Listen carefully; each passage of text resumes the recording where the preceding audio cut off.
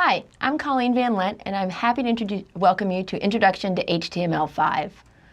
I'm very excited to teach this course because I love the idea that we finally will have some course that will really explain the basics to as many people as possible.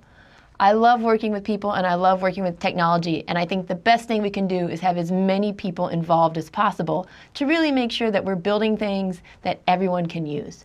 So in this course, we will be covering the basics. I really can't emphasize enough that we will be starting at the very basic building blocks. So we'll start off talking about what's called syntax and semantics. What are the actual code that people write in order to make a web page a web page? And are there any special meanings behind any of these words that can convey special information to those who may not be able to access the web the same way I do? So perhaps someone who uses special accessibility tools. After we cover the syntax and semantics, we're going to talk more about this accessibility idea that I just alluded to. This idea that if we're going to build a web page, what do we need to do to make sure the most people as possible can access the information? We're also going to be talking about getting started in technology and writing code. And when I mean talking about getting started, I mean really talking about getting started. Right down to you and I are going to walk through together on how we're going to create a file. One of the things I think that really trips people up when they're starting to learn computer science or any type of technology-based criteria or curriculum is that professors or instructors say, let's get started, here's your homework, go ahead and do it, and everyone just kind of stops because they're not sure where to get started. I really want to be there for you to show you how to get started and get off on the right foot. So let's talk about what we'll cover in this course. In week one, the focus is on questions. It's not on coding, it's on questions. So I want you to understand what happens when you type something into the URL. If you type in www.introwebdesign.com, how is this page magically appearing in front of your browser? I also want to talk to you about what types of tools you are going to need in order to code. So we're going to talk about editors and browsers and other different software tools, because I want you to know right from the start what you're going to need in order to succeed in this class. Finally, we're really going to talk about HTML5. What happened to HTML1? What happened to HTML2? What is this evolution of what's going on with web design and the languages we used? So in week one, again, almost no coding, really just giving you an idea of how the web works and why it's important for you to be able to interact with people and with code that's being used to create your sites. Week two, we're going to talk a little bit of theory and then, unfortunately for some people, a lot of code. So there's this idea of something called the document object model upon which all web pages are built. If I can get you to understand just a little bit about that, then later on, if you decide to go off and use WordPress or some other software to make your own website, you're going to be able to really understand what's going on so much better.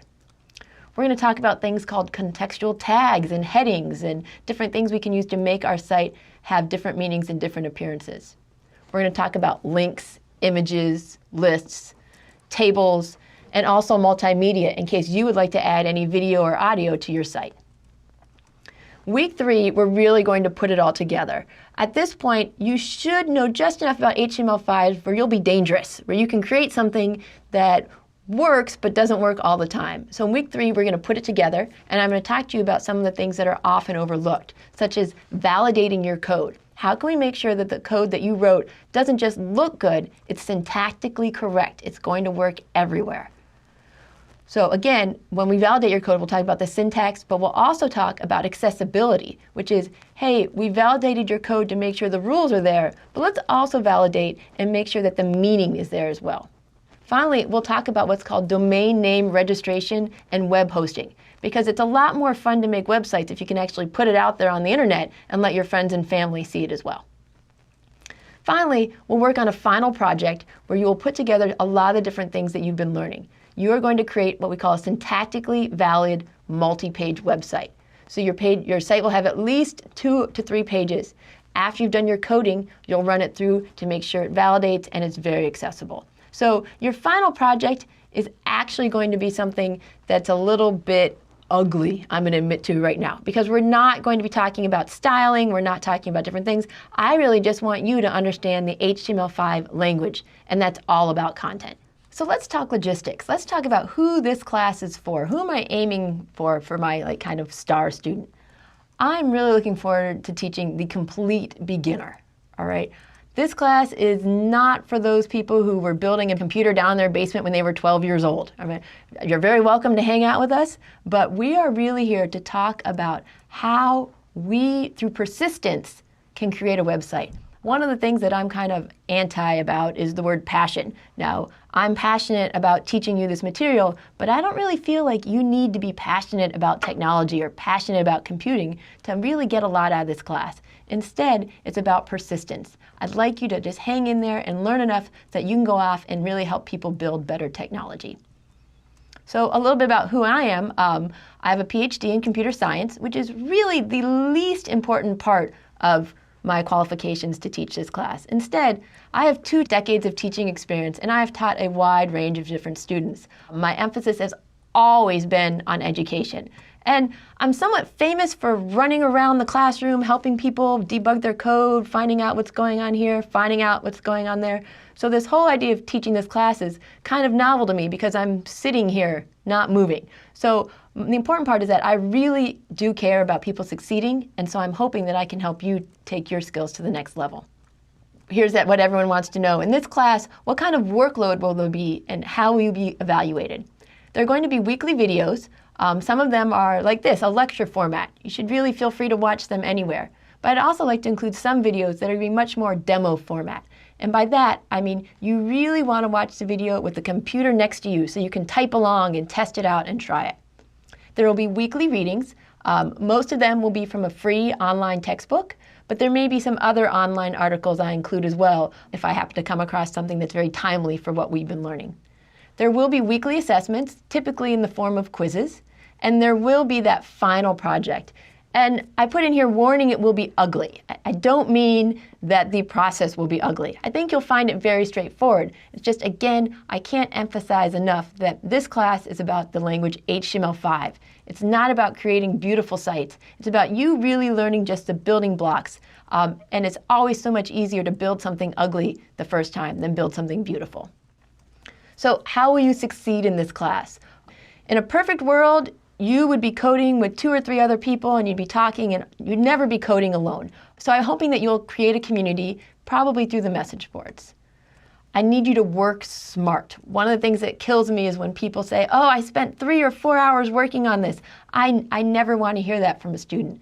Instead, I feel that if you've ever run into a problem when you're coding, you should stop after 10, 15, 20 minutes max and go walk away. Go get help from someone, take a break, think about something else. It's all about working smart, not necessarily hard. Next, you really need to learn how to look things up on your own. There is no way I can teach you everything you need to know about HTML5, and you wouldn't want me to. It'd be very boring. Instead, you need to feel the confidence to go out and use search engines to look up the topics that you're interested in.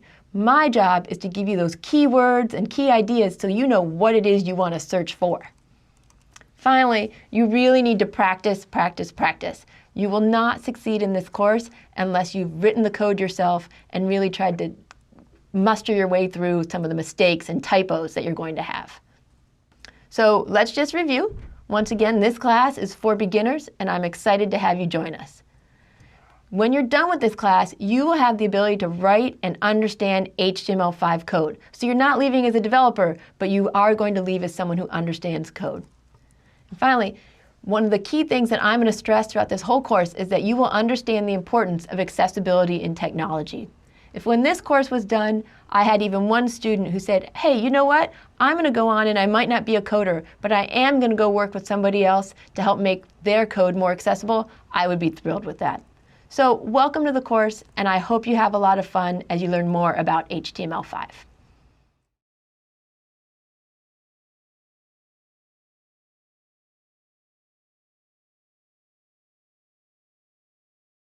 Hi, today we're going to be talking about HTML5, specifically what it is and why we aren't learning HTML1 instead. So what is HTML? HTML stands for Hypertext Markup Language.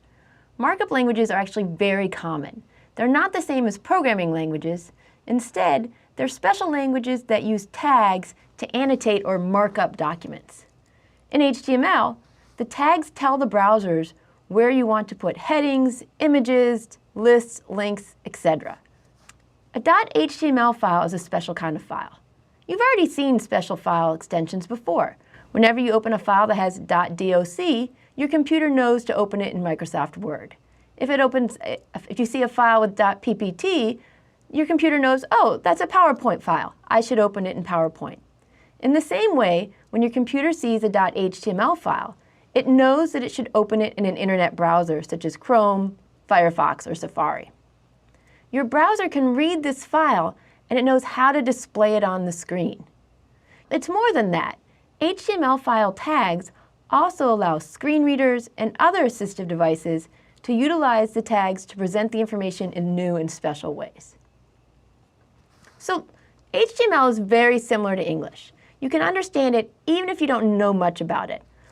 Let's look at this example HTML file over here. Most of it is just typical English language. This is an important heading, or hi there, I'm going to include a link to the course page. But if you look closely, you can see we've added these little tiny tags that the browser uses to know how to represent the material. So H1 is just a heading tag. It says to the browser, hey, this is something really important. I want you to put it in bigger font. And also, if someone's using an assistive device, I want them to know this is something important. H2 also displays some sort of importance, but not as much. I have a P tag for paragraph, and I have another tag down here called an anchor tag to let the browser know, I don't want you to just show this material, I want you to actually link it to a different web page. So here's the output when any browser would look at our code. In the beginning, learning HTML is mostly about learning all those different tags that I showed you in that file. This is called learning the syntax. It's how you learn which brackets to use, backslashes, and different things like that. You spend most of your time going, oh, did I remember that tag and did I write it the right way? That's very short-lived. In just a little amount of time, you're going to gain the confidence to not worry about your syntax and instead to be thinking about the semantics or the meaning behind the tags. How important is this information that I'm trying to get across, and is this the right tag to be using? If someone's searching my page, can they find what they're looking for? Even if they can't see the text, can they use the tags to navigate through it? So what happened to HTML1? Why are we using something called HTML5? Well, let's talk about the early years. HTML was created in 1990 as a way to electronically connect different documents via hyperlinks, hence this idea of a web of connections. What was happening is that scientists were using the internet to list their different research papers, and you would have a long list, each paper independent of the other. But HTML gave you ways so that you could read a paper and right within the text link to another exciting physics paper. Because the audience for HTML tended to be people like my dad up there in the corner, they were nuclear physicists. They didn't care about things such as color, images, or anything that wasn't science related. And that was the key. HTML was intended to work across any platform. And in order to do this, you really had to avoid things such as special fonts or different colors, or anything that really was more about layout than content. However, in 1993, Mosaic emerged as the first graphical browser. And what that means is that it was the first browser to actually introduce the idea of images. And when that happened, there was a lot of debate among the research community as to whether or not this was a good thing. The pioneers really wanted to keep it simple, content-based, let everyone access it. But the innovators were saying no. People like pictures, they like layout, they like that even as much as they like the content. So there was a big battle between how the internet should evolve from that point. So after Mosaic emerged, the use of the internet just absolutely exploded, and more people were using it for commercial means instead of just for doing research. Mosaic had challengers though, in the form of Netscape, Internet Explorer, and other browsers. This was the start of what we call the browser wars. Each of these browsers decided that they wanted to create these proprietary tags that would only work on their browser. Some of the examples were Marquee, where you could have scrolling text, or Blink, which would only work on some of the browsers and not others. Other tags weren't proprietary, they actually worked on any browser, but they went against the original spirit of HTML. They were tags such as font, or center for centering your text, or background color. This may not sound like a bad thing, but some computers didn't have the access, didn't have the ability to have all the different colors that other computers might have. And this led to some really ugly looking pages. It also led to the origination of what we call the best viewed on messages. When you went to a site, you were almost immediately told which browser you should really view the site on, otherwise you weren't going to get the optimal experience. We, in a way, suffer from browser wars or best viewed on images today. Many times when you go to a page, you'll see that you can't actually access the full content if you're on your phone unless you click on a link to the full website. So how did this happen? How did we get to the point where different browsers weren't agreeing on the different roles that HTML should play? This comes back to the idea that no one runs the internet or the web. However, some groups have taken a more proactive role to try to help standardize what's going on out there. The first is the Internet Engineering Task Force. They really focus on the idea of how the different networks should collaborate and how they should work together. The World Wide Web Consortium instead deals with HTML and the evolution of HTML. They want to know what kind of tags the browsers should and should not support. Finally, one of the newest groups is the Web Accessibility Initiative. They want to make sure that no matter how people are accessing the web, they have the same ability to view the content. We had this evolution of browsers that we've been talking about. In 1990 to 94, it was all very simple, text-based. In 93, we talked about how the images entered the scene and pretty much exploded the internet. Cross-browser compatibility made many of the web pages just fall apart and led to incredibly ugly code. In the beginning of 2000, browsers went back to this idea of separating content from style. And in 2005, it became standard practice to use HTML files, which we'll be learning about in this course, to create the content, and CSS files to style it. So as the browsers evolved, so too did HTML. The way it tends to work in most computer science and technology fields is that it's the coders and the developers who push the standards. So as coders learned that there were more and more things they wanted the ability to do, it's the browser's job to keep up. So where are we now? HTML5 is a cooperation between the W3C and the Web Hypertext Application Technology Working Group. And what they've done is they've established these 4 guidelines for how HTML5 should be approached as browsers go to support it. The first idea is that new features should be based on HTML, CSS, which is the styling language, the DOM, and JavaScript, nothing more. They want to reduce the need for external plugins. It's very frustrating when you're on a browser and you find that you can't watch the video that somebody posted. They also want to move so that markup, or the markup language, can replace scripting. If you find that more and more developers are writing code to make something happen, get rid of the code and just make a simple tag that can do it instead. And finally, HTML5 should be device independent. It shouldn't matter whether you're on your phone, your laptop, a PC, or even on a screen reader. You want everyone to have the same access to the information. So when you think back over this video, there are certain lessons I really hope stick with you. The first is the idea that HTML is not a programming language, but rather a way that browsers can translate documents into viewable web pages. HTML was intended to facilitate many different content types: images, pictures, links, lists, everything along that line. What we've found throughout the history of the internet is that when designers want to do something, they tend to write non-standard code to force browsers to do it. So this is why we're developing new standards in HTML5 to handle these new requirements that people desire and push browsers to adopt the new standards.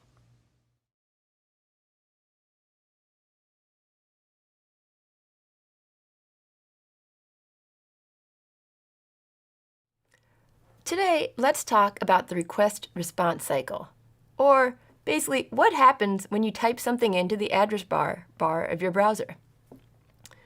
One of the things I think is really funny, and I'm guilty of it as well, is that we all do things and we have no idea how they work.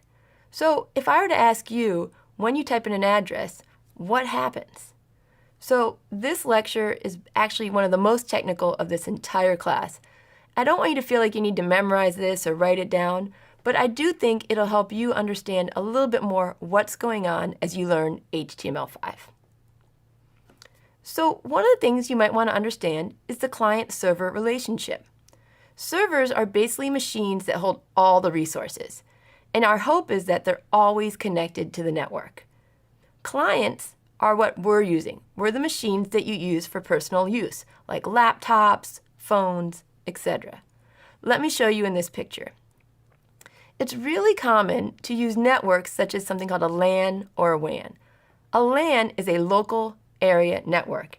And so what I have right here is this idea that we can have 3 different computers and they're all sharing one server. Why would we want to do that? Well, a lot of times you only have one printer or one of the different resources. This way, all 3 machines can work together and share that one resource. So the LAN is the local area network. Sometimes you want to have something larger or a wide area network. So in movies where the good guy is breaking into the building to steal the software, what's typically happened is they have this server that everyone who works in the building can access, but no one outside the building. Or you can even have it across different buildings, but you don't want anyone from the outside to really be able to get your information. So a local area network is kind of like your office building. A wide area network might be a university where you want to be able to share servers across multiple buildings. The largest wide area network is, of course, the internet. So now we get back to that question of what happens when you type something into the URL. What you're doing is that you, the client, are requesting a web page, and the server needs to respond with the appropriate files. So when you type something in, this is called the URL. And every URL has 3 parts. The protocol, how you want to connect, the domain, which is the server, and then optionally you can include the document. So even though you're typing in one URL, one of the things to realize is that usually you're actually requesting lots and lots of files all at once. So the protocols that most people have seen, the first one is HTTP, the Hypertext Transfer Protocol. The second one, HTTPS, is the same idea, only now we're having a more secure protocol. So if you're ever connecting to a bank or any place where you're putting in passwords, make sure that the first thing you see in that URL is HTTPS. If you don't connect. The third one is called the File Transfer Protocol, and it's a little bit different. When you see HTTP, it's kind of expecting that you're going to give back and forth HTML5 code. With FTP, it could be any type of file. So we have the protocol. Now let's talk about what the domain names represent.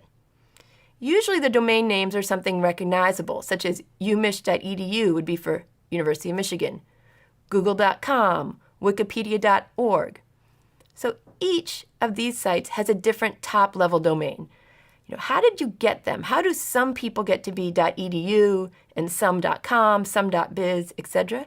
Well, they're actually determined by ICANN. And their job is to go in and decide which types of organizations qualify for different domains. I've included a link here if you want. You can go and see what the different types are. But the important thing to know is that your domain name is actually mapped to an address. And in the old days, like when my dad was on the internet, if he wanted to connect to someplace, he would actually type in numbers, 185.261, etc., etc. Well, there's been a new version of IP addresses because every single client needs their own address. And if you think of how many people have laptops and smartphones, we need a lot of different options. So with these IP addresses, you basically have sets of numbers, you have these different sets right here where each X can represent one of 16 different values. So you can see we have a lot of options, over 300 trillion, in fact. As I said, luckily for you, the domain name server lets you type in something really simple like umich or Google, and it's the one that turns it into that really long number. The last part of your URL is the document. So sometimes you want to specify a very specific document that you want to get. So for instance, the contact page, or in this case, another one, I have the file that's inside a folder. But sometimes you don't put a document at all. In fact, most of the time you don't. If you type in wikipedia.org or facebook.com, there's no file name. But that's okay. Every server has a default every server has a default document that it's going to return. Usually it's called index.html. All right, so we figured it out. We know what it means when we're typing something in. We understand the request. What happens though once we type that in is we are actually going to get back a lot of information. Headers, cookies, form data, all the stuff that you don't see. So the important thing to know is that the server returns files, not web pages. For a lot of us, we're very visual. So when we type in a URL, we're looking and we're like, oh, here's my page. But sometimes the browser might be returning something for different types of screen readers, assistive technology. So it's not returning a web page, it's returning lots and lots of files. Hopefully. I will admit that sometimes the server can't fulfill the request. And if it can't, it'll send back an error code. I think a lot of you are familiar with 404, where it says file not found. That usually means you typed something in wrong. If you get a 500 error, that actually means that the server's down. So you may as well go have a snack, do something fun, come back later and type it in again. So I want to kind of do a live demo with you of what happens when we type something in. So I've written it down for you. It looks up the domain, the DNS returns an IP address, and then a whole bunch of files start to be returned. Let's take a look. What I've done here is I've gone to the School of Information site at the University of Michigan. I simply typed in si.umich.edu. I didn't type in the protocol because it usually just defaults. So what you see here visually is a page, student looking out, looking very inspired, etc. But now I'm going to do a little trick here where I right-click on the screen and I'm going to choose the option that says Inspect. And a little button, a window is going to pop up to the side here. And I'm going to say, you know what? I would like to see all the information that's being returned when I actually request this page. I'm requesting one page. I'm going to hit refresh. And if you look off to the side, don't worry that you can't see the details. But you should see that this single page is actually made up of lots and lots of files. And each one of these files was a separate request. Okay, so let's review. This was a kind of long video where really all I want you to come away from it with is the knowledge that every URL has those three parts: the protocol, the domain, and the document. And realize that what you're creating is bigger than just one file at a time. Every request-response cycle is usually lots and lots of rounds of communication between the client and the server. So we're going to start off small. We're going to do one file at a time. But you can always look ahead to building bigger and bigger web applications.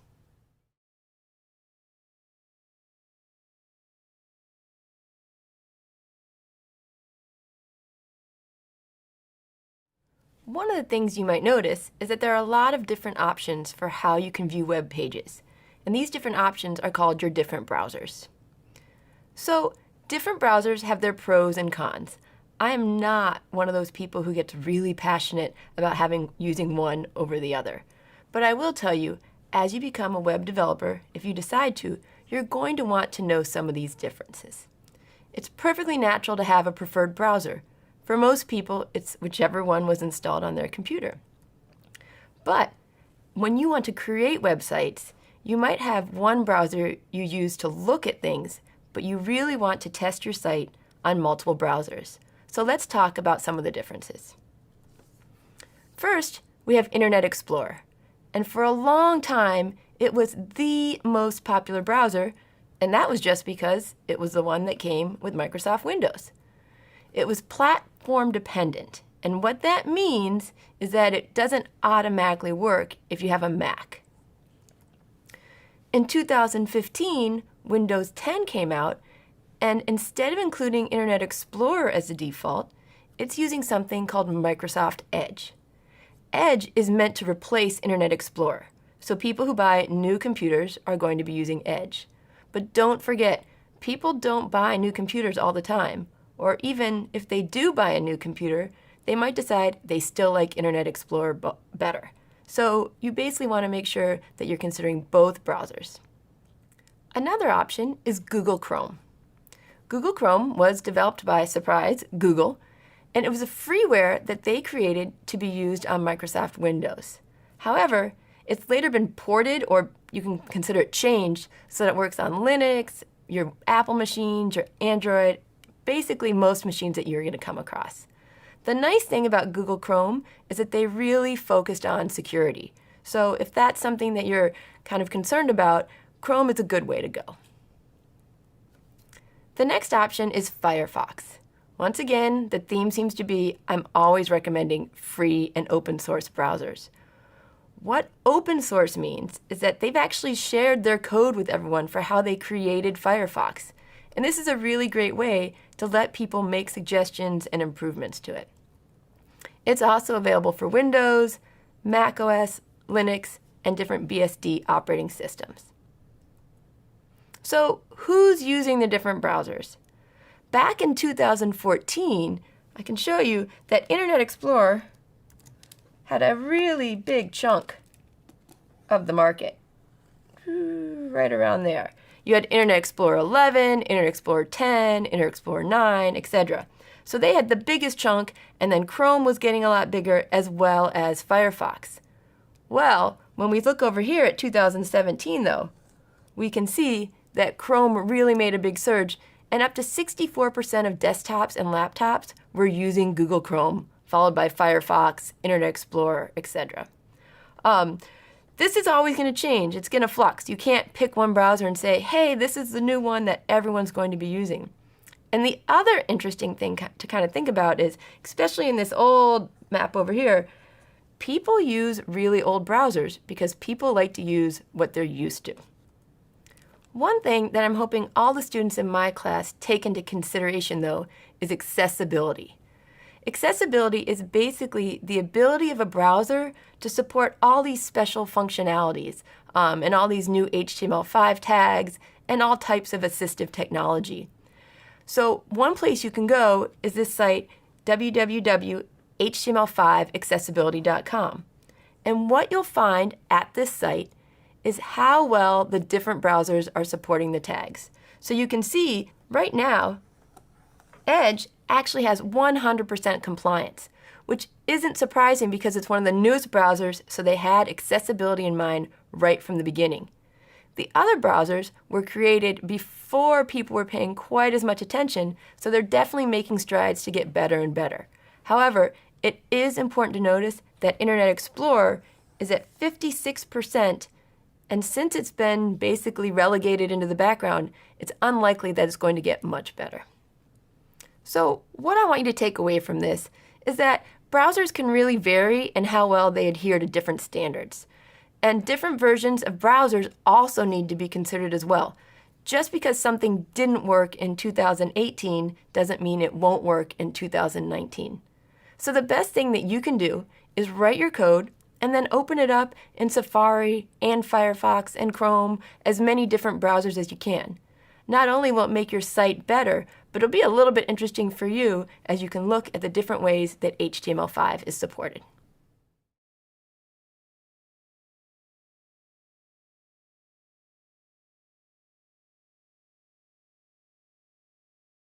Hi, today we're finally going to write some code, and I'm going to walk you through it by showing you how you can use an editor. One of the biggest pitfalls I've seen many of my students make is that they listen too carefully to what I'm saying rather than actually trying to dive in and start coding themselves.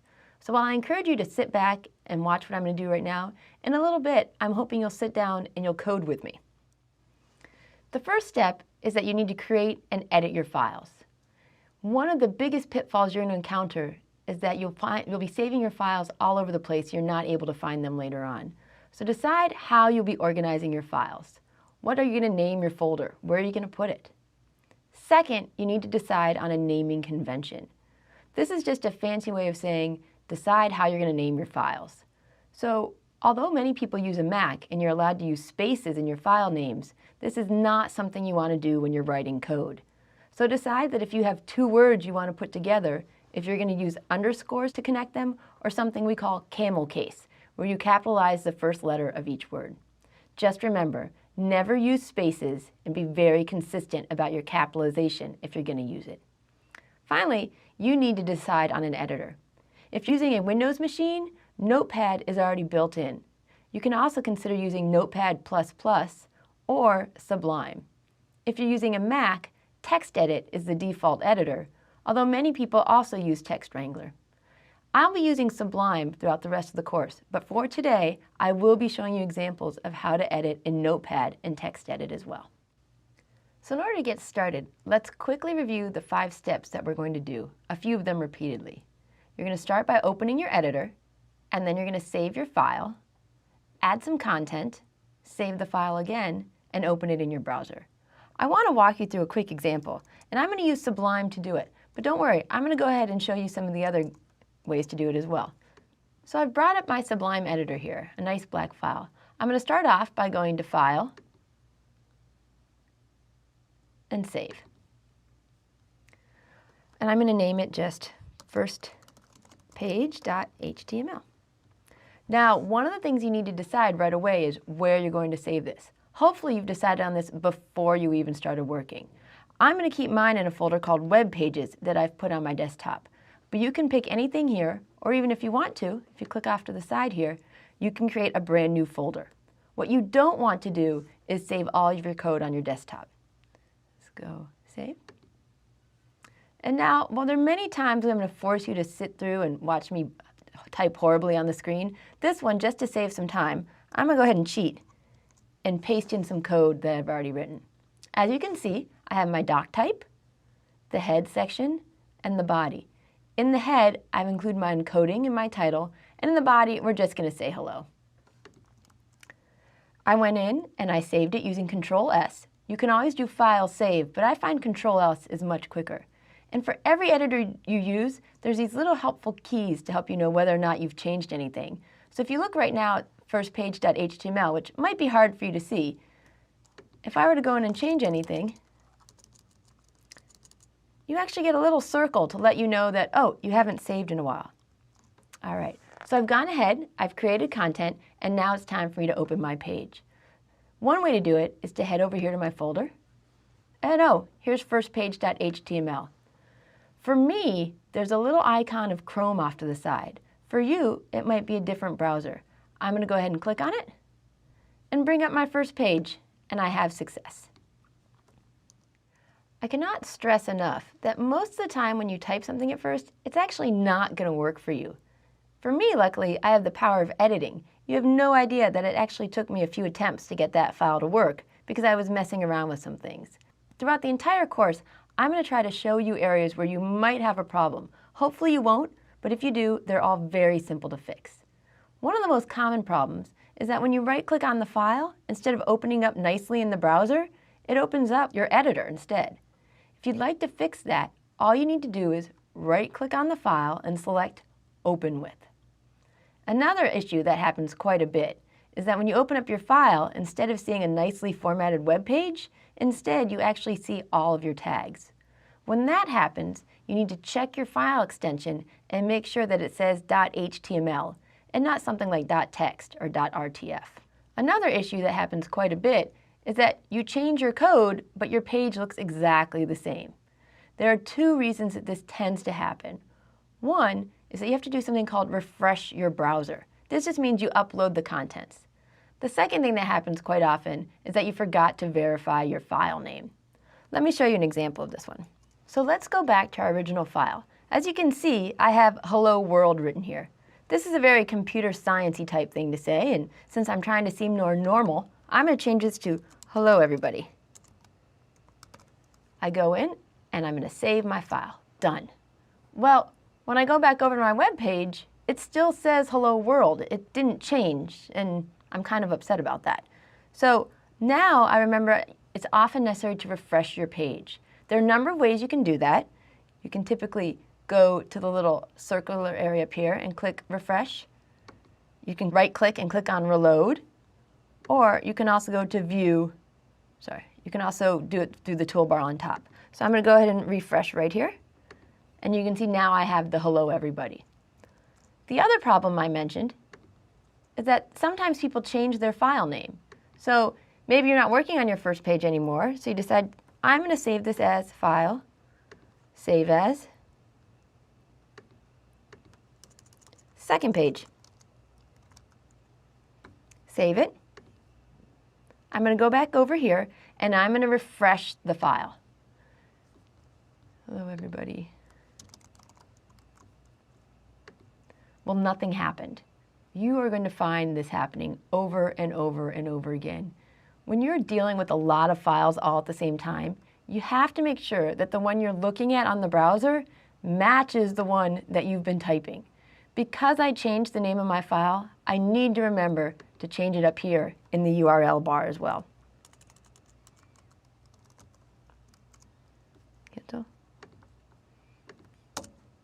Boom. Another issue that comes up quite frequently is this idea that you get what we'll call weird characters. One of the #1 reasons for this happening is my old favorite, copy and paste. Whenever I give you code and you're looking at it through PowerPoint, the problem is when you copy and paste it, a lot of the characters don't translate exactly the way you hope them to, and you get what we call weird characters. The #1 culprit is the quotes. So whenever you're typing and you have some sort of weird thing you're not expecting, go back in and try typing the code in by hand. So I've shown you how to create and edit a file in Sublime, but I want to make sure that everyone has a chance to see how I can create files using the editors that they have on their own computer. So I'm also going to show you an example in TextEdit and also in Notepad. I really hope when you watch these examples, you'll have your computer out and you'll type along with me. Go ahead and pause, stop things. Don't go ahead in the video until you feel confident that you're at the point that I've reached myself. Hi everyone, now we're going to go ahead and make a file with TextEdit. And if I wanted to be evil, I would go through and show you a very quick, simple example of making a file in TextEdit. But instead, I'm going to be very honest with you and admit that it just took me about 15 or 20 minutes to figure out how to make a really simple file in TextEdit. So first, let me show you what I did wrong. All right? I'm going to go ahead and paste in my code from my very simple page. In fact, let's get rid of this. There we go. We've just got our header and our content. So you can type this in as we go along, or you can wait. So it's time for me to save the file. And what I need to do is I need to make sure I'm saving it in the proper folder with a file name. So I'm going to go ahead and call this first page. And I'm going to go down here and I want to make sure that I save this as a web page. So one of the options is .html. So I'm going to click on this. I now have my first page.html. It's in the folder that I want, and I really feel like we should be good to go. So I'm going to go ahead and save it. Now, I'm going to go over here to my web pages folder, open it up, and it's going to open up in Chrome. So let's see how it goes. That is not what I was hoping for when we were first taping this segment. And it took me a really long time to figure out what was going on. The first thing I went to check, let me close this up, is I wanted to make sure that my file extension really had been .html. And it was. There wasn't a .text or a .rtf after it.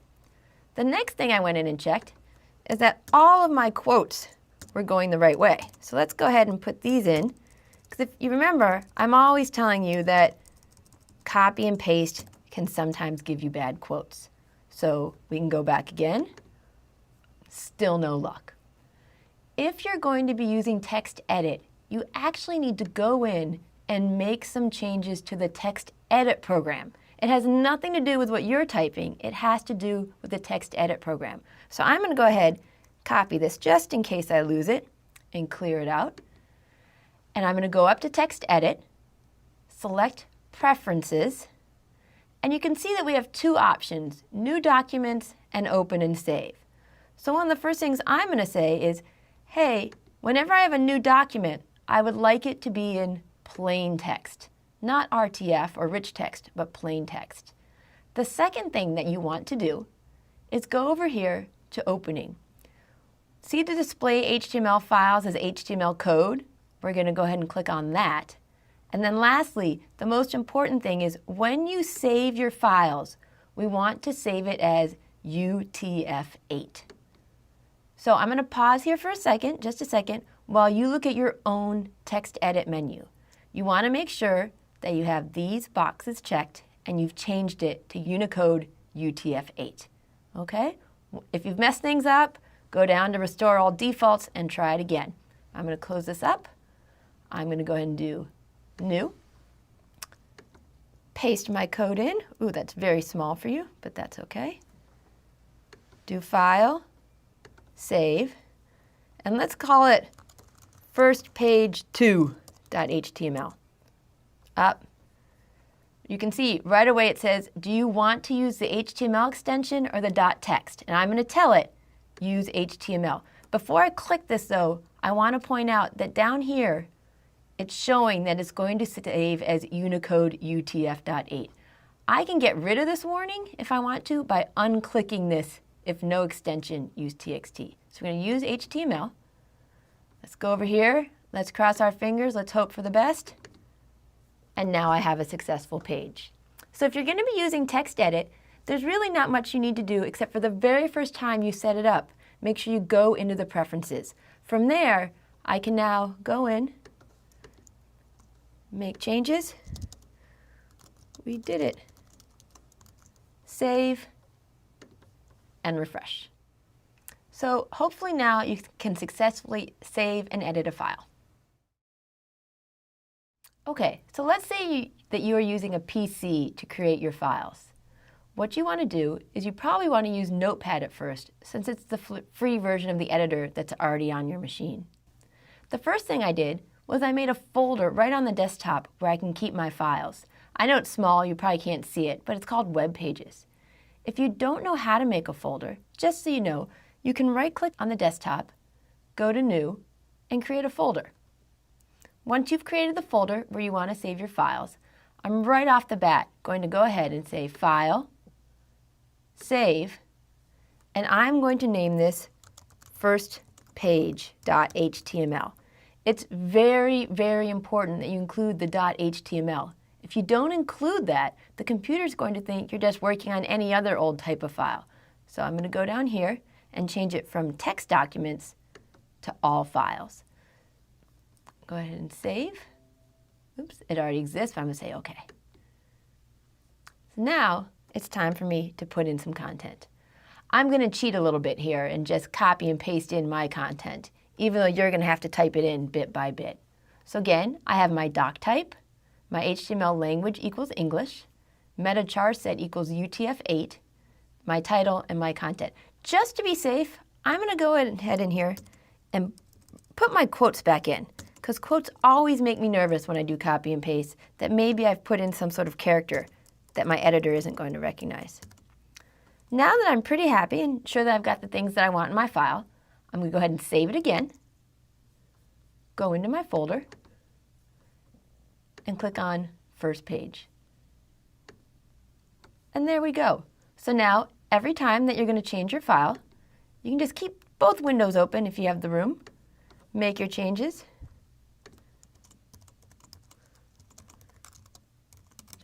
I have a file. Save and reload. Nice job. You've made a file using Notepad.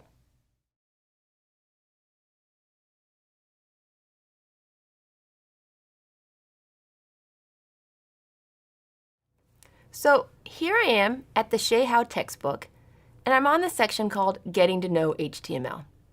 If you're like me, when you're reading things about programming, you read them and you nod along, even when you don't always completely understand what they were talking about, and you wish there was some sort of example or, like a teacher showing you in real time what's going on. Well, Shay How uses Codepen, and that's one of the reasons I really like this textbook. So let's take a look at what I'm talking about. As you scroll down, you'll definitely see that there's places where there's code while you're reading. Oh, for instance, right here. You can see that they're talking about divisions, and they've given a little text, and it's HTML, and you understand the code, but you don't really know what it looks like. Well, if we scroll down a little bit further, you'll come across code that's actually inside something called Codepen. What you want to look for is this caption right here. It actually says Edit on Codepen on it. So let's see what happens when I click on this link.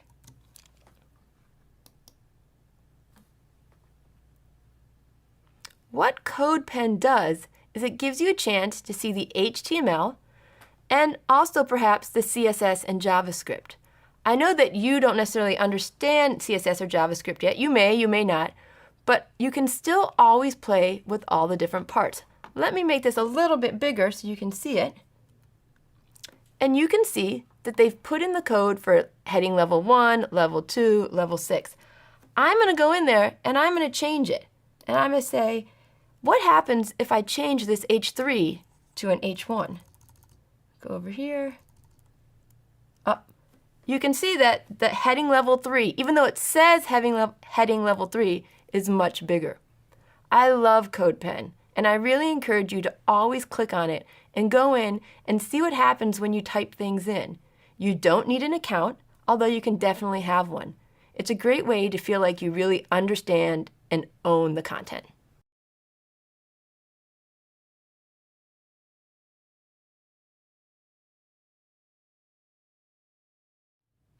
Okay, let's talk about writing clean code. And when I'm talking about clean code, I'm talking about learning how to write code that's going to work on as many devices as possible. And in order to do that, you need to know a little bit about the document object model, also called the DOM. When HTML5 was developed, the main kind of driving goal is that they wanted to stick by this standard, that any new features should be based on HTML, CSS, the DOM, and JavaScript. And you can have a chance to learn about each one of those.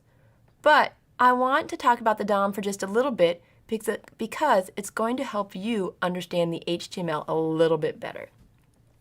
One of the things about geeky computer scientists like myself is that we love trees. Not like trees out outside that are green and beautiful in the fall. We like mathematical trees. These tree-like structures that we can prove to be valid or invalid. Okay? So when we talk about HTML as a tree, we're talking about this idea that at the very root of the tree, we are going to be creating HTML. All right? And then, off here, and then from that tree, when we say, I'm going to make an HTML document, we want two parts. We want the head over here, and we want the body. In the head, we're going to keep all that kind of information that the user isn't going to see for the most part. The one difference is we might talk about the title, but we're going to have all that kind of hidden stuff nobody really cares about. In the body is where we're going to learn to put all of our HTML5 tags. So let's talk about HTML as a tree. All right? In this case, I'm showing you this idea that at the root of every HTML page should be what's called the HTML tag. That kind of thing that says, lets the browser know, I'm going to be giving you certain types of tags, and here's how I want them to work. If we don't look at it as a picture, I can also kind of just tell you that every tree has three parts to a well-formed document. The doc type, which is the version of HTML that you're going to be using. The head, which is all of the metadata, or kind of extra information, and the body. The body is the displayable content, the thing that most people are going to get back when they do the request response cycle. So let's talk doc type. You are so lucky. When I was creating web pages at first, and we were in HTML4, we had to come up with all these different ways to kind of explain whether our HTML4 was like very strict standards or whether it was transitional. In HTML5, it's very simple to say, nope, there's only one thing, and it's called doc type HTML, and you're all set. For the head, which is inside the head tag, we're going to have all this additional information used by the browser. So for instance, you might want to say what language you're creating your page in. You could also include, and you really want to include, what the title of your page is.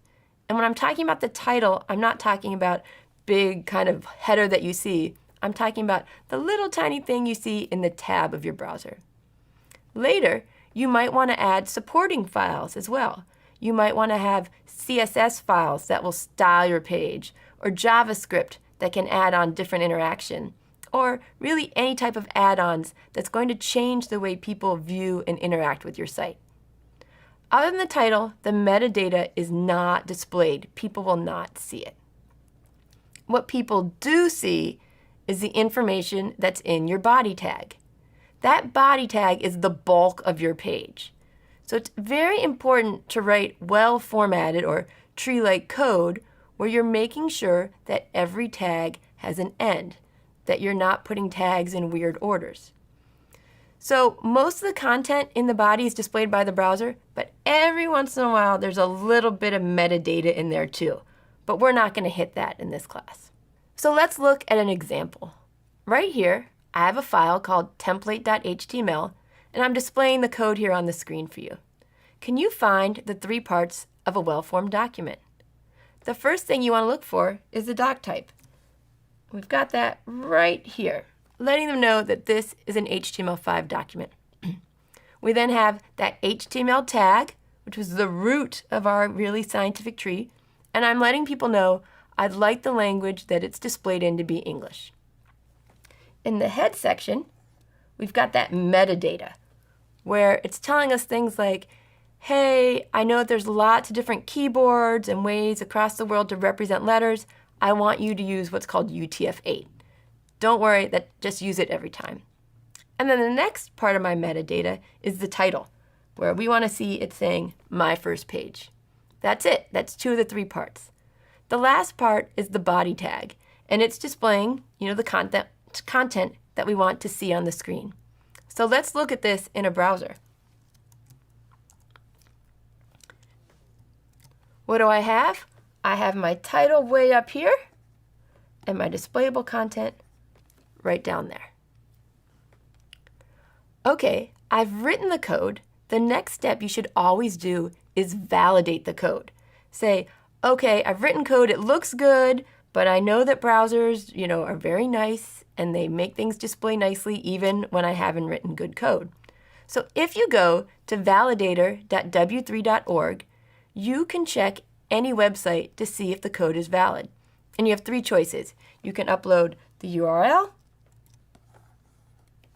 you can upload a file, or you can actually copy and paste your code and put it right in there. In this case, I've put in the URL to template.html. Run check, and yay! Not surprisingly, because I knew I was going to be taping this, it successfully checked. Don't worry about warnings. Warnings are usually in to kind of cover themselves. What if you want to validate your file, but your files aren't actually on the internet yet?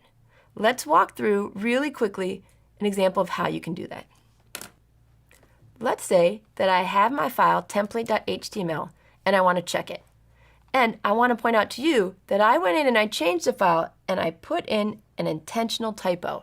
I spelled the closing tag for title incorrectly.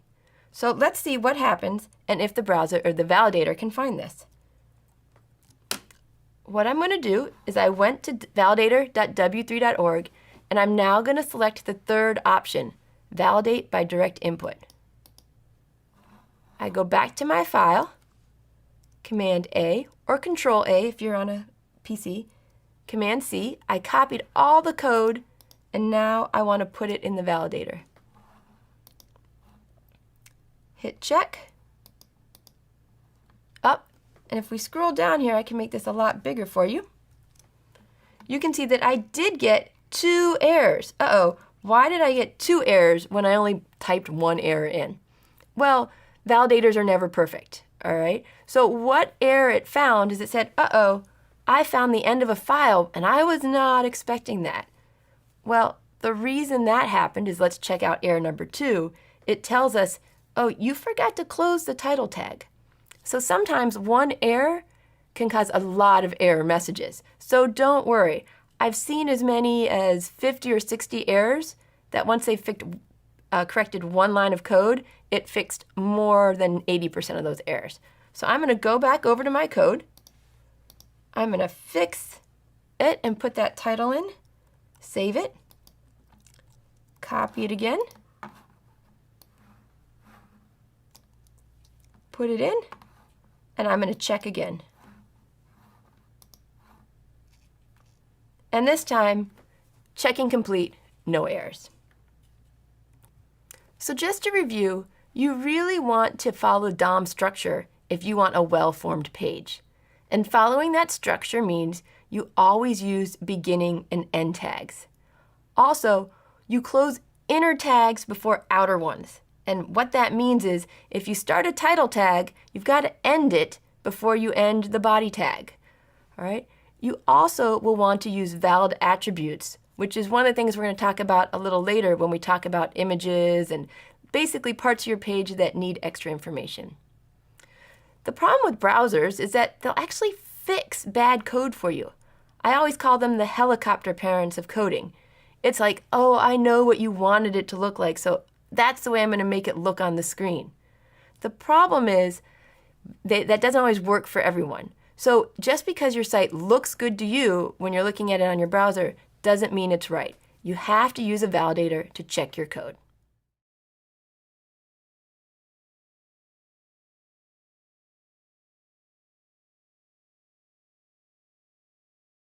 This is it. Today is the day. I'm finally going to teach you enough HTML that you can start making an interesting page to share with your friends and family. It's also, unfortunately, probably, or at least hopefully, my first really big disappointment to you. And the reason is, I need to just break it to you right away that I can't teach you all of the HTML5 tags. I can't teach them all to you, and you don't want me to teach you all of the tags. It would be incredibly boring for me to list them all off to you. Instead, I'm going to get you started and point you in the direction of where you can find resources for more tags. Because it's really not until you need a tag that you ever really bother learning about it. Every tag has a beginning and an end. So right here, I'm using what's called an H1 tag or a heading tag to encase the words hello world. The first H1 is my start tag. It just shows the simple tag that I want inside brackets. The second tag, the closing tag, always starts with a slash. This indicates to the browser, oh, she's about to end a tag. This is one of the most common, is to have the start tag and the closing tag with some sort of text inside of it. My next tag, or the image tag, is what's called a self-closing tag. There's only one tag, and it contains both the beginning and the end. In this case, as soon as the browser sees the image tag, it knows that you're going to give it information that it can use to create a picture. And since there's no real text associated with the image, at least at this point, or any that you want to show on the screen, it's going to close itself. So while every tag has a beginning and the end, some do close differently. Also, some tags have what we call attributes. So the source, which is where the picture is located, and href, which is where the new page you want to go to is. So when we talk about the tags, for some of them, I'll also be talking about the attributes. Before we begin, I want to talk to you about one of the most important attributes of an element, and that's its display. The two most common display types are what are called block and inline. Block tags are ones that take up a certain amount of width and height. So anytime you have a tag that's called block, it's the same thing as if when you were typing, you hit new line at the end, or enter or return. Inline tags are ones that only take up as much space as is needed. So I'm going to show you examples of both, but I really want you to understand some tags are block and some are inline. And it may not seem important now, but it's the kind of thing that's going to make it much easier for you when you're trying to make your pages look a certain way. So some of the most common tags include the ones I'm about to tell you about. Headings are block tags, and you have H1, H2, H3, all the way down to H6. These tags have what are called both syntax and semantics. To the browser, at first sight, it might simply mean, hey, everything that's in an H1 tag, I want to make it really big and bold. And things that are H6, I also want to make them slightly bigger and bolder, but not nearly as big as bold as the ones with the lower numbers. What a lot of people do is they just kind of randomly throw around H3 tags or H4 tags just because they like the look that the text takes on it. But these tags also have semantics, kind of a meaning that you don't see when you just look at it. And the semantics are things that are in an H1 tag have much higher importance than things that are in H5 or H6. And this is very important for people who are using screen readers. If you start throwing H3 tags and H2 tags all over the place just because you want them to be a little bit bigger and bolder, it's going to be very confusing. Another extremely common tag is the paragraph tag. It's also block, and inside of it, you can only contain other inline elements. So you can put a lot of text, a lot of pictures, and things like that. But you should never put a paragraph inside of a paragraph. Or even, you should never put a heading inside of a paragraph. Another common tag is the div tag. This is a generic section that tends to be larger than a paragraph, and it's related content that you would like to group together. Divs used to be the most popular tag. You would use a div for everything. The problem with divs is that there's really no semantic meaning behind a div. If you put a lot of them to your page, you're not giving your readers or users any extra information to let them know that this is a footer or a header or something along that line. Two additional tags that you'll find you use a lot are the list tags.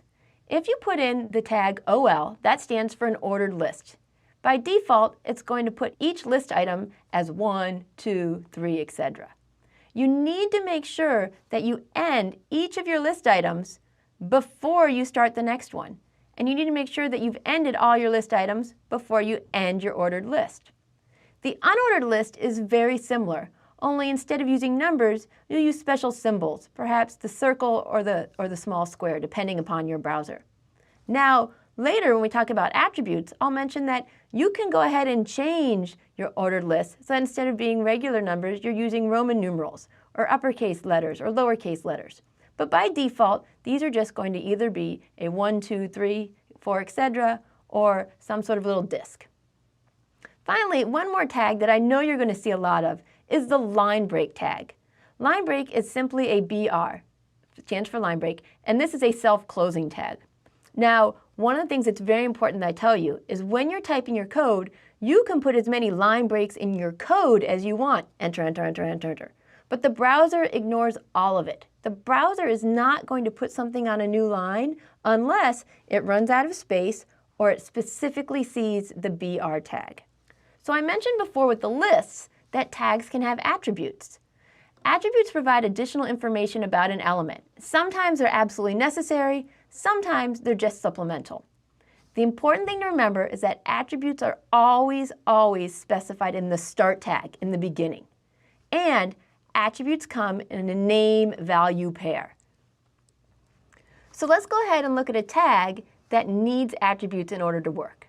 I'm going to use the image tag as an example. Images are inline, which means you can actually put many images next to each other. And in order for an image tag to work, you pretty much need to tell the computer what picture it is you want it to show. So in this case, the source attribute indicates to the browser that the picture you want to show is called mypicture.jpg. Always notice that, again, it's a name-value pair. So the name of the attribute is source, and the value always goes in double quotes, and in this case is mypicture.jpg. Many people will just end right there, but I don't want you to do that. Images should also always include an alt attribute.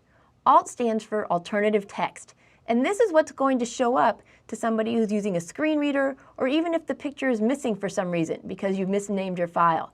This will allow, if you have the little broken picture, some sort of text to show up to help people realize what it is you're trying to show.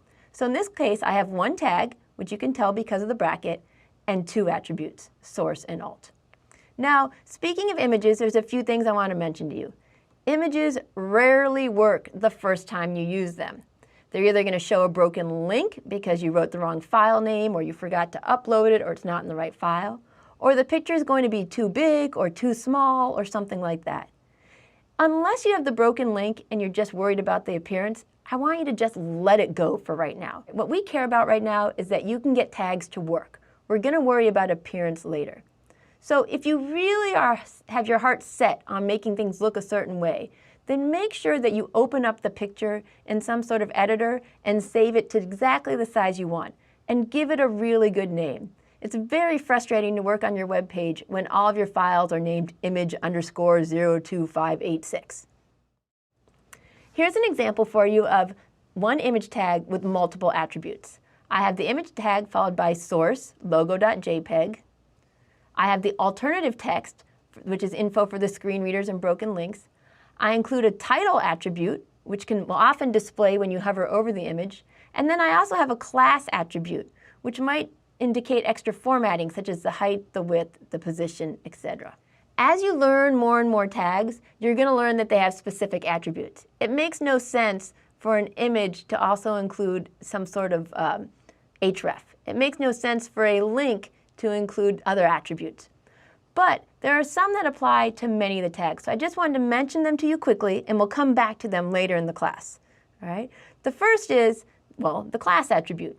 What it does is it applies special properties to groups of elements. We'll use that later when we want to say, hey, we want to style all these pictures perhaps as thumbnails.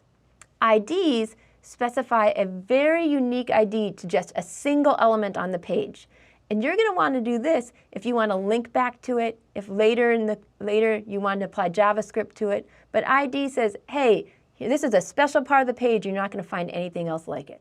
Style is an attribute that used to be very widely used. Style lets you apply visual style. So you could put in special colors or spacing and things like that. The next one is called access key. And an access key is very important for accessibility. It allows a shortcut key to kind of activate or put into focus an element. So maybe you have a big page and you have a form or something on it, and you want someone to be able to quickly get to a certain part of your page. You can give them an access key. In the same way, some people may be accessing your page and only using the tab button to navigate through your page. If you do that, you're going to want to be careful about putting what's called a tab index.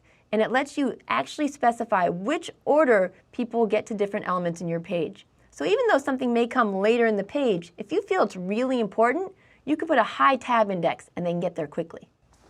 Okay, so one of the things I told you was that tags always start with a bracket, which is fine. That's very easy to figure out. And the browser knows whenever it sees a bracket, it shouldn't display the content. It should do something fancy. So what do you do if you want the browser to display a bracket and say, hey, this isn't a start tag? Well, then you're going to use special entities. So if you want a bracket, you would then use ampersand LT semicolon. The LT stands for less than. And please note that's an L, not a 1. You could also do ampersand GT for greater than, ampersand copy. If you'd like extra blank spaces, you actually have to use a special entity. Putting space, space, space, the browser ignores it. You'd have to actually put ampersand NBSP. Again, if you want the cent, all right, well, what if you actually want an ampersand? Well, in that case, we even have a special entity for that, which is ampersand amp. So we've gone through a number of tags today, and you're going to learn more and more tags and probably use cheat sheets and go online to find a bunch of different tags you want to use. So the important thing that I want you to know is, how do you know the difference between a tag and an attribute? And the key is to look for those brackets. Also, you're going to want to make sure that you know which two symbols end a self-closing tag. All right? Don't forget, that's where you have the / in the closing bracket. These are the kind of things that can really mess up your code when you try to validate it later. And so being cognizant of these ideas in the beginning will really help you write much cleaner code.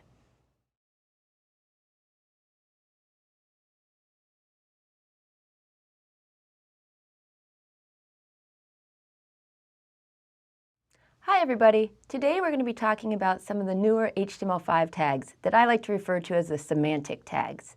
This is going to continue our conversation about how we're trying to make our web pages the most accessible as possible to as many people.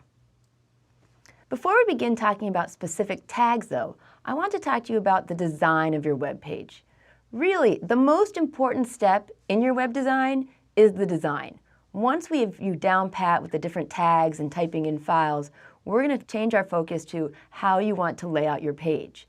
And you need a really clear picture of what you want to create before you can begin coding in earnest. So let's take a look at this sample page. Again, it's just a quick sketch, and it shows that I would like to have a header section, a footer section, and a few other sections embedded in between the two of them. Once I know that that's the kind of design I want, I can begin coding. So you may recall that one of the most common tags used to be the div tag. Because in the beginning, kind of dumb, you did everything with div. You would go through your page, group it together, and put each group into a div tag. These divs almost always had some sort of special class or ID associated with them. So for instance, one div might have the class of header, another the section, another the footer. This way, you could go back to your design and really break it up into a way that worked best for you. The first tag that I'll be talking to you about today is the header tag. The header tag is typically used to group together introductory or navigational aids. So you would put in your title, perhaps your navigation bar, anything that really lets the user know right off the bat what this page is about. The thing I want you to understand about the header tag is that it is a block tag and nothing more than that. There's no special formatting or anything along that line. However, it does let the user know that this is the header section. Now, most people will never see the tags. Remember, the browser looks at the tag and doesn't display it, instead formats its content. But for people who are using screen readers or other assistive devices, this is a great way for them to find what they're looking for if they're not using visual clues. Another point I want to make is that the header tag should not be confused with the head or different heading tags. This is going to happen to you a lot. Just remember that the head tag is for metadata, and the header tag is more of just an aid. The next tag I'm going to talk to you about today is the nav tag. The nav is basically a section of your page that links to other pages or parts within your page. So inside your nav, you're not going to have links to Facebook or Google or your LinkedIn account or anything like that. Instead, it's really just links that go to other parts of your site. So for instance here, I've made an unordered list with 3 links. Each of them go to a different part of your page. There's a lot of debate, for better or for worse, as to whether or not your nav tag should be using lists. But the important thing is to include the nav tag to help people navigate through your page. Oftentimes, you'll find the nav tag embedded inside the header tag. Another tag is the footer tag. And this is a section that contains information that is pretty typical for the bottom of the page, such as copyright data, related documents, your links to social media. And while I said it's usually at the bottom of the page, this is not required, nor does using the footer tag actually make it that it'll show up at the bottom. So in this example here, I have my footer tag, my special entity to make the copyright symbol, and then my name with the line break. And then I've also included a link back to my main site. Some of our other semantic tags have a little bit more oomph to them. So for instance, one of the new tags is the figure tag, and it has a lot more semantics than the image tag we've gone over previously. Every figure can include additional information. So you can include an image, you can include multimedia, you can include a combination of all of them. But it also has some additional tags, such as the fig caption. So what this is going to do is provides additional information for somebody who may not be able to see it. So the picture normally just floats by itself when it's in an image tag. This lets you say, this text goes specifically with this image. Now, again, we do have the alt tag, which helps describe the picture, but you have to remember, most of us will never see that. There are a number of other new tags in HTML5, and it's not really possible for me to go over all of them. Instead, you'll find that as you develop your pages and after you've done your initial web design, you'll logically just head toward these different tags. Some of them are structural elements, such as articles, summaries, sections, etc. Others you won't be using until we create forms. Another would be input types. Have you ever noticed that sometimes on your phone, when you click on certain buttons, different keyboards will pop up depending on whether you're typing in an email or a URL? These are all thanks to the new HTML5 email, date, color, etc. tags. We're also going to be able to talk about graphics elements such as canvas, and also media elements, which let you go ahead and put in your movies and music of your choice.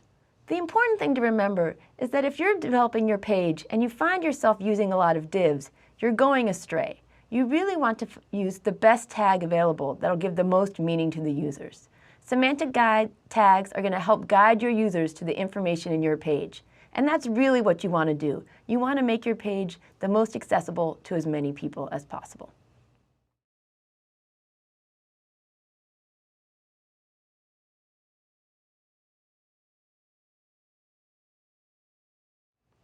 Hi everybody.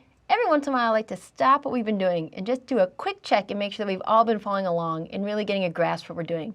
So today we're going to make a template page. Today I want you to create a page called index.html. This page should utilize all those semantic tags that we've been talking about, the header, some sort of main, a footer. And what I want you to do is I want to make sure that those elements are not empty. Thirdly, I want to make sure that your page validates.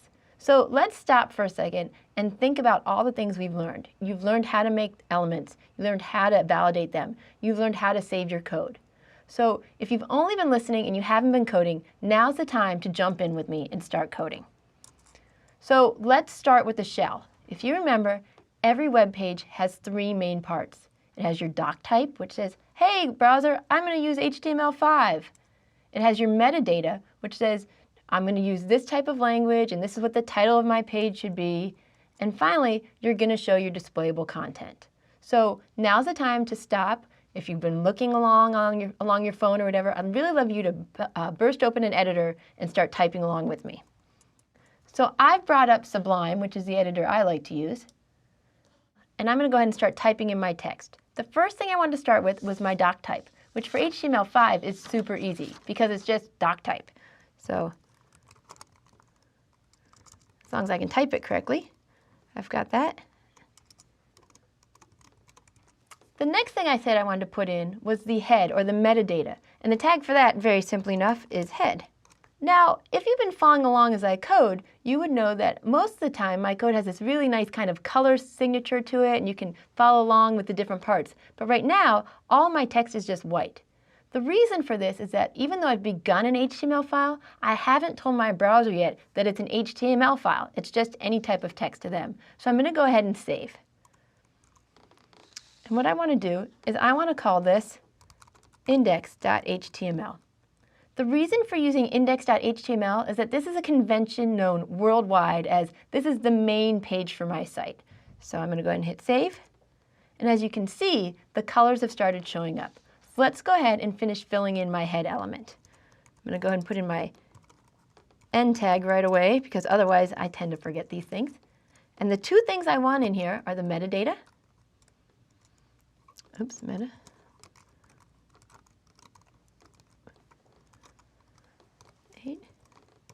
And the all-important title. The title, again, is what shows up on the browser's little tab. It doesn't show up on the page itself. It shows up in the tab.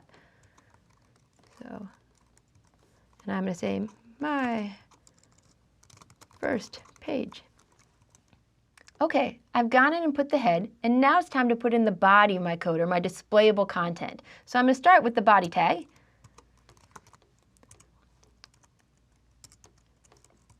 And I'm actually going to go ahead and end my HTML tag while I'm thinking about it at the same time. So this is an important step right here where we decide whether we're going to make accessible code or just everyday average code. Accessible code is broken into parts. You have your header, you have your main, you have your footer. So let's at the very least use a main and a footer here, letting our user know how you can distinguish between the two types of content. So when I put in main and I put in footer, it may look like I have content, but really I don't have anything yet. So I'm going to save my file, and I'm going to use open in browser, and just take a look at what we've done so far. And as you can see, I do have that little part along the top that says my first page, but what I'm missing is any type of real content. It knows there's a main and it knows there's a footer, but there's nothing else really there. So let's go ahead and put it in. So I will put in a little paragraph tag that says, this is my main code. And down, oops, I shall leave it just like that.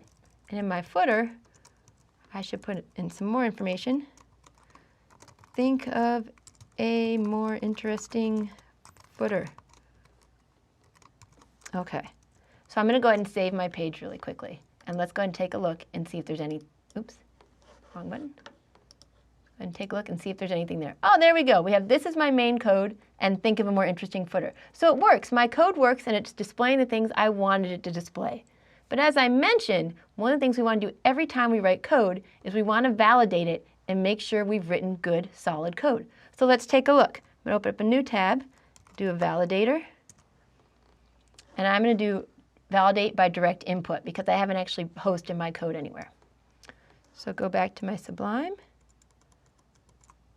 Grab all of my code and put it in here. I'm curious if you guys all noticed the error before I run it through the validator, but let's check.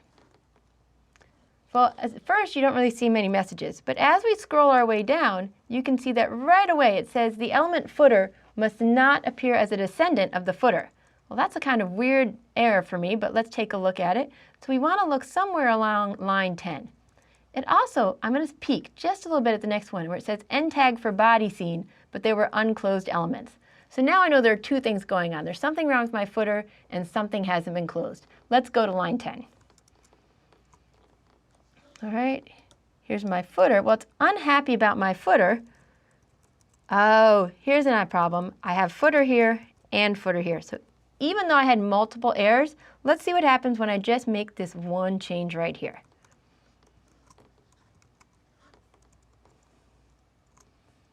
All right, I'm going to go back here. I kind of do this the long way, but I always prefer it that way. Put in my code.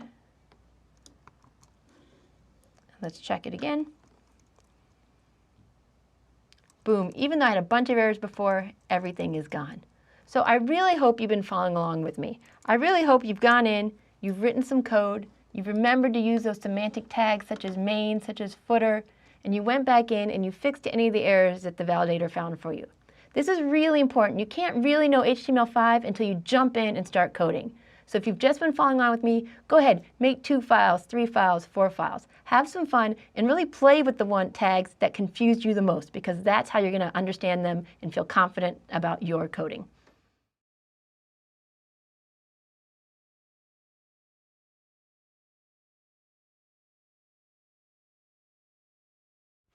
Hi, today we're going to be talking about images. There are a lot of tags in HTML, and most of them are pretty self-explanatory. But the image tag is one where we really want to explore it to make sure that you're using it to the best possible purpose. So at this point, you've heard of a lot of different tags, but images is one where you really need to understand what the different attributes are. There are many different file types that are supported by HTML. The most common are JPEG, GIF, and PNG, and you're going to see those quite a bit. There's also SVG and bitmap. There are additional options. The most important thing is that no matter which file type you use, you need to include the different file extensions. That's the .jpeg, the .gif, the .png. The additional thing to understand is that when somebody looks at your page, every single image that you have on your page must be downloaded. So size can really be a factor. If you expect most of the people viewing your page to be looking at it from a mobile phone, you might want to think about using smaller file sizes, because every single image requires an HTTP request in order to be loaded onto the browser.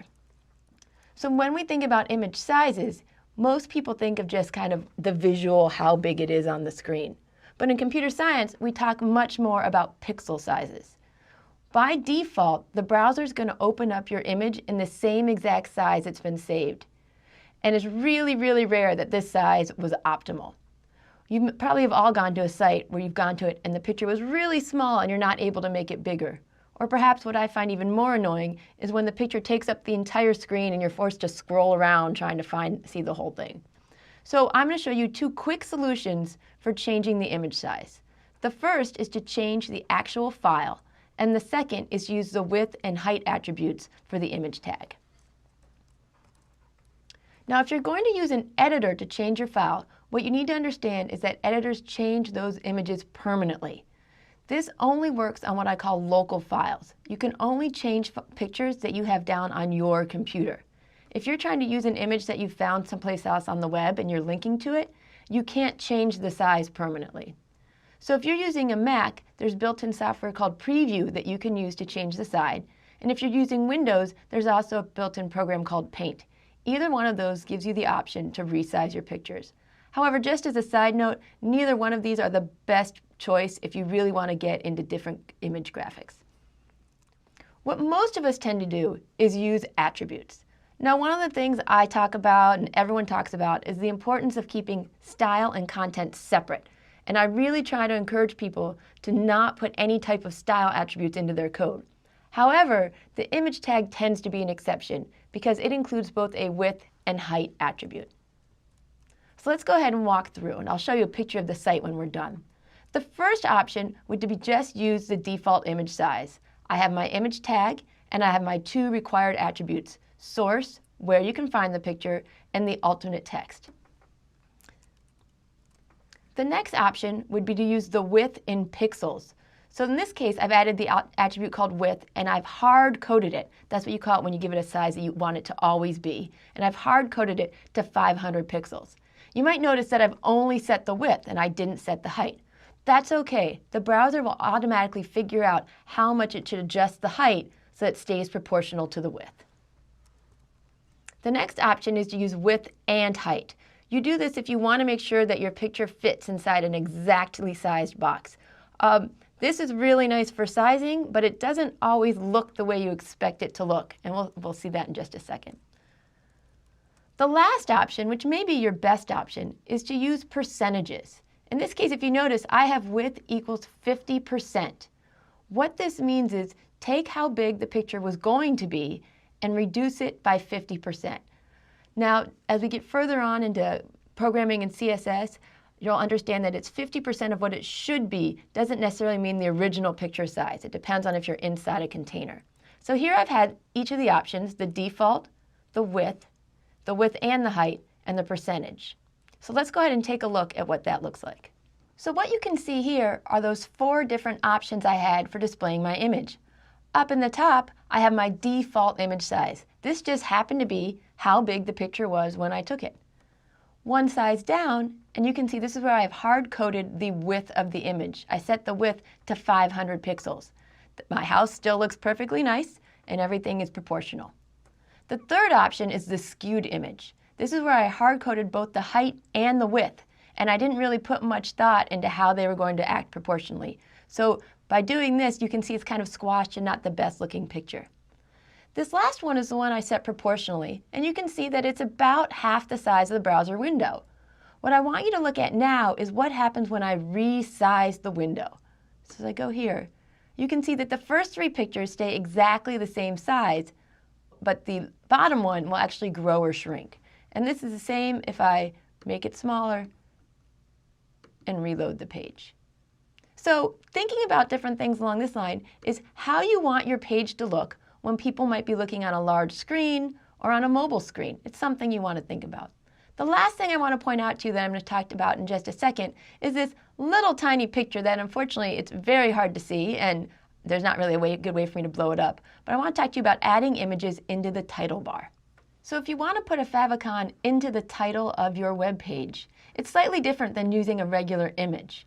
Instead, this code must go into the head section of your code, not the body. What you do is you will actually go in and you'll include a link saying it's an icon type of link. We're using a PNG image, and then you put the link to the image itself. Just as a side note, you can't use JPEGs or GIFs for logos. It either needs to be a special icon image or a .png. Finally, let's go back to talking about alternative text, the attribute that you want to add to all of your images. What is the purpose of this, and why is it something we need? Well, what it does is it provides a textual alternative to non-text content. So anytime you have an image, you want to make sure that people who can't see the image can still understand the content behind it. So it might be read by screen readers. Sometimes it's displayed in place of images. So if your file breaks, you can still see a little note saying what they're supposed to be seeing. Finally, it also provides semantic meaning for search engines. So if you put really good alt text into your page, it's going to help search engines realize what the content of your page is. So how do we create good alt text? There are really 4 things you want to look for right off the bat. You want to be extremely accurate. We want to be succinct. We don't want to be redundant. And we don't want to include titles like picture of or graphic of. So the first one, be accurate. It's pretty self-explanatory. Only put things that specifically define the image that you're looking at. By be succinct, that means don't go on and on. Really, it's supposed to be a quick kind of idea of what the picture's about. When we talk about don't be redundant, what we're saying is don't include alt text that's already in the content of the page. If you have the image and in a paragraph underneath it, you describe it in detail, don't put that same content into the alt text. And finally, the one of don't include picture of, graphic of, that really goes back to just being succinct. It is occasionally okay to leave your alt text empty. So if you have images that are just decorative, logos, things along that line, you can go ahead and just put alt equals and then the double quotes. But it's very important that you don't skip the alt attribute altogether. The problem with going that route is you don't really let people know whether or not you were thinking about the accessibility. They don't know if the alt text is missing because it's non-informative or because you just forgot to put it in. Okay, so let's go ahead and review some of the things we know about images. One, file extensions are incredibly important. You need to make sure they match the file format. The file name for your image is something that you're going to want to keep very short and descriptive so you can avoid using typos. And finally, the file paths, or that whole long thing you put in the source where you have images / picture / extension, you want to make sure that you're spelling those correctly as well. If you can do these 3 things, it'll make it much easier for you to successfully use images. And for right now, let's just go ahead and style the height and width in the HTML code itself. Even though I often talk about separating content from style, it's very common practice to go ahead and incorporate those 2 when you're doing images.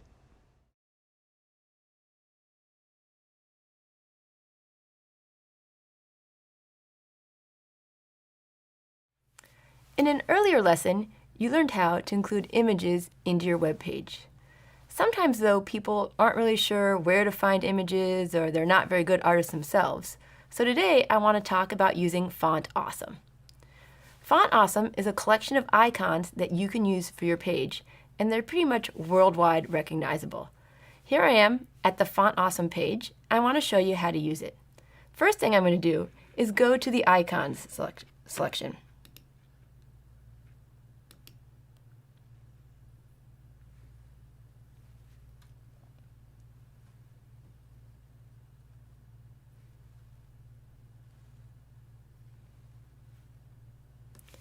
As you can see, there are thousands of different icons that you can choose from to help decorate your page. And it's very simple for you to use. The first step is that you need to tell your web page, hey, I want to use Font Awesome. In the Getting Started section of Font Awesome, they give you the code, so let me show you what it looks like.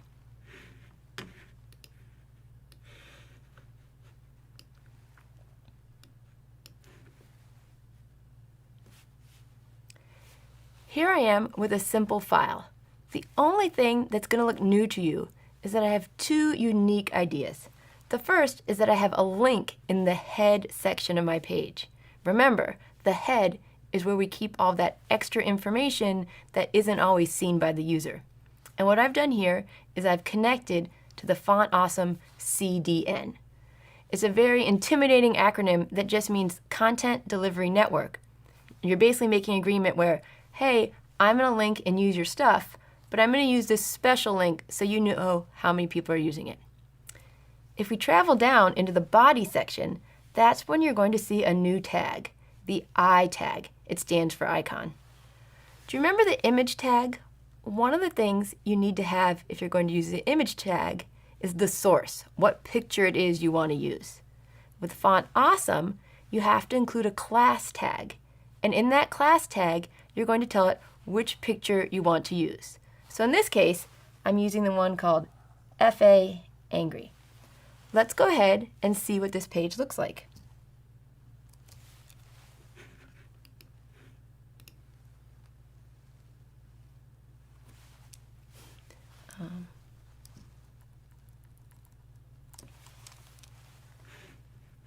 Well, ta-da! We ended up with an angry little person staring at us.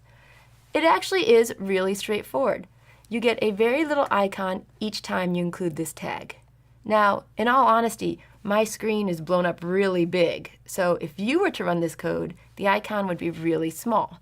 So let me show you some of the options you can do to adjust the size of your icon.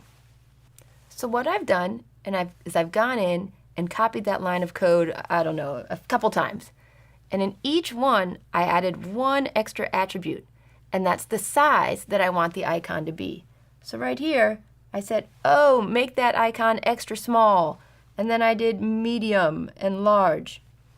The 2x, 3x, 5x, 10x, etc., that's just making it that much bigger each time. So now, if I look at the page again, it's definitely going to look a little bit different.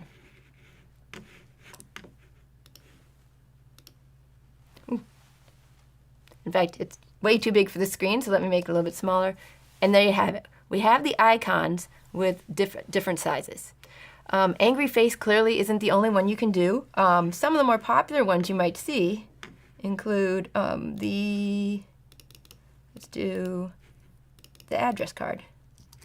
So I'm going to copy. It always starts off as the I tag with the class equals. You need to have FAS for font awesome. And then instead of angry, let's go ahead and try an address card. And this one hopefully will look kind of familiar to you. I'm going to put a line break in just to mix things up a little bit there. Now when I refresh the page, you can see a very familiar little address card. Icons are great because they give your page this kind of really familiar look that people make it think it looks really professional. But there are some downsides to using icons if you're not careful. The most important being that they're not necessarily accessible by default. So if you were to turn a screen reader on this page, it would actually show up as if there's no content at all. Or even worse, sometimes people use icons for social media links. So let me show you one more example before we're done with font awesome. So what I've done here is instead of just using these icons as decoration, I've actually put them into my site so that if I wanted to say link to my Twitter account, right down here, I would include the Twitter icon. If I wanted to connect to Pinterest, I could use this Pinterest icon right there, and LinkedIn. And it actually looks really good. Let me show you.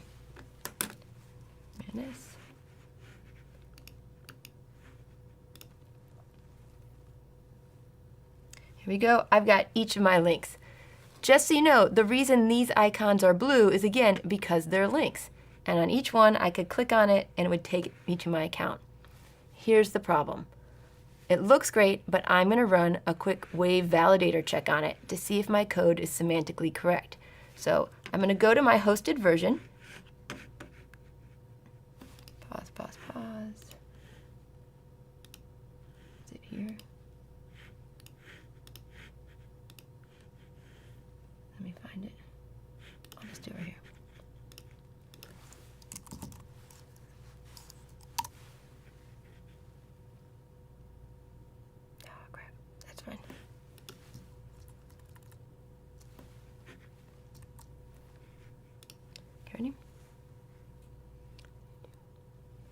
So I'm not using the code I was just using because in order to validate, I wanted to go ahead and put it on the server. So I'm going to go up and I'm going to click on my Wave validation tool. And Wave is going to go through and give me 3 errors. Not just any 3 errors, but 3 very important errors. And that is simply that, hey, you have 3 links and they don't actually have any text. Someone who's using a screen reader would have no idea where this link is supposed to go to. It doesn't know that this is Twitter or Pinterest or LinkedIn. But I have a really simple, quick fix for that.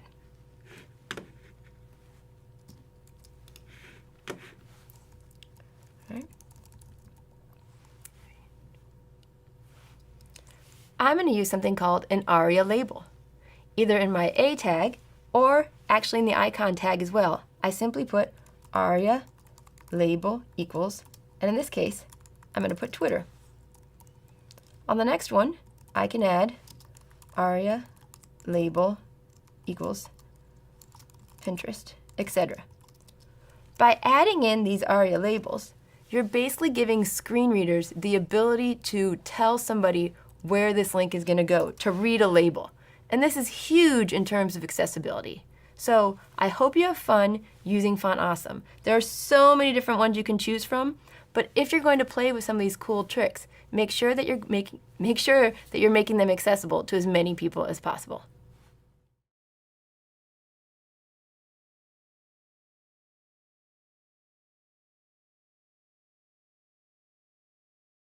Hi, today we're going to be talking about hyperlinks, or links as they're more commonly called, and how you can use them to link your document with others out there.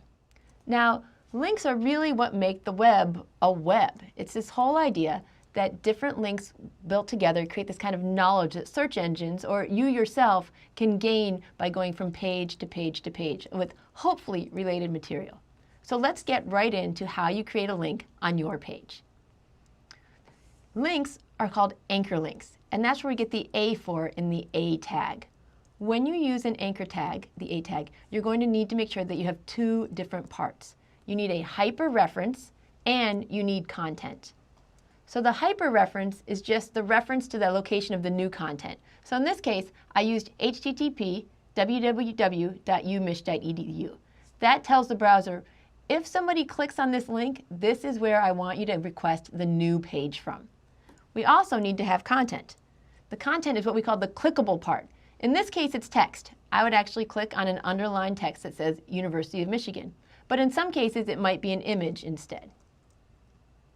So what types of links can we have?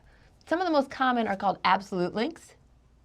We also have relative links, internal links, and graphical links. And I'm going to show you an example of each one of those. With an absolute reference in the href section, we need to put a fully formed URL. You need to have the HTTP or HTTPS, the address, and any type of extra document name you want. So if you remember, there's three parts to a URL. You have the protocol, the host, and the document. You need to include all of those if you have an absolute reference. All right? Everything else is still pretty much the same. For a relative reference, we slightly change what goes into the href. Instead of linking to some outside or even internal web page, we're only going to put, in this case, the file name. So in this case, we're going to link to page2.html. You might get slightly more in depth than that, where you can include also some sort of folder name. So in this case, we'd be going to the file called page2.html, but it's in a different folder called docs. The third way we can use a relative reference is to what we call use the ID tag. So when you have href equals ## or history, we're saying there's another location inside the same file, and it's called history. All right. So absolute versus relative links. When would you use absolute links versus when would you use relative links? With absolute links, you're basically saying, I am not in charge of this page, somebody else is. So if you're linking to someone else's page, absolutely use the absolute link with the full reference in there.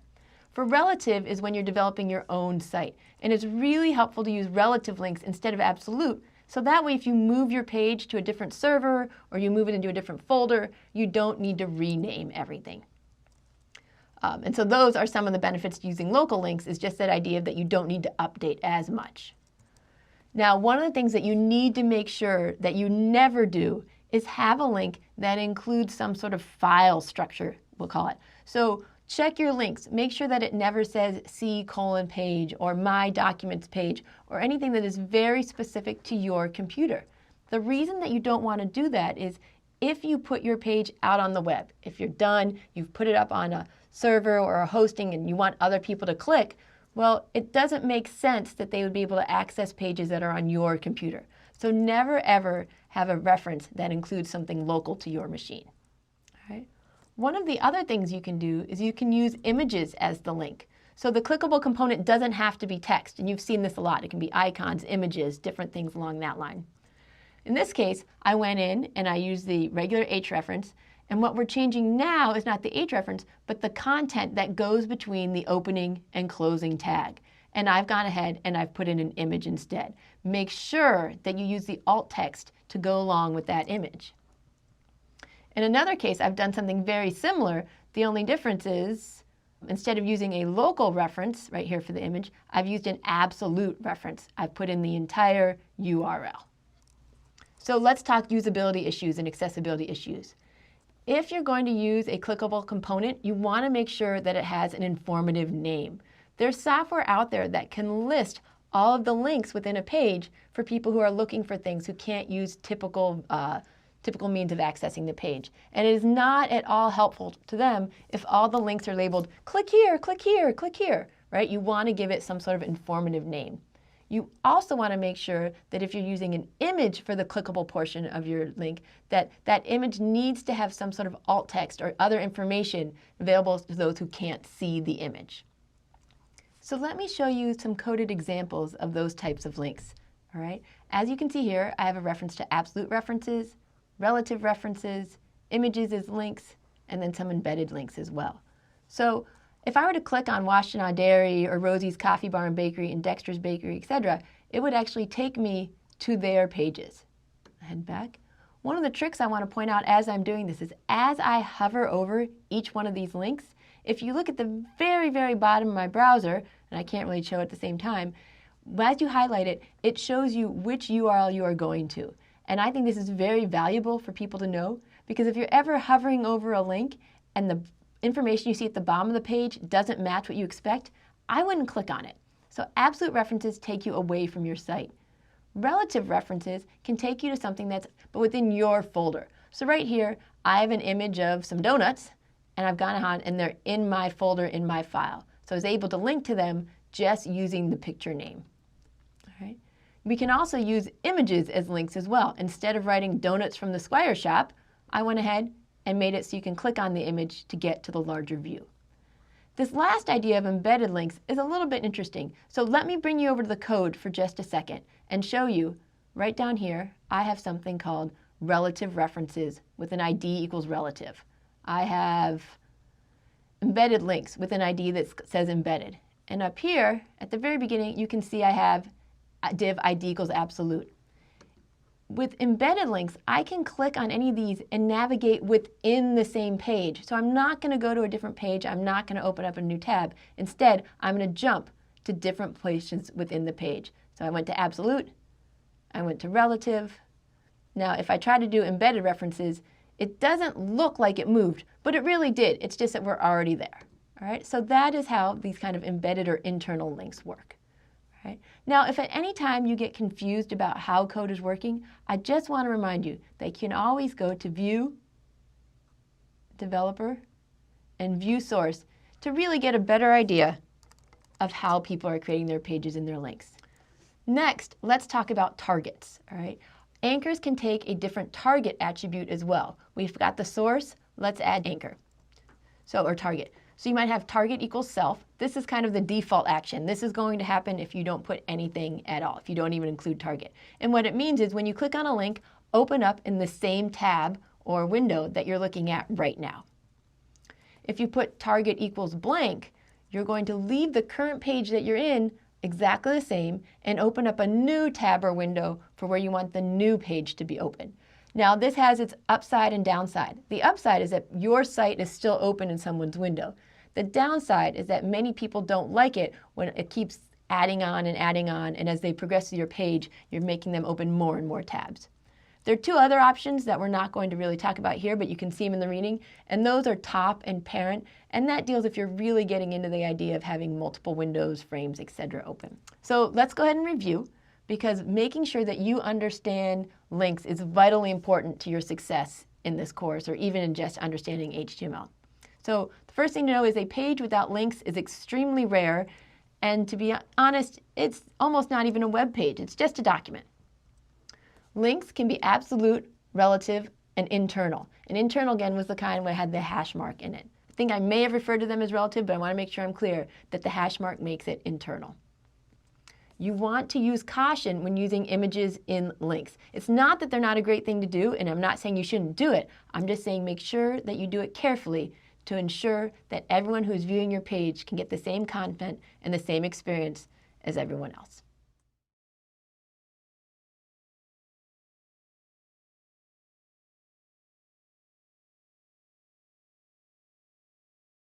Hi, in this lecture we're going to talk about multimedia. This is including video and audio into your website. Now, video and audio are two of the most popular and two most hated elements of the web. The designers love it because they get to put their cool videos and perhaps some homemade music online and share with everyone. People accessing your site sometimes hate it because they feel like they don't have any control over what they're seeing. So what we're going to talk about today is the HTML5 audio and video elements. We're going to briefly explain the purpose of plugins, and then finally, we're going to reflect on the accessibility issues that come hand in hand with using these types of multimedia tags.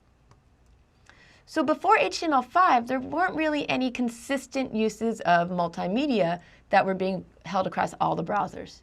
So the new HTML HTML5 is designed to kind of avoid the use of having to use plugins or extra software that you don't already have on your machine. It should really be plug and play. If you're going to put in a video, people should just be able to see it without having to download QuickTime or Flash or anything along that line. Now, it's not a fully implemented tag yet, but it's moving very quickly in that direction. So let's start with the video element. So the video tag uses a source attribute, very similar to the image attribute. You tell the browser where the file is. You can also use what we call embedded source tags, where you might have the video tag and then multiple sources down below. There are a number of attributes that are used very widely. The first two, height and width, are pretty self-explanatory. How big would you like your video to appear in the browser? Autoplay dictates whether or not the video should start as soon as you load the page. Loop will allow the video to play over and over. And the last one, controls, is something you can add to give the person more control over when to stop and start the video. If you use the video tag, it's usually a really good idea to put some text in there along with the different attributes. That way, if the browser for some reason does not support the tag or can't play the video, you get a kind of helpful hint to the user, letting them know there should be a video here that you would be looking at. The audio element is very similar to the video, and then again we use a source attribute to link to the file. Typically, you're going to use an MP3 or WAV file. The attributes, again, very similar. You have autoplay, controls, and loop, but we also have buffered, muted, and volume. And these are extra attributes you can put in where you're going to control what the person's listening to and how loud. Also, when you're using audio, you can set clips where you can go in and say, I want the video to start at this particular time. So my first example, I wanted to only play the music from 5 to 25 seconds. The next one, you start at the beginning and you only are going to play the first 39 seconds. Again, you can go on and on. I want to start at 1 minute 38 seconds and just go ahead and play to 45. Or in the end, you can just say, hey, start at the 42 second and play from there. So showing you the code for HTML video and audio is pretty much the antithesis of what it's all about. It's supposed to be about looking at things and hearing things. So let's go ahead and look at some code now that's actually working. You can see that I have the source is just my boxcar movie, and I've set the default width to 40. So I'm going to go over here to Sublime and open this up in the browser.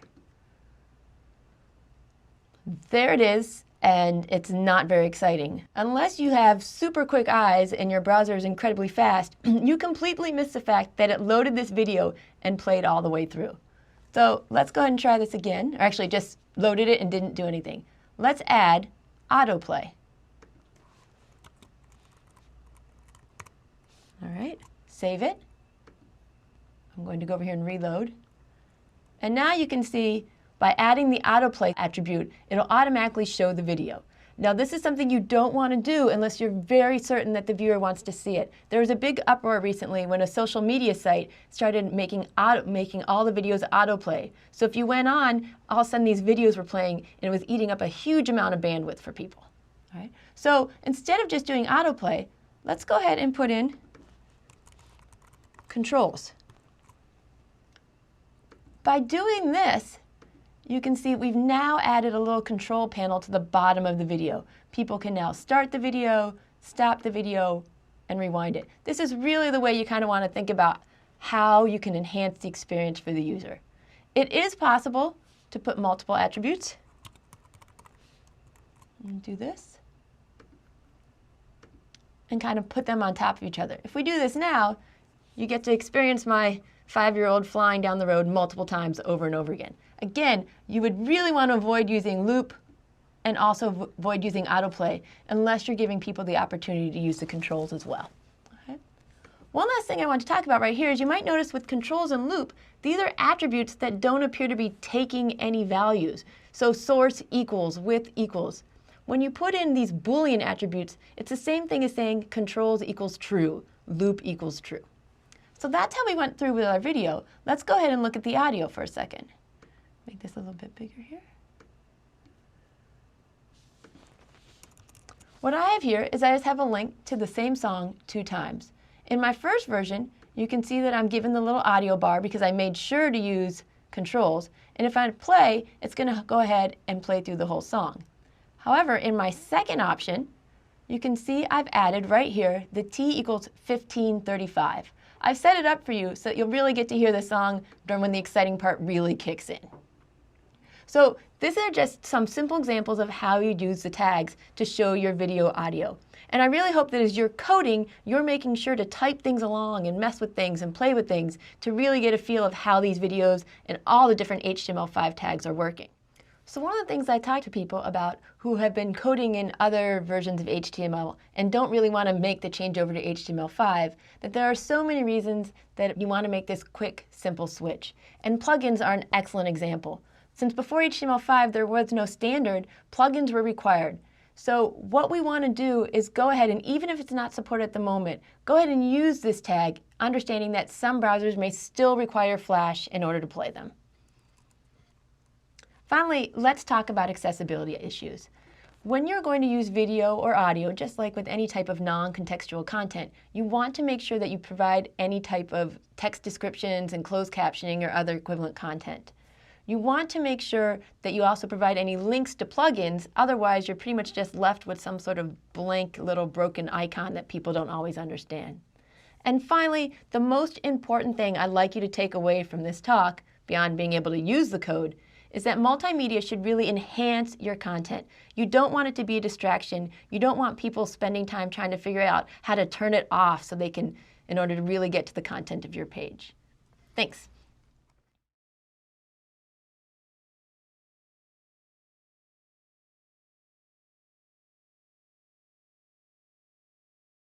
Hi, today we're going to talk about tables and how you can use them to display your data on your website.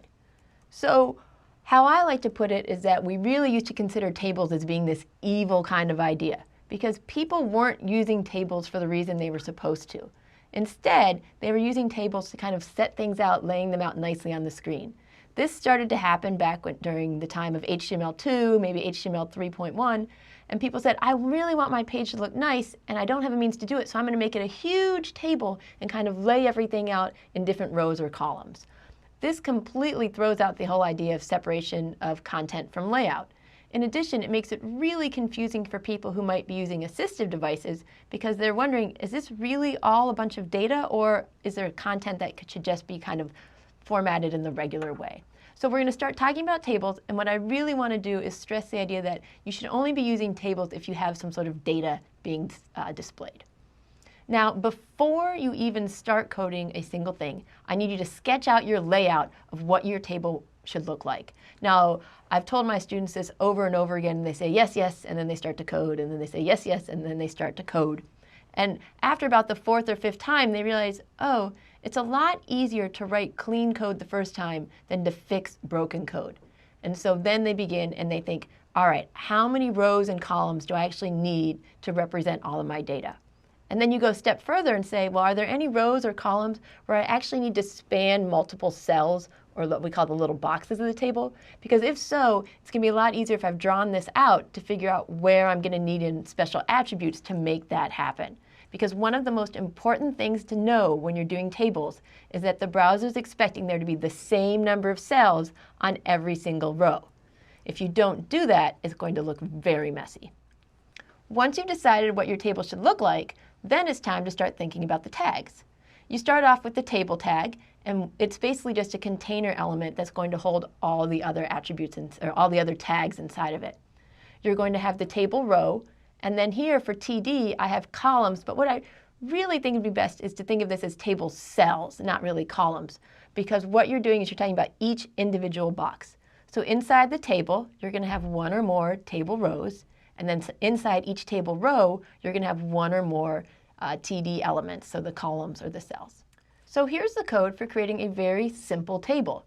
Although it looks very convoluted and like there's a lot of things going on here, most of this is just information for the browser. When we look at the actual page that's generated, you'll see that it's very clean and simple. So I have my code for my table on the outside, and then each one of my lines of code here is one row. I have my tr start and my tr end.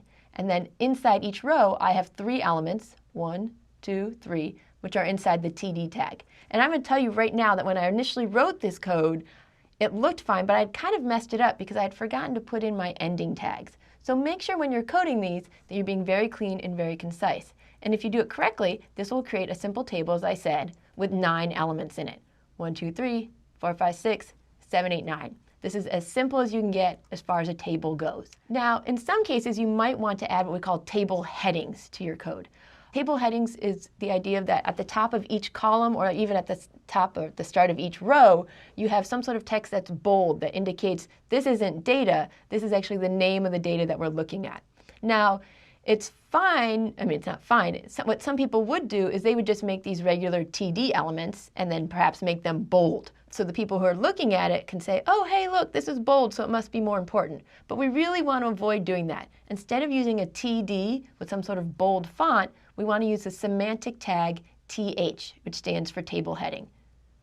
So here, these 3 lines of code are exactly the same as before, but I've added one new row where instead of TD, I have TH. So I have row 1, row 2, row 3, etc. And what you can see here is that what we get is this nice little table heading at the top of each one that is both visually lets the user know that these are headings, but also semantically conveys that same information.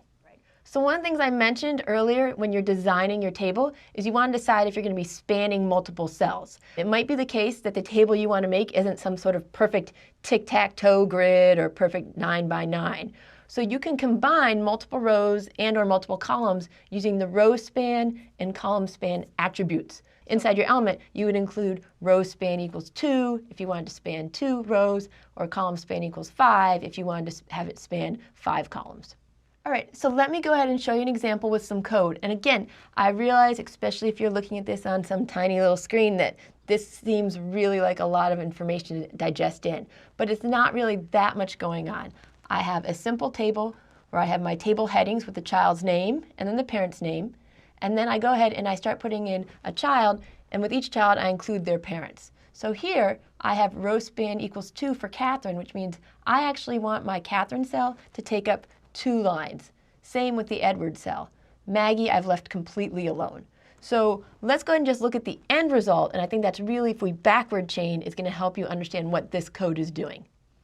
So again, I have the child's name, the parent's name, and here are the 2 cells where I did the row span, and you can see it actually took up multiple rows because in this case Catherine and Edward both had 2 parents that we wanted to put it together with. Again, not a hard concept, but it is the case that if you weren't thinking about it and we went back to your code and just started throwing row span and column span in, it just gets very messy and harder to debug. One of the things you might have noticed, at the very top of the table, I included a border attribute. The reason I did that is because I think it's much easier to see this row span here because I have the lines around each cell.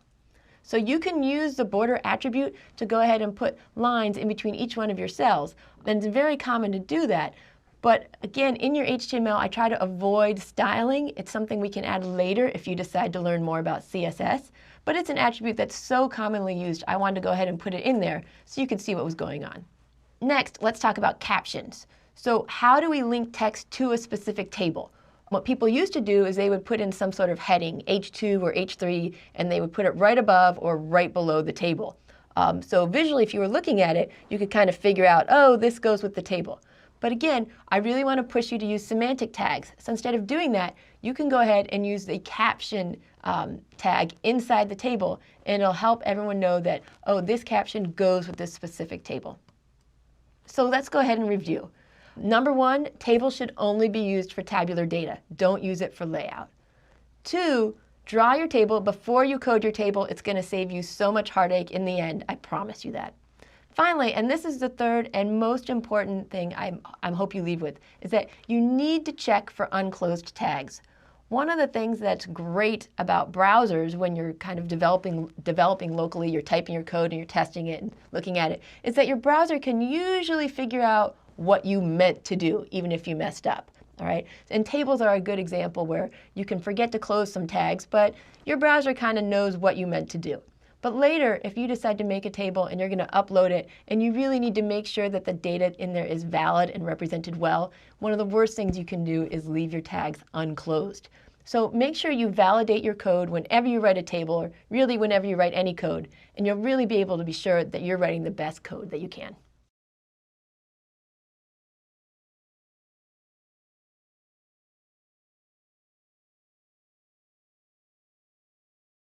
Hi, Today we're going to talk about some of the tags that you may find extremely useful as you go and try to add blocks of code and simple snippets of different things to your web page.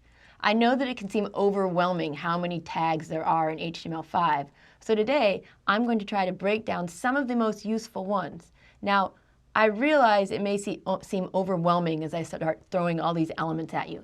You're not supposed to memorize them all by the end of this lecture. Instead, I'm really just trying to give you a taste for what's out there so you can start playing with your own code. So one of the first things you need to decide when you're coding is which tags are you going to use.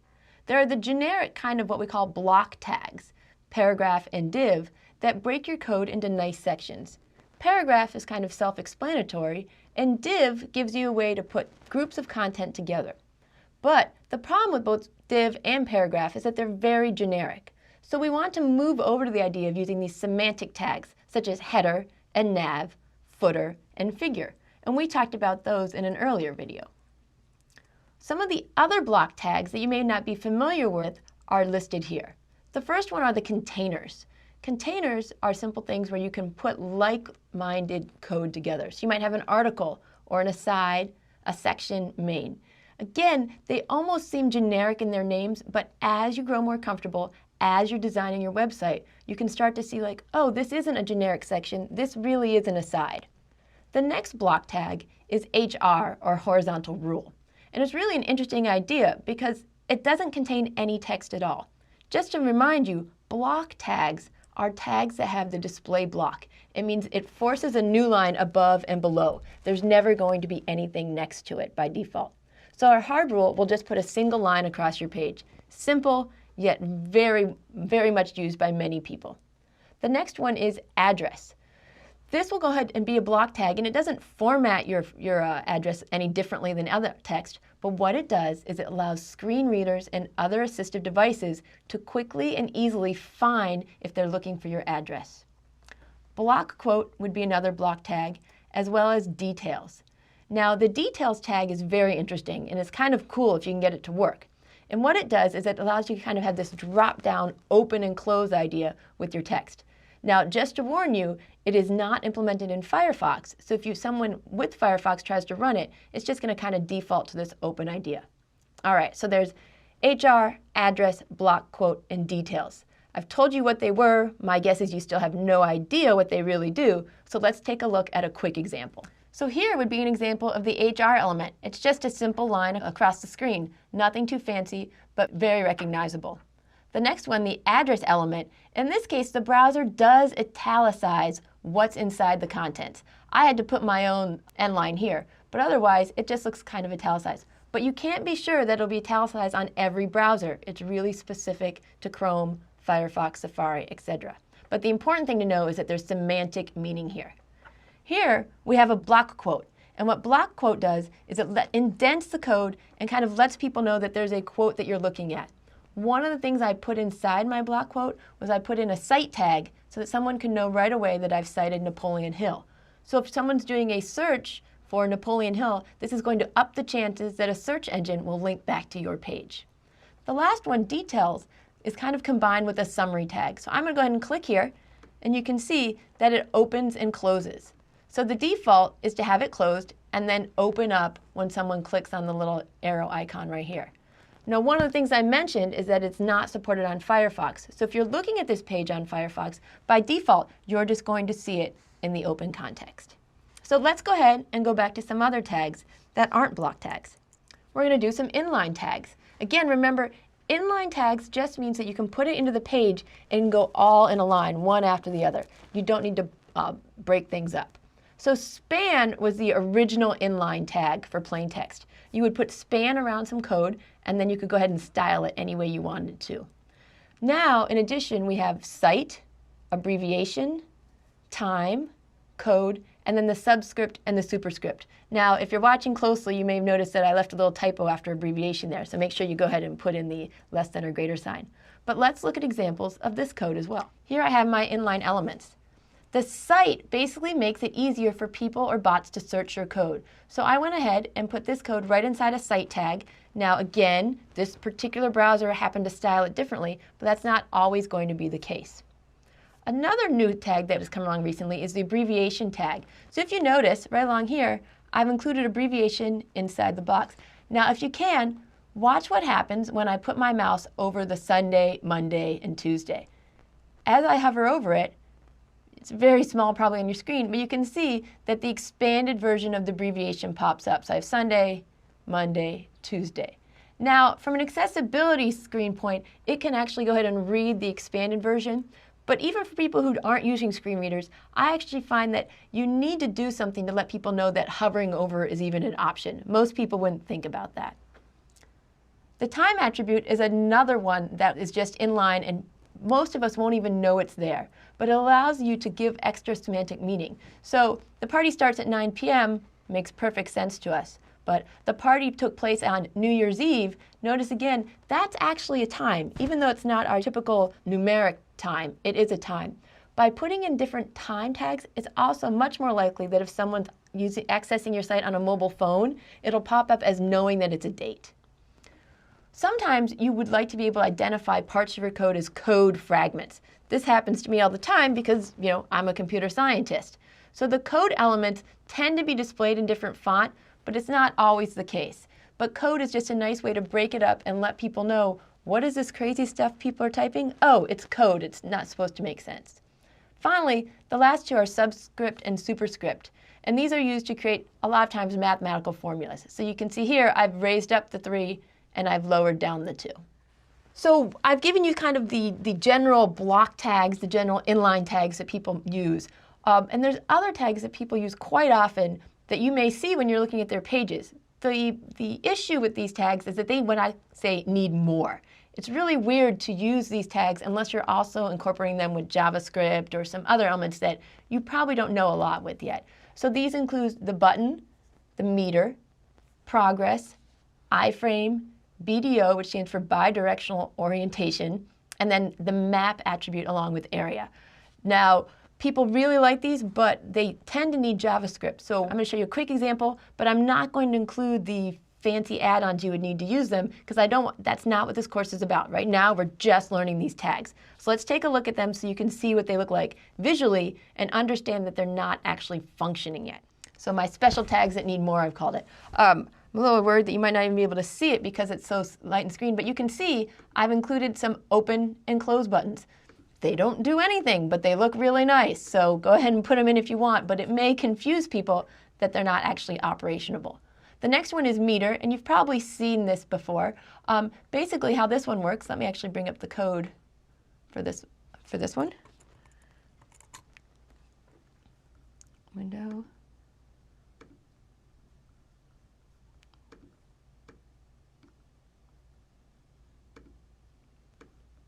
You can see for the meter one, I've actually gone in here and put in meter, minimum value of 0, maximum value of 100, and my current value is 50. So you can see it's colored in until about pretty much halfway through.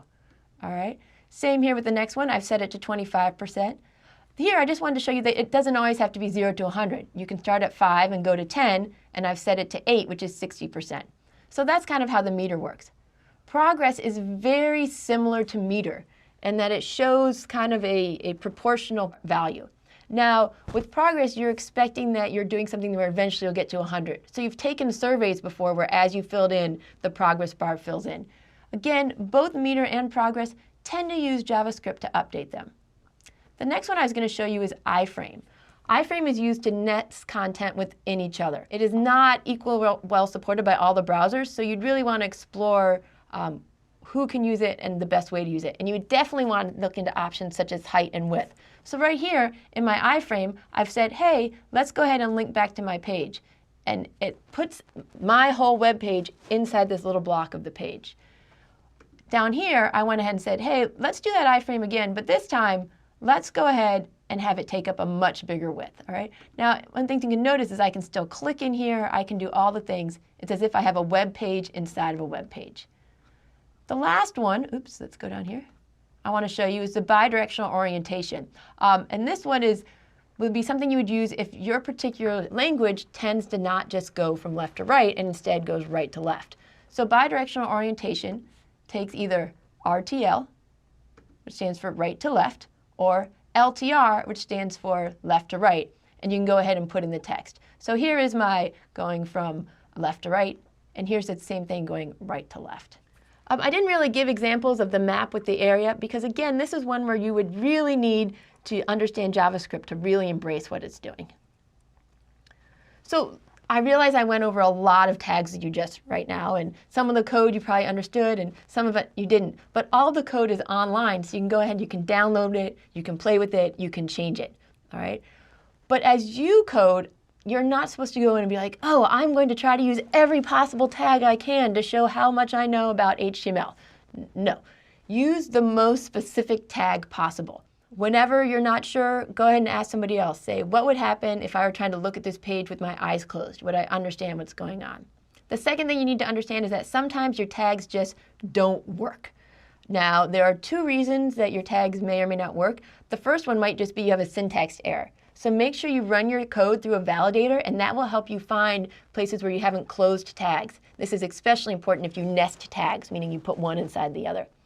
The other thing you really want to do is you want to run your code in multiple browsers. So even if your page looks great when you're running it in Chrome, make sure you check it out on Firefox. If it looks great on Safari, make sure you check it on Chrome. It's really important that you make sure that your pages can be reachable to the greatest number of people possible. And really the only way you can do this is by keeping your code simple, succinct, and you're always validating. Thanks.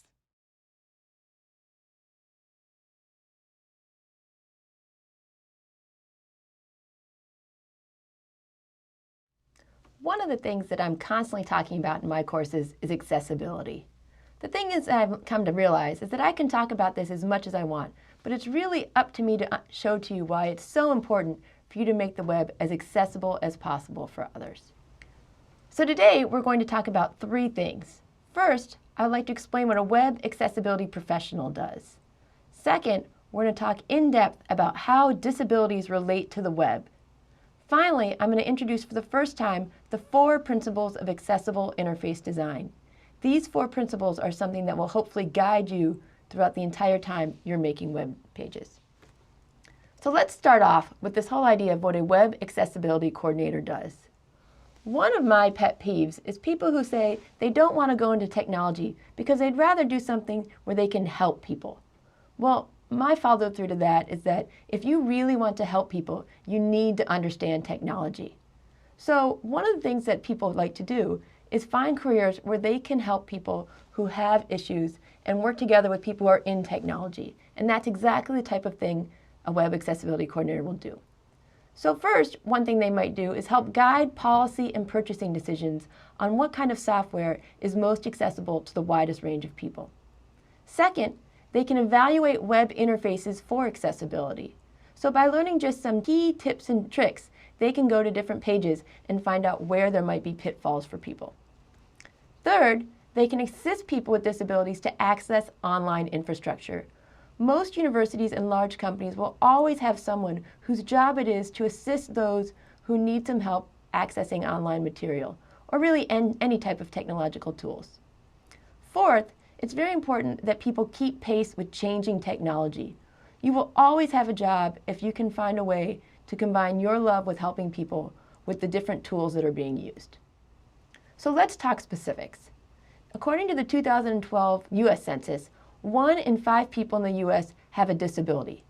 That means that there are 60 million people in the U.S. who are dealing with issues that other people may not have, and half of them are impeded from using the internet.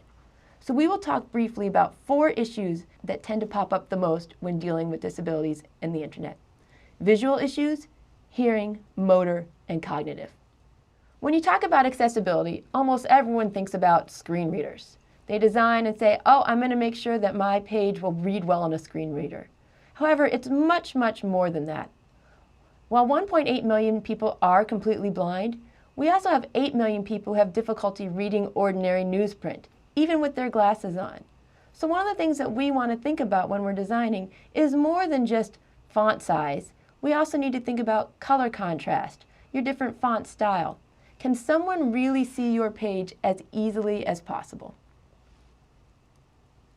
We're also want to think about hearing disabilities, and we're talking both from partial to total deafness. So 8 million people have difficulty hearing a normal conversation, and 1 million are completely deaf. More and more places are moving to online presence, and of course we all know that watching videos online is a very common thing. We're all doing it right now. So one of the things to think about if you decide to add videos to your site is, did you include closed captioning to really make sure as many people as possible can access your content? But there's also other things to think about. Are you blaring music? You might have users who don't even realize that music is playing. Or perhaps you have things so low that people can't quite grasp what you're saying. One of the things we're going to talk about is making sure that people have the ability to control the different multimedia that you're going to put in your page. This is going to help people with hearing disabilities feel that they are in command of the technology, not that the technology is in command of them. One of my own personal issues is that of motor disabilities. There are many, many people who are unable to use a mouse or a physical keyboard. Maybe they have slow response time or just limited fine motor skills. So dexterity issues are something that affects 8 million people who have difficulty using their arms or hands. But my guess is that for most of us have had some issue with trying to use the web and not being quite able to do what we hope to do. So one issue that we talk about is what happens when someone tries to tab through your page. This is a very common way for people to get through pages, but unless you're very careful, you can make it that people tab through to nowhere. Another issue is, do you require a steady hand? Many people like to add flashy and cool graphics and animations to their page, but I know that I personally have been frustrated at trying to click a button while the button keeps moving around the screen. Another issue is cognitive disabilities. And when we talk about cognitive disabilities, there's a very wide range of issues we might be talking about. There's learning disabilities, distractibility, dyslexia, even the ability to remember or focus on large amounts of information. So one of the things I was laughing at when I looked at this slide just now is that this slide perhaps has too much text on it for people to really be able to focus on what I'm looking at. So we're talking that there are 16 million adults with ADD or ADHD. Another overlooked population is that there are a large number of soldiers, Marines, and National Guard members who have different psychological conditions such as traumatic brain injury or post-traumatic stress disorder. Now, what does that have to do with making your web accessible? We want to make sure that things are easy to understand, not flashing, not requiring great amounts of concentration.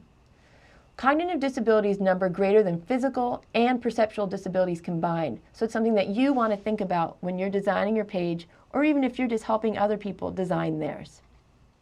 So let's get to specific stats, because nothing helps me convince people more that they want to design for the web than showing them the numbers. So almost 10% of the US population has 2 or more disabilities. 40,000 people in the US are both deaf and blind. So think about trying to access technology when you have those types of issues. 41% of adults 65 and older have a disability. And there are almost 9 million people with disabilities who are poor. 70% of the disabled are underemployed or unemployed. The issue is not that they are not able to do the jobs that are out there. Many times there are roadblocks put up there that they can't get through in order to do jobs that they are very well qualified for. So the web offers unprecedented opportunities for the disabled. Here we are right now, all taking a class online. So education has the benefit in that we teachers can reach as many people as we can. And for students, it means that you have access to resources that you never had before. Many, many people get their news from online resources. So we want to make sure that we make it as available to everybody. Commerce I find particularly interesting because many, many places have online presences. But are they even realizing that they're alienating such a large customer base? And of course, the social benefits of the web are easy to see. So many people have created more friends online than they actually have in real life. So the benefits of the web are amplified for the disabled. People who before could not access education, news, commerce, or social interaction are now able to do that. So the web is an enabling technology, and we want to make sure that we continue to make it so. So hopefully I've convinced you just from a human standpoint that it's important to make your web pages accessible. But there are, of course, legal aspects as well. The Department of Justice is in the process of updating the Americans with Disabilities Act to include online resources of state and local entities. What this means is that universities, state governments, local governments all need to make sure that the things that that the information they have online is accessible to everyone. There are many instances of case law where individuals or groups have filed civil complaints against universities, companies, because they feel that their products are not accessible to people in a way that it should be. So let's just review this for a second. What is web accessibility? What it is making sure that you're making your web accessible for the widest possible audience. This includes people with permanent disabilities and those with temporary disabilities. Currently, the online infrastructure, while a wonderful resource, is hostile to those with disabilities. Another issue you want to think about is that accessibility is inseparable from search engine optimization, mobile technology, and usability. Improve one of these things and you can improve all the others. So what's the best way to accomplish accessibility? It's adherence to standards. As you start now, you're at the very beginning of your web career. It's the perfect time for you to learn the best possible tags and the best possible ways to make your page accessible. These standards are going to come from the W3C Web Content Accessibility Guidelines. These are called WCAG. And these guidelines are principle, not technology-based. What this means is that you don't need to go out and find the greatest language or the greatest technology to make your page accessible. Instead, you really just need to follow 4 principles as you design your sites. Is my site perceivable? Is it operable? Is it understandable? And is it robust? We'll be talking about these 4 principles throughout our entire course. So let's review quickly. I know that right now you're just starting your web design career and it can be overwhelming. But I'm really hoping that one of the things you'll make sure that you do is design with accessibility in mind. It is the right thing to do for so many reasons. Whether it's because you really want to reach out to the largest customer base you can, or because legally it's required, the important thing is make sure you do it. And the great thing is, accessible design is actually pretty straightforward. All you need to do is adhere to standards. The reason that many pages are inaccessible is because they're trying to be flashy and cool and do things that aren't quite yet fully implemented to standards. So finally, as we go through this class, make sure you pay special attention to the semantics behind HTML tags. These semantics contain special information that are going to make it much easier for people who are using assistive devices to understand the content of your page. Together, we can make sure that the next generation of web developers are designing for the greatest possible audience.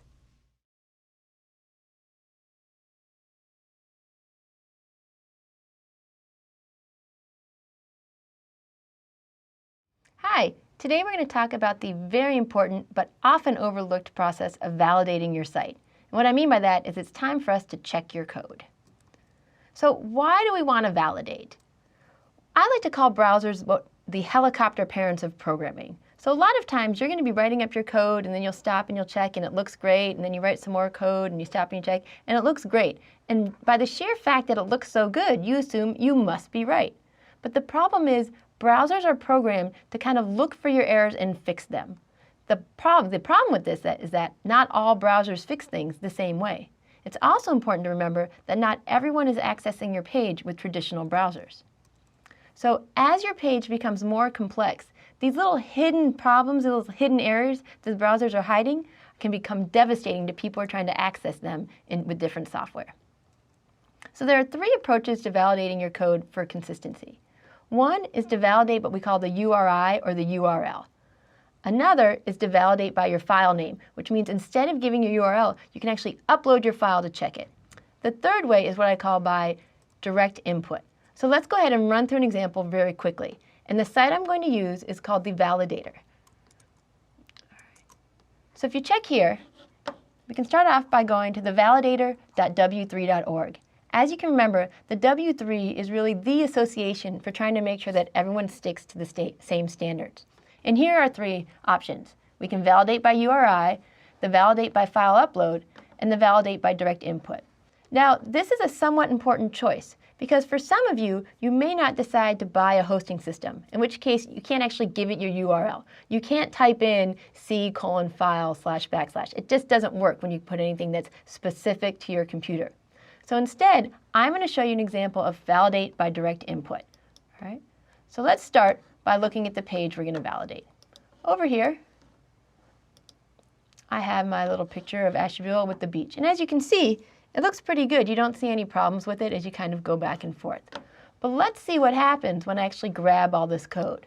So if you want the shortcut, this works for almost everyone. I'm going to go ahead and do Control-A and Control-C. Head back over here, and when I put it in and I click on check, once I start going down, you can see, oh, this looks good. Oh, right away it says, nope, you have an error. And the error is stray end tag, and that's for a section. In most cases, the validators can kind of give you a clue as to which line you messed up on. So let's go back and check the code. When I go over here and I go down to line 25, oops, go up a little bit here. Nope, still nothing there. Got really long lines. Oh, the validator was right. As you can see, I accidentally put section twice. What I really meant was to have an end section here and a beginning section here. So let's go ahead and get rid of that. I will save. I will grab it all again. And let's try it by putting in new input. I'm actually going to refresh. Go back here. And let's see if I have better luck this time. Good, good. No errors or warnings to show, and it's going to go ahead and put my page back out there. So this is really just the simplest way to go in and make sure that the syntax of your code is correct. Now, I kind of gave you a really simple example where I only had one error. What typically is going to happen is that it's going to generate lots and lots of errors. And what I want to happen is make sure that you don't freak out when you see all of them. The reason is because errors, what we call, is propagate.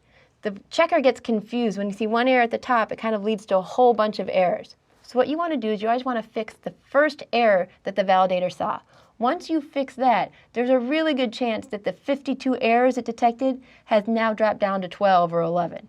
Now, there's also the chance that once you fix one error, it's going to be able to see that you had 20 or 30 more. But again, work on it step by step.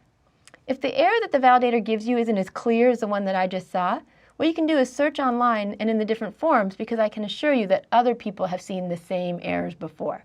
So what you want to do right now, actually let's go back here, is let's go ahead and try validate file by URI.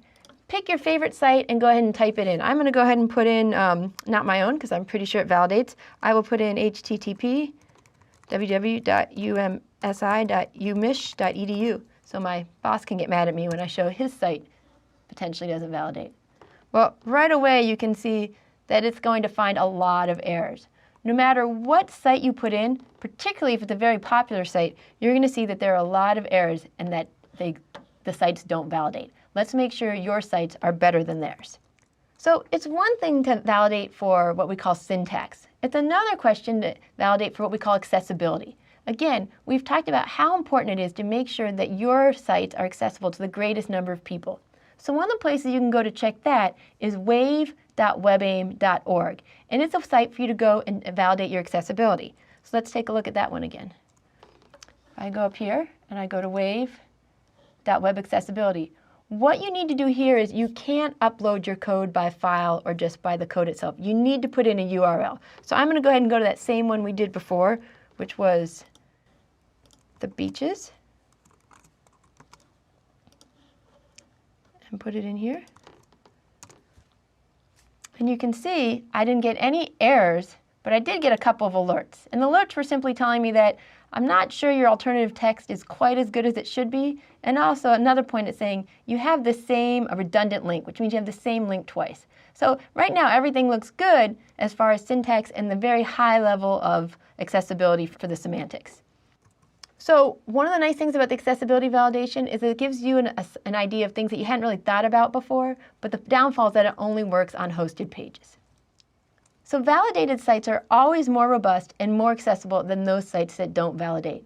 So as a coder, it's your job to make sure that you go to these different validation sites and fix your code to be up to standards. If you're not coding, it's also important for you to visit the sites that you go to on a regular basis and go ahead and validate those. It's going to give you a real sense of the different ways people feel the importance or non-importance of making their sites accessible to everybody. Good luck.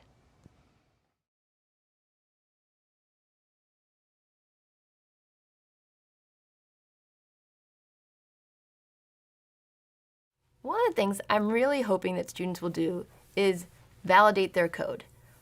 You can validate it for syntax, but you can also validate it for accessibility. And so today, I'm going to show you how I use the Wave tool to test different sites. I went in and I checked to find some of the top 10 visited sites for 2018. And I found Google, Wikipedia, Reddit, Yahoo, and Amazon. So let's just do a little investigation to how well each of these sites addresses accessibility. There's two ways to test. One is to actually go to the Wave site, which is wave.webaim.org. From this site, you can actually copy and paste the address of any page you want to test. And this is a great way to do it. Personally, what I did is I went ahead and added the Wave extension to my page. So if you look right here, it's possible, if you own your computer, to download an extension that looks just like this over here. It's a little tiny W. And it makes my life a little bit easier because it lets me actually just click on this button rather than going to the Wave site. So let's go ahead and check out some of these sites. I'm going to start with Google. When I'm at Google, I'll click the Wave validator, and it's going to go through and check for any errors it might see. And in this case, we have 2 errors.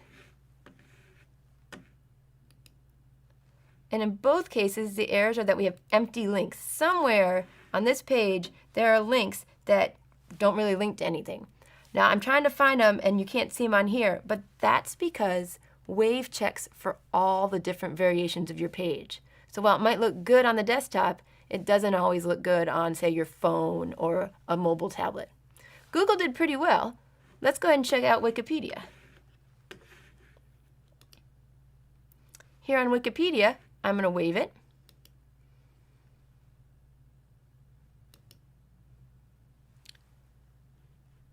Oh, sometimes it takes a second. I always forget, and I need to be really patient because if you click on it and then you click on it again too quickly, that's how you turn it on and off. So I clicked on Wave. I'm going to wait for the few more seconds, and you can see that once again, Wikipedia, like Google, did a pretty good job of addressing accessibility.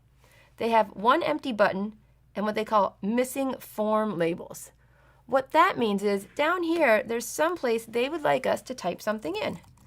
But someone who is vision impaired might not know exactly what is it you want me to type in. So both of these little buttons right here say, you know what? It would be a really good idea if you would add a form label so somebody knows what it is they're typing in. The form label here might be search query. And the form label on this blue button might be hit me to perform search. Still, 3 is really good. So let's go to Reddit. Reddit is a very popular site. A lot of people use it to feel better about themselves because they think, who would ask that question? And other people go here for real reasons to find out information. It's such a popular site. I'm really hoping it'll be accessible. But according to Wave, on their last kind of rendition, Reddit had, let's take a look. All right. And from here we can see that Reddit has 73 errors. Not surprisingly, because there's so much user-driven content. There's a lot of people uploading pictures or typing things in, and they don't know about accessibility. They don't know about things like, wow, I should really be adding my alt text to these different images. Otherwise, it's going to be hard for people to access them. Or you can look down here. In fact, that's exactly what it is. It's missing alternative text here. Oops. Missing alternative text here, missing alternative text. Lots and lots of missing alternative text. The other thing that Wave really tries to get people to avoid doing is having empty links. This idea of links that you don't know where they're going. And they also really don't like redundant links. It just makes it hard for people who are using the computer via a keyboard to have to click so many times to just get to the same information over and over again. So unfortunately, Reddit not great for accessibility, but really good for my example here in this video on checking your pages. The next one I'm going to do is, it just said Yahoo in general, so I picked Yahoo Sports. We can take a look and see how this sports site is going. Now, unlike Reddit, this is, professionally commercial software system where it's people who are being paid to upload the content. So we'll hope that there's a little bit more accessibility here. So here on Yahoo Sports, you can see that I've got 44 errors. So let's go ahead and just kind of take a look at what general things they're missing.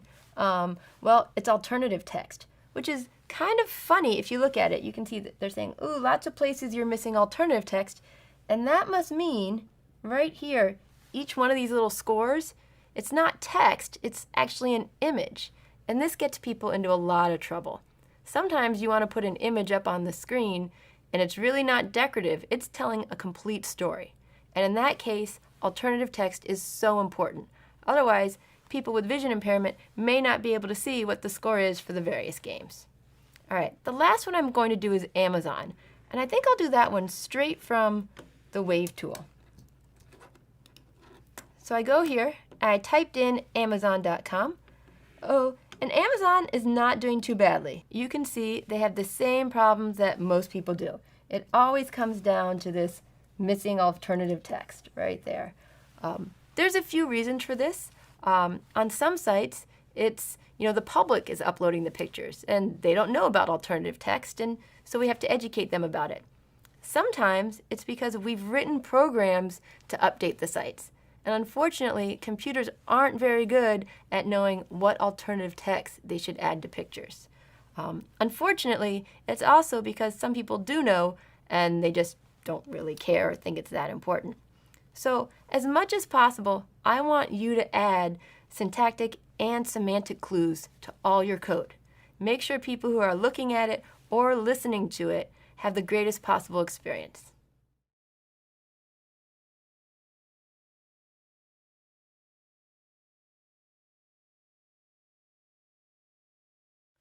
One of the other accessibility tools that I've recently come across is called Funkify. Funkify is another extension that you add onto your browser to let you experience visiting pages in a whole different light. So here I am back at wikipedia.org. Earlier in another class I showed that putting it through the Wave validator shows that Wikipedia has really done a pretty good job of making sure their site's accessible. So let's try the Funkify tool. How Funkify works is it lets you take on different personas to try to see what the site would look like for different people. So for instance, if I were to turn on Blurry Bianca, you basically get to experience this page as if you had blurry vision. You can even change the intensity of the blurriness, if that's a word, to have it go from pretty low to pretty high. There's dyslexia, which I think is personally quite interesting because I know so many kids who struggle with, and adults who struggle with the idea that on a web page, oftentimes things are moving around much more quickly, the videos and the pictures, but not just that, the text has a way for moving around with them. You can't solve that problem, but what you can do is make sure that you're using large enough font so that if things do move around, it's not too disorienting. You can always also make sure that your spelling and grammar is correct. That will help as well. All right. The next one is Trembling Trevor.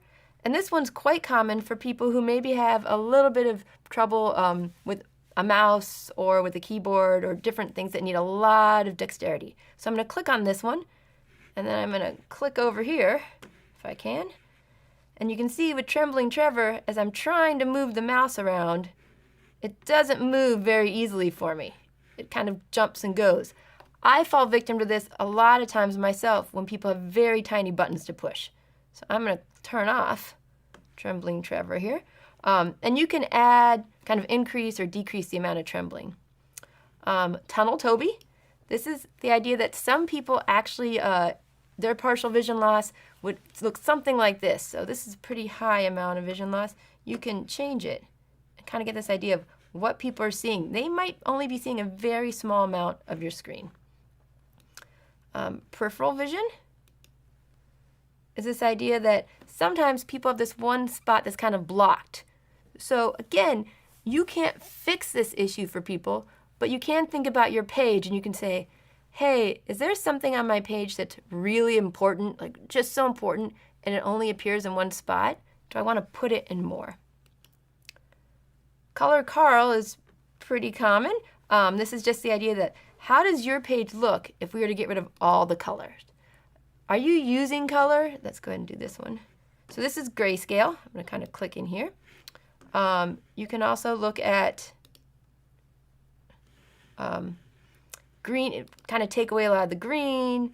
You've got the red and green, the blue and yellow, and they include some statistics that basically 1 in 1,000 people have trouble with this color combination, or 1 in 100 men or 1 in 300 women have problem with the red-green. So testing your site to make sure that color isn't conveying something important.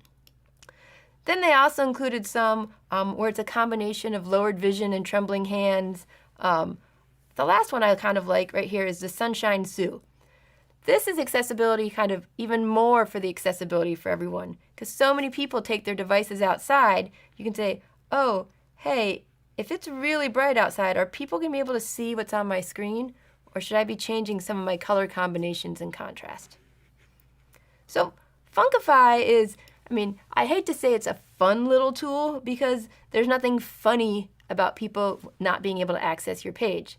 But they did do a good job of trying to explain how these different types of abilities can come in and affect the way that people interact with your page. So if you're interested in accessibility and you want to go a step further to make sure your page is something that everyone can enjoy, I highly recommend you installing Funkify.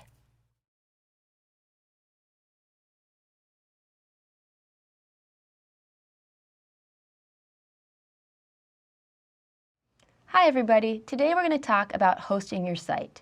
And what I mean by hosting your site is how you take the pages that you've been working on so far and put them up on the internet for everyone else to see them. In order to host your site, you need two things. You need first a domain name. That's the name that people will look at in your URL. The second thing you need is a hosting company, usually called a hosting service. And they are going to be the ones who act as the server for your files to let other people see them. So first, let's talk about domain names.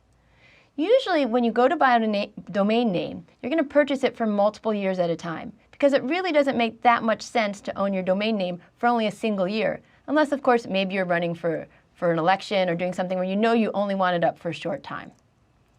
The most common domain names have the domain ending of .com, but more and more the other extensions are gaining acceptance. So if you go to buy a domain name and the only way you can get the name you really want is to use .net or .biz, that's okay. I recommend that you still go ahead and do it. The important thing to know is that domain names by themselves, they're really pretty much completely useless. You can own it, but unless you have files there that people can look at, no one's going to be able to go there and see anything. So this is where the hosting services come in. So if you were to look at your URL right now on your page, when you make a file and you right-click and you're looking at your site in Chrome or Internet Explorer or anything like that, you're probably going to notice that the protocol is file.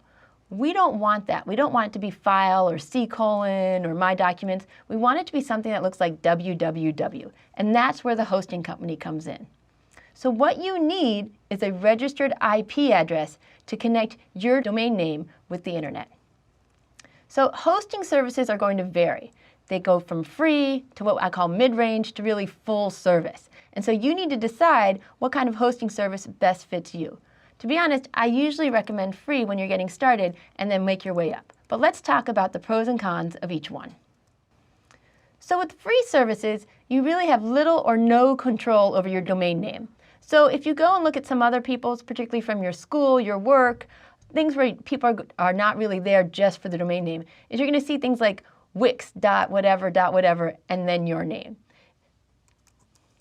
You're going to have really limited tools. Sometimes when you pay for a site, you're going to be able to have email registration, different things like that. Free services don't really want to give you too much freedom because they're a little worried about what you're going to do. Probably the worst part about free services is that there's a lot of advertising and redirects. If somebody goes to your site and makes the smallest little typo, rather than getting a nice friendly warning, they're probably going to be redirected to somebody trying to sell something. The nice part about free services is that they have a very familiar look and feel across all of them. If you sign up for one service and learn how to do your hosting on it, you can pretty much rest assured that you're going to be able to manipulate your files on any other free service as well.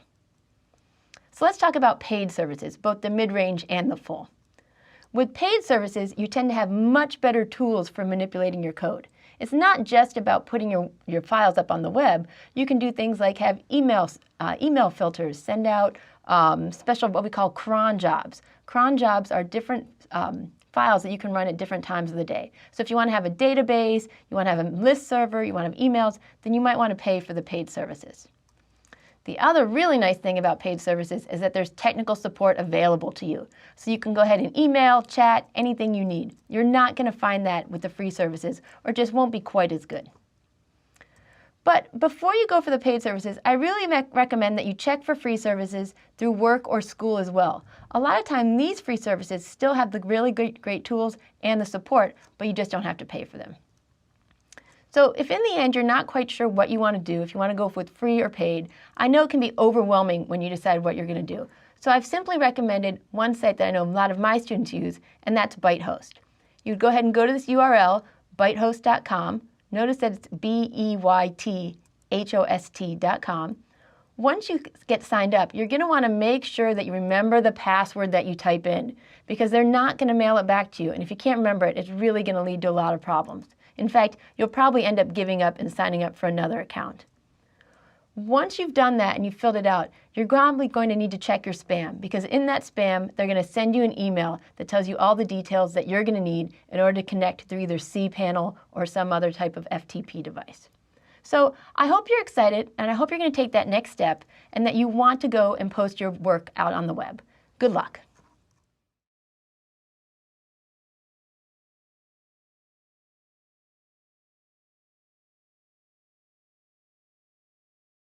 Hi, this video is going to be a quick tutorial on the cPanel interface for managing your site. Let's go ahead and say that you've gotten a job or you have homework assignment and someone says, hey, I want you to go ahead and put your site up on the web. Many people's first reaction is, great, how do I do that? So one of the most common ways is to use the cPanel interface. In order to use it, what you need to do is have the URL for your cPanel account or your web hosting account. So if you have a domain name such as introwebdesign.com or yourname.com, when you created your account and you got your domain name and hosting service, they should have sent you an email that says what your URL is. So usually your domain name followed by /cPanel is where you need to go. Once you go there, you come to a nice login where you can access your different files. And I'm going to show you in real time in just a few minutes. So what a file manager does is that it's a way for you to upload or download your files. This means you take them from your computer and you put them up onto the web. So regardless of the kind of cPanel configuration you have, one of the first things you want to learn how to do is figure out how to find the file manager.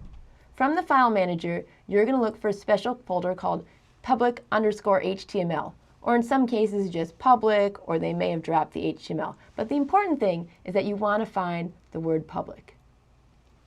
Your public HTML folder is going to have a lot of different files, some that you want people to see and some that you don't. I mean, if you think about it, when you go to Amazon or other different sites, there are certain pages they want you to be able to access, but there are many more important confidential files that you should not be able to get to. So uploading files to your public HTML folder makes them viewable to the public. So let's say that we're at my website and I decide I want to upload a new file. In fact, here's the file right here. It's a pretty simple one. It's not even a full file, and it is just a file with 2 images of my dog. Okay, so I would go here, and I would go to my URL, and I would add on cPanel. What should pop up from here is a username and place for me to enter my password. Now, if you're not sure what your username and password are, just make sure to go back to the email that your hosting service sent to you. They'll tell you what it is. So once I log in, you tend to have a fairly familiar site set up when you're using cPanel. Now, different cPanel accounts are going to have different software that you can use, but the one thing that they will all have is something called the File Manager. So head down here, and I find the File Manager. There's going to be lots of different options. I usually just go with the default or find where it says public_HTML. All right, so when I log in, everyone's is going to look different because it depends on what files you've already uploaded. For many of you, the first time you go in, you will only see the CGI bin folder. Go ahead and leave that alone. So I want to upload my file over here. So I'm going to go ahead and go to Upload, choose File, and I'm going to pick, oops, it's right up here. Sorry, images, short.html. Here we go. All right, as you can see down in the corner, it's showing that it should be uploading correctly. So go over here, and I want to check and make sure it's there.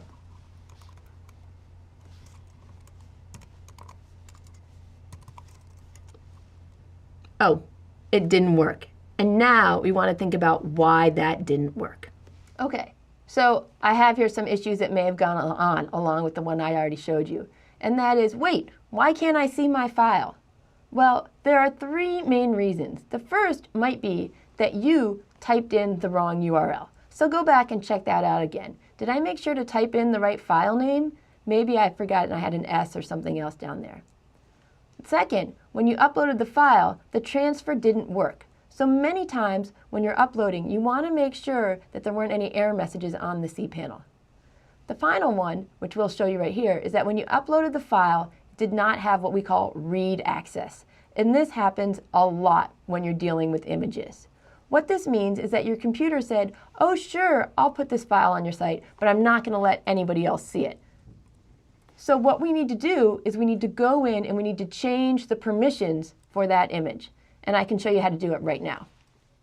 So one of the things that I want to do is I want to look at the code that was uploaded to the server. So I'm going to go ahead and I did a right click, and I'm going to do View Page Source. And you can see that it says the pictures that it's looking for are both called Bacon, and they're inside an Images folder. Oh, well that's where my first mistake was. Let's go back over here, and you can see, oh great, I'm going to reload it. Here's that file, HTML file uploaded. I completely forgot to upload the images that go with the HTML file. So I'm going to go ahead and create a new folder, call it Images, and I'm going to upload it. And from there, I am going to upload the picture.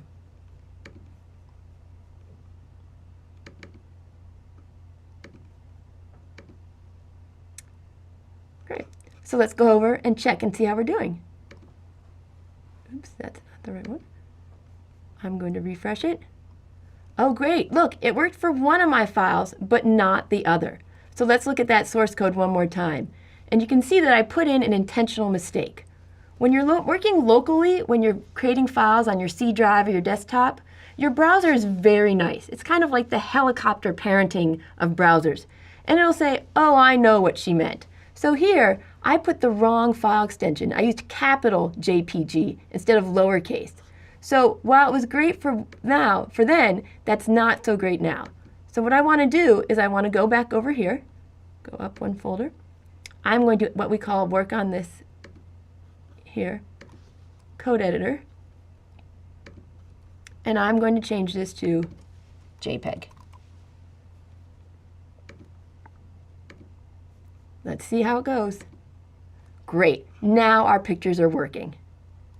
So what you may notice is that I went in and I changed my file it was on the server.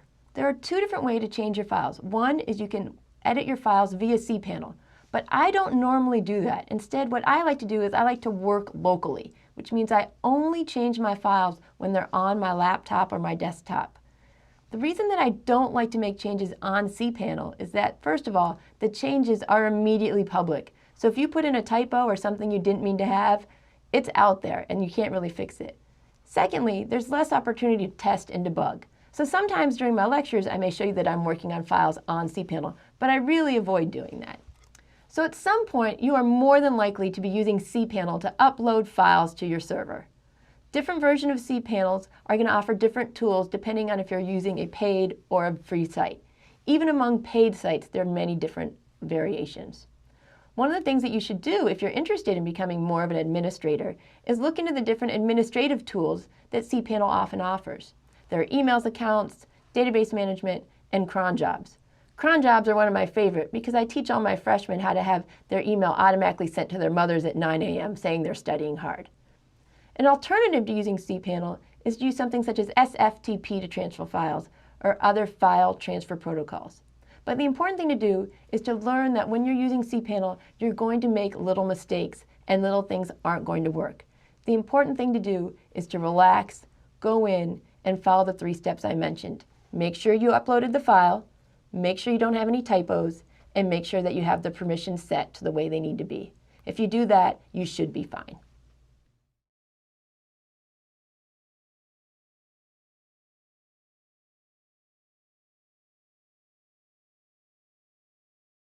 One way that you can share your web page with everyone is by hosting it on GitHub.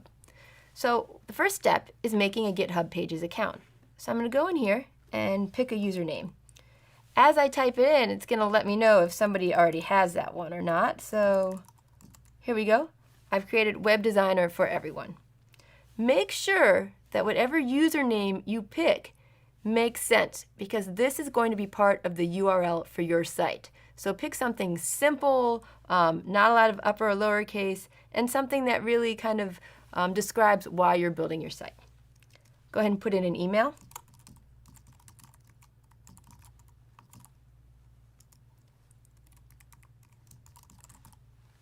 And a password.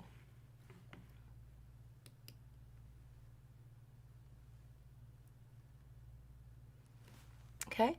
Once you've logged in, what you want to do is you want to create your account.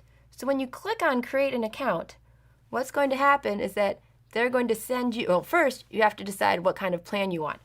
We're going to go with the free plan. We don't need anything special, and you don't really need to probably get updates from GitHub News or anything like that. We're just going to hit continue. All right. Again, no need to share any type of special information about yourself. I'm just going to go ahead and click on, well, skip this step, I guess, because I didn't add anything. And now we can go ahead and get started. The first thing we need to do is we need to create something called a repository. And a repository is a place where you put your code on the web. Think of it like making a folder on your desktop. Maybe you've made a folder called HTML where you've been putting all your files. This is the name of the folder that we're going to put up on the web. So this is very important that you follow the rules very exactly. The first thing I'm going to do is I'm going to go up to the very top corner and you'll see a plus. When you click on the plus, there's something that says New Repository. And this is the point where it's going to stop and ask you to verify your email address. I'm going to go ahead and do that now. 3, 2. Once you verify your email, it should bring you back to this page. So I'm going to try clicking on the plus again and saying New Repository. All right. This is where it's very important. This repository name has to be the same as your account name. So in my case, it's Web Designer for Everyone .github.io. In my description, I can go ahead and put something like the website for web design for everyone. And the second thing you really want to make sure you do is click on this little button down here that says initialize this repository with the README. Okay, that's it. I'm going to click create.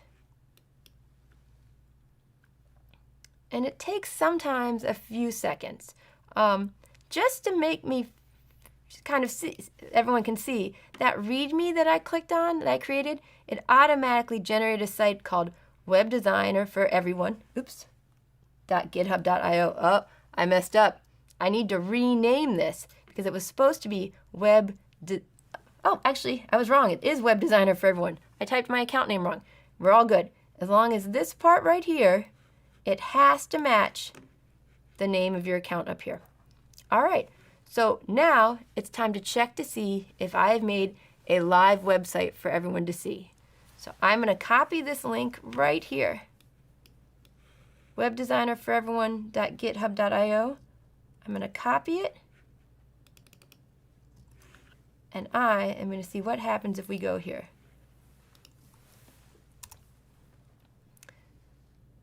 And look, I actually have a website that's live to everyone. I didn't have to pay for anything.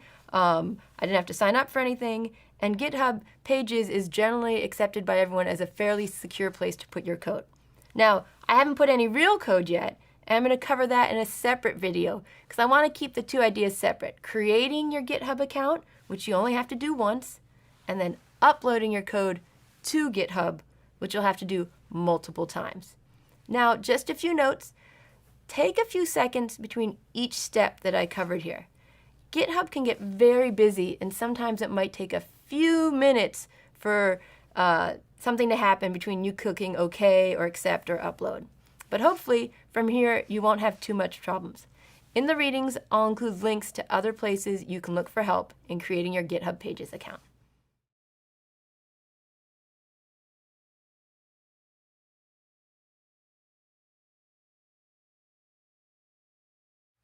So let's say you've come up with a pretty nice site. In fact, I've got one right here. I'm going to click on my index.html file, and I've got some images in it. I have a special file called CSS that you might not be familiar with yet, but that's okay. But let's just see what my site looks like. Here we go. Here's just a little page I made about me with a little bit of formatting. But if you check and you kind of look in the upper corner, you can see that this site is not live. The fact that it says file : forward, I can't share it with other people live. I can email them my code. I could say to somebody, oh, look, I made a web page. And then I could send them this file and all the images and everything like that. But that's kind of a pain. So let's try to make this site go live on my GitHub Pages account. So go back here to my GitHub account, which if you haven't created yet, that's okay. I've got another video. Go create your account and come back here and meet up with us. But other than that, I'm going to make my first kind of live account. Once again, I'm going to go up and do a plus for a new repository. Basically consider it a new folder full of code. Last time, I needed to be very careful with my repository name. Not this time. I'm just going to call this one, let's say, sample, S-A-M-P-L-E. I try very hard to keep it to all lowercase. You can include the little like dash, but no special characters. So I'm just going to leave it as sample. Very important, I'm going to click on initialize this repository with a README. I'm going to click on that, and I'm going to click on create repository. So GitHub right now is creating a new site for me to upload my code. Now, people who use GitHub for, I'm going to say, like real, are actually doing a lot of things from command lines, and they have to memorize a lot of stuff. We're not doing that. We're just using GitHub Pages to host our code. So let's click on Upload Files. Now, here's a tricky part. If I were to click on Choose Your Files, I could do that, and I could kind of go through and pick, well, I need this file and that one, but it won't let me upload entire folders. See, if I click on CSS and I click on Open, it's like, oh, is this the file you want? And I don't want this. I want everything, not just files. So I clicked on Add. What I'm going to do is go over here, and I'm just going to go back up one. And I'm just going to drag this whole folder over all at once. And this is going to let me upload as many files as I want. The next mistake I make all the time is that I forget to go all the way down to the bottom and say commit changes. All right. So this is the first step out of 2 steps of making your site go live. The first step is just to upload your files. Again, this may take a few minutes to complete. So while that's going on, I'm going to go up. Oh, there we go, done. I'm going to go up. So what I'm going to click on now is I'm going to go up and click on Settings. All right. Now, what I need to do is I need to say, hey, if somebody wants to see my site, I don't want them to see my code. I want them to see my actual page. So I'm going to go back down here, and I'm going to scroll down. Sorry, I figure out how to scroll down on this mouse. And what I'm looking for is a site that says GitHub Pages. Go to None and choose Master Branch and save. All right. You never really know if it worked or not. So I'm going to go back down again, click over here and go back down. And if I go down to GitHub Pages, it will now tell me, hey, your code is now right here. So I'm going to click on this. And it's not uncommon for it to say, hey, you don't have anything yet, or something like that. So what I'm going to do is I'm going to go back to my code and say, okay, what was the name of that folder I dragged up? Oh, it was sampler. Okay. And what was the name of my file? Hopefully, it was index.html, and it is. Great. I'm going to go right here. And now, when I click, I got a 404 error. Don't worry, that's going to happen a lot. First thing to check is, did you put in a typo? Yes, I did. I wrote sample instead of sampler. So let's put that R in there.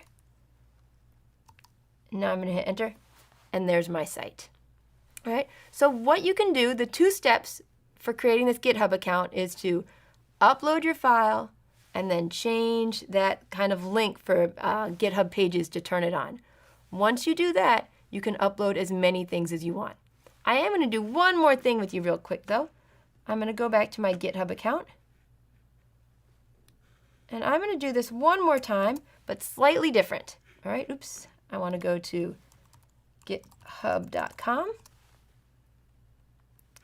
I'm going to make one more repository. I'm going to call this one sample2. And this time, I'm going to forget, and I'm not going to click on this README. I'm going to click on the repository. Oh, well, now there's no place for me to click on that upload files, and you feel kind of stuck. If you forget, just scroll right up to the README link on the page, and you click on it, and it automatically creates the README. I'm going to go down. Just so you know, commit new file is the equivalent of save files for what we do on our desktop. So now I can upload files. I'm going to do it one more time to show you another, probably easier way. I'm going to go back here. Before, I dragged the entire sampler folder. This time, I'm just going to grab here. They're all uploading. I'm going to click on Commit Changes. While this is happening, I want you to think, all right, what was that second step? What was that next step she said I had to do? And that step is to go into Settings and add the GitHub Pages. So let's go up to Settings. Oh, it's going to, right here. Scroll down.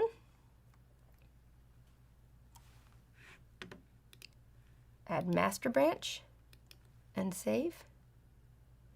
And then, since I want to be a little lazy, I'm just going to scroll down here again and be like, oh, great, here's the link to my site. I'm going to click on it. Again, when you get the 404 error, there's usually 2 reasons. Either you spelled something wrong, which isn't the case here because we clicked on it. We didn't type anything in. Or you need to give GitHub a few more minutes to upload everything. Or the third one is sometimes, I'm not, to be honest, exactly sure why, but sometimes GitHub seems to almost forget to look for the index.html file. So I'll hit enter, and there we go. So GitHub Pages is a great free way for you to host your code and share it with everyone who you think will be impressed with your incredible work.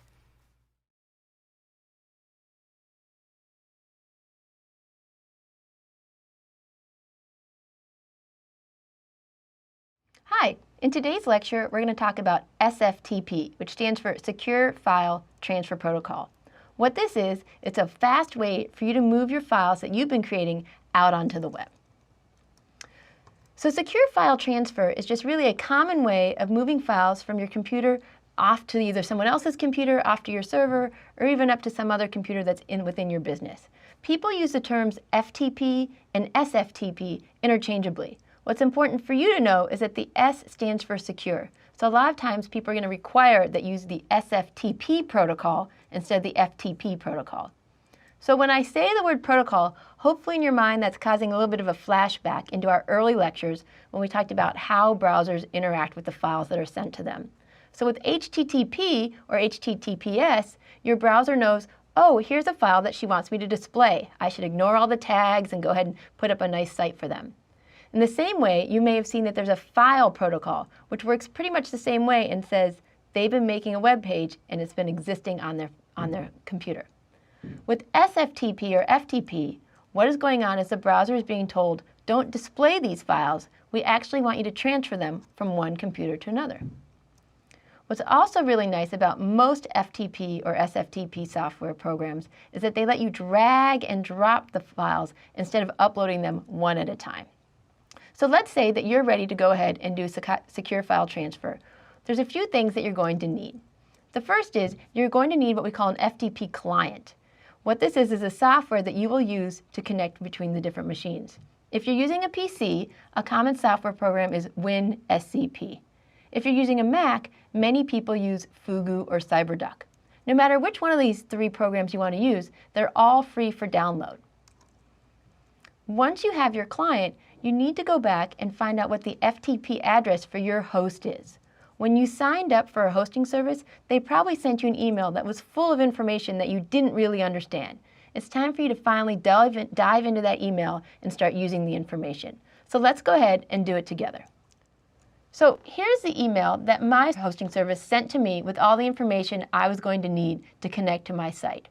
Now, if you look, I have different things such as my account details and the site administration that tells me how I can connect if I was going to use something called cPanel. But since I'm using FTP, or in my case SFTP, what I need to know is the address, the port, and then there's also my username and my password. In many cases, they don't specify a port, but my particular hosting service did. So let's go ahead and copy this, and I'm going to log on with CyberDuck.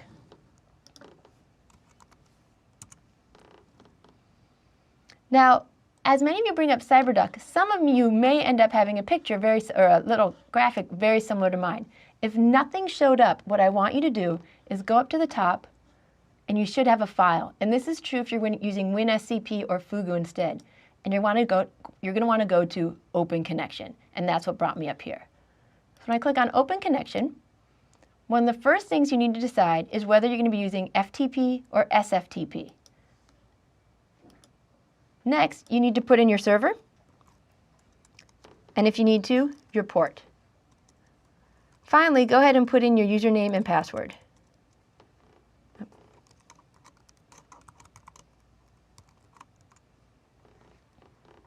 Hopefully, you've remembered all that information and the connection's going to pop up for you. Don't be surprised if you forgot once or twice what that connection is and if it pops up a warning. All right, once your window pops up, you're going to see that you have a few different folders. These different folders contain different information that your hosting service may or may not want to be shared. So for instance, think about any website that you go to, such as Facebook, Amazon. What's going on is that there are a lot of files that are going into building these sites, but they only want you to be able to see some of them. And those files that they want you to see, they need to reside in the public HTML folder. So when I go in here, what I want to just warn you about is that when I click on the public HTML folder and you click on it, it's going to look very different. The reason for that is that I've already uploaded a lot of files, and for you, it's most likely that the only file that's in there is something called CGI bin, and you want to just pretty much leave that one alone. Now, what you want to do next is start dragging and dropping some of the files that you want to see. So let's go ahead and look at a site that I can use as an example. I'm going to go ahead and bring this open. And it's just a little site I have about Ashtabula. It's got a picture and a couple maps on it. And if I go to the intro website, you can see that it doesn't exist there. There's nothing there. We get a 404, which means, hey, you asked for this file and it doesn't exist. So let's go ahead and move those files over using CyberDuck. So all the code I want to upload is over here. It's in a folder called Ashtabula. With many other services, I would need to go in and upload each file one by one. But instead, I'm going to drag this entire folder over and drop it in. By the way, when you drop it in, make sure you're dropping it in right into public HTML, not into a subfolder if you have one, not into CGI bin. Great. So there's Ashtabula. Let's try reloading my folder. And you can see that I come very close to success. I've got the two maps, but the top picture is missing. Instead, all we see is the alt text. It's basically saying, I can't find that picture. So let's take a look and see what it's supposed to be looking at. I'm going to go to right-click, Inspect Element, and you can see it says, hey, I cannot find this picture down here. You're asking me to upload something called harborjty.jpg. I don't know what that is. All right, let's check out CyberDuck. Here's Ashtabula, here's images, and you can see, oh, but the picture's right there. But if you look really closely, you can see I used lowercase h over here and an uppercase h over here. I need to change the code. There are two ways you can do that. You can either edit it right within here, or you can change it on your computer and drag it up again. Let's go ahead and just edit it right here. Oops. Actually, that's not, because that's the picture. What I really want to edit is the HTML file. I'm glad I made that mistake. Keeps you from making it yourself. So I'm going to change this lowercase h to an uppercase h, save it, and let's try reloading. Boom. Success. We've got the file just as we wanted it. Now, anytime that you change a file, you're going to have to remember that any changes you make, you need to drag and drop back up. All right? So that's one of the main reasons people have trouble with FTP, is that they forget what they've uploaded and what they haven't. That's why I really like the ability to drag an entire folder over one at a time, as well as individual files. Let's go ahead and review just a little bit. You can upload your files many ways. You can use cPanel, you can use Fugu, you can use CyberDuck, you can use WinSCP. There isn't a single right way to do it. But the most important thing is, before you can go ahead and use any of these software tools, it's important for you to know your login information. So hold on to that email when your hosting service sends it to you. You're going to be really glad you did. Good luck.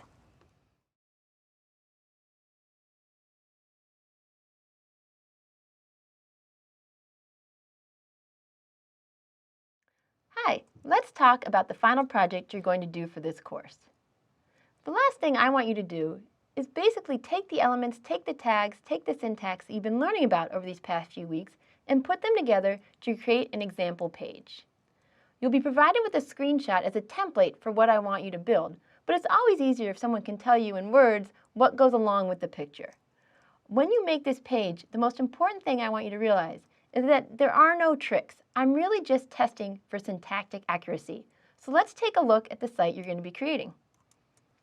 Here's the site right now. Depending on what size screen you're looking at, it can look really different. So just for fun, I'm going to resize my browser just to give people an idea that I really haven't styled this to do anything particular. When I make it smaller, things move around. I don't care where things lay out on your screen. I'm more worried about the fact that each element is there.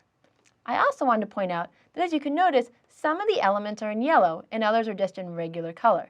Anything that's in yellow is something that you should change specifically to you. So in this case, I have Colleen Van Lent in yellow. You should really use your name instead. I have a list of my favorite foods. I really want you to pick your favorite foods. I've got a little thing along the bottom that says progress and life goals. Again, pick your own value. So every place that you see yellow, I want you to change to your own particular interests, names, values. Okay? The other thing I want to point out is right down here where you see the more about me, this is actually part of a details tag. When I click on it, you can see that it opens and closes. And this is another place where I want to put more information about you, not about me. Now, if you were looking at my site on Firefox, or if you're developing in Firefox, I just wanted to let you know that this tag doesn't work. Instead, it would always show up as open. That's fine. If that's the type of browser you've been testing on, continue to do so. I just didn't want you to get worried when it didn't seem to open and close like for everyone else. All right? So go ahead. You're going to make sure that you have a header up here, a navigation bar here. This is one section and another section. And again, the picture may seem big or small. I don't really care what it looks like. What I care about is your ability to write HTML5 code. So good luck as you write your code. I know you're going to do great, and it's important to just take small steps and get each one to work individually.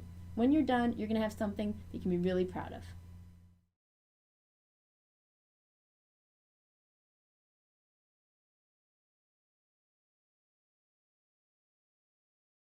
Hi everybody. I'm not sure if I should say welcome back or goodbye because this is the end of the class. I know that you might be a little bit surprised, like, what? That's it? I don't feel like I'm ready to be a web developer yet. Well, I'm here to tell you you're not ready to be a web developer. But what you have learned is that with the exception of a few things called forms and a little bit about graphics, you have learned the bulk of the HTML5 tags. You've learned their syntax and their semantics. All right? With that information, you are now ready to go off and learn even more about the areas that really interest you in particular, whether that's design, accessibility, user experience. And it's very important that you had this basic understanding before you go on to these other ideas. So let's think about some of the things you learned. One of the first tools that's now in your tool belt is that you can view and edit files and code, which is something a lot of people have difficulty with. You can use that editor to modify an existing HTML file. You can create one from scratch. There's a lot of different things that you can do using the editors that you've now mastered. You also know the different options for opening a file. I'm not sure if you remember, but just a few short weeks ago, when you saw an HTML file, probably the only thing you could do was open it in a browser. Now you know how to do many more things than that. You also are at the very beginning of learning how to evaluate for accessibility. From the first step of viewing other people's source code and looking for those semantic tags, you know the importance that these tags have for people who want to access your page. You also have the ability to go to thevalidator.org to check for well-structured syntactic code, or to go to WebAIM to check for that semantic structure that people may or may not be using in their code. Again, the ability to evaluate accessibility is something that we really need more and more people to know. Finally, you also hopefully know how to publish your site, or at the very least you know the basics if you do decide to publish in the future. You know about domain names, you know about hosting, and you know that you really don't want to buy that one domain name they keep trying to sell you in the Super Bowl unless you're also willing to buy a host. You've also achieved some familiarity, no matter how small, with so many systems that are out there. You've learned about cPanel, you've learned about FTP, you've learned about different browsers, and you've learned about different types of editors. And this is all information you can use to expand your knowledge in other areas. So what should you do next? If you found this course interesting, what you really want to do is you want to practice your skills. Keep writing code, keep using tags. If there's a tag you're not sure about, that's especially the one that you want to practice with. You want to get comfortable with multiple editors. If you've been using Notepad++, try Sublime. If you've been using Sublime, try Text Wrangler. Keep working with different editors, and while you're at it, try different browsers too. Try uploading your code. If you didn't host your site, I really encourage you to find a free hosting service and try putting it out there. Because once you can share your code with other people, you get much more motivated to do new things. And finally, the most important thing you probably want to do is learn about cascading style sheets. Cascading style sheets is the method you're going to use to take your plain, everyday HTML file and make it look like something really special. Of course, I happen to be offering a course in CSS3, and I hope you'll join me for that. But if you decided that you just don't have the time to do that, I want to let you know that when this course is over and after you've submitted your final project, I will be sending you a link to what I call my secret lecture. And in that secret lecture, I want to show you ways that you can style your page in very simple steps. And I hope it's something you'll enjoy and help you to continue your journey into HTML5.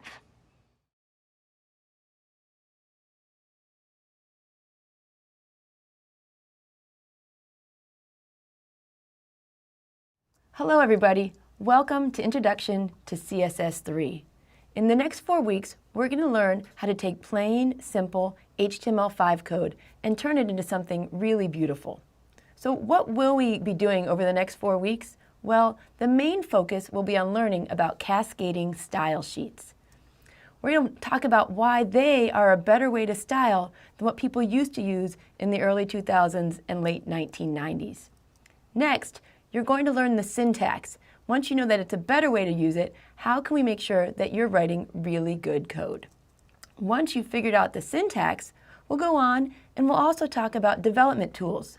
When you do web design, it's very rare that you just sit there and you code and you don't look to the left or look to the right or go look on the web. Instead, you're going to be using other tools to see how you can change your code without actually having to write the code beforehand.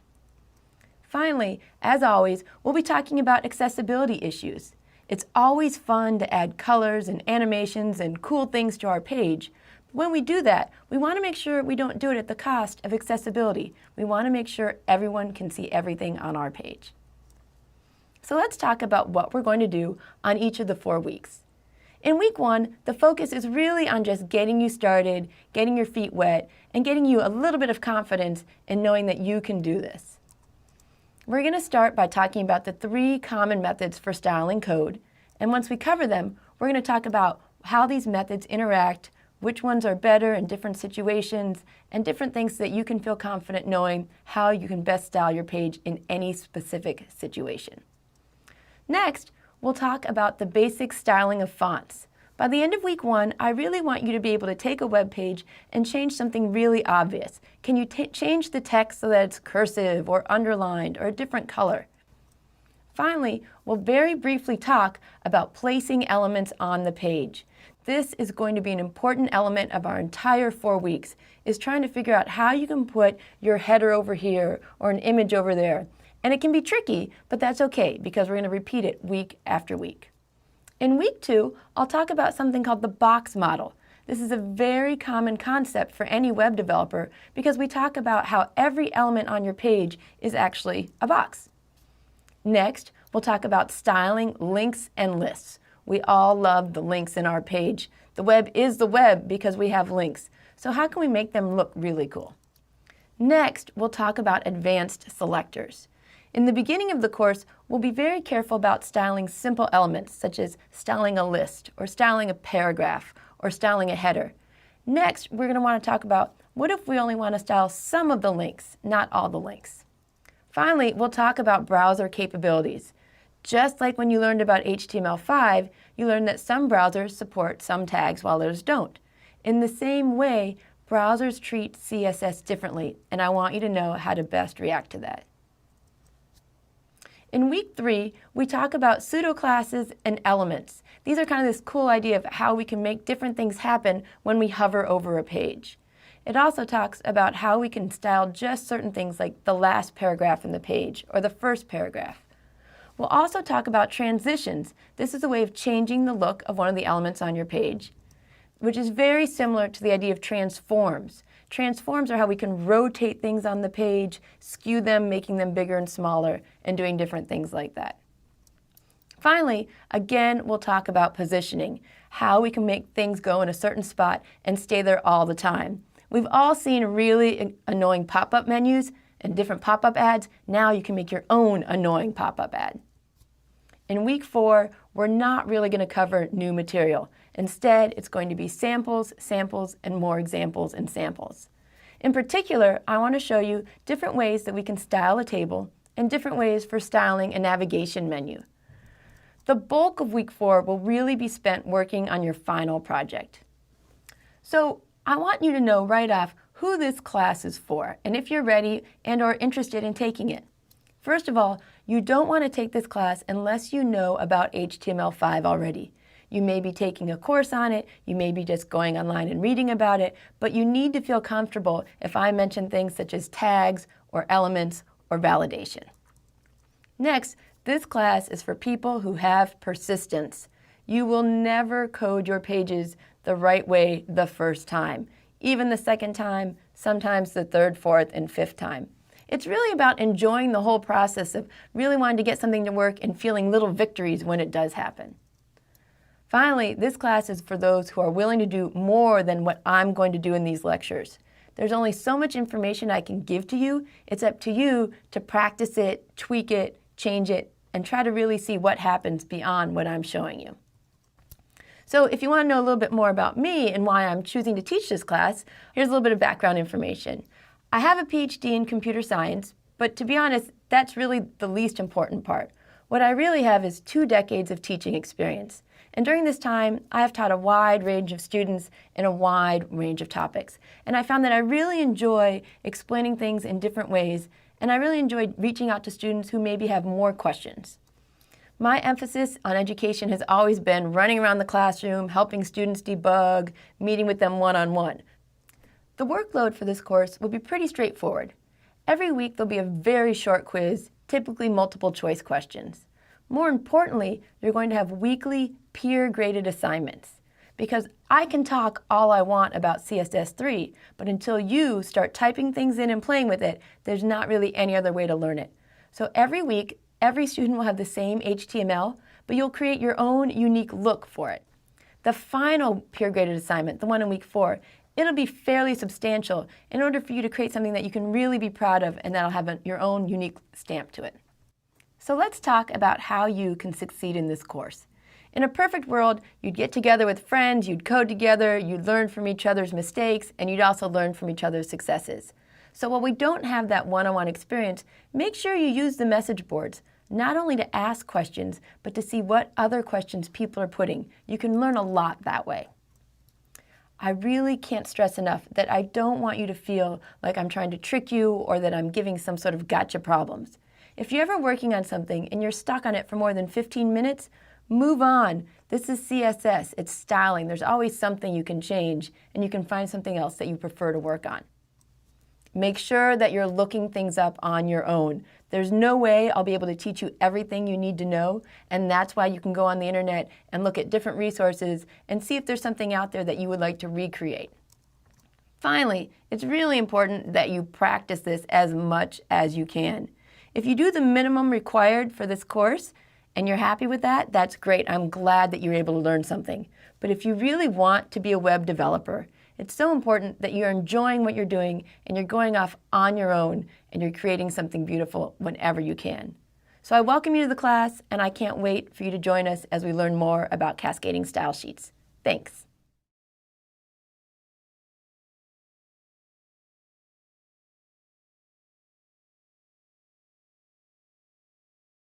Hi. Welcome to our first truly technical lecture in our CSS course. It's about adding style to your pages. If you've come to this course with me from my HTML course, I know that you can make general HTML files, but up till now, you may not have styled them at all. What I want you to know before we even begin styling and you start putting your own little twist on the pages is that the same HTML file may look different when viewed on different browsers. And there's a few reasons for that. First, some tags aren't supported in some browsers while they are in others. So if you've ever used the details tag, you can see that sometimes your page will have little arrows or different little markings on them, and other times it won't. So that comes down to tags that are supported. But also, every single browser has its own different default style. And what that default style says is, this is how I want my H1 headings to look, or this is how much padding I want around my paragraphs. So if you go to the exact same page on different browsers, it may be hard to tell, but you'll see tiny little differences in how things are made. But in general, this default look is really plain. And most people I know, they don't want their pages to look plain. They want to put in some style. So let's begin looking at ways you can do this. One way to add style is to think about adding it directly into the tags. Now, as HTML evolved, we went from having tags that were distinctly about color and different centering and different things like that to saying, no, we don't want tags that have to do with style. We only want tags that have to do with content. And people said, okay, we can do that, but I want to make it pretty. So how they did this is they added style attributes. So in this case, I've taken an H1 tag and I added the style attribute and simply said color blue. And what this is going to do is it's going to make this particular H1 heading have blue font to it. So it's very simple. It's a nice way to kind of just go in and add simple styling to your page. However, this still kind of breaks our rule of wanting to separate content from style. Because if you want to change it to say red or green or something like that later, you're going to have to go in and change the tag because you have to change the attribute. So I really tried to go out of my way to not use this at all and instead get in the habit of doing things the right way. And the right way to style your pages is to use CSS. Cascading style sheets are basically a way for you to write rules that say how you want to style all the paragraphs, or how you want to style all your headings, or how you want to style some of your images. It's a really nice, specific way that everyone can follow to make these styling choices. And the rules are set up like this. First, you have to put down your selector. And selector is just kind of a fancy way of saying what it is you want to style. In our case, we'll start off by just giving the selector different tag names, such as H1 or paragraph. Once you define which tag you want to style, you say which property it is you want to change. So we can look at things such as color, background color, how much space we put around it. We're going to cover all of those. But for right now, we're going to start off really simple and deal with colors. Then you have to give each property a value, saying which color you want it to be. So on one side, we have the very generic how we write a rule, and on the other, I've written a very specific rule that says, hey, whenever you see an H1 heading, I want you to make the font color blue. So we've done exactly what we did when we embedded using the style tag, but now it's very generic, and we're not talking about a specific heading. We're not talking about a specific tag. So when you write these rules, the syntax is very important. A lot of times when you write HTML, the browser's really nice to you, and if you forget to close a tag, it says, that's okay, I know what she wants me to do, and it'll go ahead and put the page up anyway. When you're doing CSS, if you're sloppy with what we call your syntax, you're going to get in trouble. So the brackets and the semicolons are very important. So let me show you again. When we go back here, you can see that I've got a beginning bracket and a closing bracket, and I've got this semicolon right at the end. You need to remember to include those. And one of the reasons I talk about this is that when you start writing your code, when you pick a good editor, and most editors are pretty good, such as Sublime or Text Wrangler, Text Edit, Notepad++, they will put colors in for you. So all of a sudden, if you're looking at your CSS rules and you're like, whoa, I kind of expected things to be different colors, but instead everything's white or everything's red, it kind of gives you this hint that you've messed up on your rule syntax. In the same line, I just kind of want to throw in here that when you're writing your rules, you can put comments in to kind of help you debug and help you explain to yourself what you're going. And this is how comments are done in CSS. You just do the /*/ again. So what happens if you want to do more than just one property? What if instead of saying just you want the color to be blue, you also want the background color to be yellow? Well, no problem. You can have as many property value combinations as you want. You just need to remember to separate them with semicolons. So in this case, again, I've set the color to blue and the background color to yellow. All right, so now that you know how to write a rule, how do we actually get them to work? Well, there's two ways, and the first way I'm going to tell you about is called using an internal style sheet. So as you can see over here in my code, I've got the basic template of our file, and inside the head tags, I've put this style tag in. That's where you're going to want to put your rules. They're defined right within that style. So now, inside the style tag, I've added the H1, the color blue, and I've ended my style tag. So what happens now is that when the browser opens your page, it gets to the head section, it says, oh great, she wrote some rules, let's see what she wants me to do. And it's going to know to go through your page and apply this rule to all the H1 tags. And if you have multiple rules, including paragraphs, images, things like that, it's going to know, I want to apply this to all instances in the entire file. Okay? Now, there's a really good chance you're going to mess up, because I do this 80% of the time when I'm developing in class. And what I do is I forget to close this style tag. And if you forget to close that style tag down at the bottom, well, actually your page may end up being blank. So don't freak out when you first start doing this. If your page is blank, it probably means you forgot to close the style tag. All right, so internal style sheets are really nice when you're just trying to style up one page, all right? And I often do it just so I can keep all my code in one file instead of going back and forth and back and forth. But imagine that you have a site where you're going to have 10, 20, 1,000 different pages, and you want them all to have a very consistent look about them. You don't want to have to go in and say if you want to change a color, you don't want to have to go in and open every single one of those files so you can change the color to red or green. Instead, what you want to use is you want to use something called external style sheets. The way it works with an external style sheet is that you put your rules in a different file. So you open up a file, you're going to save it something such as like my style with a .css file extension. So now the browser knows, oh, everything in HTML, that's the content. Everything in .css, that's the layout. Now, when you make your external style sheets, it looks just like we just did in the internal, except for you don't use a style tag. Then, once you've put your rules in a separate file, all you need to do is add a link into the head section. So in this case, I've gone in, I've put my link, I need to let it know the relationship is that it's a style sheet, and you have to remember to put the file name. So once again, this is where it's going to be really important that you're naming things in ways that they make sense to you. Okay? You can link to as many different style sheets as you want. Most of the time, we start with one. So now that we've had that style sheet, every single file that links to it will all share that style sheet.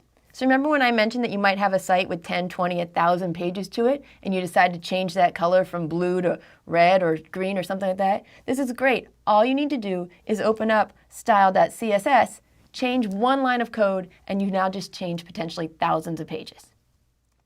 Okay. So let's talk for a second about this idea of cascading style sheets. What does it mean that we're cascading? Well, when the browser goes to make your page, the first thing it's going to look at is go, all right, maybe they're not telling me anything. How do I normally make H1 headings? How big do I make that font?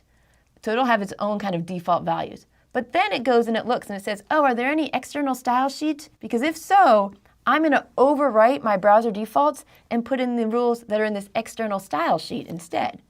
Next, it's going to check for internal style, that style you have in the head section. Because in general, the browser thinks, maybe there's something really special about this particular page, and he or she wants me to do these rules instead. Finally, any of those inline styles where you use the attribute tag, those are going to have the highest precedence of all. So it can be really confusing because you might start writing up different rules and you can't figure out why some are working and some aren't. This is where the cascading part comes in again. First it looks at defaults, then external, then internal, and then inline. Which is why really you want to avoid using any inline style because it pretty much nullifies all your styling rules. All right, so we know how those four go, but what if you have a selector and you've linked to 2 or 3 different style sheets and that same H1 has been defined to be blue and green and yellow, but in different files? How does the browser know what to do? Well, how it works is that the rules from the most recent file have precedence. And what I mean by the most recent file, it means it goes up into the head section, it goes 1, 2, 3, and it kind of looks at what order you listed them, and the last one you listed is the one that's going to have precedence.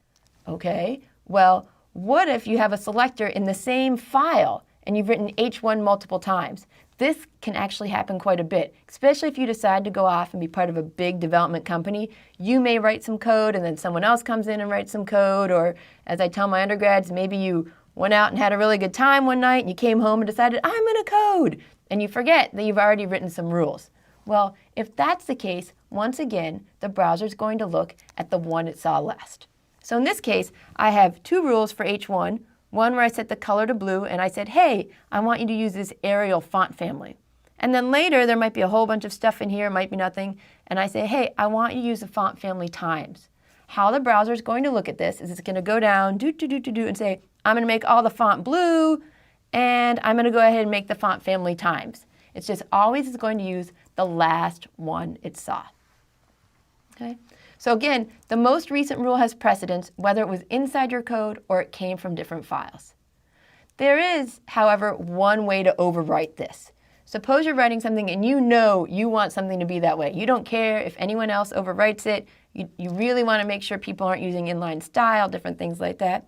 What you can use is you can use the important attribute right here. So in this case, I've got family, Arial, and I've got important right here.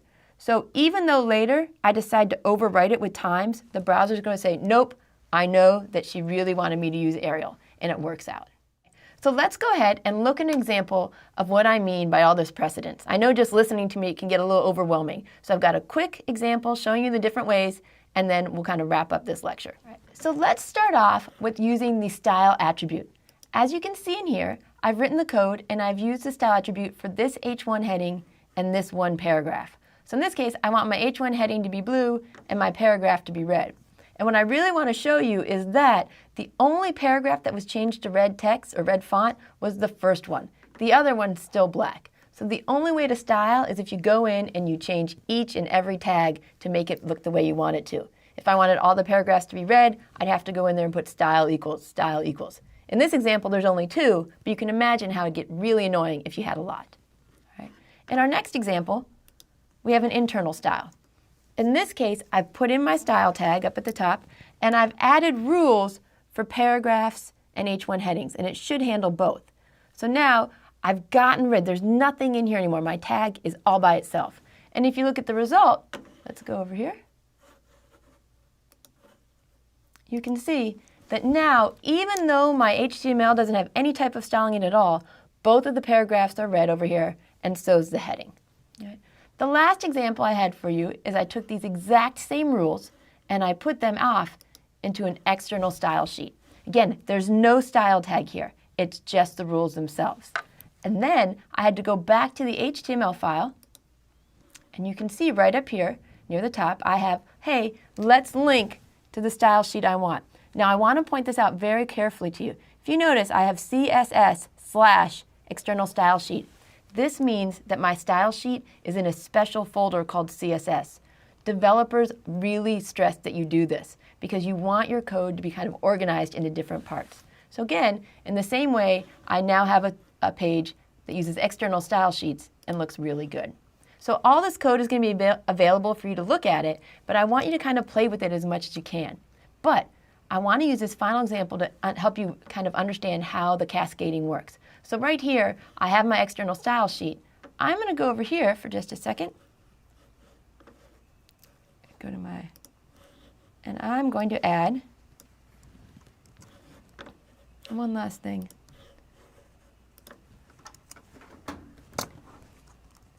Sorry, this is going to be awkward.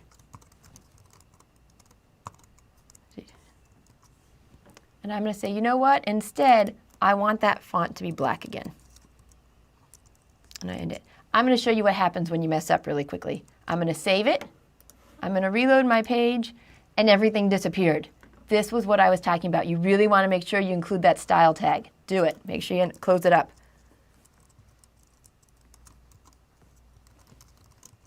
All right. So now, what I have going on here is my browser has its browser defaults. It has its external style sheet, and now it also has an internal one. So let's see what color it's going to be, if it's going to be blue or if it's going to be black. And as you can see, it's black. So as you start styling, it's going to be very important that you look at different ways for separating your content from your formatting, as well as looking at the different ways that you can do that formatting. So one of the first things I want you to think about is how this idea of external and internal style sheets really plays into the separation of content from formatting. And at the same time, I want you to understand that we don't always follow every rule. In the beginning, we always have to start with really, really simple examples to kind of help you guys solidify what's going on with CSS. So I'm just going to end this now with a brief demo from an example that they have at csszengarden.com, because I think it really brings home the idea that CSS can be very powerful. So let's take a look. So at this site, CSS Zen Garden, they've actually done a really great job of showing all the different ways you can format an exact same file, but in different ways. So up here, if you take a look, you can see that this is one person's style sheet for decorating or styling this document. Now, without changing any of the HTML at all, someone else came in and said, hey, you know what, that's nice, but I'm going to style it this way. It looks completely different. It's the same exact HTML, but it looks completely different.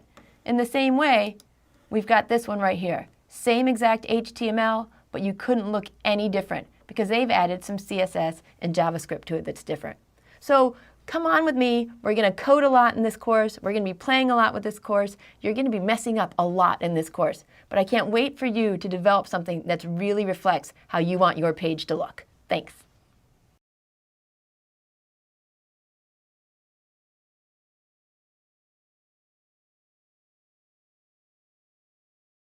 Hi, in today's lecture, we're going to be talking about colors. Before I really jump in though, I just want to remind you that I'm a computer scientist and art and design are not necessarily my core background. In fact, I'm pretty bad at it. So what I'm going to be talking to you about today when I talk about colors is the best way to code up colors. Instead, when you're really looking for advice on what the best color schemes are going to be, I'm going to direct you to different places online and let you use your own expertise to kind of figure out what goes best with each other. But let's begin with how we use colors on your web page. We talk about the 3 different basic color conventions, the main ones that people use. Conventions is just another word for suggestions. It's not a rule. You don't have to follow the rules I'm going to give you. It's just the way that most programmers program so that they can understand what you're trying to do when they look at your code. One way that you can add color is to just simply use the English words, blue, red, yellow, etc. these work and they'll show up fine on your page. The problem is that it's not consistent across the pages. What's yellow to one browser is not the exact same shade of yellow to another browser. So in general, we avoid color names when your final project is coming up.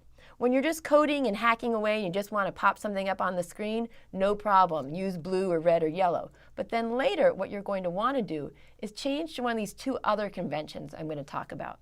The first one is called hexadecimal. Hexadecimal, you might recognize the decimal part. That's how we count from 0 to 9.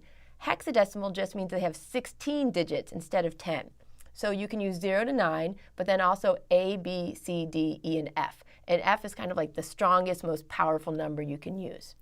When you do hexadecimal, it's always set up the same where you have a pound sign followed by either 3 or 6 digits. The examples I have here for you are 6 digits. And the way it works is that you have a red, green, and blue value. And the bigger the number you put in there, the more red, green, or blue you'll see.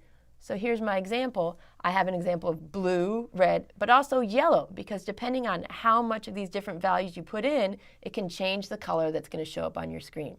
Now, hexadecimal is probably the most common way of doing colors when you look at a lot of people's pages, but another way that's coming up a lot is the RGB. Again, it's the same idea that we have red, green, and blue, but instead of using these kind of strange hexadecimal numbers, the 0 to F, instead you're using numbers between 0 and 1. So here I've done the same thing. I've just done 1, 1, and 1, 1. I could just as easily put 0.5, 0.8, 0.6, and that would change the strength of the color. So here I have RGB 001. One of the reasons that people have been switching over to RGB is that there's another option called RGBA. And for the longest time, I had to really think about what that A meant. And what it stands for is alpha transparency. So you have a fourth value on the end that says, you know what, I want to use this blue color, but I want to kind of make it a little bit see-through. So when it comes up, if I were to actually make it 0, it would be completely see-through. If I were to give it a final value of 1, it would look just like the regular RGB value. Now, one of the interesting things to note is that if you're watching this video right now and there's someone next to you watching the video on their screen, it is absolutely possible that if you look over, it looks different. You need to remember that different monitors can display colors in different ways. All right? So I want to show you an example really quick on the web of how you can see some of these different colors and how they're working. What I've brought up here is my course web page, and it's okay if you can't see it. I know it's kind of small.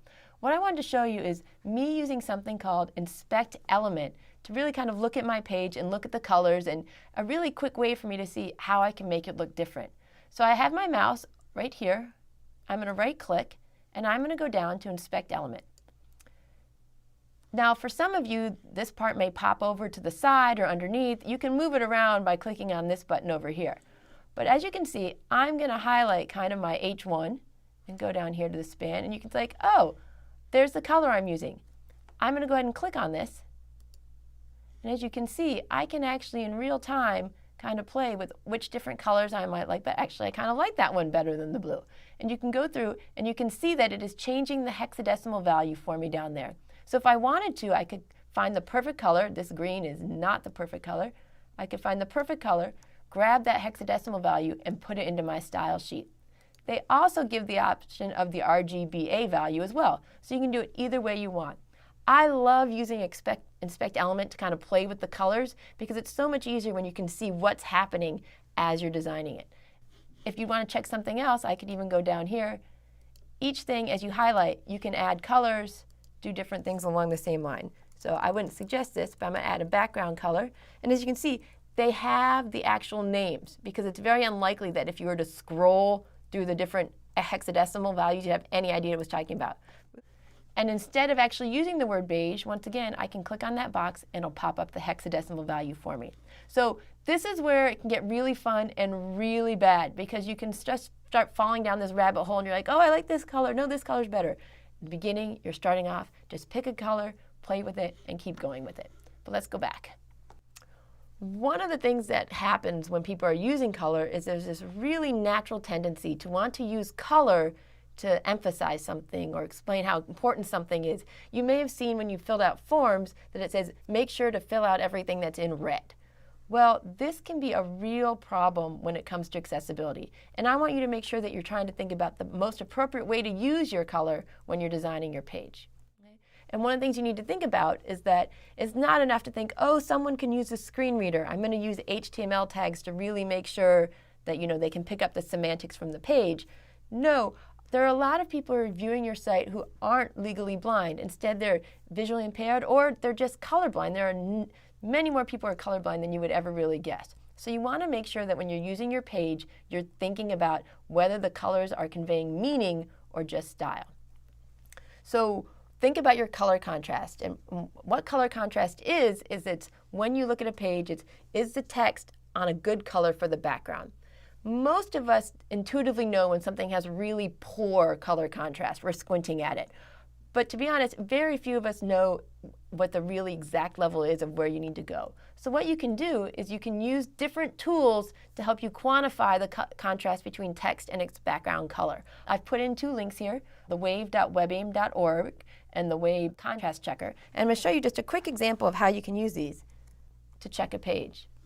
So I go over here, and I've got the wave.webaim.org, and you can go ahead and you can type in any URL you want right here. I'm going to go ahead and put in my own personal web page from UMich, which may change by the time this comes up.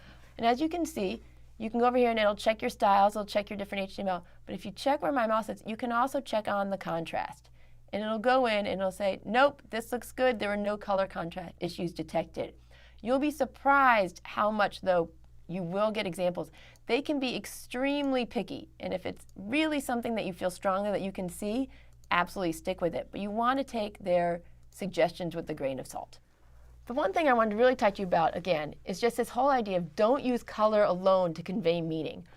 This is a typical kind of bar graph where people use colors to say, hey, this is how much share is Apple iPhone, the pre-palm, different things along that line.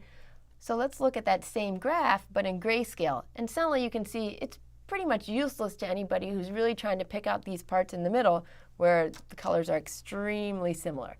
Right? Instead, if you're going to use a graph like this, I'm not saying you can't, I'm saying make sure you provide alternatives. Make sure you've got alternate text or you've got a caption or someplace else where people can link to get this information. All right? So I know I didn't talk a lot about the different colors that you can use or the different colors that go together, again, because that's not really something I need to lecture you about. It's something you can go off on your own and learn. What I did want you to understand is how those different color conventions work. How that you can use hexadecimal or RGB, RGBA, or even the words themselves, but you want to kind of get away from that. Finally, when you're done, when you've got your colors going, don't get too attached to them because you're going to be surprised at how often when you check your site using a contrast checker that what you thought looks really great really isn't something that's accessible to everybody. So have fun with the colors, use Inspect Element. Everyone loves to play with these different design elements of your page. And I hope that you've learned something here that's useful as you continue programming and styling your site.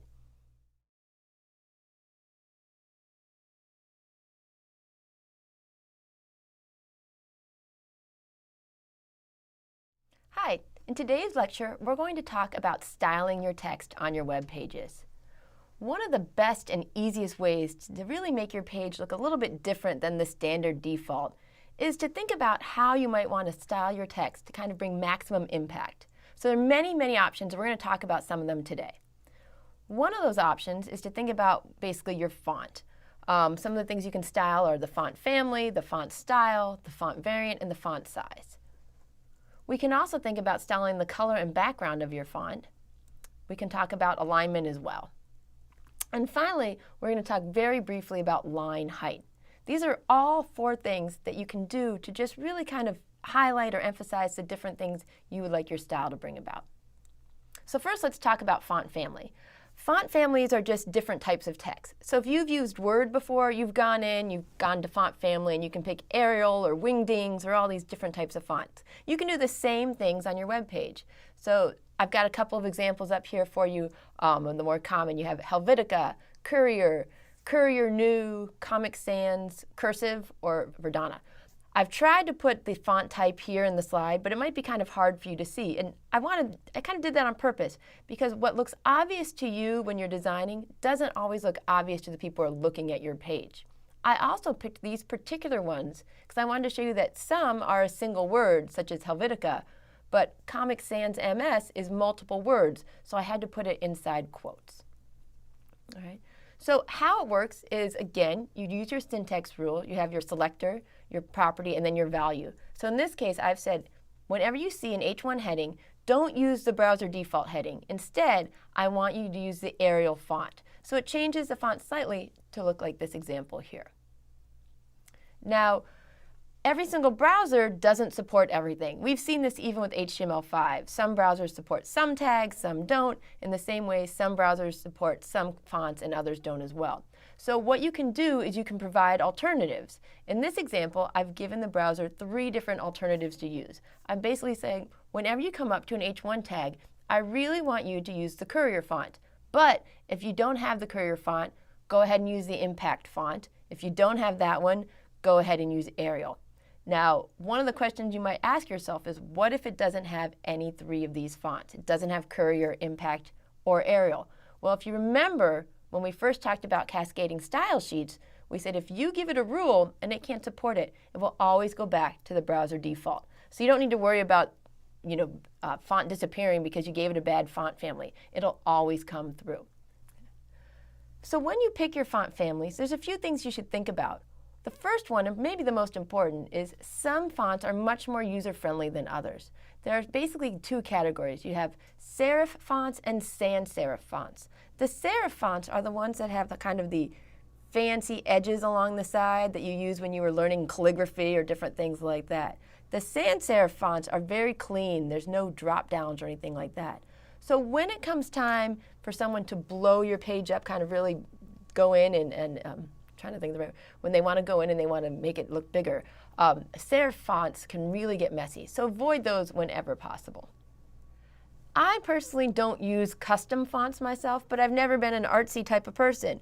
So if you do decide that you want to have your own font or some sort of special web-safe custom font, you need to use something special here called a font face rule. And what we do is, you can see in the first example, you say, hey, I'm going to define my own font face. I'm going to happen to call it my special font. You could call it anything you wanted to call it.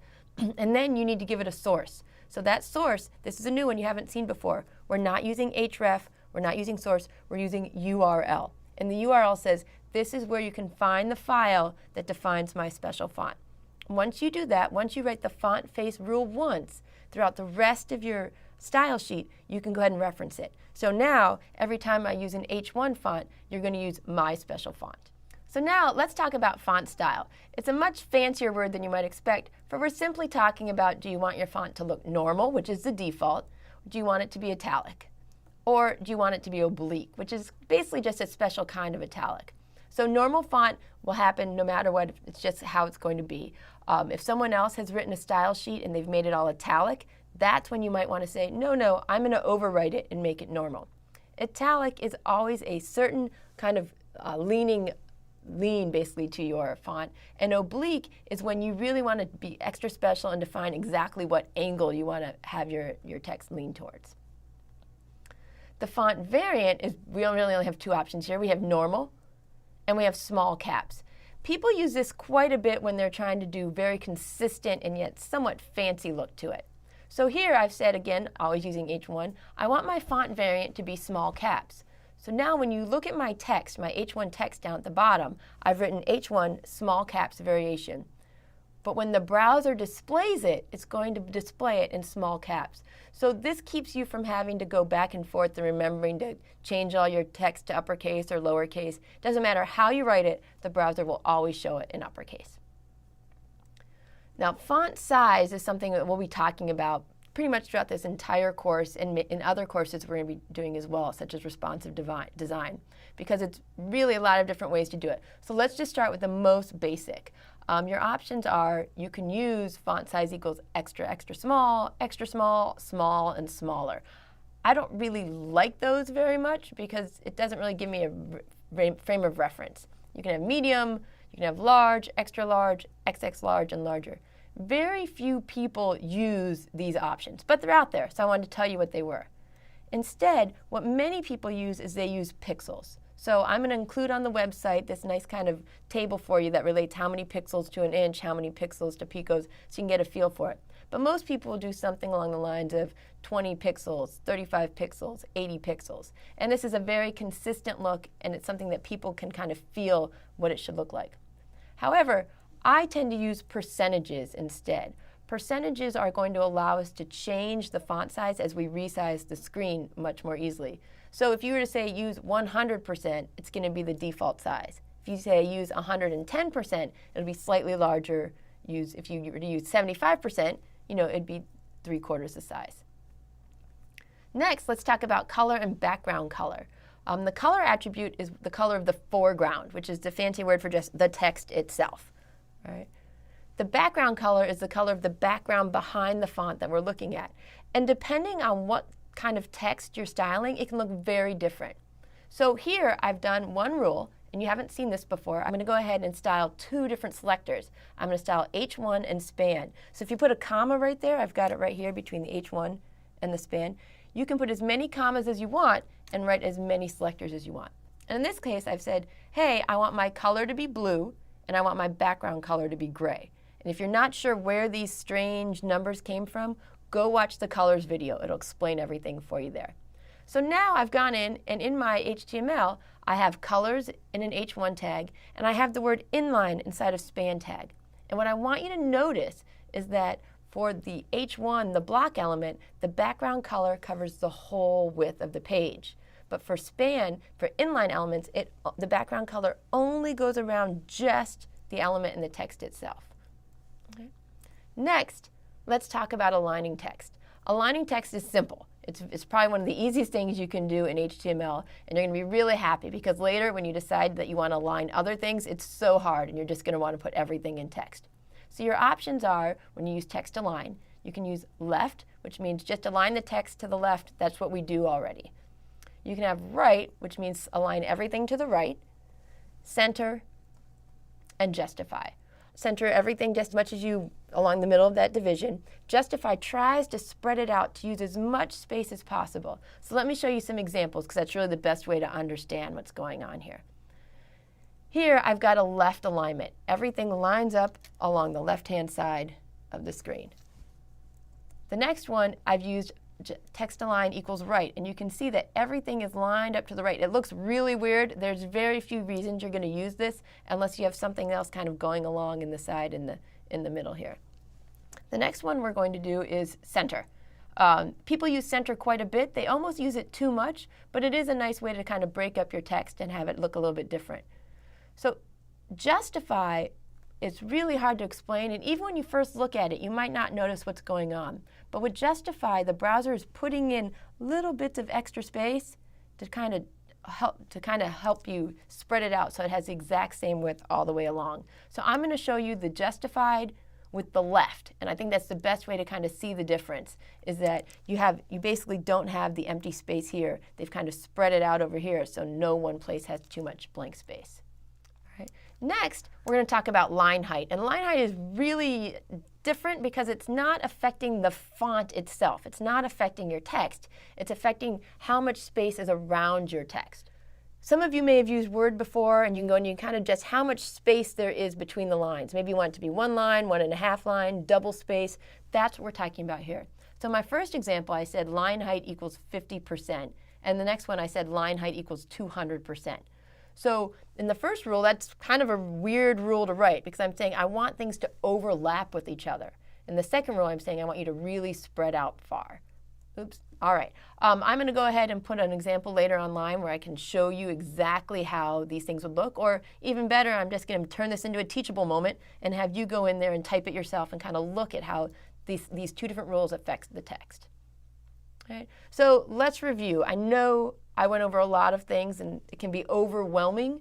So one of the most important things is with everything we do in this course is take 5-10 minutes, type some stuff in, take a look and see what happens. Make as many mistakes as you can because this is the time to make mistakes when you've got me and the rest of the crowd here to answer the questions on the different boards.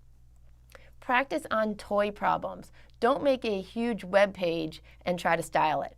create a page with 3, 4 paragraphs, a couple links, and practice on those. Because it doesn't matter. You don't need to practice on a big page. You can practice on the small problems, and it really makes a big difference.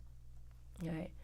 And finally, if you decide that you're ready to code and you are ready to do that large project, make sure you design your larger projects on paper first. I can't stress enough that if you start coding and styling without really having a clear plan, you're just going to get very frustrated and you'll get very frustrated and you'll quit. And I don't want you to do that. So plan all your projects on paper first.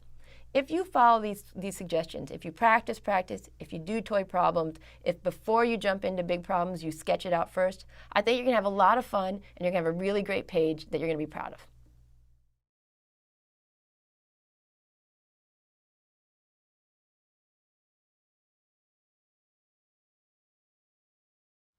Hi everybody, welcome back.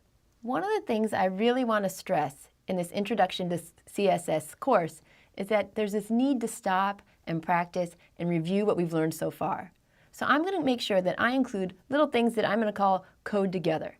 So if you're watching this right now and you don't have your laptop next to you or whatever you're using to code, I really hope you'll stop, go get that, and code along together with me. Because just listening with me doesn't really give you the true experience. You need to type it in and make mistakes as we go along together. Okay, so let's go ahead and begin. What I'm going to do in this video is I'm going to go back to an oldie but a goodie that we did in HTML5, and I'm going to want us to go in together and style it.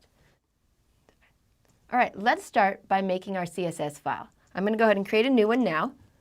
Go up here to File, New File. You can use Command N. And the first thing you want to do is you want to save this as a .css file, because then that way your editor knows to color things the way you want it to color.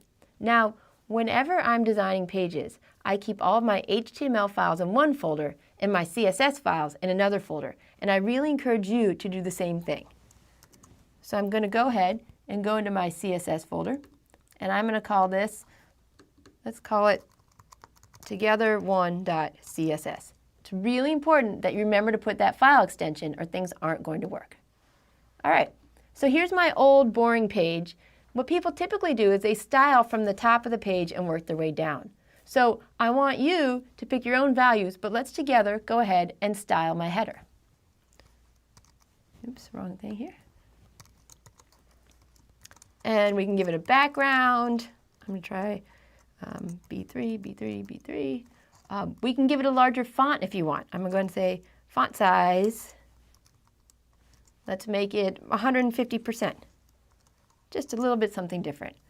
I'm going to save this, and I always really encourage students to make small changes to their code and then check and see what happened. So let's see if we changed anything over here. All right. And so now I'm going to reload it and see what happens. And if you notice, nothing happened. Well, the problem is I didn't link the style sheet correctly to the HTML file. Remember how I told you I always put things in a folder called CSS? I need to include that. All right, come back, reload. Oh, hey, I've got a little bit of something going on there. All right, so now let's go ahead and just add a few more things. I know it doesn't look exactly like my example, but one of the things I want to do next is I want to go ahead and style, let's see, my header. Let's give the entire header a background color. All right, you can pick anything you'd like, and I'm going to pick background. I think I have 666, let's see, 66666. All right. All right, and let's go ahead and I really want to align that text. So I'm going to call it text align center. Save. Refresh. Oh, we're getting there. The page is starting to look slightly different all the time. Now, the one thing that's confusing me is it doesn't appear to like my background. So if I go back, I'm going to realize, oh, I forgot that pound sign right in front. And make 1, 2, 3, 4, 5, 6. Save it here. Refresh. There we go. Now, these colors are really ugly and really hard for you to see, and I realize that. So let's go ahead and play with things to make this a little bit easier to see. Header. Let's go ahead and put in, let's change the H1 so it's a different color.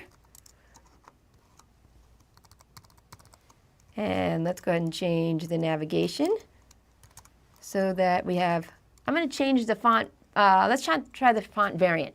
I like the font variant. It lets you put things into uppercase, lowercase, different things like that. We also have font size. I'm still not happy with the size, so I'm going to make it 150%. And the last one I'm going to do is font family. Now, if you recall, with font family, it's very customary to give it more than one value because not every browser supports every font family. So in my case, I'm going to go ahead and try putting in Arial times New Roman. If you have a font that's made up of multiple words, you need to put them inside the quotes. And then finally, just serif. Now, this is how I code. I code making mistakes. I code with typos. To be honest, I rarely code in a button-down shirt looking so uncomfortable. The way to code is comfortably with a Coke and a Hershey bar so that when you're done, you have these celebratory little bites of chocolate. But for now, I'm just going to do the best I can to lead you along. All right, I changed a lot of things. Let's see what happened. You can see, I'm going to make a little bit bigger. We're starting to get there. We've got the background colors. Have the things like that. So let's go ahead and just style a few more things together, and then we'll go on and learn a little bit more. I would like to see you pick your own things for H2. So H2, I'm going to pick a different color. Let's try the same color. 6. And a different background. I'm going to use 00B7EA. So does it matter whether I type it as EA, uppercase, lowercase? It doesn't matter at all. The important thing is for you to usually be consistent so you don't mess yourself up as you're going back and forth. All right, we'll refresh again. All right, it's starting to look much different. This isn't a lot of style. It's only 1, 2, 3, 4, 5 rules, and we already have a much different look. I'm going to go ahead and make the screen smaller because when I put in that font size 150%, it makes a big difference.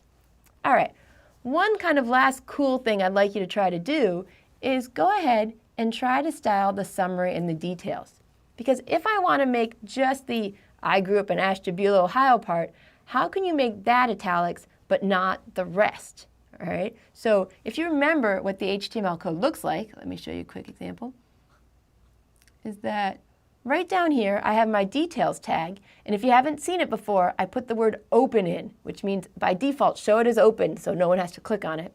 I've got my details, I've got my summary where the my childhood part came up, and then I have all of this part. So if you want to make that italics and only that, how do you do it? All right. What we're going to start with is we are going to style the details tag. And I'm going to scroll up here a little bit so you guys can see a little better, hopefully. And what I'm going to say is I want to make everything italic. And the way you do that is you go and you put in font style italic. Got it? Now this isn't going to be exactly what we wanted because what I've done is I've italicized everything. So now you want to go back and say, but you know what? I don't want the summary. I don't want the summary in italics. Oops, go back here. Summary, and I can say font, font style. Well, how do you make it so it's not italics? By default, most things aren't. You can actually put in the word normal. All right. So that's it. Now we've got this part in italics and this part in bold. For the most part, we're finished, but I am going to add one little thing because it's really common for people to style their header and their footer in a very similar manner. So let's go ahead and style my footer. And what I want to do is I want to give it the same background color that my header had. So background, 1, 2, 3, 4, 5, 6, boom. And there you go. So what we've done now is we've gone from a very simple, basic HTML file, and we've started adding just a little bit of color, a little bit of font size, a little different things like that. Let me show you what the original file looked like again, and we'll look at them next to each other. I'll comment out my style sheet, and I'll open it up. And you can see these are two very different looking pages, but they're the exact same HTML. Okay, great. These are the type of things you're going to need to do for the homework in this section. So practice here, come back and watch me if it helps you out a little bit getting over humps. But the important thing is code, code, code. Good luck.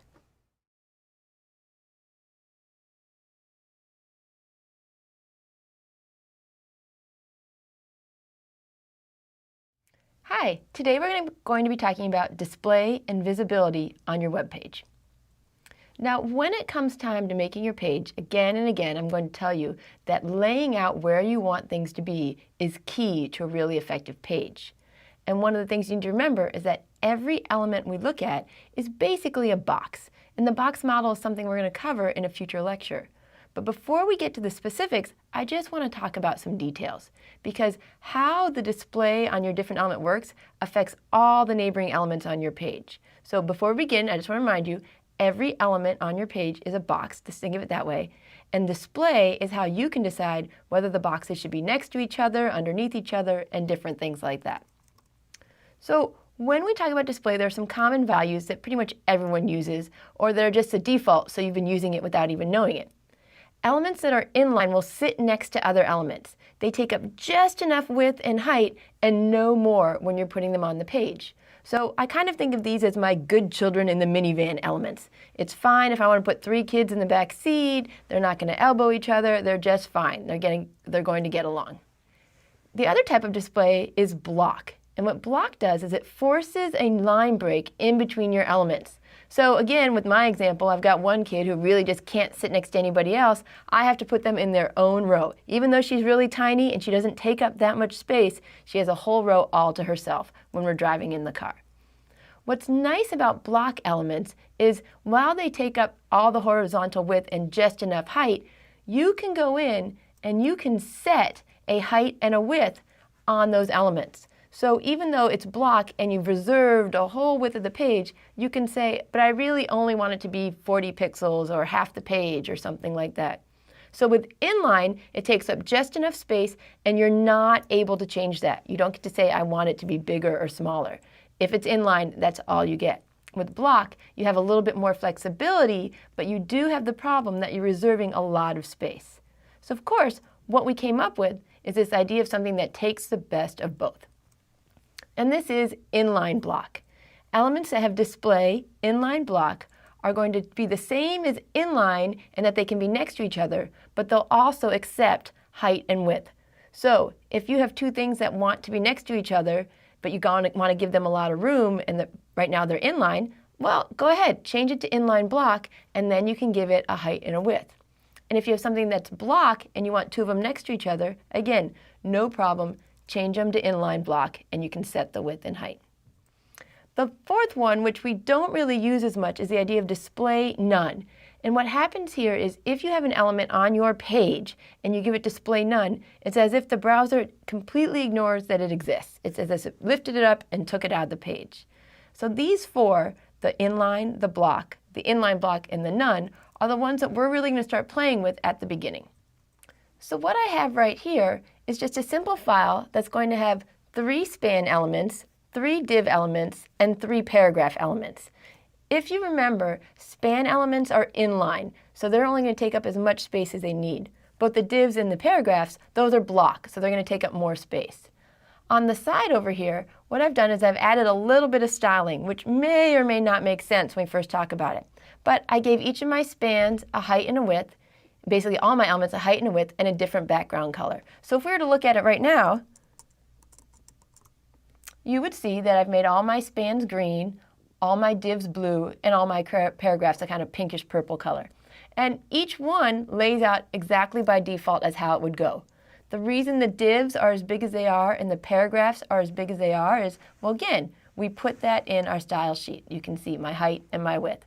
If I didn't include these, by default, these divs and paragraphs would take up the whole width of the screen, and they'd be really small because they would only need enough space to have that text. So let's go ahead and play with this. Normally, I would go into my style sheet and I would kind of put different things in, try different displays and different things like that.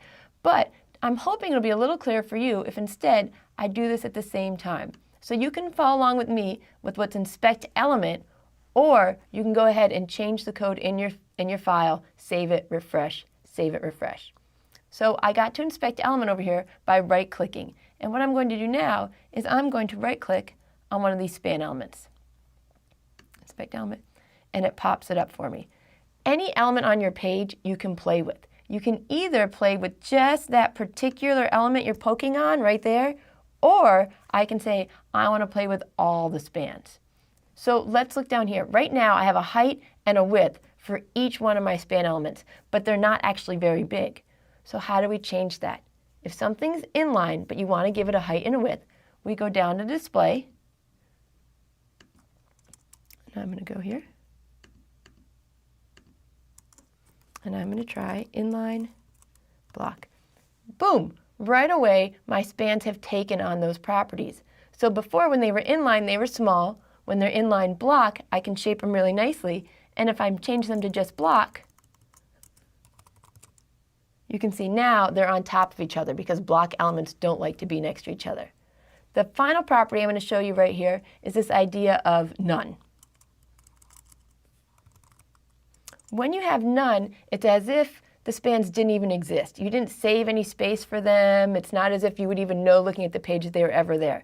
So it's a kind of interesting thing to do, and you might use it later if you want things to appear sometimes and not others, but you don't want to leave a big white space. So go ahead and take a second, and I'm just going to click on a few of these other things. So for instance, my divs, I can go and I can say, you know what, I want to make just this one div. I want to go ahead and make it inline block, and let's see what happens. Well, the odd thing is I changed it, but nothing actually happened, and I'm kind of wondering if you know why. When you have inline block, you're saying, oh, go ahead and put me next to other people if I fit.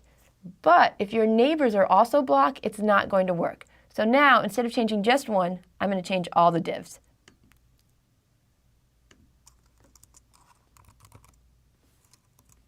You can see that, oh, because they're about 45%, two of them fit next together, but the last one doesn't.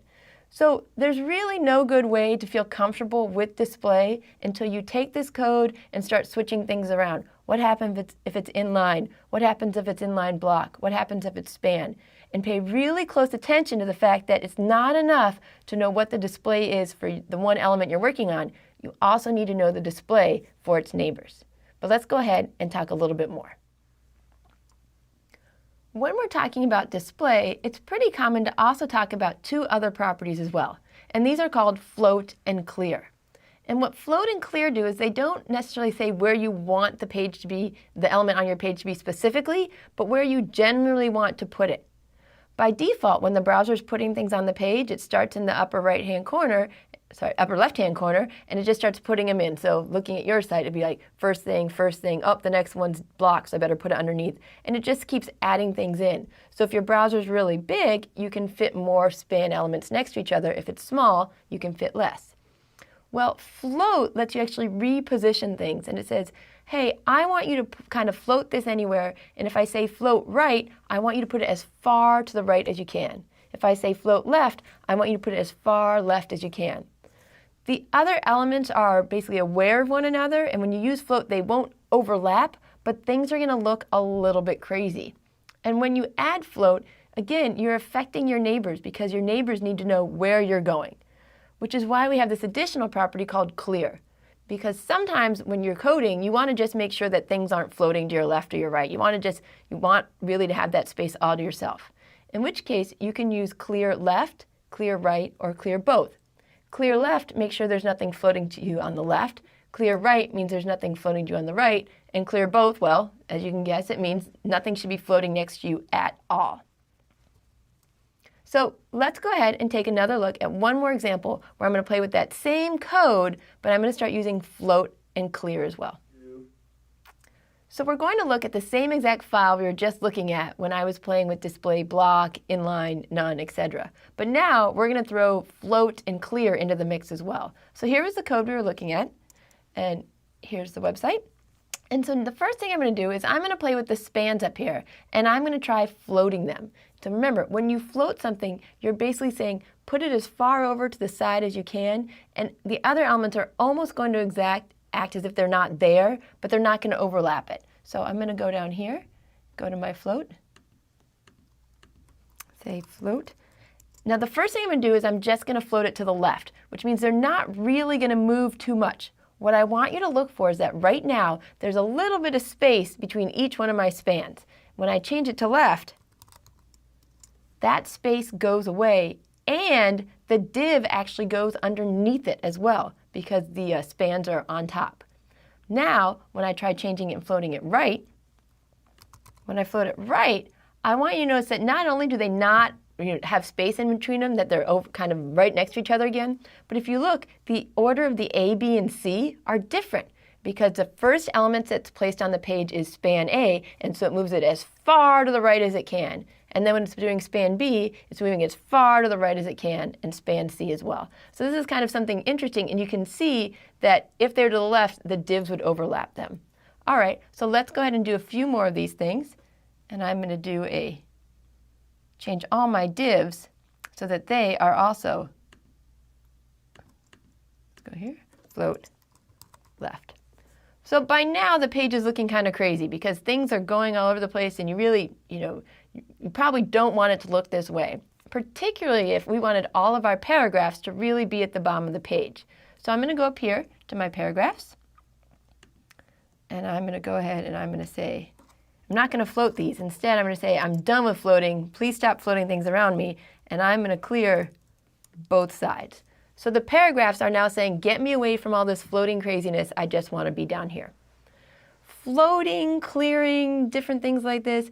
When we do these kind of really simple code examples in the lecture, they're not always going to make as much sense as when you're putting them in as part of something bigger. But the problem is, I can't show you examples of something bigger because you'd all fall asleep about 3 or 4 minutes into the code. So go ahead, do what we've always been doing, and just play with these a little bit till you get the idea of what they do. As time goes on, you'll start to figure out when you want them to actually do these kind of actions.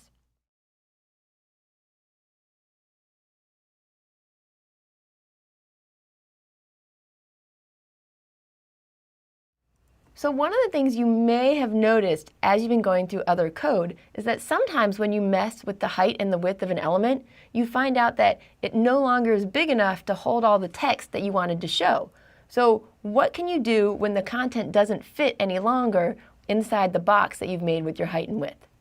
Well, you can use the property overflow to determine how people are going to be able to access that content, or if they're even going to be able to access it at all. The 4 values for overflow include visible, which basically means if you've drawn a box and there's a whole bunch of text inside of it, the text is actually just going to go outside the box. So no matter what, the content is visible even if it goes outside the lines. Hidden does pretty much the opposite. It says, oh, if you have something inside this box and it's too big, it's gone. You can't see it. Now, this isn't a great idea because it's going to cause problems if the user increases the font size on their browser. So if you've made some sort of 600 by 800 pixel box and you think, oh, this will be great, no problem, anyone will be able to read this, what's going to happen if someone goes in and increases the font size? Your box doesn't get any bigger, but the text does. So they might not be able to see the content. So a third option is to give overflow scroll. And what this will do is it'll actually give a horizontal and vertical scroll bar to the element. Even if it's just a paragraph, all of a sudden your paragraph has a scroll bar so people can see everything that's in it. The final value is auto. And what it does is it says, oh, I'm only going to add scroll bars as needed depending on how the person's viewing the site right now. I'm going to go ahead and list some resources to show you some examples of how overflow looks. But for right now, we're going to go ahead and keep moving on. Because what I want to share with you is this idea of other display values. Again, browsers are always changing, HTML5 and future versions are always changing, and they're trying to add new support. The problem is, when you see these new cool tools, they don't always work on every browser. So inline block, and none will work everywhere. But here are a few more that are slowly beginning to gain acceptance. And those are table, grid, and flexbox. For grid and flexbox, I'm going to leave it to you to kind of play with it, but I did want to show you an example of where a lot of my students find the table display really helpful. How table display works is that you don't make an actual table with your HTML code. Nowhere do you have the tag table. but you're telling your browser that you want to structure it as if it is a table. So you would make any type of containing element display table, and then anything that you want to line up in nice columns, you would use display table cell. So this sounds very confusing, so I wanted to make sure I gave you an example to go through with me. So I have here some code that's basically just a div, a couple divs with some paragraphs in it. And what I wanted to do is I wanted to make sure that they didn't have all the exact same content. As you can see, each of the divs is now next to each other because we've told it we don't want them to be underneath each other. But this really isn't what you were hoping for it to look like. So let's go ahead and try adding that float left.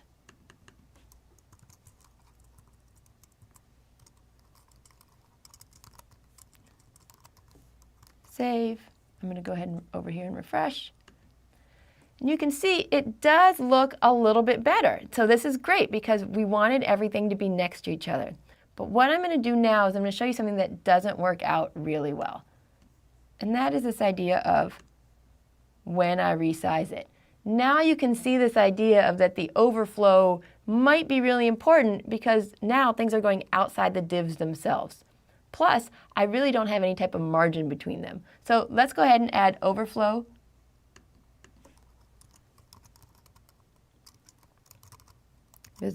Hidden, or scroll, just to show you what I was talking about there for a second. I'm going to go ahead and refresh it. And now you can see that everything is contained within the content box, and I can actually go in here and I can scroll each and every single one of these. I'm actually not a huge fan of this because I don't like the way that people would need to know that they can scroll. So we're going to try something new here. Instead, what I'm going to do is I'm going to set the width to 30%, and I'm going to go ahead and use the inline block. And let's take a look at what this looks like now. I need to remember I'm using a new style sheet, so I need to go in and change my HTML, so I'm using that style sheet. The number of times when I was coming up with these examples for you where I forgot to change the style sheet or I forgot and named it wrong was really embarrassing. So I'm hoping you'll avoid those same problems I had. Go over here, I'm going to refresh it, and you can see this is not the look that we were hoping for. It resizes, but it's just not doing what we want because each one has its own particular height because we really wanted it to just fit that. This is where table cell comes in. I'm going to change my display from inline block to table cell.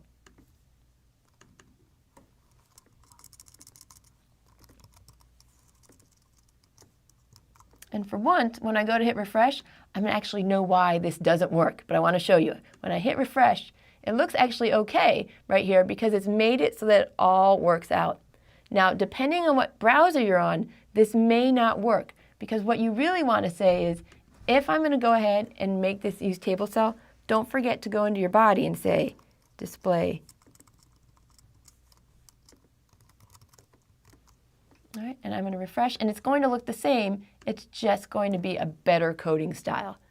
Now, I'm going to try to put a lot of examples of coding in here in this CSS course so you can play with it. But I can't stress enough that sometimes it's not going to work exactly the same for you because you might be using a different browser. You might be using the same browser but a different version.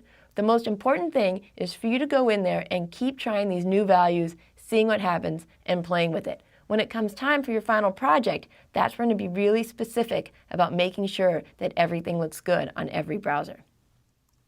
The last thing I wanted to mention very quickly was this idea of visibility, and it specifies whether or not an element is going to be seen by the user.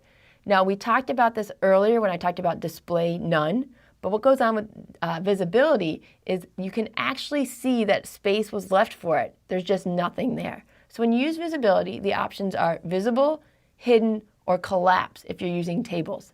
If you see this and you're wondering what the difference is between display and visibility, just remember that with display none, the browser acts as if it's not even there. You don't see anything. With visibility hidden, the browser is going to leave the space that that element would take up. It just doesn't show it. So finally, let's go ahead and review. Display is just one tool of the many we're going to use for positioning the elements on your page. Early design, deciding what you want your page to look like before you start coding, is going to make things easier. Don't code thinking, I want to use float right. Design and then decide, oh, I'm going to have to use float right here. Utilize all the different tools we have, such as Inspect Element, to see your different options, and it's going to make your coding life so much easier. We want to avoid save, refresh, save, refresh. Instead, use those tools, and you'll find that you're making really good decisions when you're designing your code. Thanks.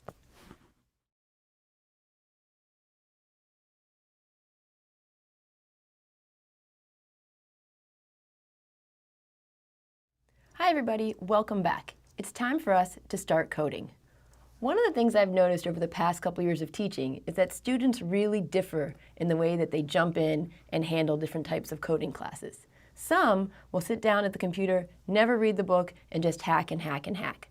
Some of you may be a little bit guilty of doing all the readings, listening to all the lectures, but never actually trying out any of the things we've talked about. So that's what these homeworks are for. A chance for you to finally go through and put down some of this code and see what goes on when you try to apply styling to your HTML. So the objective for this homework assignment is for you to show me that you can write one CSS file that can go and style 3 different HTML files. I'm going to go ahead and show you some examples of our before and after for this assignment. I've put the links here on the slides, but it's really going to be much clearer when I show you the homework in action. So let's take a look at it. When we start, I'm going to give you 3 HTML files that are really not well styled. They start off, they have a navigation, they have 3 very large pictures, some are smaller, and then they have the content. All 3 pages that you'll look at, Home, Teams, and History, have different content. What I want you to do is write your own CSS rules that will take these type of pages and turn it into something that looks like this. Now, I know this isn't a huge jump, but this is exactly how I want you to start coding. I want you to make small, incremental changes that can take you from something that's hard to read to something that's much easier to read. So let's go ahead and step through the different things you'll need to change in order to achieve this separate look. The most important thing to understand is that you must leave the HTML alone. I don't want you to change it at all. Instead, I only want you to style things and edit things within the style sheet. And the things that you're going to need to add are styles for the header, the headings, the section, the links, and the images. So let me go through and show you exactly what you need to look at. For your header, it's pretty straightforward. I want you to go in and I want you to add a background color. For your headings, both H1 and H2, I want you to change the font color. Now remember, this is different from the background color. It's the color that the text shows up in. Next, I want you to make sure that all the headings are displayed in capital letters. So if you go back, we'll take a quick look. You can see that Watch Your Head and Ultimate Frisbee are in capital letters, while in the original HTML version, they're in lowercase. So I want you to use CSS to make that change. The next thing I want you to do is, just for the H1 heading, I want you to center the text. Next, make one quick change to the section part of your HTML. I want you to style the different section so it has a different background color from the other elements in your page. Next, let's take a look at the links. The changes you're going to make here are very subtle. They're not very obvious if I didn't specifically tell you what you're looking for. And what I want you to do is I want you to change the background color and the font color for your links. After you've done that, go in and center the text, similar to the way that you're going to center the text for the H1 headings. Finally, the last thing that really kind of messes up our HTML page initial example is these huge pictures that just get in the way. So for right now, since we haven't talked about the best way to style images, I want you to just remove them from the page. But remember, this might be the trickiest part of the whole assignment because I don't want you to change the HTML. I want those pictures to be there. I just want you to use CSS3 to remove them from the page. So I hope between looking through this example and going online and looking at my before and after shots that you'll be able to do this homework assignment. When you're done, we're going to be using peer grading. When we do this, grades are going to be based on basically how well you were able to finish what we were doing. When I talk about aesthetics, I'm talking about, did you pick pretty background colors and font colors? We don't really care about this. This is our first homework assignment. I really just want you to feel only success. However, proper standards do apply. And what I mean by that is, don't use color names. Use hexadecimal or RGB. And don't put all your rules on one line. Make sure your CSS style sheet is easy to read. Other than the styles that I listed, please don't change other things for right now. It makes it much harder to grade. But don't worry, as we go through this course, you will have a chance to put in your own unique looks as your styling elements. For right now, all I can say is good luck, and make sure you go on those discussion boards if you have any questions.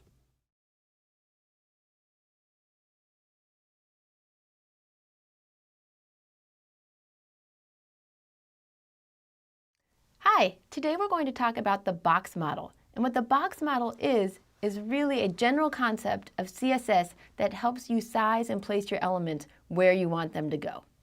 So one of the first things we're going to talk about is height and width. I know I've already used this a little bit in some of my other lectures, but I want to be very specific in how it works. And one of the first things you need to know is that the height and width of any inline elements is the content itself. So if you have a link, the height and width of that link is just the text of the clickable part of the link. Elements that are not inline, things that are block, inline block, things like that, they can take height and width properties. And we saw this in the display lecture. So anytime you have something that's inline, if you give it a height and a width, the browser just ignores it. Anything else, the browser goes, great, I can go ahead and change that for you. Some of the other things we want to think about then, when we have elements, is how they fit on the screen. And one of the easiest ways for you to kind of strategically place things on your page is to put borders around them. Even if you don't want those borders later in your final product, I find it's very helpful to have this idea of how much space an element is taking up. So any element can have a border around it, whether it's inline or block or inline block. And those border properties specify what style border you want, what width of border, and what color. They're pretty straightforward. The border style is the only one that must be specified. If you don't specify a color or you don't specify a width, no problem. It'll default to black and probably 1 pixel. But you have to decide what kind of style you want. So in this case, I've said for all my divs, I want them to have a solid 1 pixel border around them. And I can't tell you what color that is because I'm not quite that geeky yet, but I'd guess something like blue. The border style that you want to specify, while most people always use solid, there's a lot of different styles. You can use dotted, dashed, grooved, ridge, hidden, inset, outset. There's a lot of different things you can do, and it's really kind of a stylistic difference on your part. I don't really pay much attention to them because I've always just used solid myself. Once you've decided what kind of style you want, you can specify the width and color. So when it comes time to set the width, if you decide to, is you can set it in a number of pixels, or you can use the keywords thin, medium, or large. When it comes time to do the color, you can do the same thing we've been doing all along. You can just use the name, such as blue, the RGB value, the hex value, or just so you know, it's also transparent, so it can just take the color of whatever's underneath it. So when it comes time for you to specify how big you want your border to go, you can specify it in 4 different ways. In the first example, you just give it one number, in this case 3 pixels. And what it's going to do is it's going to put a 3 pixel border around the entire element, just like this. If you decide to give it 2 values, it's going to set a 3 pixel border on the top and the bottom, and a 10 pixel border on the left and the right. This is a really common way to set things up when you're doing borders and other properties because it's a really nice shorthand that's still very simple to understand and read. If you give it 3 values, it's a little bit trickier, and I always kind of stumble over what it is, so I'm going to pop the picture up just to make sure. The first value is always the top. You want your top border to be 3 pixels. The 10 pixels is for the left and right, and the 20 pixels is for the bottom. The last one is when you give 4 values. And when you give 4 values, that basically means top, right, bottom, left. And that's going to set the border to 4 different values. So most people either use the 1 value, the 4 values, and a few people use the 2 values as well. Mostly, and one of the reasons I show this to you is it can be really intimidating, or you're wondering what people are doing when they're going on. This is what they're doing. They're using shorthands so that they don't have to have border right, border left, border top, border bottom. Margin is basically that space that's outside of your border. It's between what I'd say you and your neighbor, or what I should really say is between the element and the element's neighbor. So it gives you kind of that elbow room where you don't want anybody touching you.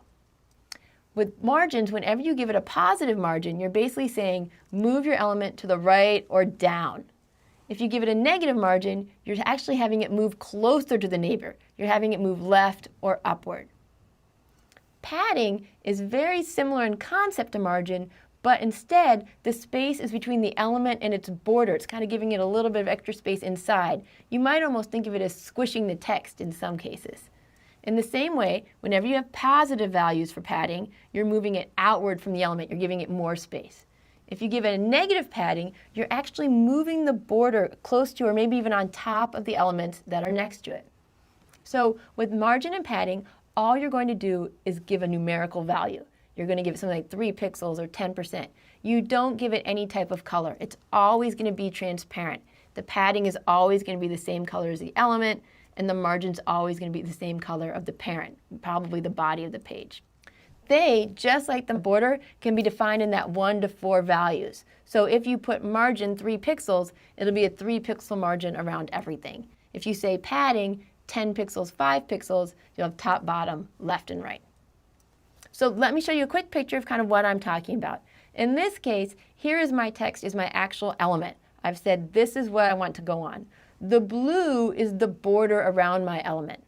The yellow is the padding. It's that space between my text and the border.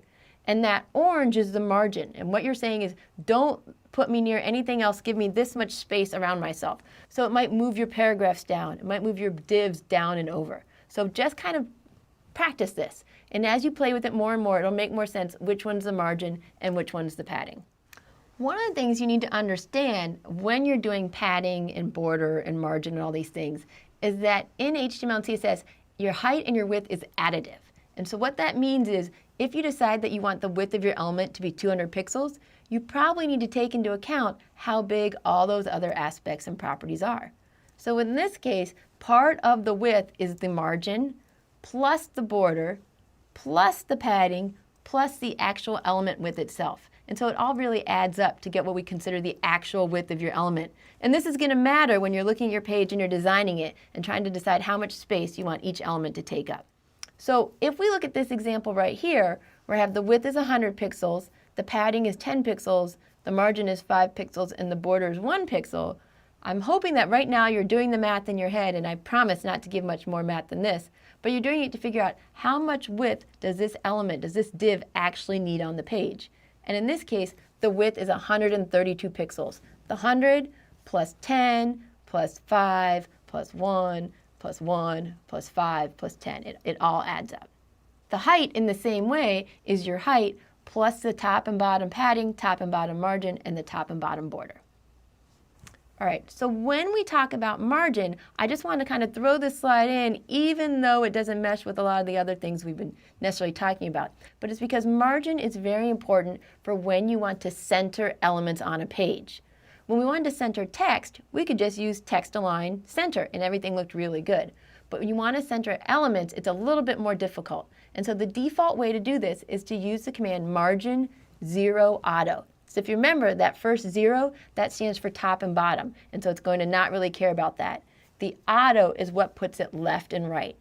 Now, this is only going to work if the element happens to be display block, if the element is not floating, if the element has a width that's not auto, which means that you set it. And then this last one is if the element is not fixed or absolute position. Now, I haven't covered position yet, and so the good news is since I haven't covered it, you probably haven't messed with it, and you don't have to worry about these two things. But as you try to center elements, come back to this slide if you need to and check these off to make sure that all these properties fit. And that's the best way to center things right now. Finally, when we talk about this, I wanted to add one more option, and that's called box sizing. And what box sizing does is it takes some of the math out of that additive height and additive width. What your options are is you can have content box, so box sizing, content box, and that's just your default additive. You're going to have to remember how much space you're using. The next one is called border box. And border box actually takes the width, the content, the padding, and the border all into consideration. So if you say you want the width to be 200 pixels, it's not going to actually make the element 200 pixels. It's going to make it 200 pixels minus the padding and border. One of the last things to remember is that while it will take into account padding and border, it won't take into account margin. So finally, One of the things I'm going to be showing you in this example in just a second is different ways that you can set the height and width of different elements. And there's two common ways to do this. The first one is called absolute, and that's when you set an element to a specific size. You say I want it to be so many pixels, or so many millimeters, or so many centimeters. Pixels is a very common way to set sizes. The other type of measurement is what I call fluid, and it sets the size relative to surrounding elements or the parent elements. So you can use things such as percent, you can use VW, which stands for viewport width, VH, which stands for viewport height, and you can even use things such as M and rem, which aren't commonly used, but they actually set the size relative to its parents. So let's go ahead and move to my example so we can play with this just a little bit. It's not going to be enough to demonstrate everything that we can do, but hopefully it'll get you started. What I have here is a very simple HTML file where I have a left side and right side. But as you can see, they're not to the left and the right now. They're just on top of each other. So the first thing I want to know is, can you put these divs next to each other? We're going to have to use a kind of combination of display and height and width and padding. So let's go ahead and do that. So over here in my CSS file, right away you can see this kind of the background things I've done. Now when you want things to be next to each other, you have to give them a width because right now they take up 100%. One option would be for you to go ahead and set it to some sort of pixels, let's say maybe 200 pixels and 200 pixels, and see what would happen and see if it works out. The problem with doing that, as I uncomment my code here, is that as people go on different browser sizes, your numbers might be too big or too small. So what I've done here is I went ahead and I set my width to 48%. Now, doing that is really great, and I'm going to comment out this one line for just a second, because most people get that idea that you want to set the width to something smaller. What they forget is that even though they're only taking up 48%, or maybe even 40, in fact, I'll even just make it something really small, 20%, they're not going next to each other. So you need to remember that you want to use those fluid measurements. So let's go back here. I'm going to put it back to 40%. Even if you make it really skinny, until you tell the browser, oh, I know this is block, but I'm going to change it to inline block, it'll never let block elements be next to each other. So that's why you have to remember to do both of those elements. So let's go ahead and save and reload. And so you can see that I've gone ahead and I've done my width, I've done my display block, I've got my padding, I've got my border, and I've got some margin. So the last thing I'm going to do, just to end this up to kind of show you what's going on, is I'm going to go ahead and change this to 50%. Because this is a really common mistake people make. They say, oh, I want two things next to each other, so I'm going to make them each 50%. Don't forget, when you do that, it doesn't work because that's 50% before you put the border into account. So make sure that you're playing with all these things, that you're playing with the margin, you're playing with the padding, you're playing with the border, because that's how you're going to get things to work, by tweaking, tweaking, tweaking. So let's go ahead and review. When it comes time for you to start implementing all these ideas, your box model with your padding, content, margin, etc., you really want to design sketches on paper first, because it's really hard to shove things in after you've already come up with an outline. All right? So design first, code second. The second thing you might want to do is use the box model to reduce the complexity of your code, or at least the complexity of your math, trying to figure out what things fit where. Finally, no matter what you do, you need to remember that margin always has to be considered. It can be tricky when you first start trying to put your page together and getting things to go exactly where you want them to go, and we haven't even talked about positioning yet, which will be even another element. So for right now, practice these things in small ways. Use inspect element to play with it and not have to change your code so much until you get things looking just the way you want them to look. And don't worry, we're all making mistakes, we're all doing this together. But I think your page is hopefully getting closer and closer to something that you would really want to put out on the web. Good job.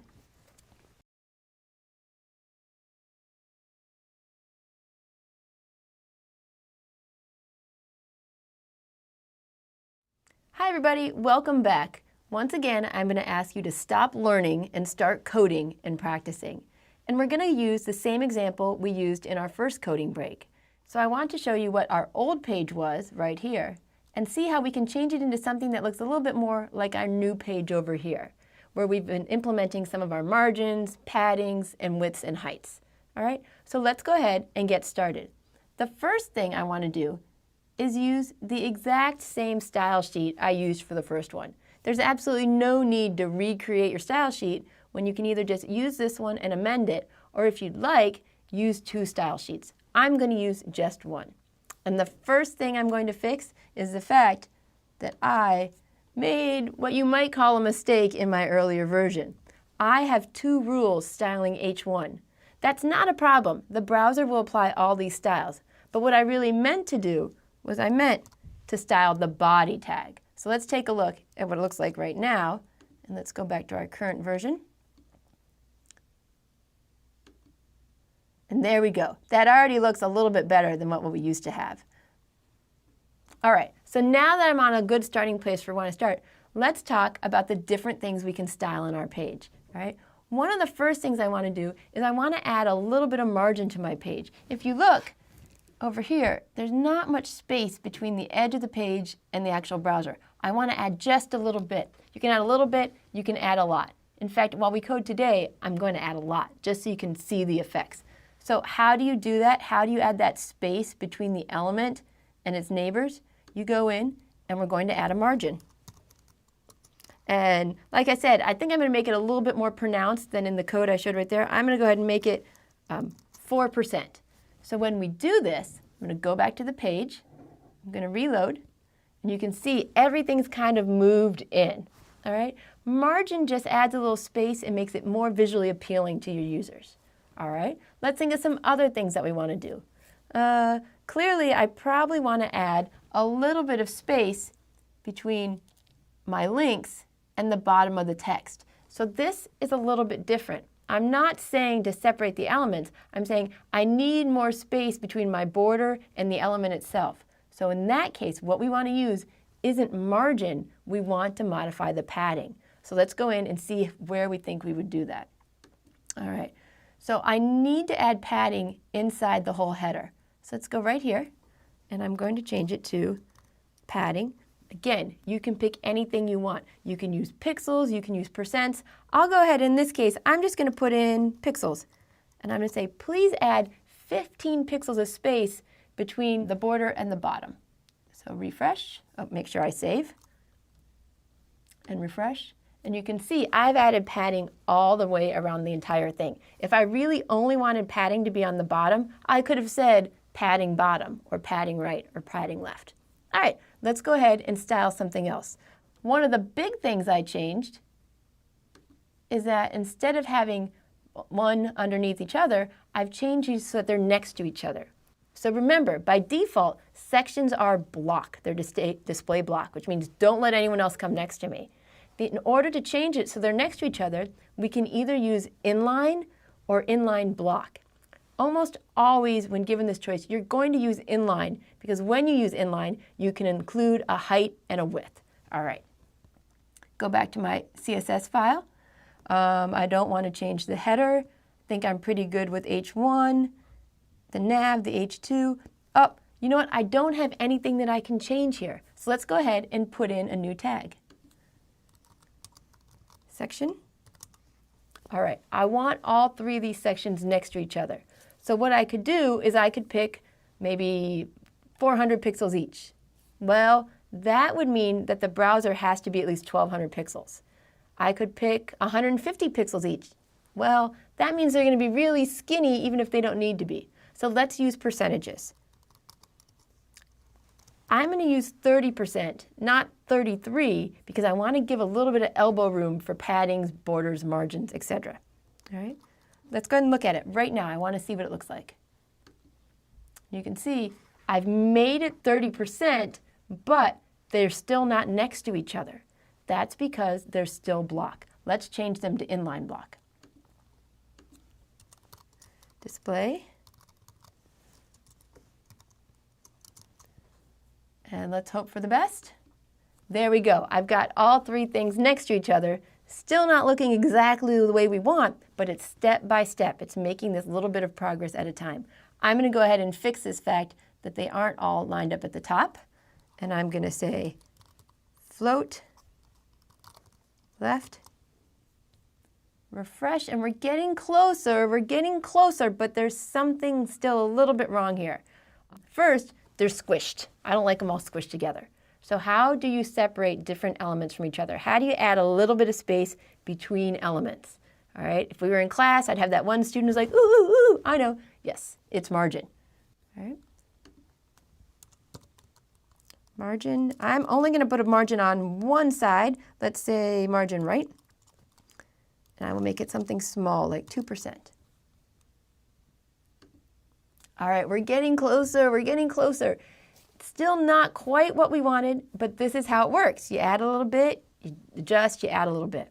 So the problem, one of the big problems here is that when you float things to the left, or when you float things, once you're done floating, when you don't want those next elements to float, you actually have to go in and say, oh, but I don't want to float this part. So once we're done with these 3 sections, we don't want the footer to also have them next to them. So let's go in and adjust the footer code. Down here. All right. If you remember, if you don't want things to float next to you, we're going to use clear both, which means don't let anything float on either side of me. Oh, much better, right? Looks much, much better. And other than the fact that I've got weird colors, we're very close to right here. I actually kind of like the gray on the header and the footer, so I'm going to leave it. But what I do want to do is I want to make that picture smaller. This little icon right here, let's make it look a little bit more like this. And that's very simple for the approach we're going to use right now. Let's go ahead. I'm going to add an image. And I'm going to go ahead and just hard code it right now. So I'm going to make it 75 pixels. Oops, I have to say width 75 pixels. Let's take a look at how we did. You know, that looks okay. If I didn't like it and I wanted to play with it, I wouldn't go in here and try 100 and then 80 and then 52. What I would do is I'd go in here and inspect element again. And I would, make this much bigger because otherwise everything looks really crazy.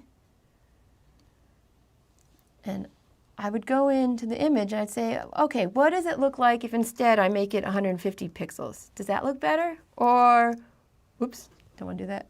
Or what if I make it 125 pixels? Do I like that? Pick a value you like, and once you find something that looks good to you, copy that value into the style sheet. So, because if I refresh it right now, my inspect element values go away. All right, just go in here, fix it, save it, and refresh. All right, so this is great. This is the type of things I want, these are the types of things I want you doing in this class. I want you grabbing an HTML file and saying, ooh, can I change this around? What can I do to make it different? Clearly, this page we've created right here isn't a finished product. It's not exactly how you'd want it to be out there on the web. So we're going to keep learning new things, and we're going to keep styling things in different ways. And as you keep practicing, your confidence and your ability is really going to grow. And that's what I want. I want your confidence to be very, very high by the end of week 4 that you can do this. So good luck.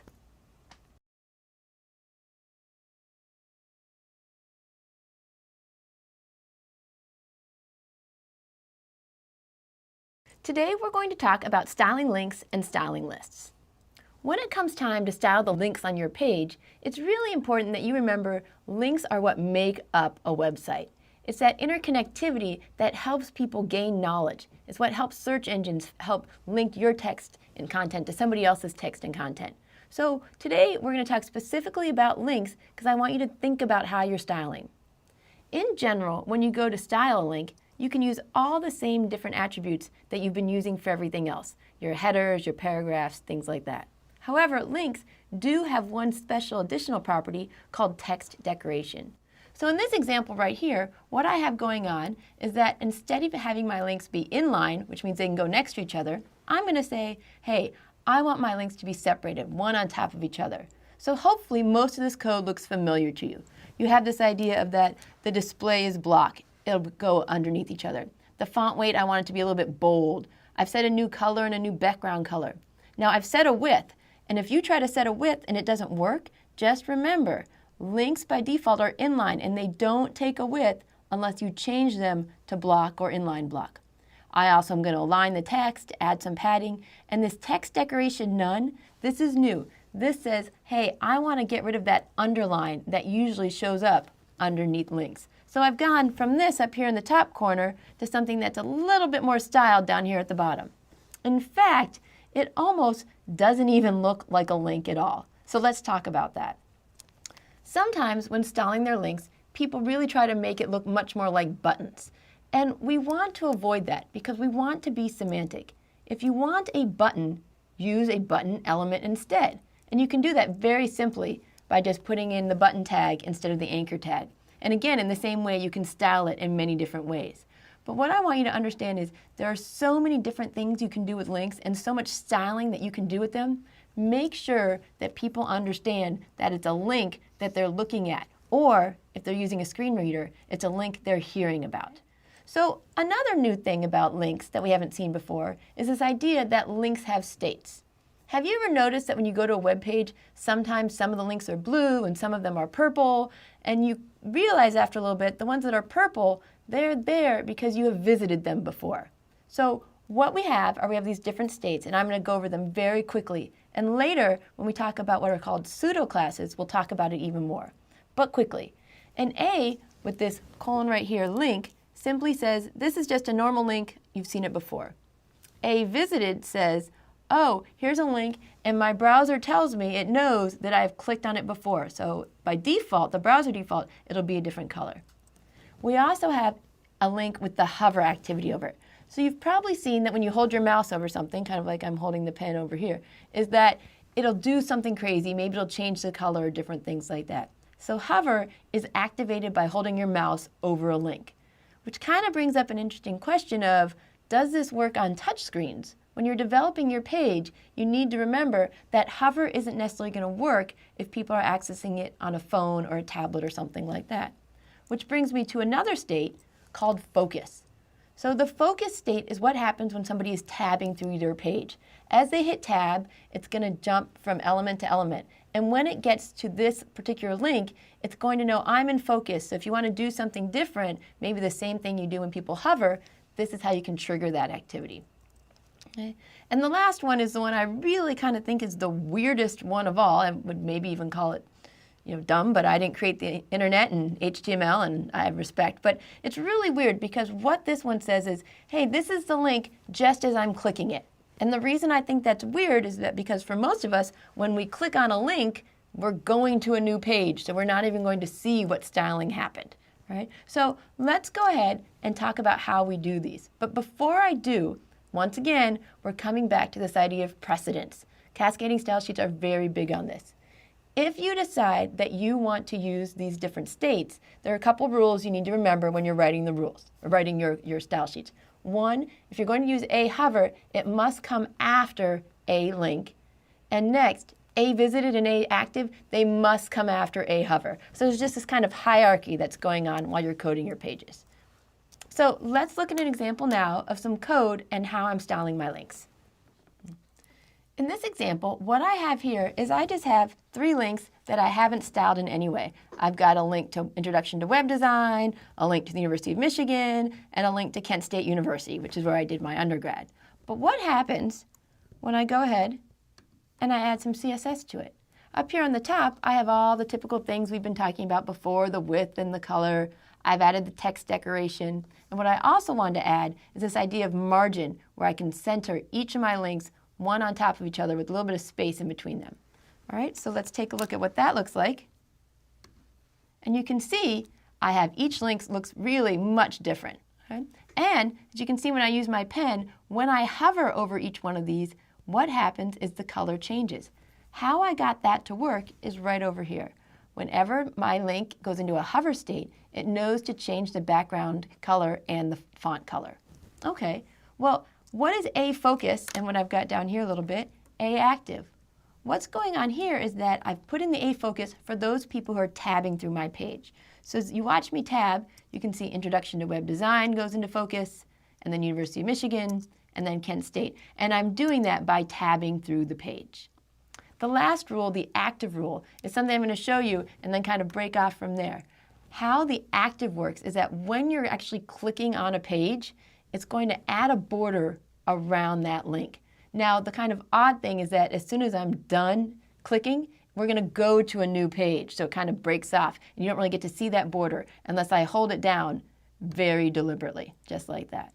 So in this example, I tried to show you the few different ways that you can style links. Now, let's go on and think about this in a little bit more detail. When you style these links, once again, I can't stress enough the importance of accessibility. We want to make sure that your links are links and that people know that they're there. Once you're done playing around with links, let's go ahead and start thinking about styling list items. When you style lists, kind of the default properties, they all look the same. You've got the 1, 2, 3, or the circle, circle, circle, but we can change all that. We can change things beyond the font and the margin to look at the style that your lists are taking on. So some of the things we can look at are your list style type, your list style image, the list style position, and just the list style itself. The list style type basically says, how do you want me to indicate the different list items? By default for ordered lists, again, we have the 1, 2, 3, but you can give different values. You can say, I want it to be lower Roman numeral, upper Roman numeral, lower alphanumeric. You can play with these to kind of get that feel that you want. So in this case, we've gone from 1 and 2 to A and B. And if instead I had done lower alpha, we'd have had lowercase a and lowercase b. When you do list style type for unordered lists, typically what you have, and it depends on your browser, is the little circle or the little disk. We can change that and we can put in that exactly what you want to make sure it's going to be. Another option that you can play with is this idea of getting rid of those default markers altogether and instead using a custom image instead of that traditional marker. And when you do this, it kind of brings us back to this idea of the list style position. Many times you're going to move your position over depending on which list style you're using. Okay? Down here, I've got an example where I'm saying I want my list style image. I've got square first. This says, hey, if you can't find the picture, go ahead and use square. Otherwise, I want you to use this picture right here. All right, so let's go ahead and look at another example. In the file list.html, what I've put in here are two different types of lists, an unordered list and an ordered list. And I just kind of filled them in with some different information. And when you look at the screen, which I'm going to make a little bit bigger for you here if I can, you can see that the unordered lists are just using the circles and the ordered lists are using the default numbers. So let's play with this now. Let's go ahead and put in a style sheet.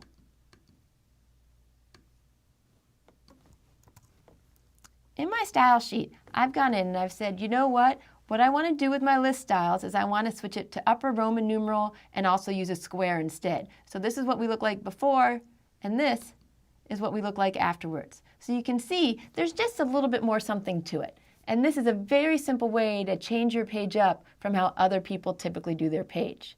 One other option I just wanted to show you, because everyone really likes this, is that idea of using the list style image. So I'm going to go down here and uncomment this code out. And if you remember, if you've been paying attention to this idea that when you have precedence, this new rule down here is going to overwrite all the ones we've seen above it. So let's go ahead and make sure I've saved my page. And let's go ahead and reload. And now in this case, what's happened is that we've removed those regular markers and I've put my little lightning bolt inside. So doing things like this are not difficult, but to be honest, it takes a little bit of time, especially if you're using images, to make sure you've got everything written exactly the same way. Typos are really the killer. It's not a matter of it being difficult, it's a matter about you just being very careful when you're doing these things. Okay, so let's go ahead and review what we've been talking about so far. And not just in this lecture, but in the course as far as we've gotten today. And what I want to emphasize is that till now, we've been styling tags. And these tags can always just take these property value pairs and you can transform your page into something really great. We're about to go into something new and a little bit different. We're going to talk about pseudo classes and IDs and selectors, and I want to make sure that you're comfortable building these different rules on your own before you progress. Now, being comfortable does not mean that you're perfect. It doesn't mean that you know how to do everything. What it does mean is that you are confident enough to go out and start using some of the tools that are out there to improve your site. I'm listing two of them right here just because they're both very well known, such in the case of the Chris Predrick site, or I personally have just found them really helpful. Another option is just remember that you can go out there and you can do a web search for developer tools. You're not the first and you're not going to be the last person to run into problems when you're styling your page. My overall hope would be that you would really go onto the forums in the Coursera course or in whatever classroom you're in and ask your fellow students for help. Because really, the only way to learn is to practice, practice, run into problems, get some help, and keep going. As you do more and more web design, I'm hoping that you're gaining the confidence to help make something really cool that you're going to be proud of. So stick in there. Thanks.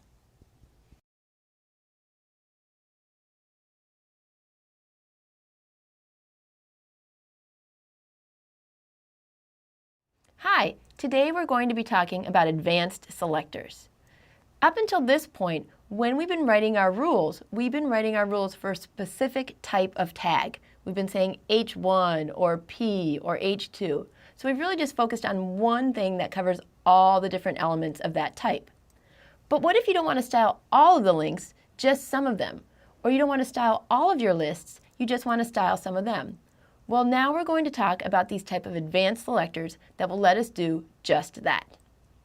CSS is going to give you so many options that in this lecture I'm going to try to cover as many as I can, but it's still going to be up to you to go off and look up some more on your own as you need them.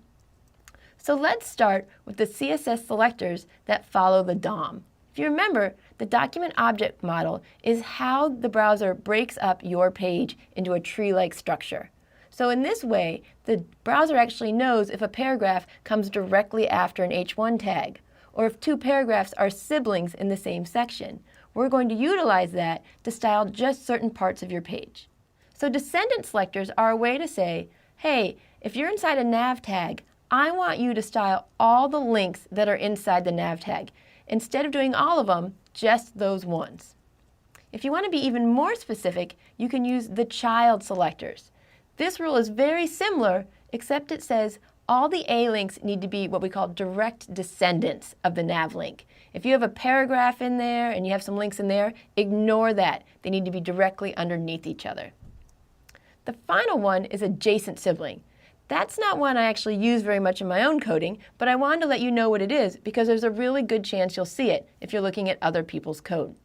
How the adjacent sibling works is that the elements must be what we call the same level and follow each other. So if you have a section that has an H1 and then an ordered list, they would be siblings. If you had an H1 and then some other things and that ordered list was inside a paragraph, it wouldn't work that way.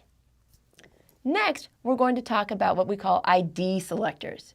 IDs are used to identify a single element in the DOM. The way IDs work is that you would go in and you would, in your HTML, say something along the lines of ID equals header, or ID equals footer was one they used to use a lot. Then in your style sheet, using the pound symbol, you can identify which ones that you want to style. So right now, there's a small movement, but it's growing a little bit, to move out of the use of ID from CSS. They're saying there's really no point in using that because a lot of people really just use this ID for JavaScript and things like that. But again, this is something you're going to be seeing a lot, so I want to introduce you to it. So let's see an example really quickly here just on the screen of how it works.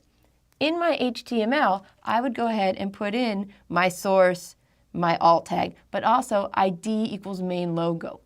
Then in my style sheet, using the pound symbol along with the ID name, the browser is going to know, oh, whenever I see one of those images, I want to make sure I add this border and this margin. Class selectors are similar to IDs, but the difference is that classes can apply to a range of elements, not just one particular element in the DOM. So think of thumbnail images or the social icon medias. It's this idea of that, you know what, I want to be able to style a big group of things all in the same way, but I don't want to necessarily style all of them that way. You don't want all of your images to be thumbnails, but you want a lot of them to be. You would write this code in a very similar manner. Over here in my HTML, I have class equals thumb, class equals thumb, class equals thumb. And in my CSS, instead of using the pound, you need to make sure you use the period or dot along with the class name, and then you can give it any rules. In this way, the page is going to go through and know that in addition to any styling you just put on images, you also want this styling for the thumbnails. So just to try to help you make it a little bit more clear, what's the difference between using classes and IDs? Well, first, you want to make sure you know the syntax. The period is for classes and the pound is for IDs. You can't mess up on this because the browser will not fix it for you if you put the wrong thing in front of your class or ID name. You want to remember that classes can be used multiple times. It makes sense in your HTML code to see class equals thumb, class equals thumb, class equals thumb, because it's not supposed to be a specific part of the page. With IDs, it should be unique. You should only see ID equals, for instance, header, which we're not even using, once. You should only see ID equals main section once. So again, let's think of images and navigation bars. It's very common that you would want to format numerous, but not all the images the same way. And you would use classes for that. Where you might use an ID is I'm sure that you've been at some places where on the web page, you see the navigation bar, and the page that you're currently on is styled just slightly differently. And that makes sense because you can only be at one page at a time, and that's why you might choose to use the ID. So let's go ahead and go through a quick example using that navigation bar. So here's a sample HTML file where all I've done is put in 4 links that don't even really go anywhere. I've commented out the style sheet just so you can see what it would look like without any styling. You can see I've got my home, interests, resume, hobbies, and I have one additional link down here that I very badly called here. So let's go ahead and try adding a little bit of styling using these advanced selectors. Go over here. You can see that I've used the child element of actually just kind of the descendant of, hey, all the links that are in the navigation bar, I want to style differently. I want to give them a different background color, a different width, things like that. In addition, anything that's class current, I want to make even different than any other link or anything else we've seen that way. So let's go ahead and uncomment the style sheet. Save it. Go from this to this. You can see that only the links that are inside my navigation bar are styled. This one was left the same. And the one where I have class equals current does look different from the others. So it's really simple to use these things. You just need to know about them. As your pages get more advanced, you're going to want to narrow the scope of some of the rules. We only want to apply them to certain things. And one of the notations you can use for that is the dot. So in your style sheet, you would actually have p.main. This means go and find all the paragraphs that are using the class main. Or you might have header image.special. This would mean find all of the images that have image class equals special that belong in the header. It's just a way for you to really reduce what's being styled. On the same hand, you can also what we call expand the scope. So let's say that there's some sort of styling you want to apply to both the header and the footer, or to the sections and the articles. Not a problem. What you do is you just write the element and you include a comma right there to let it know. So just as a quick review, and this is something from much earlier, you need to think about what happens when there are multiple rules for the same selector. So you might have this one up here with the paragraph where it has certain qualities it wants to share between paragraphs H1, the ID main, and the class special. But later, if you want to have additional styling for a paragraph, as long as you put that somewhere below, it's going to override and combine with anything that's higher up. So unless a rule has the exclamation point important after it, it always just uses the last one it saw along with the earlier ones that don't conflict. In addition to the element selectors and the different DOM relationship selectors, we also have a few more that I want to talk about briefly.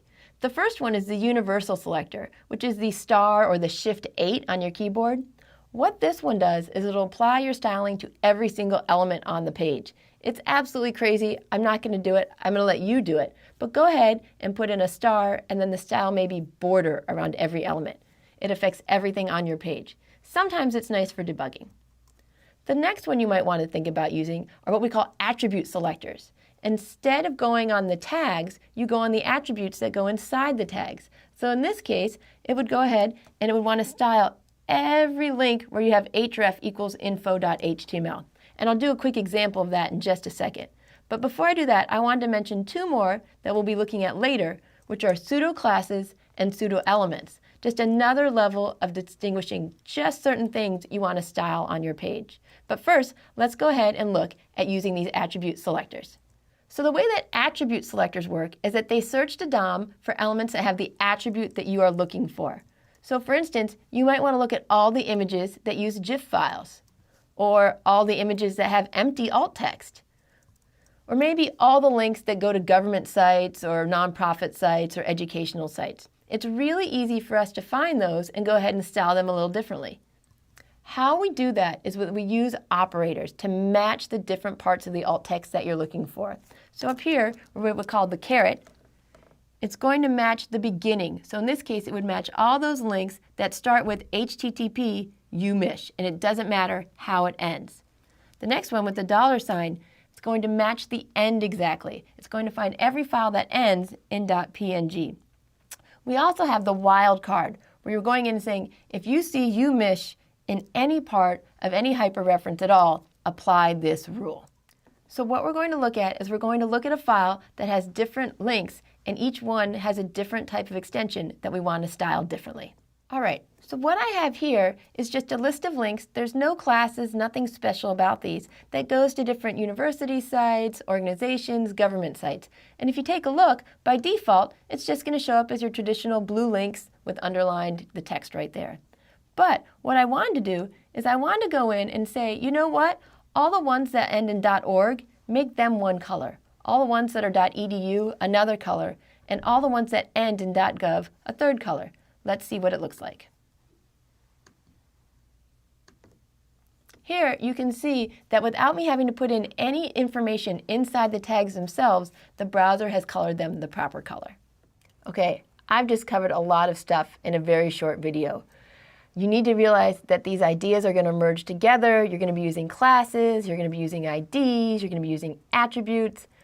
And the important thing I want you to know is that when you are adding all these things together, the order that you write classes and different IDs in your text doesn't matter. It doesn't matter whether you have special early dark or dark early special. What really matters is the order that you write your rules in your style sheet. Browsers are always going to start at the top and apply each rule. Now, the good news from this lecture is that I want you to realize that with the power of classes and IDs in this cascading style sheet, is that this means you can use style sheets from other people to style your code, and you can just add a class that changes the one little attribute that maybe you didn't like about it. You can override these style sheets and make it your very own. Just make sure that you link your style sheet last.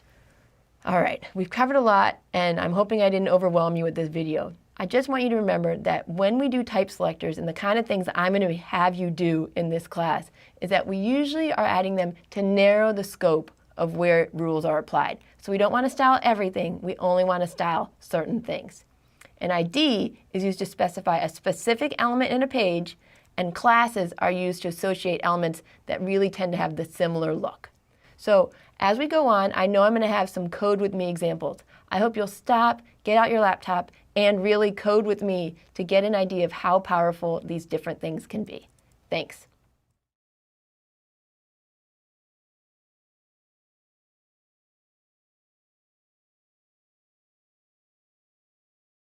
Hi everyone. Today we're going to talk about browser capabilities and what you can do to make sure that your sites have a consistent appearance regardless of how people are accessing it. So, even though HTML5 has really been pushing the browser developers to all come to this consistent implementation, they really differ in display and adherence to the new tags that are coming out. And as browsers update and change and new browsers come out, you're going to have to keep in mind that not everybody is looking at your page the same way that you are. So it's your responsibility to make sure that your page works for a wide audience. And when we've been talking a lot about accessibility and different ways to access the web, it even comes down to the most basic browser implementations. So first, let's talk about handling these stylistic differences. The easiest way to eliminate browser differences is for you to make something called a default style sheet. And in that style sheet, you would actually go in and wipe out any of the browser defaults for the different elements that are styled.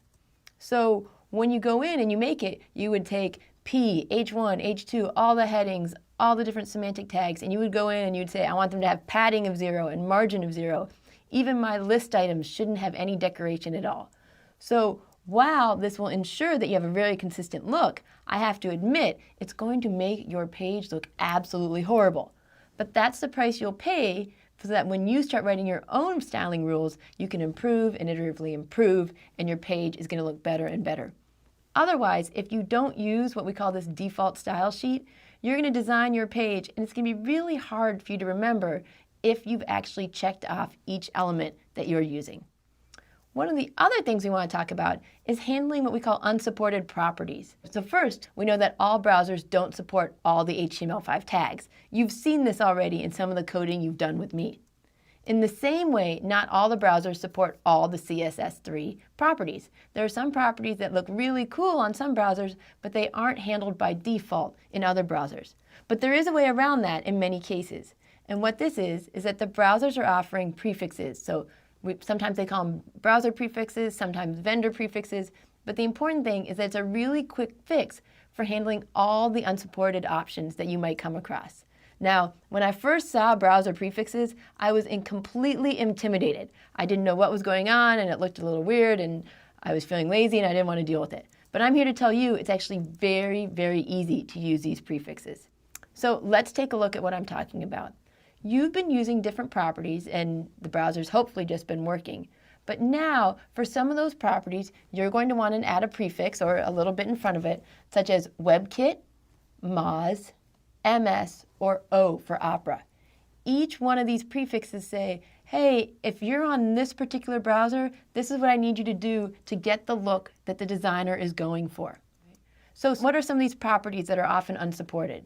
They include column count, which is a way to add multiple columns into your paragraphs or divs. It's a really nice way to break up your text that's responsive. So if somebody resizes the page, the paragraphs actually resize. We have another thing called border radius, which people really love to use because it adds a little rounded edge to the borders of your elements. A third option would be gradient. And gradient is a very cool kind of background color that lets color go from one shade of blue to maybe gray or red or anything like that, and it gives it a different appearance. Now, there's no way for you to really know which ones you can use and which properties are supported and which ones aren't. So I have this link here to a site called caniuse.com. And what caniuse.com does is it lists the different properties and it tells you which browsers support them and which ones need the prefixes. So it's a good idea to check that site out as you start developing your page. But for now, let's go ahead and look at an example. So in this example, I have a file called prefixes.html, and I just want to show you quickly what it looks like on both Chrome, over here, and also on Safari. They look pretty similar, but there are little spaces where the font might not match exactly, or some of the spacing might not match exactly. So if I wanted to get rid of that, if I really wanted to make sure that the pages look exactly the same, what I can do is add a default style sheet. So let's go down over here, and I'm going to say, hey, I want to use my default style sheet. And what that looks like is it's a really crazy file where I've listed all the different elements, and then after that put in things like I don't want any padding, I don't want any margin. If I've got lists, get rid of the list style. Make this really as ugly as you can. So if I go back over here, you might not see a huge difference because the browsers are already pretty plain, but you can see things move over slightly. We get rid of a little bit of stuff. And in the same way, when I refresh the Safari, they're going to look a little bit more similar. So now, let's go ahead and look at that example where some of the properties aren't supported. And I'm going to go back over to my HTML file, and I'm going to say, hey, I want to use my style sheet to go ahead and style some things that aren't always supported. And the things that I'm talking about specifically is we're going to start with this idea of column count. How column count and column gap work is you tell the browser how many columns you want and how much space you want between those columns. So now, when I refresh, you can see it's gone from being all one long kind of block paragraph to that everything's split up. And it's really cool because it's dynamic. If I resize the browser, everything kind of moves around. And this is a really cool way to do it. One of the other things I'd like to add, just as something to look at, is this idea of instead of having a square, I want to kind of round the edges a little bit. So you do that by adding in what's called the border radius. Now I'm going to stop before I refresh the page because I want to point something out to you in case you're as intimidated as I was when I first started doing this. The border radius is just a simple property that's been around for a while, and you can see it right here, and you give it a value. Same with column count and column gap. This whole idea of adding prefixes just means take your regular property and slap these prefixes on it. You don't need to learn anything new, you just need to remember the prefix names. And so I want you to really try to embrace this and realize you're not doing anything too spectacular. So now that I've done this, I've made it 25, And I'm going to go ahead and refresh it. And as you can see, I've kind of curved the different edges around the side, which is pretty cool. The last thing I'm going to do is add a gradient to the color. So right now I'm a consistent blue color. And it's important that no matter what, you give a kind of background color that you would like to be used in case the gradient isn't happening. But now, for linear gradient, you're simply giving two colors that you'd like to be seeing and kind of say how much you want at the beginning and the end. So again, I have regular blue, and now when I refresh, I go from a blue to a kind of light gray. This is cool, and it's a lot of code, and it's a lot of fun to play with it. So I want to remind you that when you're developing, don't try to memorize things. Don't try to remember how to do everything. I'm going to right-click on here and do Inspect Element. Because if you decide later that's too much of a curve or you don't like that color, what you don't want to do is type, save, refresh, type, save, refresh. It gets really annoying. So instead, I'm going to go right here to my section, and I'm going to look, and you can see in Inspect Element that it said, I didn't use the Moz prefix and I didn't use the Opera prefix because I didn't need to. I'm Chrome. What I can do is go down here to the border radius and change it. Instead of 25 pixels, if I want less of a curve, I can make it 5 pixels. You can see it happening in real time. If you want to make it look crazy, you can make it 50 pixels. You can also use percents if you'd like. So I'm going to go ahead and put in 15%. So it's kind of fun to play with all these things dynamically, and then once you get a value that you really like, copy it and put it into your CSS file. So browser prefixes is just something to play with that can be fun, it can be frustrating, but the most important thing is that you should realize it's very straightforward. One of the things that you might do as you're adding prefixes is that realize for right now, the easiest thing for you to do is add those prefixes by hand. Put in the property that you want to put in, say border radius, and then go in and add WebKit, Moz, the different things like that. When you start using prefixes, what you're going to do is you're going to add them by hand. If you know that you have border radius, you're going to go ahead and do border radius and then add that Moz, the WebKit, different things like that by hand. As you become more experienced and maybe you want to try different things, there are ways to automate the addition of those prefixes. If you're using an editor such as Sublime, you can actually put little packages on there where you can control whether or not you want Sublime to add on those packages whenever they see different properties. You can also use outside programs that will dynamically change your code as people load it to only put in the prefixes that they need. If you remember in my example, even though I was using Chrome, my style sheet still had all the different prefixes. This would automatically only add the ones you need. Again, these are kind of cool, but let's not worry about them right now. For now, let's focus on the basics. So to review, when you start coding, when you start making style sheets, you're going to want to think about using a default style sheet to remove those stylistic differences. And when you do that, I need you to think about some things. So first, should that default style sheet be internal or external? And hopefully you all said external, because if it's internal, it's going to override all the other things you've worked so hard to do.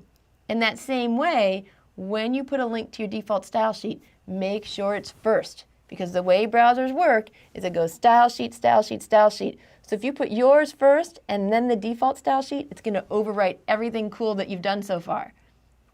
Finally, remember that browser prefixes can help remove some of those differences caused by unsupported options.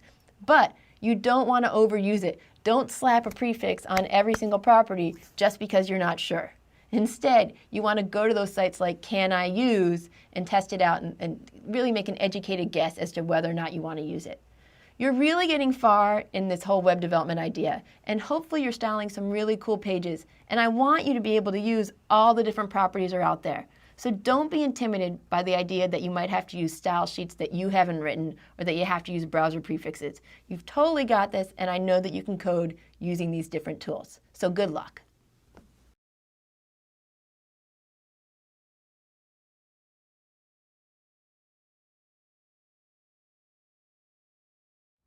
Welcome back, everybody. It's time for us to stop learning new things and put into practice the things that we've been talking about in the last week.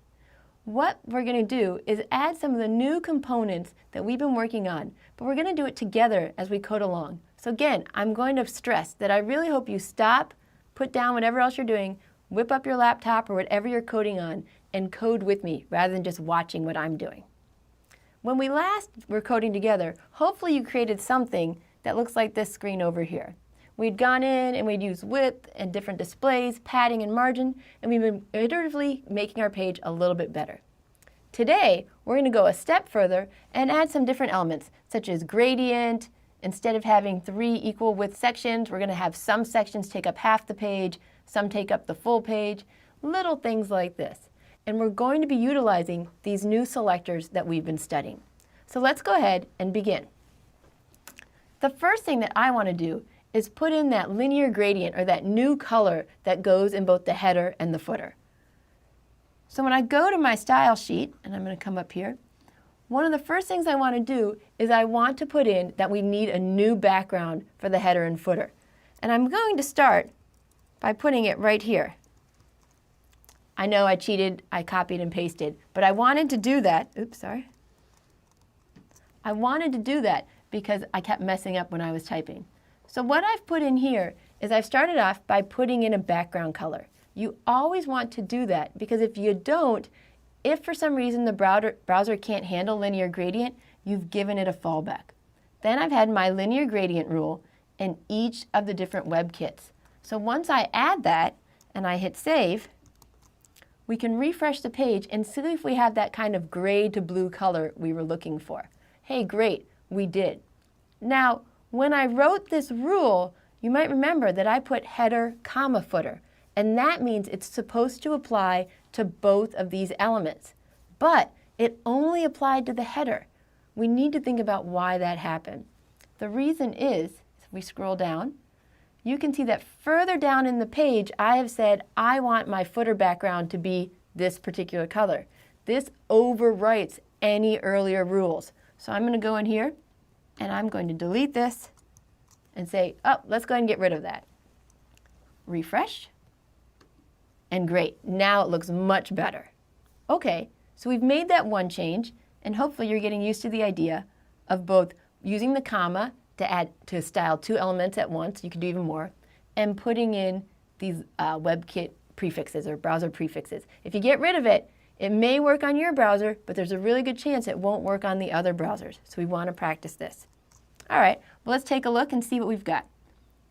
I've got the gradient in. The next thing I want to tackle is styling these links. And again, I'm not styling all the links in the page, because if you notice, this one down here still looks exactly the same.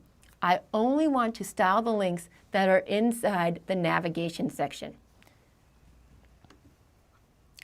So I'm going to go right here, and I've styled my nav. It looks good. Next, I'm going to say, hey, let's style just those links that are inside the nav. And we've made quite a few changes. If I come down here, we can see it.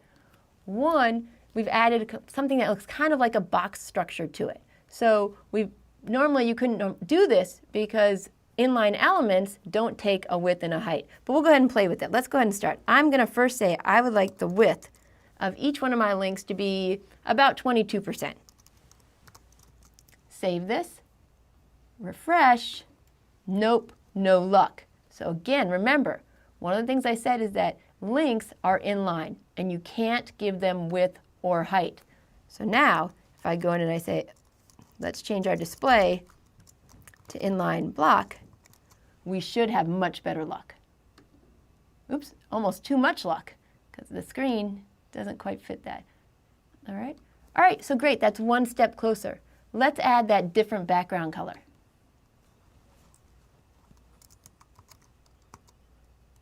And I think I made it white. But you can use anything you want. Boom. We're definitely getting closer. Little tiny steps are getting us much, much closer. So the next thing I want to tackle as we try to change our page is this idea that some of the sections should take up half the screen, while some of the sections should go ahead and take up the whole width of the screen. And the way we're going to do that is by using classes. If you remember, classes are a way to style certain groups of elements in similar manners. So let's go ahead and see how we're going to do this. The first thing I need to do is make a new class.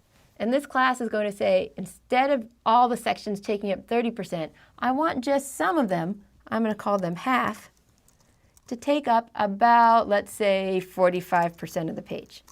In this way, it's only going to pick up some of the sections, not all of them. If I refresh, it's not going to work yet Because the problem is I got rid of my section styling and replaced it with this class. And nowhere in my HTML did I remember to reference the class. So for the first time, we're now going to go into our HTML file and start making some changes. I'm going to go here. I would like this one to only take up half the screen. So I'll say class equals half. And I would like this one to take up half the screen. We've got that. We're not going to change the other one. So when I refresh, you can see that two of them are now next to each other. So I went ahead and refreshed, and it looks a little bit closer, other than I've got some sort of weird things going on with some blue and different things. So this is because I've been using float. And if you remember, when you're using float, sometimes it causes things that are next to each other to be basically in positions you don't want them to be in. So our bottom section, the one that we knew we didn't want to be floating, we need to go in and say, hey, there are certain sections we want to be whole. So let's go back to our style sheet. And I'm going to just do a little bit of copy and paste here. And I'm going to say, you know what? This one section, I need it to be class equals whole. So go back over here. Section, class equals whole, which means this one should take up the whole width. Don't try to float it next to each other. And let's go ahead and refresh. That looks much better. It looks very much like we wanted things to be at the end. And again, pay attention. Only the nav links are styled, not all of the links. We've put in the gradient. If your gradient isn't working, it might be because you didn't put in your browser prefixes.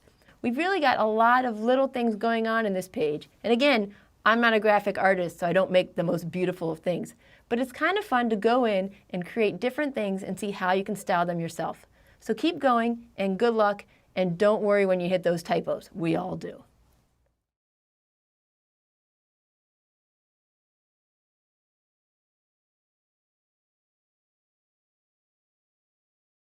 Hi, and welcome back as we go back and we talk about designing for accessibility once again. So, as I've been telling you more and more kind of cool, neat things, I sometimes feel the need to rein you back in and remind you of the basics of when you're designing your page. And part of that basics is that I want to remind you that the content of your page should be in your HTML. What I mean by that is that it can be really tempting to add content via colors, images, etc. Things that people may not be able to perceive, but you're not necessarily thinking about it when as a visual user, you're kind of bringing it in. So what I want you to do as you're designing your pages and testing and redesigning and testing and redesigning is remember what we call the POUR guidelines. We want your pages to be perceivable, operable, understandable, and robust. And the perceivable and understandable really kind of match up with what you're doing with your CSS. So in order for things to be perceivable, I just want you to remember a couple of things. First, always remember to provide text alternatives for your images. Your images should not convey the information completely on their own. Make sure that you're providing captions and transcripts for video and audio. Now, not everyone has access to tools to provide this for you for free, but where you work or where you go to school may be able to help you out. Make sure you're using that correct semantic markup so that content can be presented in different ways. I want you using that nav tag. I want you using the figure tag instead of the image tag. What tends to happen is that people have code they've already written and they want to be a little bit lazy and not have to change their HTML, because when they do, they have to change their CSS. Go ahead and make that change. It's really going to be worth it. Make it easy for users to connect or to see their content by using really good color contrast. You'd be very surprised to realize how many people are unable to access information on the web because they really can't see what you've put up there. Next, let's talk about what it means for your page to be operable. What I mean by that is that all the functionality that's going into your page should be available from the keyboard. Don't expect that everyone's going to use a mouse to go over your page. Don't expect that it's okay for some things to only be accessible if you hover over them. Users should have the control over all the timing and the limits. So if you have those videos and media, make sure you're putting it in that there's a control panel for them to turn things off, turn them down, rewind, etc. This is something that's actually important to me because I have family members who deal with this, is that you want to make sure that you don't have some sort of content that flashes all the time. I'm not talking about flash the software. I'm talking about things that are going to blink on the screen and the user doesn't have the control to turn it off. This can actually cause seizures. You want to provide ways to help users navigate through your page. Don't make it a puzzle where they have to kind of figure out how to get where they want to go. It's your job to make it as easy as possible for them to find content and figure out where they are on your page. Here's just a few quick examples of different ways that people sometimes access the web, whether it's with a pen stick, a keyboard, a remote, a kind of accessible keyboard, or even some sort of puff devices that they can use to navigate through the web. Next, let's talk about what I mean when a page is understandable. Typically, you want to keep your language short and sweet on your page. Unless you're an author and you're showing off your works, people are only going to spend a few seconds on your page. Make it easy for them to understand what you're trying to say. When you have text supplemented with illustrations, videos, and other formats where appropriate, you want to make sure that you're using good universal design, that people are able to access it. Navigation, information, structure, those should be really separate and discernible from your content. Make it easier for people to get away, get back to certain pages, etc. And finally, make your pages operate in predictable ways. This can be kind of a confusing thing to just talk about, but have you ever been to a website where you just can't quite figure out how to get back to the page you were three pages ago? Make it easy for people to get back. Finally, help users avoid and correct mistakes. It's up to you, not them, to figure out how to access the information.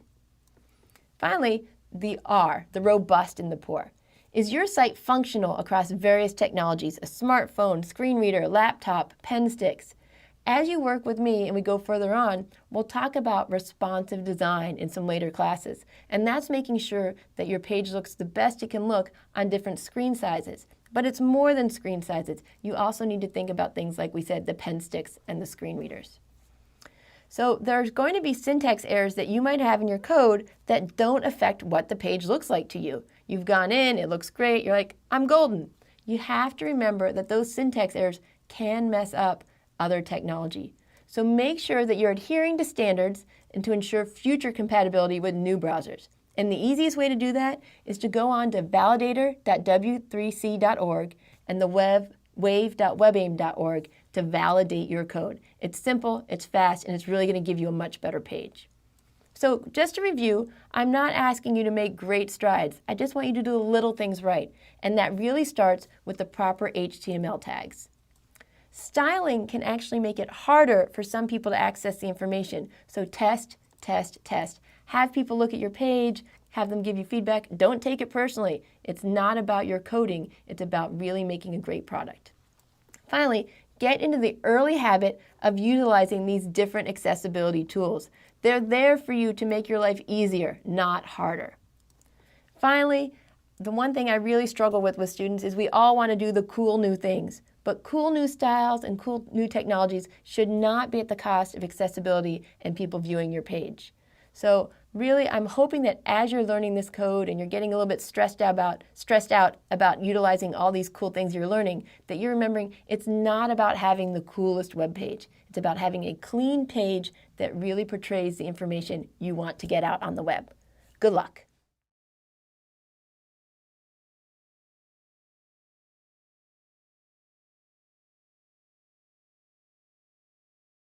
Hi everybody, welcome back. It's time for another homework example. What we're going to be doing this week is adding even more style to the pages that you started styling last week. So once again, the objective of this assignment is that I don't want you to be changing the HTML at all. I want you to either create a new style sheet or update last week's style sheet so that it can be used on 3 different HTML files. When you get started, it's very important that you've completed the first peer-graded assignment. I'm going to assume that you have it done, and so when I talk in this video about the different changes I want you to make, you can either alter that previous homework assignment, or you really can start completely from scratch if you weren't happy with your earlier work. So let's take a look at the before and after for this assignment that I want you to try to achieve. This was our page when we first started. In homework 1, you took it from here to here. Still very simple, but just much cleaner because we added some background colors, some color fonts, and we got rid of those images. What I want you to work on this week is really changing things and making it really styled as opposed to just clean. So let's take a look at what I'd like you to work on in week 3. As you can see, this looks like a completely different site. The images are back in, I've added a background image for a navigation bar, and something that isn't necessarily easy to see when you're just looking at paper, I've added a new class that highlights which page we're on right now. So if you look, the home link is highlighted because we're on the home page. If I click on history, the history link is highlighted because we're on the history page, and in the same way, the teams page. So this is what we call the current page that we're looking at. And so you're going to be styling this to kind of let your viewers know where they are on your page. So I'm going to go ahead and go through and talk about each of the tags I want you to look at in order to complete this assignment. So when you get started, you're going to leave that HTML code alone, and you're either going to create a new style sheet or you're going to go ahead and update the one you used before. What you're going to need to work on specifically are these elements. You need to work on the body, the header, the H1, the links, and then I have 3 classes called active, left, and right. And finally, you're going to want to put those images back in that were in the left-hand side of the page. So first, let's talk about the body. By default, your browsers put in some sort of padding and margin, but I want you to overwrite that and put something that will look consistent across all browsers. You can also feel free to adjust the size of the text, but that's not required. I know I did because I just found the text a little bit too small. Next, go to the header. The first step is to change the background color and see if you can get that to work. Next, you're going to want to add a background image. And to be honest, this will be the trickiest part of the whole homework assignment because sometimes it's not always clear where you can find the images and where you can't. So make sure you check in some of the other resources if you get stuck on this part. Next, I want you to change the font color and increase that font size a little bit more. Now, here again is something that's new that you didn't learn before. I want you to style the links that are in the navigation section, but only those links, not all the links in the page. You don't need to recreate my example exactly, but I do want your links to be nicely spaced apart. They should have some background color, rounded borders, and no underline. Make them look nice. Next, make sure you style that active class I talked about. That's how people will be able to know which page they're looking at without having to look at the URL. Now, another thing that you're going to need to work on is this idea that our page has a left and a right class to it. Now, in order to get things to go next to each other, you're going to need to mess with the display and possibly float depending on how you implement this. So make sure you change them so that they're side by side and change that background color for the left class. You may have already done that in the previous homework, but if you didn't, make sure it gets done now. Finally, we want to get back to those images. First, you need to put the images back in because hopefully in homework 1, you set their display to none, which means they're gone. So put them back into something so that they'll stack up on top of each other. Next, make sure that they're centered within that left class. I don't want the pictures to be all the way to one side or the other. And while you're centering them, make sure you put some space between them on the top and the bottom too. Once again, we'll be using the peer grader to evaluate your work. Unlike before, grades will be based on level of completion and somewhat more of how your page looks. We want to make sure you're not putting things that are hard to read or that are really kind of squished together. So if you get the chance, make sure you run your page through some different accessibility evaluators. So there was Wave and there's WebAIM. There's different places you can go. But this is a really nice part about peer grading. Your peers can tell you whether or not things don't really have the best color contrast. Now, again, proper standards are going to apply. And this is particularly important when we start talking about advanced selectors. I found that sometimes people throw everything they can possibly think of into their style sheet and they just hope that it works. We are going to take points off if you try to do that. Now, the final thing I do want to mention is that I know that people are coding on different devices. So when you submit your code, make sure to feel free to say, my code only really looks good on a big screen or on a phone or something like that. Taking care of different screen sizes is something called responsive design that we don't handle in this particular course. So I don't expect you to make a site that looks great on every platform. What I do expect you to do is really own the code that you submit this time. Make sure you know exactly what each line is doing and feel comfortable changing little parts and feeling like your page won't break. Again, if you run into problems, make sure you hit those discussion boards. Your classmates have been really helpful, and I want to really encourage that communication. Good luck.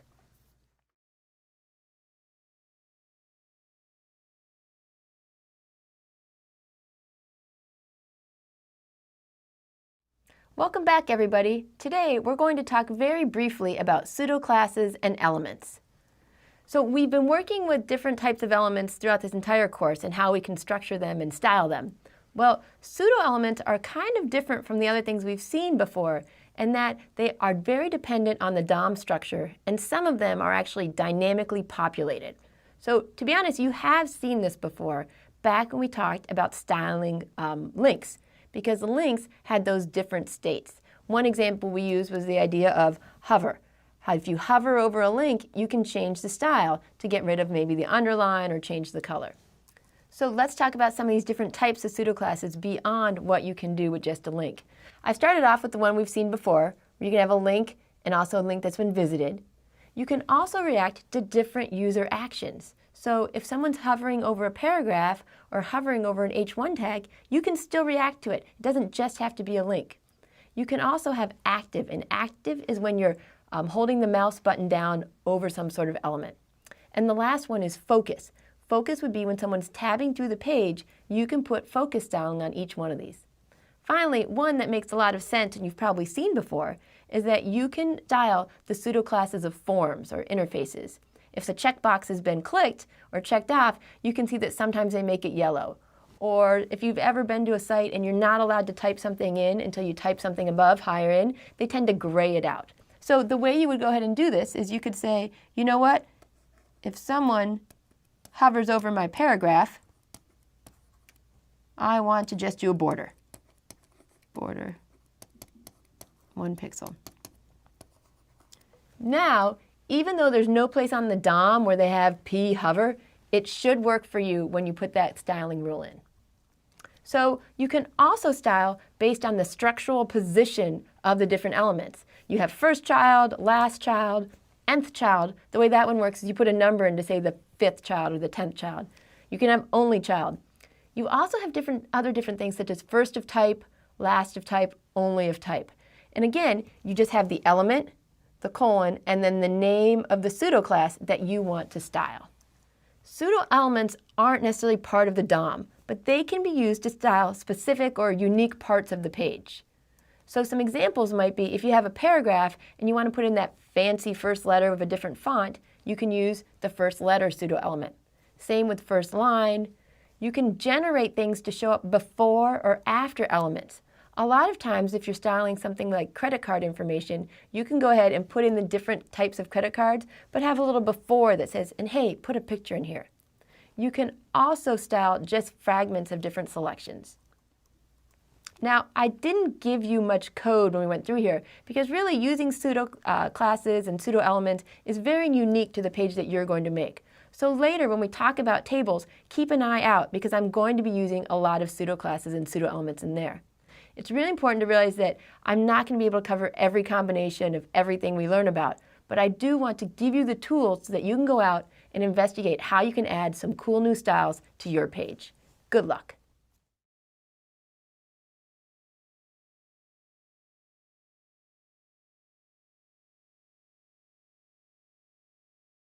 Hi everybody, in this lecture we're going to talk about transitions.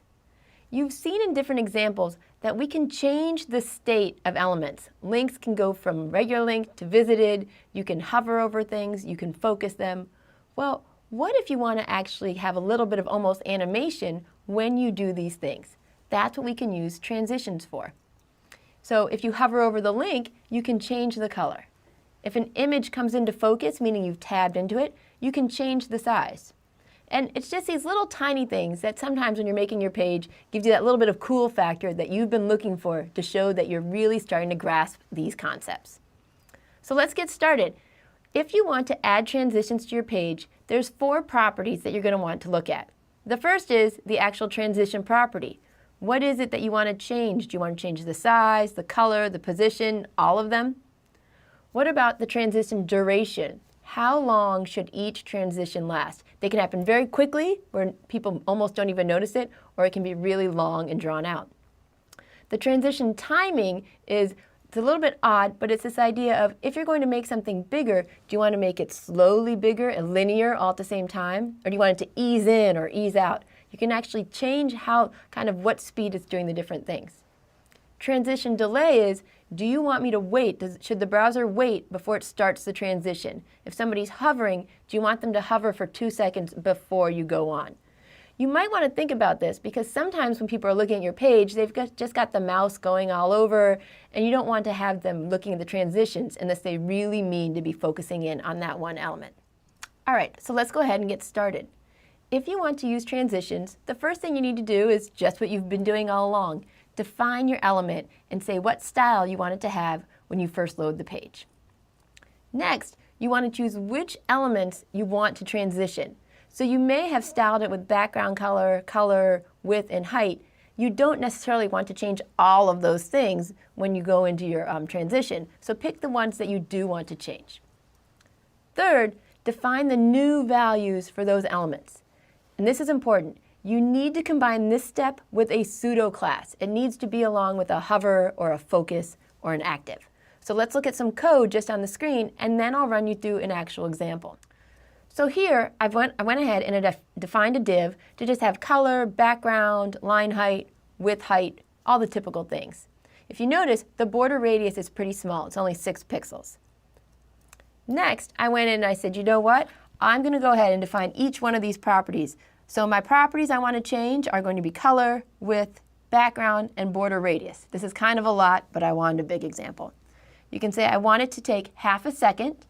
I want it to all be pretty much the same change, and I want you to wait a half a second before you start that transition. The last step, the one that had to do with the pseudo class, was adding the div hover and giving the new values that I want everything to be. So instead of being black, I want to switch it to white. Instead of the width being 250 pixels, I want it to be 350, different background color, and a much bigger border radius. All right, so let's go ahead and look at an example that I have already coded up to show you. So in this example, I've used an internal style sheet, partly because the entire bulk of my HTML is right down here. All I have is one div. How I've styled it is to say that from now on, when someone hovers over this div, I want you to change the color, width, background, and border radius. And I've also put in active, just because I want to show you that you can do multiple different states. Active, if you maybe don't recall, is when you're clicking down on a state. So let's take a look. Here's my transition, just by default when you're looking at the page. Now, when I mouse over it, you can see that it's kind of this cool change of color and border radius. Border radius actually can change things from looking like a square to looking like a circle. The final one is now I'm going to hold the mouse down, and we're going to see what happens when the state goes into active. You can see, once again, I've changed all those things. I actually think this is pretty cool. It can also, however, be very distracting. So you want to use transitions sparingly to make sure you're not taking away things from your page. It is possible and very common to use shorthands when you're writing out your different transitions. Instead of writing transition duration, properties, different things like that, you can put it all in one line. This one is saying, I want to change the background. It should take 0.2 seconds, and I want to ease out, or I want it to be a linear transition. Here it's saying I want to go ahead and change the border radius, how long it should take, the type of transition, and how long you want to delay. So when you look at other people's code, don't be confused if it doesn't look like my first example. They've probably been using the shortcuts. All right, so hopefully that was a little bit cool and you're excited to go and implement some sort of transitions on your page. Playing with them will also do more than make your site look kind of colorful and active. It's going to give you practice on understanding these different pseudo classes and states, such as active, focus, hover, etc. But please remember that accessibility is always going to be an issue when you're dealing with different states on page. Don't require that people are going to hover on your page. Don't require that people are going to tab through. You want to make sure that all your content is always available, and just keep those transitions for something a little bit extra to add to your site. Good luck.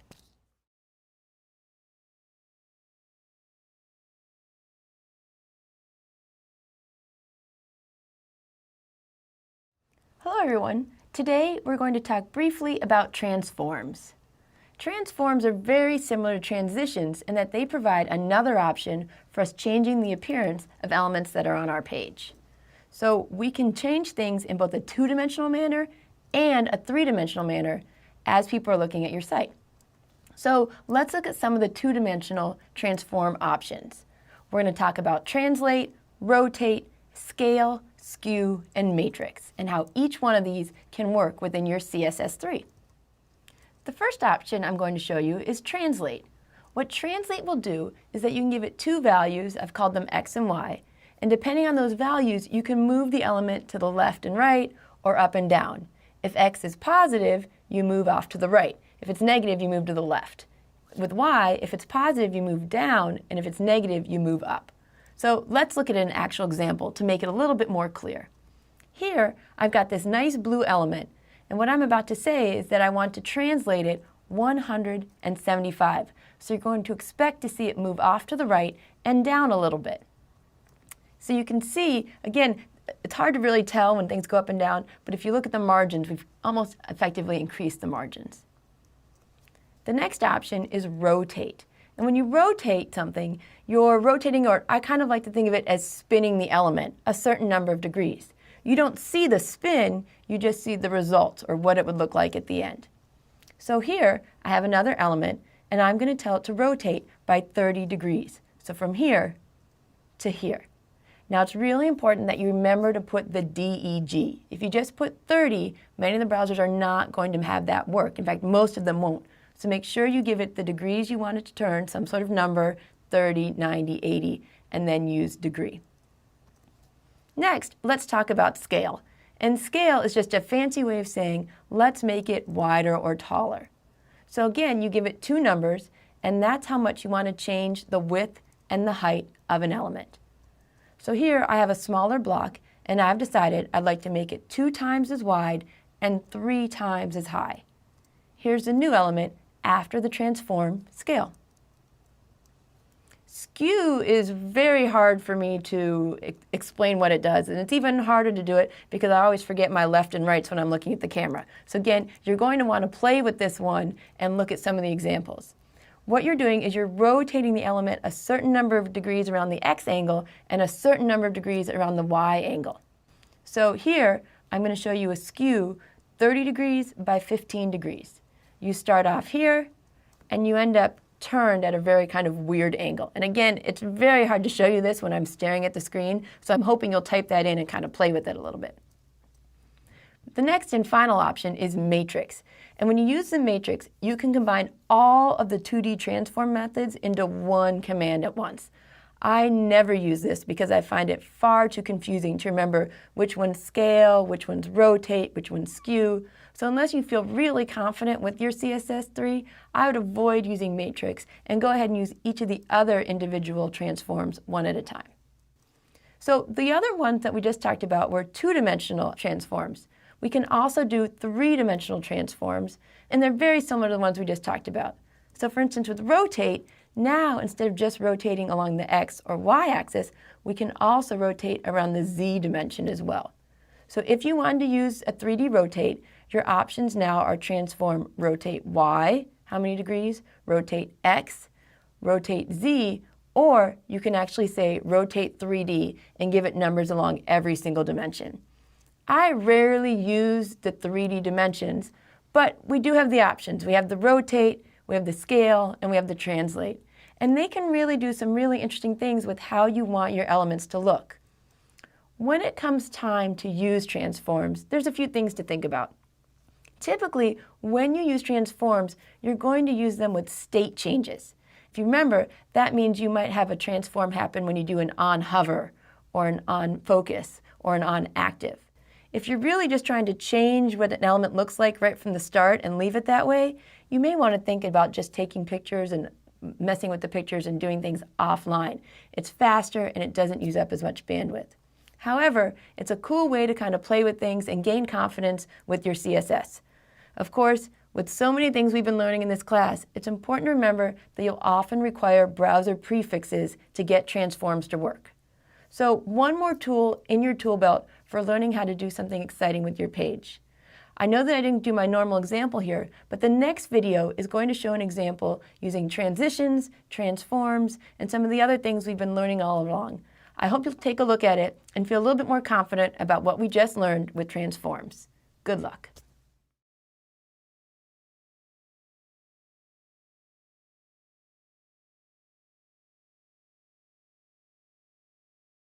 Hi everybody, welcome back. In the past, we've done code together segments where I've coded, you've coded along with me, and we've made lots of little mistakes together. Today, I really want to do a code review instead. I want you to sit back and look at some of the code that I've written and see how the little things that we've been learning are adding up together to create more complex web pages. So let's start with some HTML. Over here, I have code that's just going to create a bunch of different divs. The one thing that might be new that you haven't seen before is this idea of tab index. What the tab index does is it lets the browser know that if somebody is tabbing through your page, you actually want to put different elements in focus in a different order. So in this case, the first thing would be A, and then C, and then B, etc. It's just one more level of accessibility that I wanted to introduce to you in our code. The only other thing I want you to notice in this HTML is the fact that the very last div has a class animate in it. I've made this one a little bit different so that you can look at transitions and transforms in action. So let's go ahead and look at the CSS and play with the browser. Now, when we start at the top, you can see that I've just styled the divs so that they're little boxes where you can see the contents and it's not all too squished together. The one thing that you may not have used yet yourself in your code is this idea of transition 2 seconds ease. This is going to let the browser know that when we change states, we want to take about 2 seconds and ease it in. But first, let's look at the focus. In my focus, I say change the background color. So now, when I go to my browser, I'm going to start tabbing through the different elements. And when I do, you can see that they all light up. I'm going to refresh the page because the one that I expected to go first didn't. That's because I'd been tabbing before we even started coding or taping. So here we go. A changes color, and then C, and then B. This is you giving the user power to jump to the most important sections first. All right, so after focus, let's talk about hover. Now, when hover comes into case, what I'm saying is make the width 200 pixels, it was 100, and change the background color. So let's take a look. I'm going to highlight over C right here, and then B, and then A. And you can see it's a very nice, smooth transition. But one of the things I do want you to notice is that when I'm not hovering over anything, we actually have A through F on the top line and then G through I on the bottom. When you start to go a little bit too crazy changing the size of things dynamically, you can throw everything off position. So make sure you use this sparingly. All right, let's get to the cool one, the last one. If you remember, I made one div and I set it to be animated because I used the animate class. Right now, the only difference is the background color is a little bit green.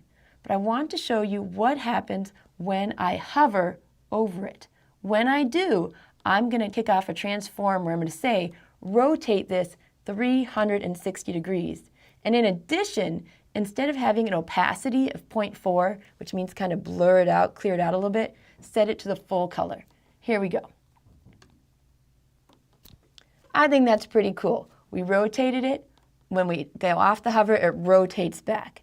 These are the kind of fun things that you can add to your page when you're first learning how to code that really give you this sense of, hey, I'm doing it. I'm making things change. So what I'd really encourage you to do now is go back, review the transition lecture, review the transform lecture, make sure and see if those concepts now make a little bit more sense that you've seen the code in action. And I hope you'll play with this code, change the values, and really have some fun with it. So good luck.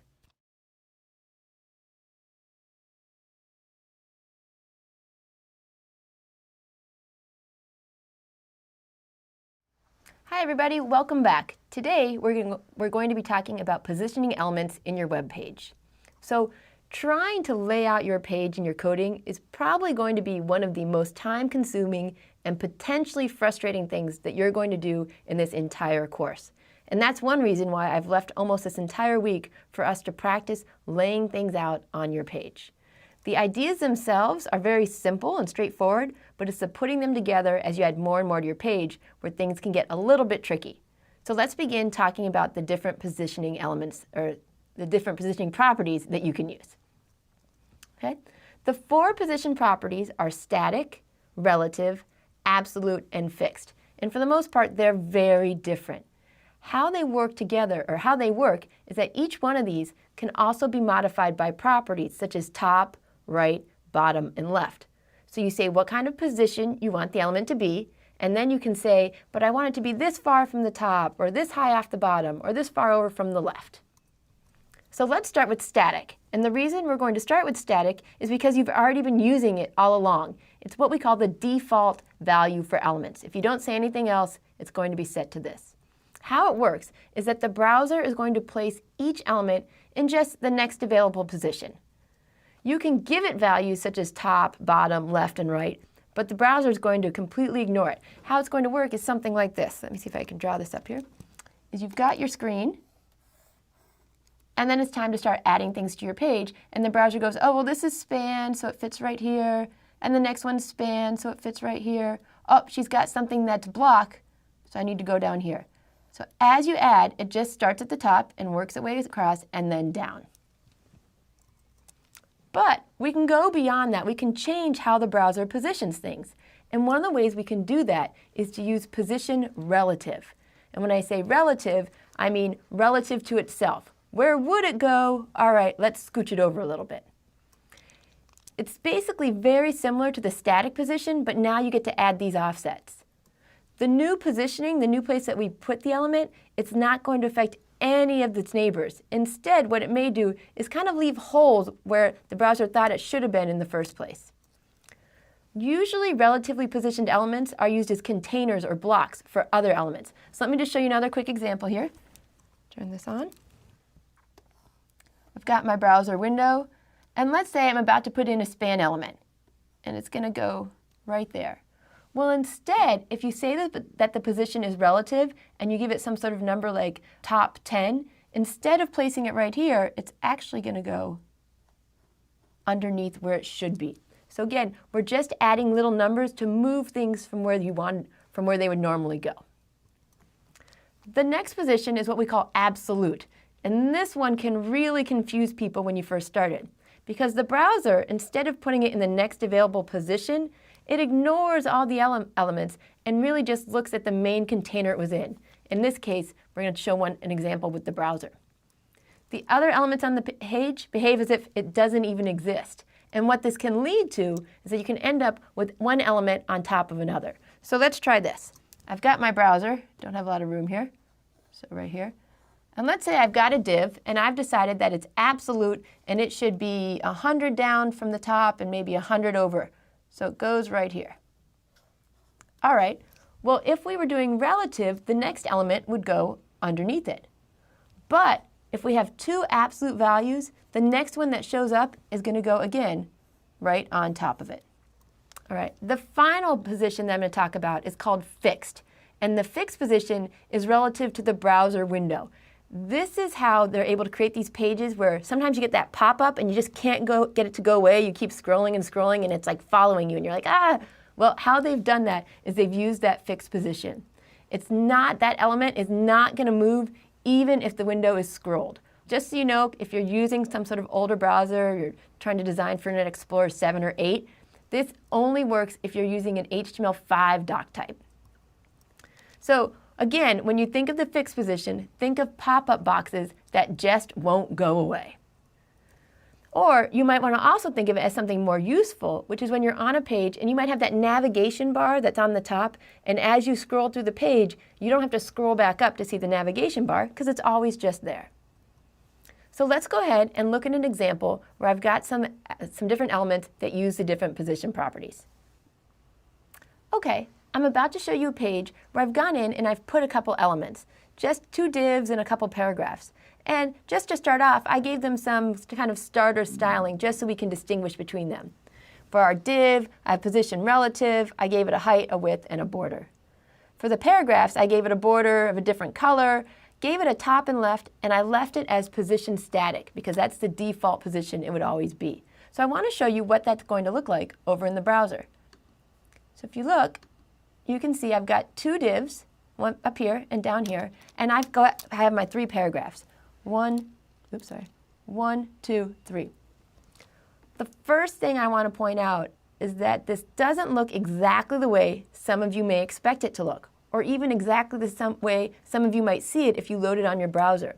Instead of putting this paragraph all the way at the top, it's actually pushed down a little bit. Same for the B and the C. The reason that happens is because all the browsers have different default values for where the paragraph should be positioned. So let me scroll over here for a second. I'm going to go down. And you can see that there's this kind of weird code right here that says WebKit margin before and WebKit margin after. This is an example of some pseudo classes that they used. So I don't want these different default things to be coming into play. So I'm going to go ahead and get rid of them.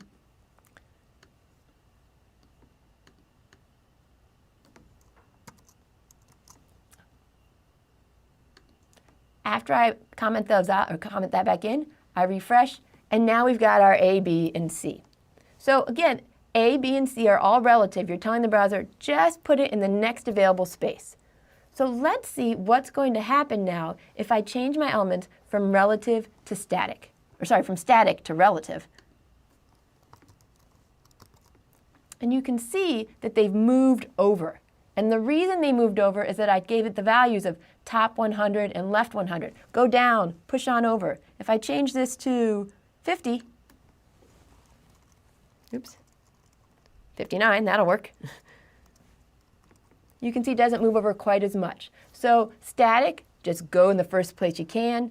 Relative, go in the first place you can, but go ahead and you can tell it if you want it to move over a little bit in either direction.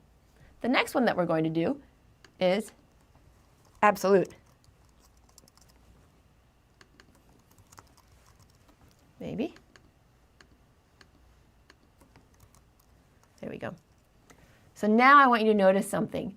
That A and that B, they're on top of each other. Because you said, I want you to be 100 pixels down and 59 pixels off from the side of the container element. In this case, it's that div. So this is kind of odd because, they're right on top of each other and it's all kind of mixed together. There are circumstances where you will want things to be on top of each other. Maybe one of them will be visible and one of them will be hidden, and you're going to change dynamically. But this is what happens with absolute.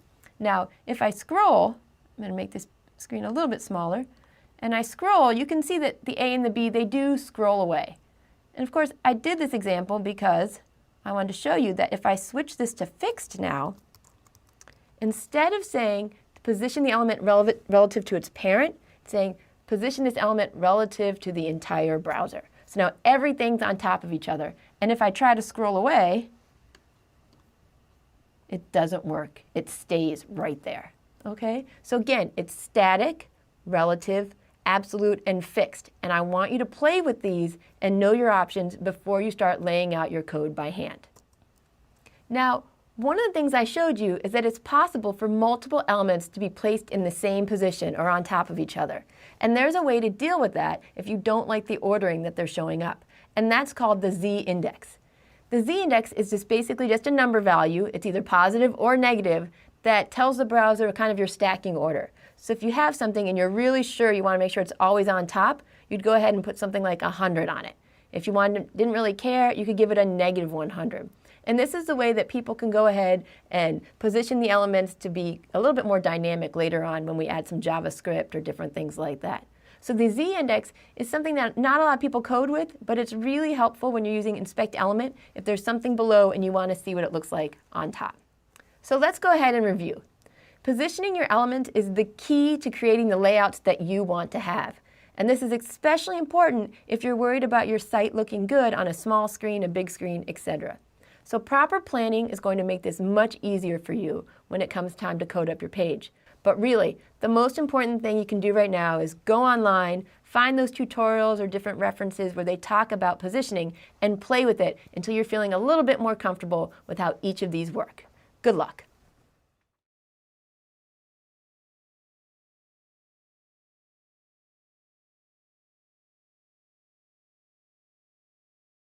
Hi everybody. In today's code review, we're going to talk about making a calendar. Because what I really like about calendars is that there are all these little tiny things you need to think about to really make your page look professional. So what I have right here on the screen is a very, very plain calendar where you can see I have all the days in the month. I also have on some days little appointments. So I'm going to have lunch with mom or meet with the dean or be library helper. And on the 31st, it's Halloween, so, boo. What can we do to take this information, this content from our HTML5 and turn it into something that's really pleasing? Well, let's take a look at what I've done with it. Here, I've used CSS to create a calendar that has a lot of different things going on it. First, I've gone ahead and I've styled it nicely. I've included things like border radius, highlighted out these days right here. I realize it's really hard to see in the screen right now, but I actually have a background image for those days to make it look a little bit different. The other thing I've added is that on days that have these little asterisks, if I click on them, the actual appointment shows up. So as you can see, I'm going to be dealing with a lot of different CSS elements, and I'm going to slowly go through the code just to give you an idea of what's going on. Now, it would be impossible for you to follow along with me with this code and know exactly what I'm doing. Instead, I'm giving it to you as a resource to kind of pick through and understand the different parts as you need to and as you want to incorporate them into your page. So let's take a look at the CSS. As you can see, this is a very, very busy page. So just kind of sit back and you can hear me talk about the different things instead of trying to read the code. I've gone in and I wanted to make my calendar with a very nice border radius, so I'd have something around the top. The thing is, the table itself is really only this part.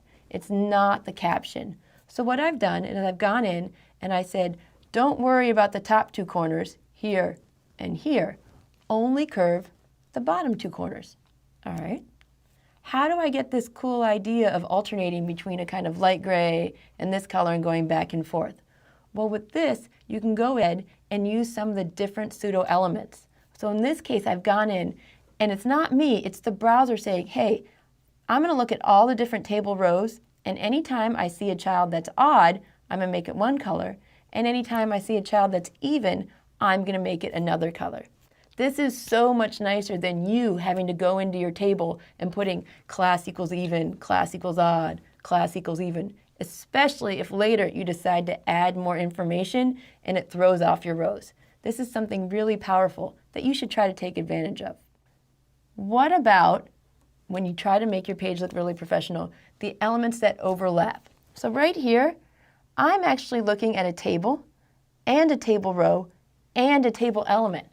I had to go through and think about each one of these and think about things like, well, on my very last table row, the very last table element, that's got a different curve than the first child. So go ahead, download this code and take a look at that and play with it. What happens if you comment it out?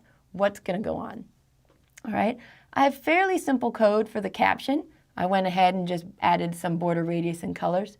What I really want to show you is this whole idea of when you want to hide things. Let's go back to the HTML. I have put all of my elements inside a span tag. So here I've got span library helper. I'm hoping that you are thinking right now and going, well, why don't these show up when I first look at the calendar? Why isn't it there? Well, the reason would be because by default, I'm going to go ahead and hide all of the different appointments. I'm going to go ahead and say visibility hidden. Now, this is different than display none. If I had display none, like this whole square would just be gone. It wouldn't be there. Visibility hidden says, oh, I want to leave all that space, but I don't want to show what's in there. This is a very little nuanced thing, and this is exactly why I made this example, so you could see the difference. All right, so now it's hidden, but as soon as I make it active, and active means as soon as you're clicking on it, I change the visibility from hidden to visible. So let's click on it. And you can see that lunch with mom shows up, library helper, and also here on Halloween, I've got a little message there. So there was a lot going on with this CSS, and I don't want to go down through every line of it, and you don't want me to do that either. It'd be very boring. So I'm hoping, though, that I've shown you some of the ways that these pseudo classes, pseudo elements, the different states all go together to create a page that can look so much better than just plain HTML by itself. So I'm hoping you'll use this code and create something great for yourself. Good luck.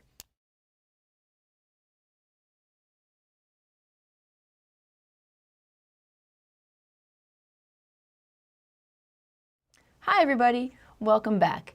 Since it's week 4 and you're working on your final project, what I want to do is kind of show you some of the different options that you can use when you're styling your pages. And in this video, I want to show you what happens when you try to make a vertical navigation bar. So over here in my browser, I have what the page is going to look like when we're done. But let's go ahead and I'll hit refresh and first see what it would look like if I tried to make a navigation bar using 4 simple links. Again, links are inline, so they go next to each other. There's no color, there's nothing going on. And it's really horrible. So let me put that style back in. Refresh the page, and I'm going to show you how I created this navigation bar. Let's start by talking about the body. I just put in some background color, padding, and margin. That's not really important here. What's important is talking about our navigation section. One of the things I wanted to do is to show you the idea of using that box sizing border box. What this is going to do is it takes away the need for you to count up how much width, how much padding, how much border. You don't have to do the math. The browser will do it for you. I put in some simple border, color, background color, etc. The first thing I did, though, is I made it inline block because I want my navigation to be next to the other parts of my page. And since nav is block, it won't happen unless I kind of throw it in there. So I said I wanted it to be about 20% of the page and then added some margin. Now something new you may not have seen before is this idea of height equals 100 VH. That's your viewport height. So this means I want the navigation to take up the whole height of your page. I'm not hard coding it to 400 pixels or 200 pixels because I don't know how big the screen is that you're looking at. Next, let's talk about the actual links themselves. What I've gone in and done is I've taken away the regular boring links and I've really styled them to make them something a little more original. So I put in a height of how high I want each one of my links to be. And then I put in a little bit of a trick and I said I want the line height to be 45 pixels. So why would I do that? The reason would be I want to center home, photos, or I want to center the words within it, and this is how I can do it. The next kind of cool thing I've done is I've added a background image. I added these little arrows, and the cool thing that I had to do that I want to really point out to you is I couldn't just link to the folder and then the file. Because of the way I set up my code, first I need to say, I know I'm in the CSS folder right now, so I'm going to go back up to my main folder and then find images. This is confusing for you, don't worry. It's a brand new concept, but it's something that a lot of you are going to run into as you try to link images from your style sheet. All right. The last thing I did was just add in a little padding so there's room for the picture and then add some margin. So using these different things we've already talked about, position, display, line height, background URLs, we were able to make something that I think looks really cool for a simple vertical navigation bar. Go ahead and try it. Good luck.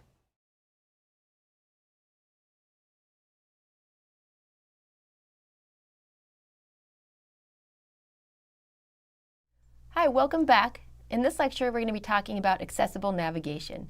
I know that this course is mostly about CSS, but I always like to pop in and remind you of the different things you need to think about as you're styling your pages. All right.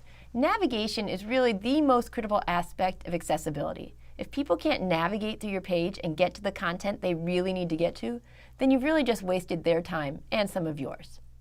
So sighted users have these kind of tried and true things that they look for on a page. They know what a search box is, they know where the banner usually goes, where the main navigation is, and it's not surprising to them that often the main content, or what we call the content well, is hidden down lower in a page. And we know this because we can see it just as soon as we open up the browser. But for blind or low vision users, they really need to rely on proper coding of the page in order to get to what they want to get to. And not just the proper coding, but there are a lot of stylistic issues you need to think about when you're doing this. So, what if you can't see? The first place that you get information is from the title of the page. You want to make sure that your title is short, but also lets the user know how this page is different from other pages at your site. Next, the proper heading placement and kind of this hierarchy allows screen users to skip the different navigational links and get directly to what they're looking for. I think you've all been to sites where it feels like you need to go to one place and then you follow another and you follow another, and this can be really annoying and irritating, especially so if it's really important that your mouse is on just the right spot. So we want to make sure that we let screen readers and other users skip right to where they want to go. We also want to think about your links, because when you have the links to the different sites in your page, those descriptions are all that people have going for them. So you don't want to use click me, follow me here. You want to give good information in those link descriptions. Next, we need to talk about proper heading hierarchy. All right? Headings need to be nested in order to really provide structure. So you shouldn't have H3 headings before you have H2 headings. You should only have one H1 heading. You shouldn't jump from H2 to H4. Instead, you really want to follow a certain kind of order so that people can realize that there is meaning behind your page. So here's an example right here. I have my single H1 heading, and then in this page I can imagine that I have 3 sections. Each one of those sections has an H2 heading inside of it. And in my first section, it might be that I have these certain little bullet points or other points I'm making where they're important enough that I've decided, hey, I'm going to use H3 to signify that this is another subsection within my section. Where people get in trouble, and what you see all the time, is that people decide, I really like the look of that H2 font. I like just how big the text is. I like how the kind of font they use. So I'm just going to put as many things as I can into the H2 font because I like the way it looks. And they're not thinking about the semantics. The same thing happens with the H3 font. You'll go to somebody's page and find out there are no H2 fonts at all. Instead, it's all H3 elements. And they only did that because they like the look of that particular tag. So now this is where the styling comes in. This is why I'm talking about this in the styling class, is that now you know that instead, if you really like the look of that H3 heading, instead of using the tag, you should be styling other tags to replicate that look. Find out which font family they use, find out which font size, and just repeat it. Don't use tags just because you like the way they look. The other thing you can think about to help navigation is this idea of off-page headings.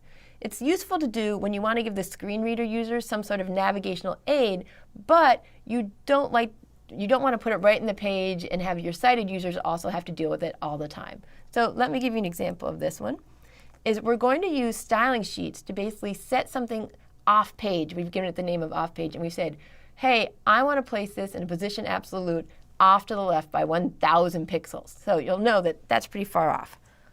I have here the University of Michigan Human Resources page. And if you look up near the top, there's really nothing there up here in the top corner. But what I'm going to do is I'm going to go ahead and hit tab. And what tab does is it brings the next element into focus. So go ahead and tab there. And you can see that now there's this new thing here that says skip to main content. If I click on it, I go all the way down and I was able to skip a lot of this additional information that they didn't really need to see. It was more just marketing and different things like that. So these different off-screen navigation links are extremely useful to allow people to jump immediately to what they want to get to. But by using styling, we've taken it off the page so that you only use it if you really want to. One of the things I wanted to mention is if you're going to do off-page headings, don't use display none or visibility hidden. These really just kind of mess with the code and make it very hard for screen readers or other people looking at your code to see what's going on. At the start of the lecture, I mentioned that meaningful link text is very important for accessibility because screen readers can find and list all of the links. Now, what you may not realize is the way that these links are displayed may not be in the way you expect. So they may be out of context, you may only be able to access them via tabbing, or they may be presented in a list. So you really want to avoid using things such as click here, read this, and more. The reason being is that may be the only context some people get in order to go to the links. Also, please don't use the URL as a link description. It's pretty common to go to a site and you can see click here and they have the entire URL, www.umich.edu/etc. It may look very descriptive, but if you have to listen to the description, it can be very confusing. Instead, unless you have a very short URL, go ahead and use some sort of textual description. So just to review, let's think about what we learned today. When you finish making your page, it's not enough for it to look good. You need to think about how easy it is to navigate your page. Think about what would happen if the colors weren't there, or if somebody could only navigate through your page with a mouse. So I want to show you really quickly what I'm talking about here. Here's an old page of mine, and at the bottom I have the University of Michigan. I just want to show you what happens when I take away the style. The page now, you can't even see the text anymore. These are the kind of small things that you would never notice unless you checked your page both with and without styling.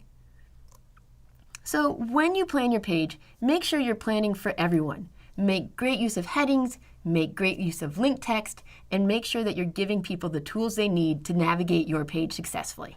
Thanks.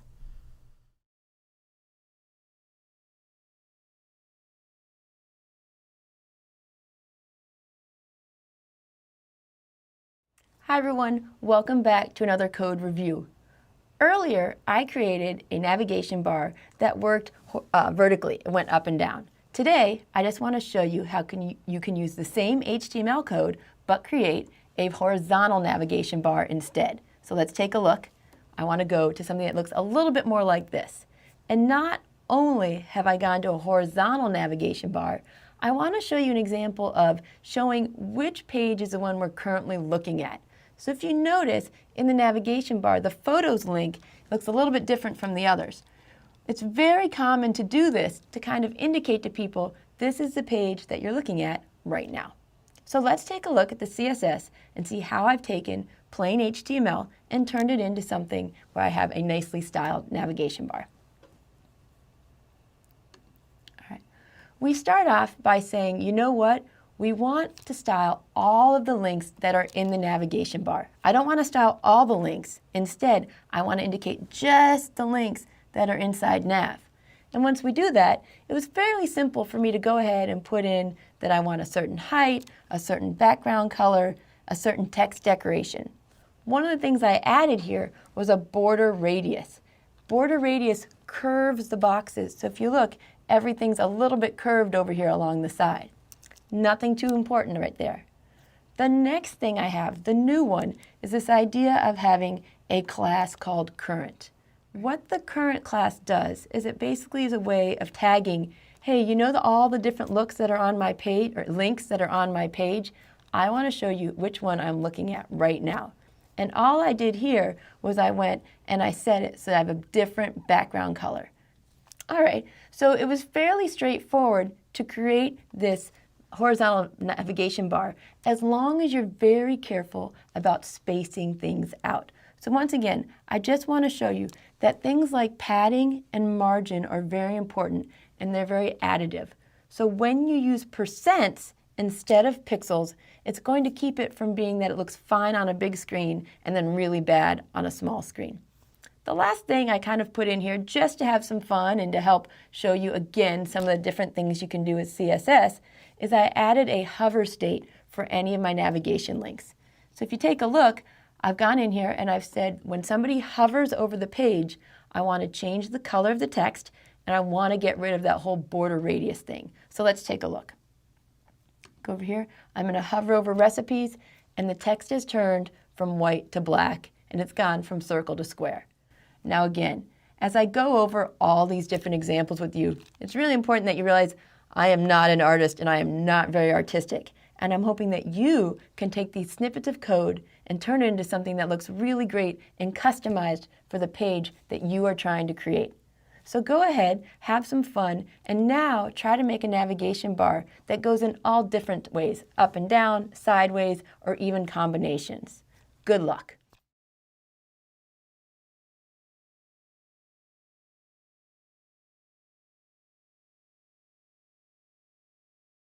Hi, welcome back. Guess what? We're going to do another and our final navigation bar together in this code review. This one, though, is a little bit different, not only for the way we've set things up, because I want to talk to you about the accessibility of how many people make their navigation bars. The new way I've used this way is to create your navigation links as part of lists. So you can see we already have it a little bit different over here. I've got an unordered list with 1, 2, 3, 4 list items, and some of those list items have unordered lists themselves. So while this is very common, there are some usability issues when you realize, are these really lists? Because if not, that's a semantic tag we're using that we may want to avoid. But it's so common, I want to show it to you and let you play with it and make your own decisions. The other issue when we make this drop-down navigation bar has to do with the accessibility of people being able to hover over certain things that you want to activate. I think we've all been there where we've been on a web page and we're trying to hover over something to click a link and it keeps popping away because our hand is too shaky or we have to hover over 3 things at the same time. So again, while this is a technique I want to share with you and help you to understand, I hope that you'll make sure that any applications you do your best to make sure it's as accessible as possible. So again, let's start with this plain, kind of boring HTML code and see if we can't get it to look like something a little bit more exciting. What we have here now is a horizontal navigation bar that's going to have drop-down elements. So when I go over home, there's nothing extra to see. But when I go over pictures, you can see that I have 3 additional links I can try to do. And same with recipes, and contact again is all by itself. So how did I do this? How did I have it so that 2015, 14, and 13 don't show up unless I'm hovering? And the same with the recipes. Let's take a look. All right, I'm going to skip the body and the navigation because I think you know how to do all this. Instead, let's talk about the different lists themselves. List items themselves and the links. So what I've done is I've gone in here, kind of so you can see both at the same time, and it's very faint, and I wish I had made a different color now, but I have a border between each one of these options. Now, it would have looked a little bit weird for me to have a border right here along the side. So what I needed to do is I went in and I said, you know what? For that last list item, the very last one, let's not put a border in. It's these little tiny tweaks that you can put in your code to make it look a little bit more professional. We also don't want borders on the sub-items, right? Because there's nothing. Since those are block, we don't need borders on the side. So I did the same thing over here where I said, you know what? I don't want to use any borders over here. Pretty straightforward, I hope. Now let's look, again, I did simple styling on my navigation links. All right. The one thing I did put in is, again, I wanted to show you an example of using transition. The transition here is what slowly changes the color when you hover over rather than a quick change. So you can see it's a little bit more gradual than sudden. All right. The active is just like last time. Now, here's the interesting part. We're going to talk about the submenus. All right. So how does the browser know when something's a submenu? Well, it can look at the DOM and it can look down and go, oh, I'm in navigation, and now I'm in an unordered link or unordered list, and here I am in a list item. If it finds another list item lower down, it's kind of chaining down, it knows, oh, I'm in a submenu. So right here, it knows I'm in the nav, I'm inside of a list, and I just found an unordered list inside of there. So how we have it set up so that it doesn't show at the beginning is that I've set the position to absolute, and I've set the display to none. So it's not going to show up by default, not going to happen. Okay? So how do I get it so that it suddenly does show up if we want to do something along that line? Well, we want to find out how to change it here. When I hover over a list item that has an unordered list underneath it, change that display from none to block. So these 2 lines of code right here, this is really setting it up. So when I go over here, by default, display is none, but when I hover, display becomes block. It's a very simple, very short code, very powerful concept to understand. So I've shown you a few different ways that you can style your navigation bars. We have horizontal, we have vertical, we have drop down. I really hope that you'll pick one that you feel the most comfortable with, or actually really the most excited about, and create one for your final project here in the CSS class. Don't worry if you run into problems. Post to the discussion board, go online and look up answers. But what I really hope is that you can create something that you're proud of that is both beautiful and accessible. Good luck.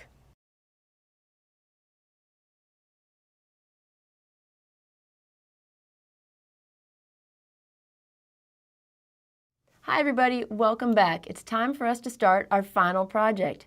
I'm really hoping by the time you're done with this, you're going to have something that you feel really proud of and that you'll want to share. Again, our objective is that we're going to write one style sheet and style 3 different HTML files. Now, when you get started, I'm going to assume that you have the second peer graded assignment done. You can feel free to alter that as much as you want, but I need to know that those changes are completed. All right, so let me show you our befores and our afters for where we're going with this final project. So let's look at what we've done so far in this course. We had our first HTML view, our next one where we made it really plain, our third one where we added in some different style, and finally on our fourth one, it might not look very different on this first page, but where I'm really going to have you focus is on the Teams page and on this table.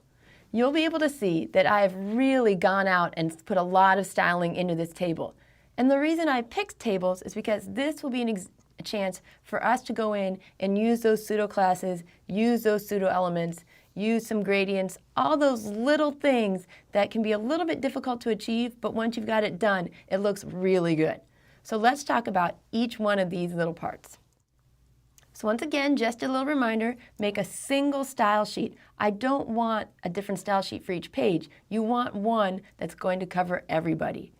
And we're going to be using pseudo elements and pseudo classes. So if you seem a little bit confused about that, don't forget, we've got slides that cover this as well as some of our code together examples. So let's start with the table because that's the bulk of the page.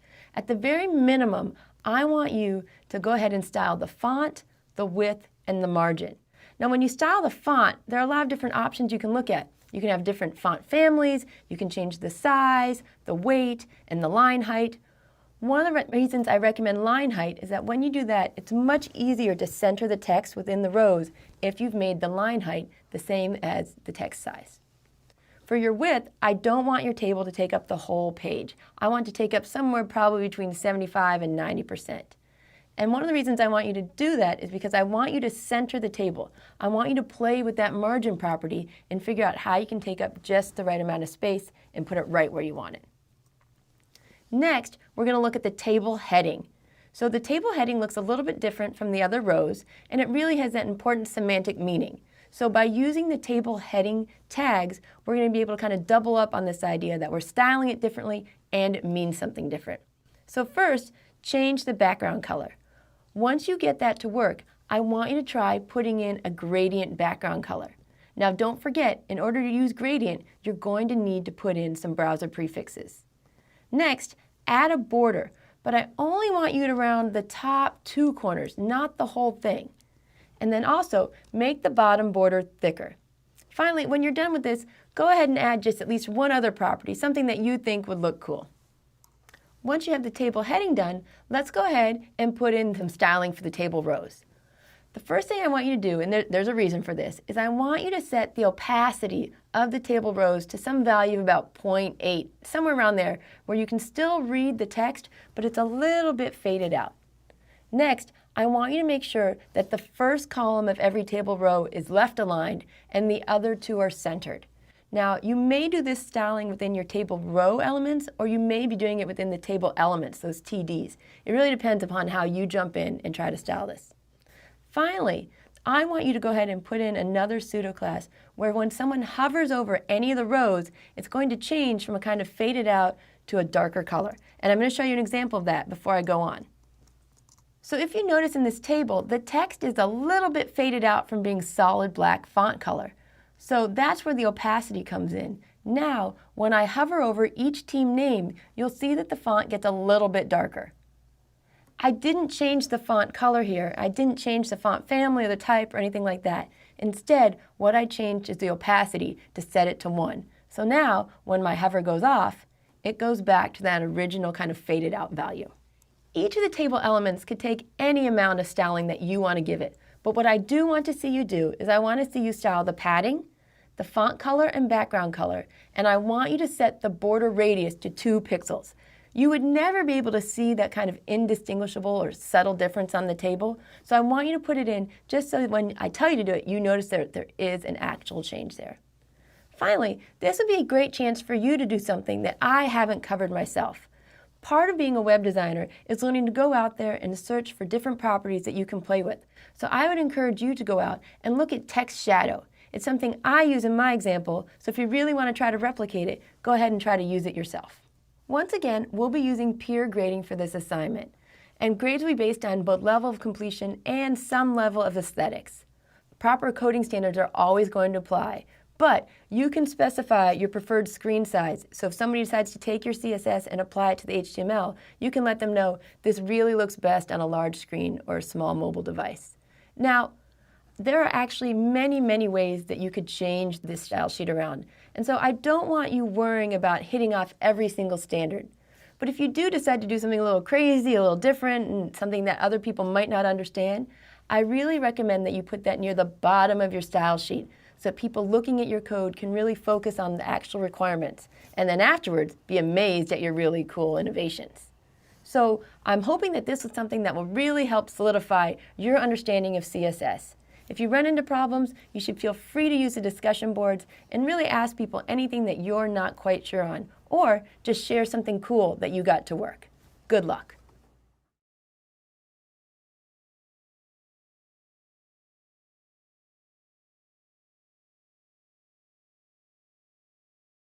Hi everybody. I am so happy to say congratulations that you've made it this far in the class and that you've hopefully completed the final project. We have all come a really long way from the plain pages that we began with to something that's really styled. I hope you've learned a little bit of theory and a little bit of practice, and you're putting it together to create something really unique. So at this point, you might be wondering, what next? I've gone through the HTML class maybe, and I've definitely just finished the CSS class. What can I do to continue my own progress as a web designer? Well, first, I would really encourage you to consider creating your own site from scratch. Draw it out, style it, do all the little things that you wanted to do, but you didn't because you were too busy doing the assignments. Once you've done that, you can continue to practice your skills. One of the things people often ask me is, I want to get a job as a web designer. What should I do? Well, when you go and you talk to other people about web design, they're going to want to know, what are you working on right now? So whether it may be just working on transitions, transforms, accessibility, you should always have something that you're thinking about your site to work on right now. You're also probably at this point ready to join a meetup or different workshops. You're not at web developer status yet. You're not really close because you need more practice, you need more experience. But what you can do is you know enough that you can meet up with other web designers and talk to them about what they're doing. It's a great way to find out what's happening right now and to make connections, because connections are so important. There's also a group called Girls Develop It that's nationwide, and they often hold workshops. You are definitely ready to volunteer to be a TA and work with others as they build their own HTML and CSS skills. Also, if you're really interested in continuing your knowledge, you're going to want to learn about using JavaScript to add some interactivity to your site. The last thing you may want to think about is learning more about what's called responsive design. Responsive design will use the CSS that you've been learning all this time and tailor it to the different viewports.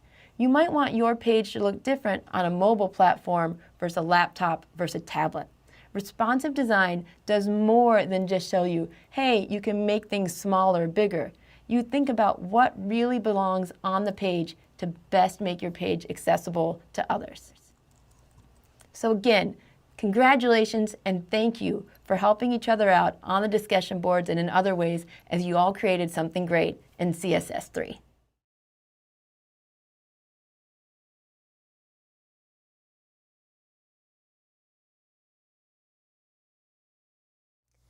Hi everybody. Today I'm going to introduce you to the JavaScript programming language. JavaScript has a lot of uses, but we're really going to focus on how we can use JavaScript to add interactivity to your web design pages. So while I'm assuming that you're new to programming, there is an expectation that you know HTML5 and CSS. If you don't, you're really going to want to go back and review those two areas because everything we do with JavaScript in this class is based on web programming. So let's get started. If you've done HTML, if you've done CSS, you haven't necessarily done what we call real programming, at least not what us computer scientists call real programming. Instead, we're going to be talking in JavaScript about really definite data manipulation. And in order to do that, there are a few things you need to learn how to do. The first is you want to learn how to store variables. You're going to want to learn how to set decision points. You're going to be looping and writing functions. You're also going to be really getting in depth with how you can get data from the browser. So did you know that every time you load a web page, you can actually get back the title of the page, the URL of your page, a lot of different information that you know is there, but you can't always see at first glance. The other thing we can do, which is really where it gets a little bit more exciting, is that we can manipulate the DOM that the browsers use to create web pages. So the DOM is that document object model. It's what builds up a web page. If you're a little fuzzy, it's been a little while, don't worry. We're going to review the DOM in a future lecture. So let's start with variables. In computer science, we use variables in order to store information. Your program isn't going to be very exciting if you ask somebody their name and then you can't actually use that name later on. So you're going to find out how to get information from the user and then store it so you can use it later. We're also going to add decision points. Things are much more interesting when they don't do the same thing every single time. So we're going to write a little bit of code that can help the program decide, in some cases I want to do this, and in other cases I want to do that. We call this decision points. We can also do looping. Looping is really powerful. As your programs get bigger, there are certain things you'll want to do over and over again, but you really don't want to write code over and over and over again. So in computer science, we use something called looping to control the program and say, see that little bit of code over there? We want to do that 5 times or 10 times, or we want to keep doing it until the human does what we want them to do. Otherwise, you sometimes have to decide at runtime how many times you want to run some code. So if you know that you want someone to do something 5 times, you can be very specific about it. Programming gives you so much flexibility in how you want your code to run. Next, in this course, we're going to talk about functions. Functions are a way for you to reuse your code multiple times, but you only have to write it once. The other really great things about functions is that other people can write code and you can use it. And you don't even need to know how it works. All you need to know is, what did you call your function? Great, I want to use that. Finally, we're going to talk about manipulating the DOM in this class. JavaScript can actually go through your web page and search and find certain elements. It can add new elements. It can delete other elements from the DOM. So think about when you're filling out a form on a web page with your credit card information. There's always these little buttons that you can click that can say, use the same billing address for shipping. Things like this can make your page much more usable. You can also react to mouse clicks, page reloads, and other actions that the user might have. So this is where it really gets fun. We're going to start with the basics, the variables, the loopings, and then we're going to have fun manipulating the DOM. So a major component of learning any new programming language, or I guess really any language at all, is that the key is practice and repetition. The other thing that you really need to understand, and I'm actually hoping that you'll embrace, is that you need to expect that you're going to make mistakes. If you aren't making mistakes constantly, you aren't really learning in this class.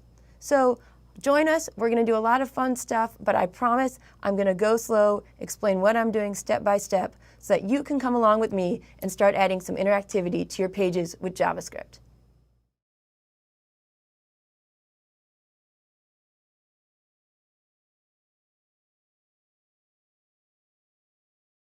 Hi everybody. Today we're going to be talking about the DOM, or the Document Object Model. So as you may or may not remember, every web page is built upon this DOM. And what it means is that our pages are structured like a tree. We have one parent and possibly a few children, and the page, as you add more and more things, just gets deeper and deeper. Nodes have these different properties, methods, and events. So let me draw you a quick example, and then we'll talk about how we can use JavaScript to manipulate this DOM. So every web page is built like a tree. So we start up here, and we've got our document, and then you're going to have, hopefully you remember, your head and your body. All right. Well, what kind of things are in your web page? You might have a div and another div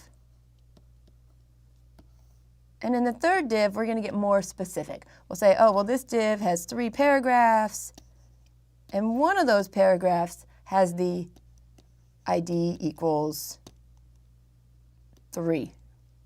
So what does this mean? Why do we care that the page is built like a tree? This means that JavaScript can actually go in and it can look and say, you know what? I wanted to find the second div. Oh, I found this thing right here. Oh, I wanted to find the specific paragraph that had the ID equals 3. Oh, it's right here. Because JavaScript can find these different elements in your page, it can also change what we call the attributes of that page. So for instance, that paragraph might have a background color or a special kind of font. The paragraph also has text in it. How can we go in there and how can we change that text? So this is what we're going to be using JavaScript to do in this course. So again, we've got that the page content is represented by the DOM. The scripting language JavaScript uses the DOM to interact with the document. How does it do that though? How does it know how to interact? Well, the JavaScript has something called an API, or an Application Programming Interface. You may have heard people talking about APIs in the past. Programmers tend to do that. They're like, oh, what API are you using, or what API are you using? And it can sound kind of intimidating if you've never used one before. An API is just a way for someone else to write code and then you to use it to interact with their programs. No matter which browser you're using, Firefox, Chrome, different things like that, and no matter which scripting language you're using, in our case we're going to use JavaScript, the API is always the same. The way you interact is always going to be the same. And this is really important because it's nice to know that if you learn this, you won't have to learn something different later on. So let's talk about some of these DOM objects, or elements as we call them. The first one, kind of the root of your entire page, is the document. So if you wanted to, you could find out what the document URL is, what the height of the document is, all the different links in the document background color. If there's an attribute that you've used to style your page, you can find it using JavaScript in the API. The next kind of concept we talk about is an element, or a node in the tree. If you remember, I drew that you can have the body, and inside the body you can have divs, paragraphs, links, list items. Each one of those is a node in the tree, and you can find it using the API. Sometimes, though, it can be a little bit more complicated than just returning a single element. What if you wanted to find all of the children of one particular ordered list or unordered list? Well, in that case, instead of returning a single element, sometimes it's returned a node list, or an array of elements. So for instance, there's this one API that we can use called document.getElementByTagName, and you can give it any element you want, so P or list item. Well, there's a really good chance that there's more than one paragraph in your page, so it would return all of them together. So this is how we're going to be using arrays later in the course, probably in about week 3, to help you understand how to deal with an overload of information. Finally, the important thing I need you to remember is that in the DOM there are attributes. So you have your elements, and every element probably has one or more attributes that go with it. So an image, for images, image element, it would have a source, it would have alt text, it would have width and a style, different things like that. So attributes are the kind of cool things that we want you to be able to change to make your page look different. Okay, so if you understand that the page is made up of documents and elements and attributes, I'm hoping this slide will make a little bit more sense. So if you have a document, you can say, you know what, I want to get a certain element using the ID. You can also say, oh, I've got this document, grab all the elements that happen to be a paragraph or a link. Now this one's new, this idea of element.innerHTML. So a paragraph is an element, and you assume that there's some sort of text inside that paragraph. Well, if you've been coding HTML or CSS, you probably might be thinking, when I used the paragraph tag, I never saw an inner HTML attribute. You wouldn't have. This is part of the API, but you can use this to change the content of any element. You can also change the element style, and you can even add additional attributes to any element that the DOM can grab. Finally, an interesting one that you may or may not use is you can even remove attributes. So if something has a certain color, you can go ahead and get rid of that if you want. I know that there was a lot I went over in this slide that maybe didn't make a lot of sense to you yet. That's okay. That's the point of this class, is so that at the end of this course you can go back to this slide and you can say, oh great, I've mastered this. I'm beginning to understand that learning JavaScript doesn't mean that I know how to code everything by hand. It means that I know that there's something called an API, and I know how I can use it to make my page a little bit better. So we're going to start slow, and the most important part to me is for you to feel comfortable searching for information on the web. I'll be able to teach you a little bit. I can show you some of the main methods and APIs and different things like that. But I want you to code with me and then make sure you go off and you try to change things just a little bit until your confidence is really up there. Good luck.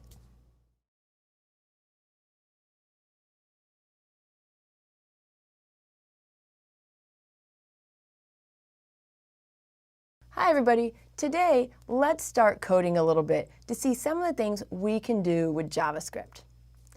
Maybe with using HTML5 or CSS3, you've added what we call a little bit of interactivity to your page. There's the details tag if you're using HTML, there's the hover property or pseudo class if you're using CSS3, and you were able to make little things change in your page by reacting to what the user was doing. But typically, that's not really what we call interactivity when we're talking about true web design. Because these new elements and these pseudo classes can only go so far. They tend to be temporary changes. So what can JavaScript do that HTML and CSS can't do? Well, the one that I'm going to talk about today is that they can read and write HTML elements. Now, that's not the only thing they can do. We're going to be talking about different things like reacting to events and validating data and different things like that. But today, we're really going to focus on output. Whenever you learn a new programming language, one of the first things you want to do is find out, how can I make things happen? How can I have things print out to the screen or generate some sort of output? Well, JavaScript doesn't have a built-in print function. So instead, you have 4 or 5 different ways where you can generate different things. So data is typically displayed via alerts, prompts, document.write, using something we call inner HTML, or writing information directly to the console. So let's talk about each one of these. You've all seen JavaScript alert boxes, because many times, especially back maybe 10, 15 years ago, when you went to a page, people loved to have these little boxes pop up and say, hey, welcome, doing things like that. So in JavaScript, it's pretty easy. You can just use alert, and then inside you put my message here. So a few things just to point out right from the beginning. Alert is a keyword. So in your editor, it should change some sort of special color. Inside the parentheses, and you need the parentheses, both beginning parentheses and end parentheses, is that you're going to have some sort of string, and it should be inside quotes. It can be inside single quotes or double quotes. And then the last thing is to end in a semicolon. So if you were to put this code right here inside your HTML, you can go ahead and generate some output. So let me show you an example. So what I've done over here is I've created the HTML that I would need to generate an alert box. So I've got my body tag, and this is new. I have what we call as a script tag. The script tag tells the browser, oh wait, don't just print this out. I'm actually going to give you some JavaScript that I want you to run. And in this case, I have my code alert hello world. So if I were to run this, and I'm going to go ahead and refresh it, you can see I get my little pop-up box.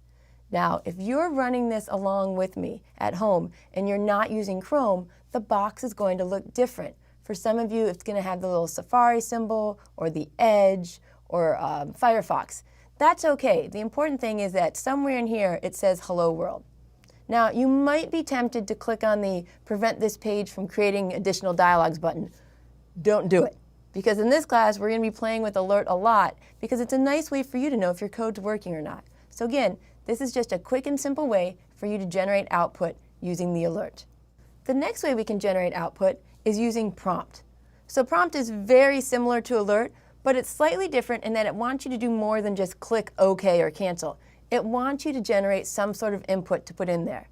So as you can see, the alert and the prompt look very similar. They both got the keyword, the parentheses, the semicolon, and the string, but the way they act is very different.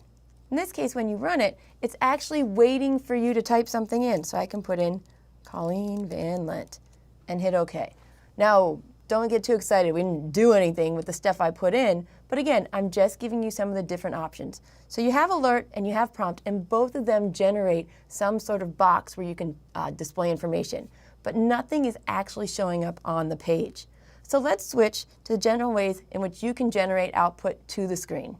One way, if you want something to be what we call permanent, to not just disappear once you hit OK, is to use what we call document.write. So again, I'm hoping that you're picking up on these ideas that we're using terms like document and element and different things like that.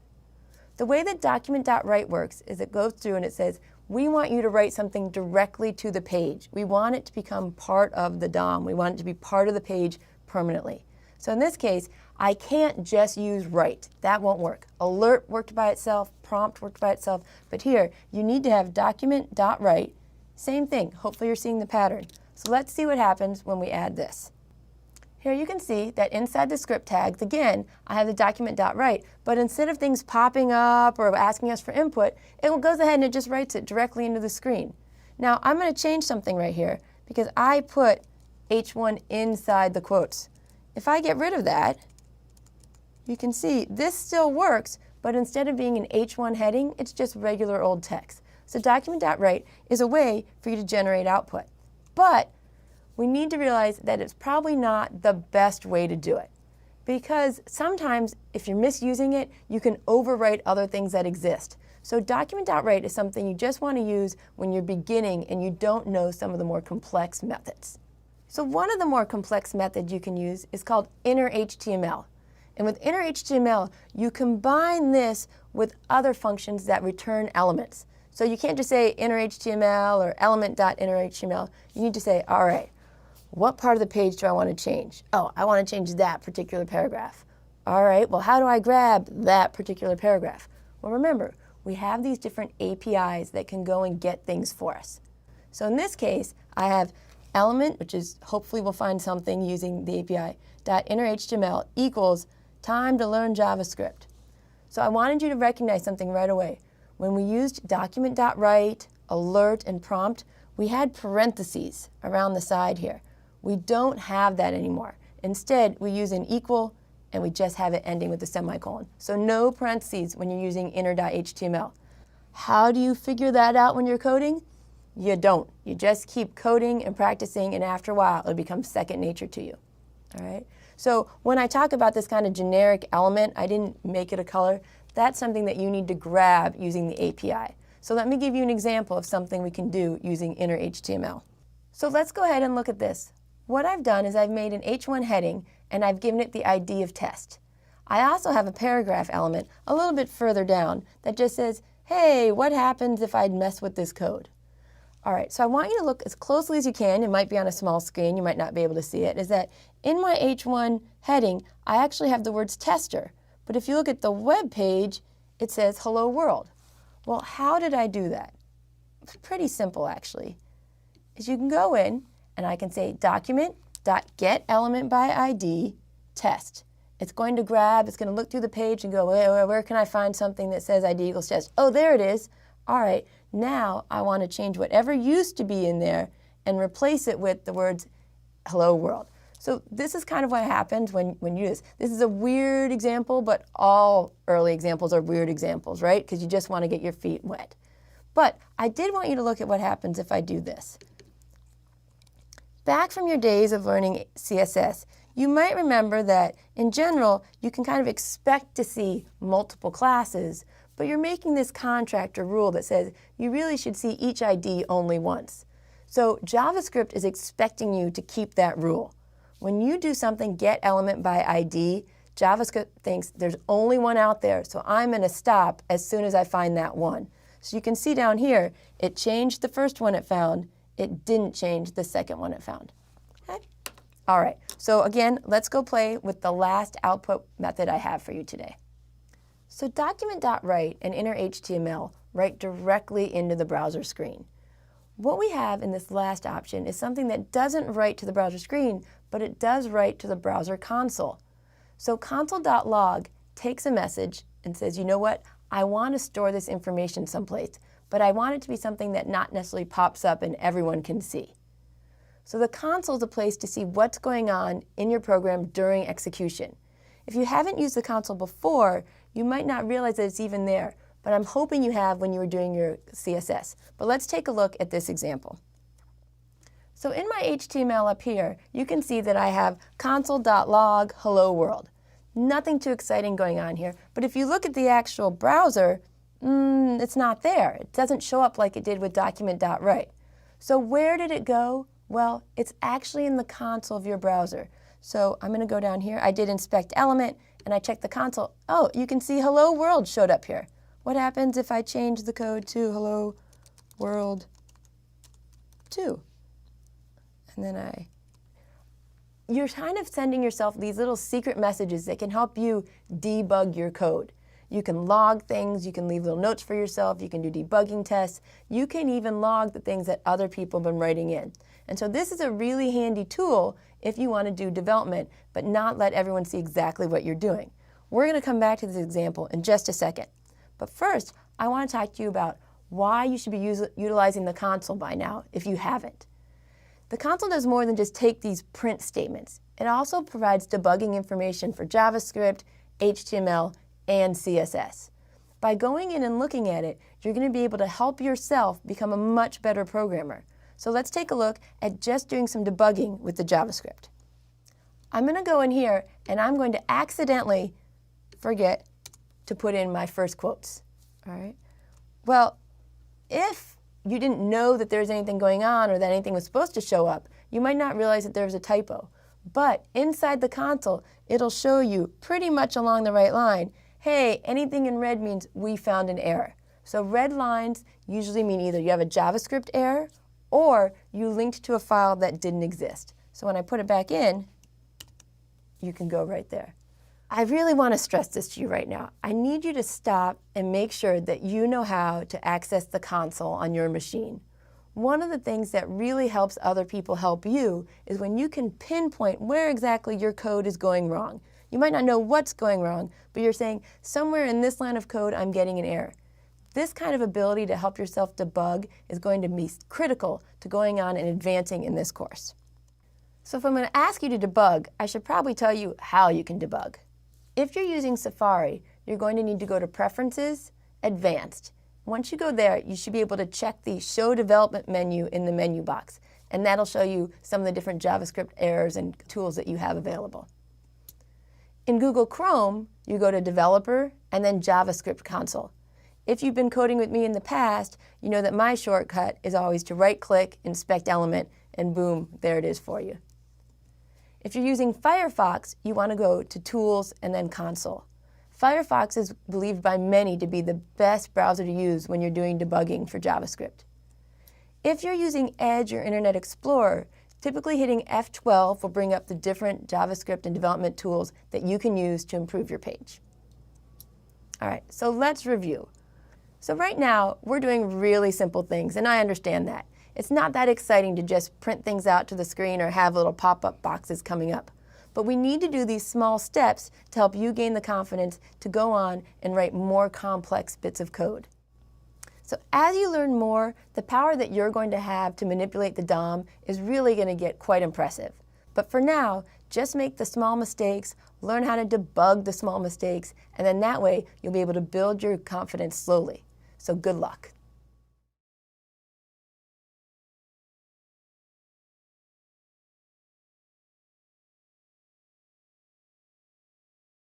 Hi everybody. Today we're going to learn about JavaScript variables.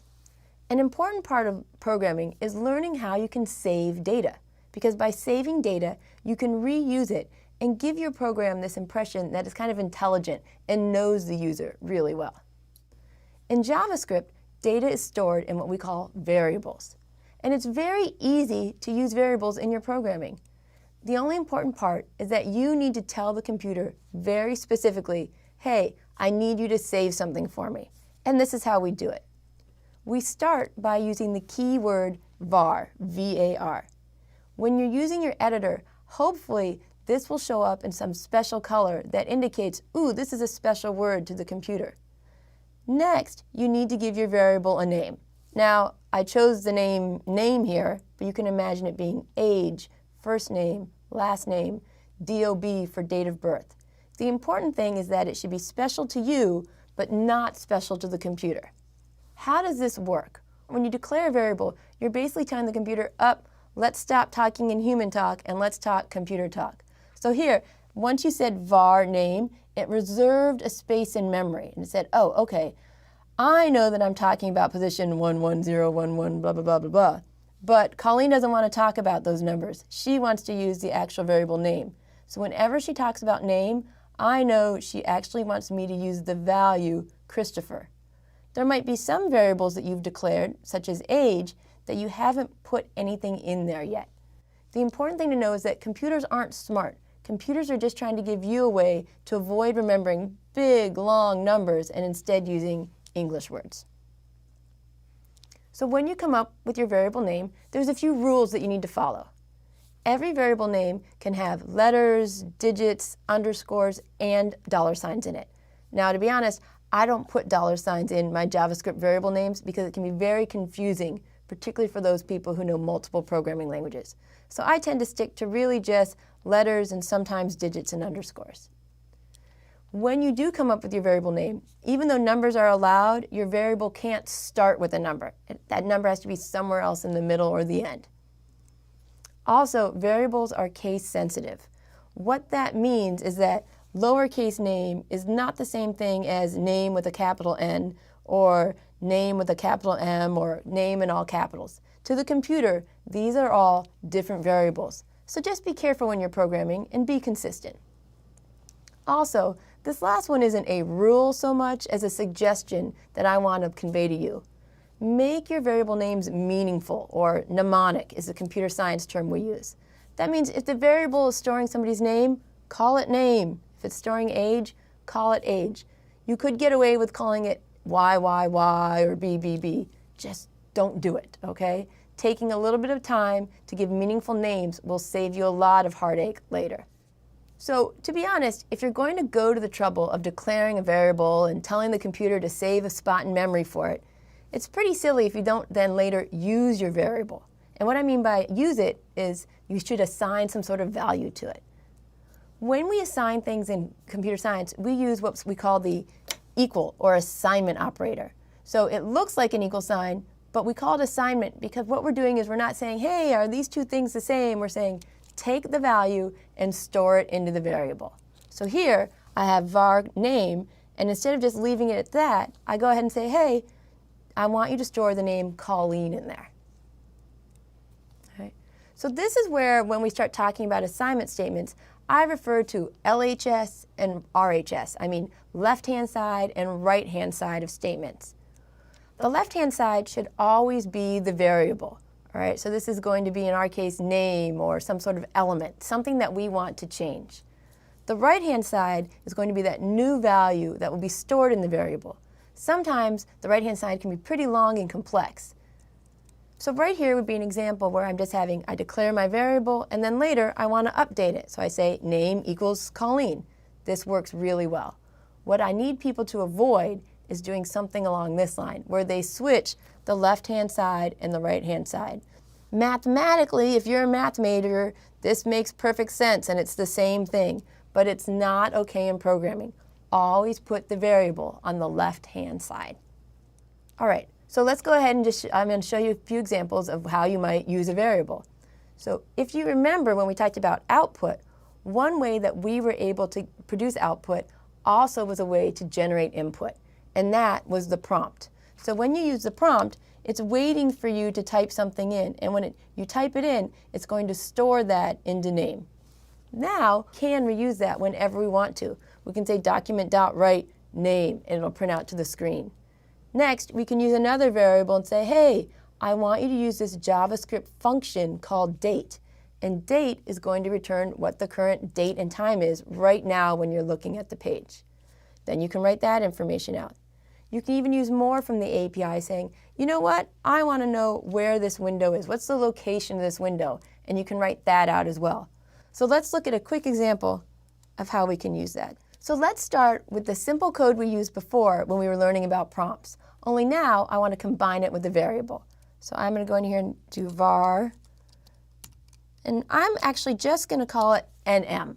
The reason I'm doing that instead of name is because I really want to make people realize that the name you give your variable doesn't really matter. It can be anything you want. Just because I call it name doesn't mean you have to. And as soon as I did this, the prompt statement showed up, and I put in Colleen. Great, it worked, but we didn't do anything with it. So let's go ahead and add a little bit more code. Now, I am going to comment out this line. You can see why, because otherwise it'll keep asking us to prompt things. So we'll comment that out when we're done. All right. So I have this variable called name. Now I can go ahead and do something on the lines of document.write nm. I can also do console.log nm. If you wanted to, you could even put in alert nm. All right, so let's go ahead and put this back in. Might want to edit all my typing out.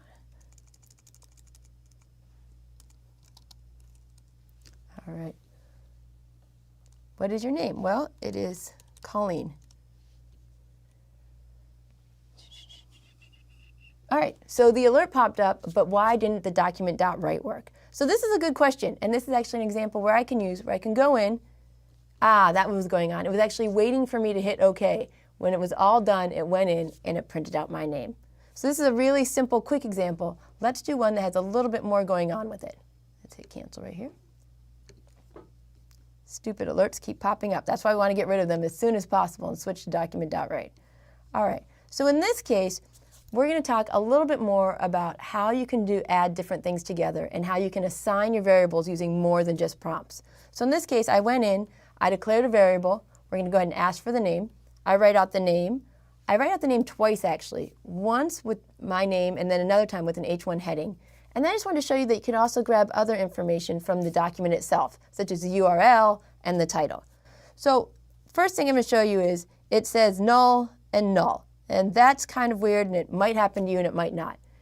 So the first thing I wanted to print out was my name, but I didn't type anything in the prompt. So when JavaScript doesn't know what to do, when it doesn't know what value should have been in there, it's going to assign it a value of null. So let's run this one more time. I'm going to put in the name Christopher, just in case someone else named Christopher is watching this and they can feel special. And now you can see it printed out Christopher, it printed out the URL, and it also printed out the title of my page.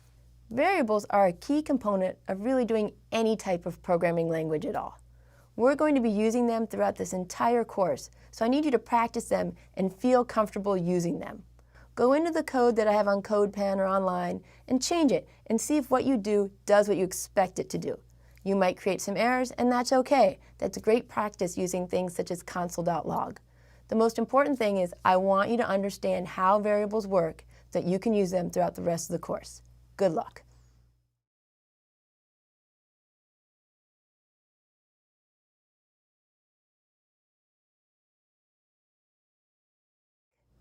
Once you realize that computers store all of the information using variables, the next step is to start to learn about the different data types used in the JavaScript programming language. So if you look here in this example, you can see that I've got variable name equals prompt, what is your name? So it's expecting me to type in probably something like Colleen or Chris or Becca, something along that line. In the next example, we have variable name equals date. So this is not a string. This is something that's actually can be quite a bit longer and is very complex. You might also have variable name equals window.location. If I wanted to in JavaScript, I could even say name equals 12. Doesn't make any sense, but there's nothing stopping me from doing it. In each of these examples, name would have what we have called a different type. The things that are stored in the computer are uniquely different. So in computer programming languages, variables tend to have a single type. In JavaScript, that's fine. A variable can only be one type, but throughout the course of the program, it can switch from being a number to characters, back to a number, to something else that's completely complex. So let's talk about what these types are in JavaScript and how we can represent them. So first, the first type we're going to talk about is number. And it's pretty straightforward. It's simply any type of numerical value that you want to store. This can be with or without decimals. JavaScript doesn't care if it's 2 or 2.0 or 2.6785. It's all the same. In this example, I went in and I said, you know what, I have this variable called width, and I'm going to set it using window.innerWidth. This is pretty cool, actually, if you're trying to do something interesting in CSS, because you can find out how wide the window is and then use that information to update other things. My next example is I have var pi, which is equal to 3.14. In this case, I hard-coded it to something. In both cases, it's storing a number, but in the different cases are one, it's going to be what would normally be an integer or a whole number, and the next time it has decimals. The next type is called string. A string is simply a collection of characters such as letters, numbers, punctuation, spaces, basically anything you can type into the keyboard. To create a string, you have to put the value in quotes. Now, these can be single quotes or double quotes. And I want to be very clear here that in PowerPoint, it's drawn the quotes as kind of forward and forward. Make sure you don't copy and paste, and instead you do the quotes directly from your keyboard, because the slant does matter. So in this case, I've done var location equals window.location, because it happens to be that that attribute is a string. Or in my second example, once again, I've just hard-coded it to something you might expect. The third data type is Boolean. In programming, a Boolean value is something that's either true or false. It doesn't have numbers to it or strings. It's very straightforward. So in this case, I might have my variable status equals false. This is again called hard coding it. Or in my program, if I want to do something based on whether or not the window is open or closed, I can set it dynamically right here. The important thing to know is that status and window status can only be true or false. Those are the only two options. Later, we're going to learn how to write our own Boolean expressions to check to see if things are true or false. And that can add really a lot of power to your page. The next data type is called object, because sometimes the variables or the nodes are more complex than just a number or a couple characters. So a node in the DOM would be a really good example. If you think about a paragraph element to it, paragraphs are not just a number or string. There's a lot of different things that go into it. So here, I might have variable topic equals document.getElementById, my ID. So if I wanted to print out what topic is now, something like document.writeTopic, I would get something that pretty much looks like junk because it's an object, and objects can only read it legibly using things like attributes. So using those attributes, we can go in and we might be able to say something along the lines of write out topic.style, topic.innerHTML. Different things like that can show us really the attributes or the strings, numbers that make up objects. Finally, the last type we're going to talk about is array, because in some cases, a function might want to return more than one value. We've seen how the API can return something complex, like an object that could be a paragraph or a div, something along that line. What if it needs to return multiple things? So here, I have var links equals document.getElements, not element, but elements, by tag name A. So we're going to go in, it's going to search the entire document and find all the hyperlinks in the page. Well, that's certainly not going to return just a single number or a bunch of strings or even a single object. Instead, it needs to return a whole collection. So arrays store these multiple values using a variable name, just like the ones we've done, but it also includes what we call an index for each element in the array. This is the same example where I said, hey, go out and grab all the links. Now, if I wanted to write some sort of element out, I could say document.write links 0, and it would say return the very first link I saw. If I had links 3, it would actually return the fourth one, because computers love to talk starting from 0 and up. Now, we're going to have an entire lecture or more on arrays later in this course. But for now, I just want you to realize that it's one of the data types that can be returned. So let's look at a quick example that uses some of the different types. So let's see what happens when I type in a string to this sample code. I'm going to go ahead and put in, for what is your name, I'll put in Colleen. So now, if we look at the code, what I was doing here is I was just prompting for the name, and then I wanted to write out the name. Boom, there's Colleen. And then I wanted to say, hey, what happens if I add H1 elements on each side? You haven't seen this plus before, and we're going to be talking about it soon, but what we're doing right now is we're doing what's called concatenating. We're saying take the name and add H1 on either side. So boom, I get it bigger now. I also wanted to print out the title. That's a string. I also wanted to print out right here document.getElements by tag name P. So this is where we're using an array.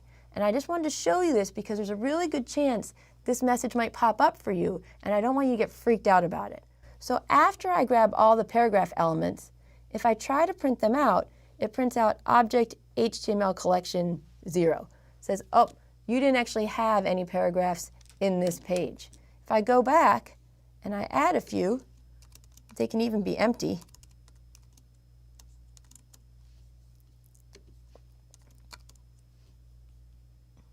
Gotta love when it keeps popping up on you.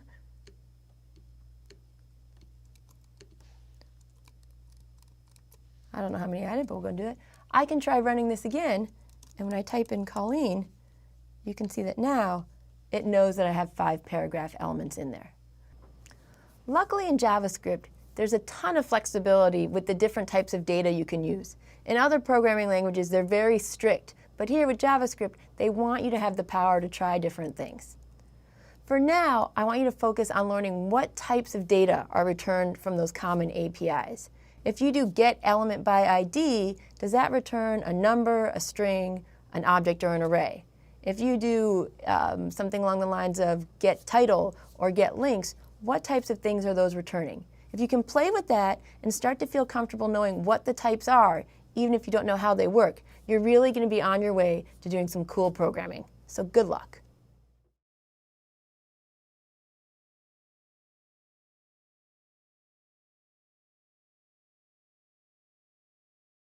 Hi, and welcome back. Today we're going to be talking about expressions and mainly operators, the different ways that you can manipulate your code. So we've been using statements to execute our JavaScript code. Every time you saw a line that ended with a semicolon, we were writing a statement. Statements often have what we call expressions, or things that can be evaluated. So expressions produce values. They might produce a number or a string, but many times they produce what we call Boolean values. So I want to show you all the different types of operators that we can use in JavaScript to produce these types of expression values. So if you think back, I tend to talk about that left-hand side equals right-hand side, where the left-hand side is a variable, and the right-hand side is that new value we want to be stored. What are our tools for generating different values on that right-hand side? We've seen direct assignments or calls to different functions, but there's more to it that we can do than just that. So here's a very simple assignment expression. I just have x equals 5, or in another example I said y equals 12. So what's going on here is not an equal, or seeing if two things are the same. In this expression I'm saying, go find the value that is stored in y. After I grab that, go and store it in x as well. We also have arithmetic operators. So most of these are very straightforward. You've probably seen plus, minus. This is multiply. And then we also have divide. And these are the straightforward math that you learned hopefully in somewhere around 3rd or 4th grade at the latest. So 2 plus 5 is 7, 5 minus 2 is 3, 2 times 5 is 10, 5 divided by 2 is 2.5. But this last one, the modulus operator, is something you may not have seen before. It goes back to the idea of old long division. If you do 5 divided by 2, and you're looking only at the whole numbers, you have 2. So what's that leftover number that's kind of left over at the end? So 5 modulus 2 is 1. Let's see if I can't do another one here. What would happen if I did something along the lines of 13 divided by 5? Well, 13 divided by 5 would give us something along the 2 point blah, blah, blah. If I do 13 modulus 5, you figure out how many times does 5 go into 13, that's 2, and what's left over. So 13 modulus 5 is going to be 3. Go ahead and play with that if you'd like, and type a few numbers in and see what kind of response you get. Some additional operators we have are the plus plus, minus minus. This is the increment and the decrement. So it's the same thing as saying, take whatever I had before and add 1 to it, or take whatever I had before and subtract 1 from it. A third operator that's very similar is the plus equals. You can also have minus equals. It's the same thing as writing out long, something along the lines of x equals x plus 2. It's the same thing as saying x plus equals 2. So it's just shorthand. You don't need to use it, but I wanted to show you just in case you see it out there in somebody else's code. So we talked about how plus will add two numbers together. That's only true if the operators on both sides are numbers. In some cases, we have the string operators. And in that case, the plus is actually a concatenation. So it'll take the hi and the there and put it together into one variable. If you want to put those spaces in, you have to remember to actually add them. In the same case, if I have a string and a number and I use the plus, it's going to be concatenation. So you want to be careful when you're playing with this, because anything that's read in from a prompt is a string. So you're going to need to make sure that your output is what you're expecting. The plus equals has the same effect as the plus equals from before. It just means take whatever I used to have and concatenate this new part onto it. Those first few operators we used usually to assign values to a variable. Sometimes we use what we call Boolean operators to compare values instead. So in this case, let's assume that I've assigned x equals 12.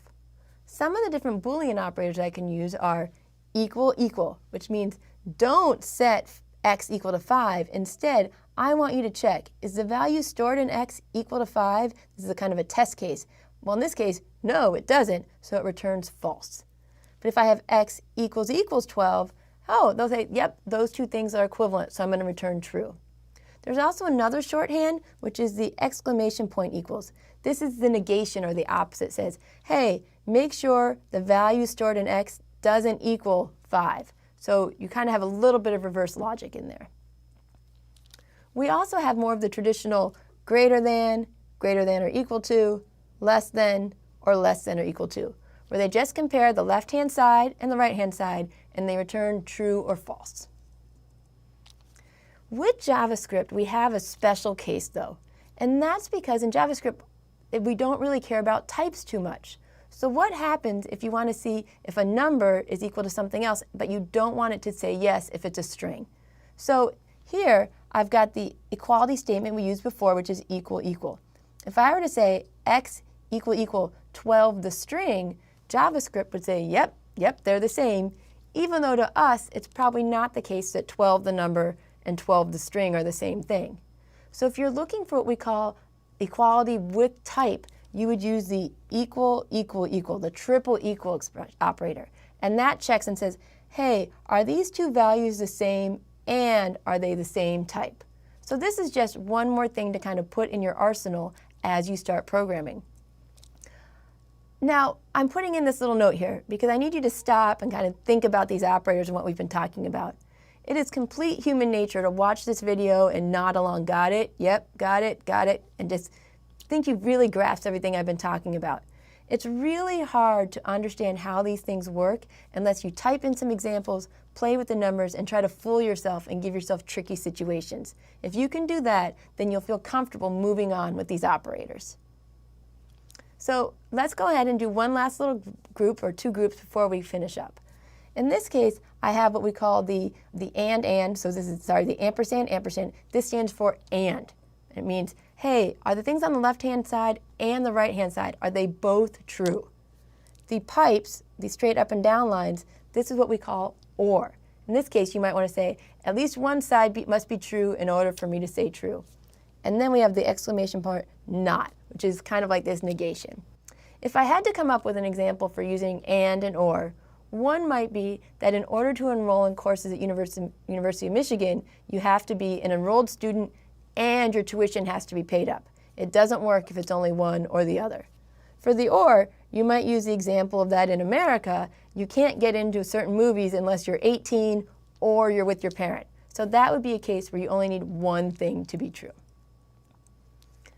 When it comes to programming, it's not enough for you to just know the syntax of the language or the different rules, or even for you to listen to me and kind of nod along. It's really key that you go ahead and you practice these different things. And before you start programming yourself, make sure you think about the logic you want to go into your program. Do you want to use greater than or equal?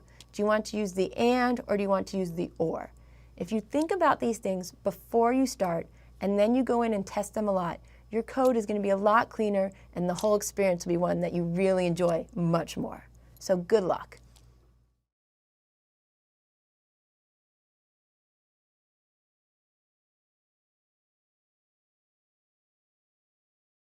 Hi everybody, today we're going to talk about functions. So functions are these bits of code that you can reuse over and over again by just calling what we call the function name. Functions, of course, like everything else in programming, have a special syntax that you need to follow. In order to declare a function so you can use it later, you need to use the special keyword function, F-U-N-C-I-T-O-N. It's not an abbreviated such as var, so make sure you write out the whole thing. Once you write out function, you can give it any name you want. Stick to the same rules as the variables. Only use letters and digits and underscores. Next, this third thing I have inside here, inside the parentheses, are what we call the parameters. Sometimes there'll be things in here, sometimes there won't. Once you have what we call the function header, where you have function, the name, the parentheses, and any type of information in here, we're going to use curly brackets to begin and end our function. It's really important right here that you realize you do not put a semicolon right here. In all of our other JavaScript expressions and statements, we ended them with the semicolon. If you do that here, you're going to mess up your code. All those statements go inside here. And how it works is that later, then when people run your function, it'll execute all the code that's in here. And this code is just general code you would always write with your semicolons, your expressions, your statements. It's just a really nice way to save it so you don't have to keep typing it over and over again. So let me show you an example. In this case, I've declared a function called welcome message. And I didn't put anything inside the parentheses because I said, you know what, it doesn't matter. Every time I run this function, all I want to happen is to have an alert that says, welcome to JavaScript. And this will work numerous times. I don't have to keep writing things over and over again. It's a small function, but it's something that will work.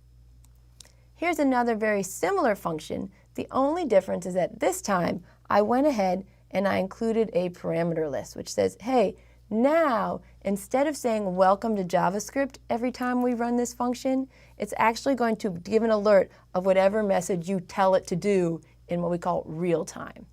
So the first step in using functions is to do this function declaration where you use the keywords, the curly brackets, and the parentheses. Declaring a function doesn't actually do anything for you though. You need to tell the computer when you want that function to run. We do this by saying we call the function. Every time you write the function name, you're telling the computer that you want to run that code. So calling a function changes what we call the program flow. Before, our program started at the top and just worked their way down line by line by line. Now with functions, the computer is actually jumping around in memory and executing different parts of code, not necessarily in the order that you write them. So here's an example. I have my welcome message function, the one with the parameters. So over here in my HTML file or JavaScript file, the file I'm running, is the computer gets down here, it says, oh, I know how to do that, check. Then it gets to our function call when it says, oh, I'm going to leave here and I'm going to go over and run this code. As soon as it's done running this code, it comes back to the next line of code. Oh, well, we know how to say x equals goodbye. The computer knows how to assign that new value. So when we go here, once again, we go back up to this code and then back down here. So the code looks very straightforward to you, and when it runs, it should look very straightforward to you. But it's important to know that behind the scenes, there's a lot going on as the computer jumps from different bits of code back to other different bits of code.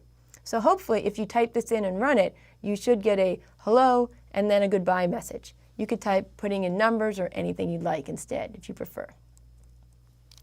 So let's talk a little bit more about those parameters that I talked about. Because sometimes some functions need a little bit of extra information in order to perform its task. So let's think about getElementById. That's not really going to work unless you tell it which ID you're looking for, right? So that's an extra piece of information or a parameter that you need to provide. The important thing to know is that the names of the parameters for your functions, they're not important. They're like variable names. You can call them anything you want as long as you're consistent. The next thing to talk about when we talk about functions are return values. Some functions return values, others don't. But these values can be used later for assignment statements or conditional expressions. So later when we talk about forms, we're going to want to put in special functions that will say, hey, I need you to halt execution right now because I don't want you to hit submit. I don't want you to be able to hit yes on that form. So let's look at an example of a function that returns a value. In this case, I've written a simple function that takes your message that you want to say hello or good afternoon, good morning, but we're going to follow that up with a prompt, and that prompt's going to ask the person for their name. So we're combining a few different elements here. We start off by saying, hey, I'm going to make a variable called first name, and I want to set it to whatever the person types into the prompt. So if over here, if I didn't have return var, first name would be left as something that's empty. So using return statements are just typically used in order to assign values to variables or to check conditional statements. And we're going to be using these a lot, so I just need you to be aware of the term. So let's review what we've talked about with functions so far. Whenever possible, go ahead and use built-in functions. Sometimes when people are first learning how to program, they feel this need to write everything from scratch to show that they really understand. There's really no point in doing that in the beginning. If someone else has written a really good function, go ahead and use it. You can practice your own skills by augmenting it or adding little things. When you do write your own function, try not to be too specific. And what I mean by that is, don't write a function that you're not going to be able to reuse multiple times in a lot of different scenarios. Don't hard code too many values so that it's so specific that it only works for one person. Finally, I just want to remind you that function parameters can have any name you want them to have. A lot of times people get caught up in my examples and think that's the only way to go. It's not the case. Don't do everything exactly the way you see it online or in my examples. It gives you a lot more power if you change those parameter names to see how the inner workings are going. So we're going to be using functions a lot in this class. You're going to be writing your own functions in the homework, and I'm hoping that you'll be able to do this and feel like you're really starting to understand some of the power of JavaScript. Good luck.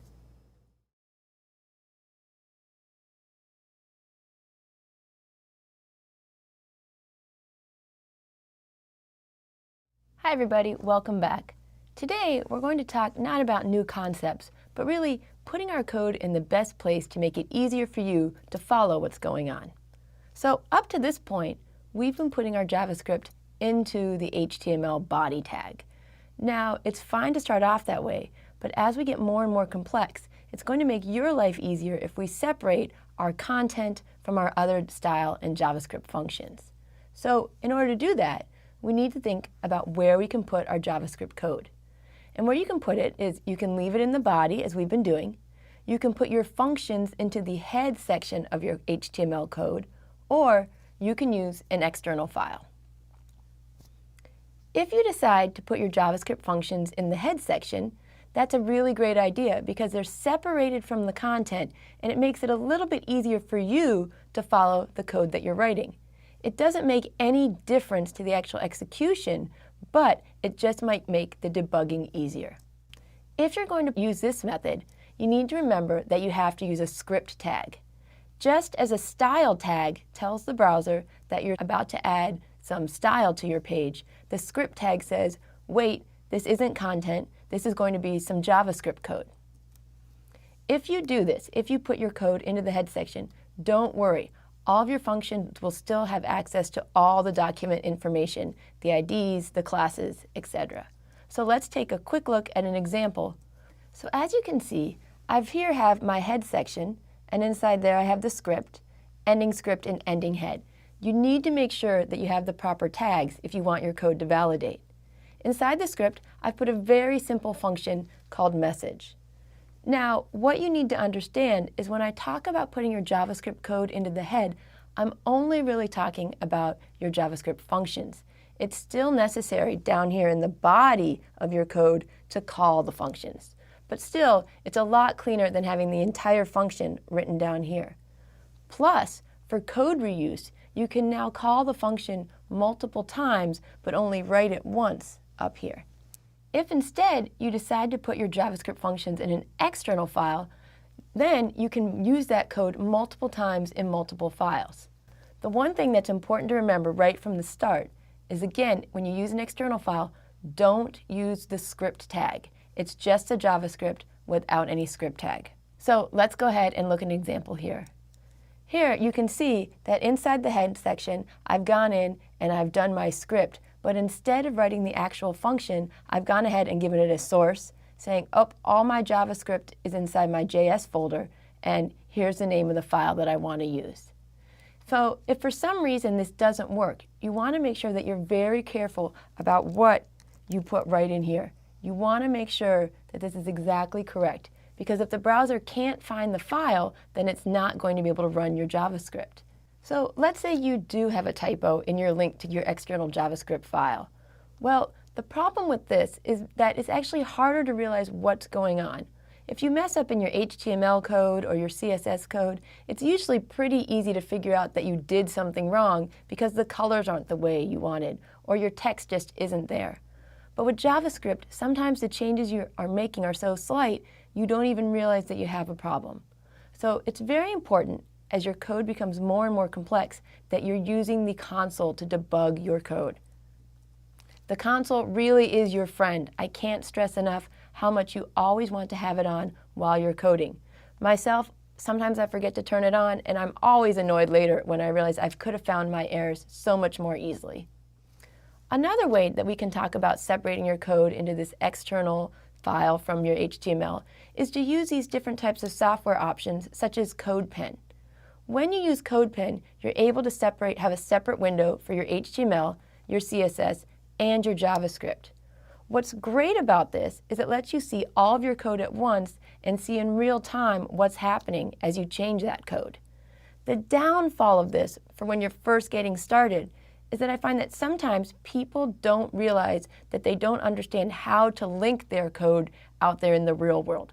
So if you're going to use Codepen, I always recommend that once you're done, go ahead and take that code and put it into 3 separate files so that you're sure you know how to link them together. Let's take a look. So as you can see here, I have one window for my HTML code, one for my CSS, and one for my JavaScript. And Codepen takes care of all the work of making sure that they're all together.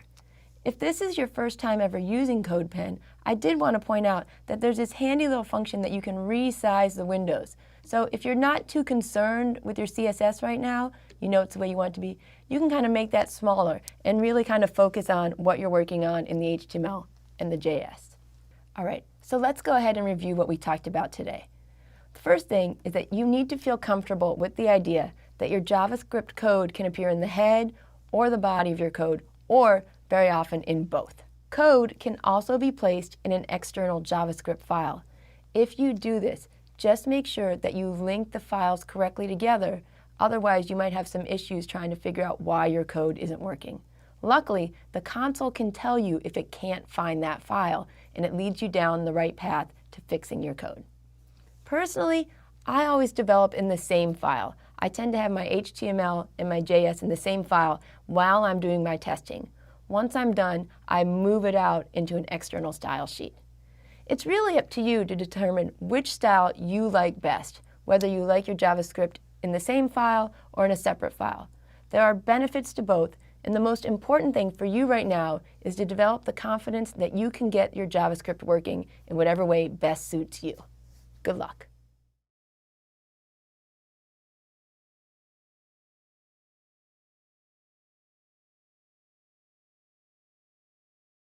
Hi everybody, welcome back.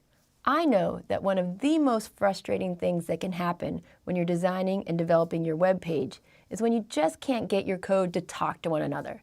If you've written some HTML and you're trying to link it to your style sheet and they just don't seem to recognize each other. So today, we're going to talk about how web designers tend to organize and separate their code into different parts. First, we always start off with a main folder that's going to hold your HTML code. In addition to your code, you're going to have a folder for your CSS, your images, and if you're doing it yet, your JavaScript code as well. So organizing your code into these separate folders, CSS, JavaScript, images, it's not a rule. your page will still work even if you have everything inside one big folder.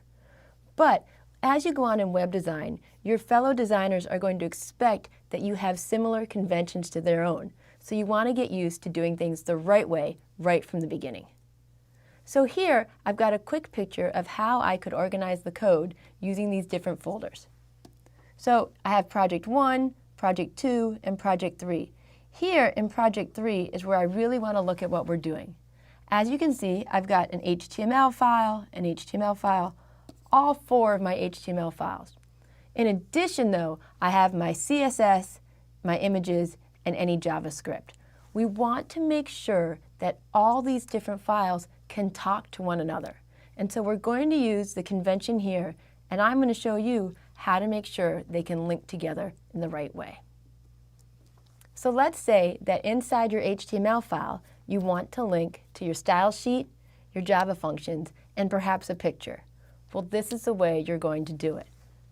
When you link to your style sheet, you want to make sure you include your CSS folder. You don't need any other folder, just that one. But be careful, if you called it CSS lowercase, make sure your link says CSS lowercase, not uppercase. When it's time to link to your Java files, you do the same thing. Make sure you start the link with that JS. What this does is it tells the browser, hey, I need this file right here, but in order to find it, go into the JavaScript folder first. Right? Finally, the same thing, when it's time to link to an image, make sure you link to your image folder first. Now the images folder is the one that tends to have the most variance in the name. Some people call it image, some call it images. Another kind of common name is to call it IMG. So when you're linking your code with other people's code, make sure you do a quick check and make sure that your folder names, CSS, JavaScript, and images, match what other people are expecting. When it comes to linking from your style sheet, it can be a little bit more tricky. In the example I have here, we want to link to this holiday picture right here. All right? Now, we know that the file isn't in the CSS folder. It doesn't belong there. Pictures should be in the images folder. But the problem is, how do you tell the browser that the images folder is someplace different? If I just had this part, if I just got rid of this and we didn't have it, and all I put was images/holiday.png, the browser goes, somewhere there's a file that goes CSS/images/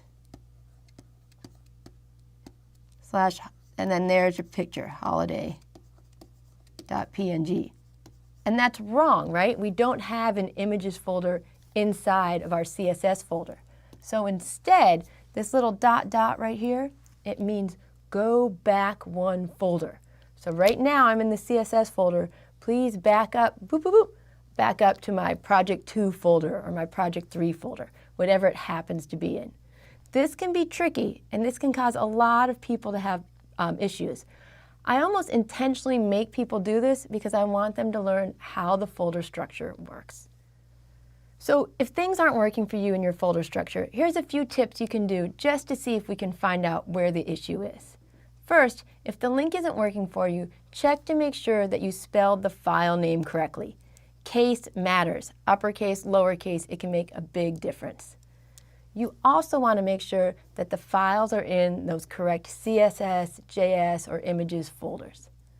Finally, and this is a big one, as people tend to mess up on their code, they open up new versions of the files. It never, ever ceases to amaze me how many times that I've done this myself, where I'm working on a file, I'm making changes, and they're just not showing up in the browser.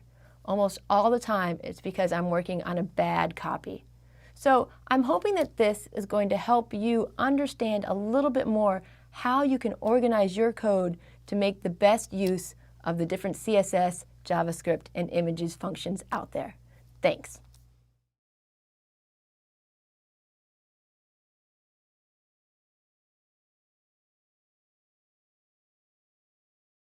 Hi everybody. One of the things we promised you in this course was that we'd teach you how to do interactivity with JavaScript. Well, we finally reached that point where we can start having some fun and reacting to events that happen to your web page. So up to now, it has been up to us to decide when the function should execute. In our code, we put the script tags and we called those functions. Well, now what we want to do is we want to take advantage of the fact that we can call these functions based on special events. Where do these events come from? Well, they come from the JavaScript API. We can start doing things based on clicking, mouse movement, all these different type of dynamic function calls. So let's take a look at how we can do this. First, let's talk about just some of the events that we normally react to on a web page. The first one is onClick. It's very straightforward. If the user clicks on an HTML element, we want some sort of JavaScript function to execute. We can also have onMouseOver, onResize, and a very common one is onLoad. This last one says whenever the page is loaded, I want to call some JavaScript functions or run some sort of JavaScript code, but please don't do it until the page is completely done. The reason that this one is a little bit more interesting to me is that sometimes students have problems and that they try to write JavaScript, but the page that they're trying to apply the JavaScript to is so complex and takes so long to load that the JavaScript is done before the user can even see the page. So this last one, onLoad, is one that we're going to use quite a bit to make sure we're all seeing the exact same events. All right, so how does this work? We know that any element can react to an event. Well, we need to add code to our HTML that links the events and the tags together. So here's an example for you. Here I have my tag div. Simple HTML5 tag, but I've added this event right here that says onClick. So now the browser's changed. The browser is what I say listening. It's listening to this one div and saying, okay, if anybody clicks on this, then I am going to call the JavaScript function message. All right? This isn't going to happen just once. This is going to happen for the duration that this site is loaded onto the browser. So one of the things that we need to talk about is the use of quotes. When we have our event such as onClick equals message function or onClick equals add function, anything like that, we need to put the function inside quotes. And you can use single quotes or double quotes in order to do this. However, I always use double quotes because it makes it much easier if I want to pass string arguments to the function. So if you take a look down here, you can see I want to call the function called message, and I need to send it this hi message. Well, if I had done it this way, equals message with a single quote, well then what's going to happen when I try to send my string? As soon as I add another single quote, the browser goes, oops, that's the end. It matches, there's her whole string. So if you're going to be matching different strings together, put the outer one in double quotes and the inner one in single quotes, and it's going to make it much easier for your browser to understand what's going on. Be careful of copying and pasting quotes when you're coding. It's a very common thing to do, but it's important to remember that a lot of times your editor gets mixed up because when you're coding, you don't have that same kind of slant that Word, PowerPoint, and other programs put into your quotes. So whenever you copy and paste, go back and make sure that they're matching up correctly. So let's go ahead and take a look at what I do with this code right here. I have my HTML on one side and my JavaScript function on the other. The JavaScript function is pretty simple. All it's going to do is take a string and it's going to update the output element to show whatever that string is, along with the word event. Over here in my HTML is where it's going to get a little bit more interesting, and it's going to be the first time we're using events. I have 3. I have onLoad, which means, hey, whenever I load this page, I want you to call the message function and send it the message load. I have onResize, which means if I change the size of the browser, I want to send a different message. And then finally, the last one is onClick. So all 3 of these events, onLoad, onResize, onClick, they're all going to call the message function, but they're going to call it with 3 different parameters. So let's take a look at what's going on. As you can see, when I loaded the page, it automatically had load event show up. What happens if I click on this paragraph right here? Oh, it changes to click event. It's actually happening over and over again. You just can't tell because it's so quick. So now, the last thing I'm going to do is I'm going to resize the page. And you can see that it recognized that there was a resize event. So it's pretty simple to go through, and I'll go back here, and have your HTML actually change based on the different events. This second example is, again, a very straightforward way of showing you how the events can be linked to different element types. One HTML element we haven't used a lot in my courses is button. I avoid using it because I think that the semantics of a button tag really conveys this idea of click me and I'm going to do something. And since we didn't have the power to do that yet, I really didn't want to use that element. But now we can. So what I have here is a simple JavaScript function that says, hey, I want you to call the JavaScript date function. This is something that I didn't write. You know that it was written by JavaScript, partly because, well, it's yellow. All right, so I'm going to use this function and connect it with the button. So I have button, type equals button, and I have onClick equals display date.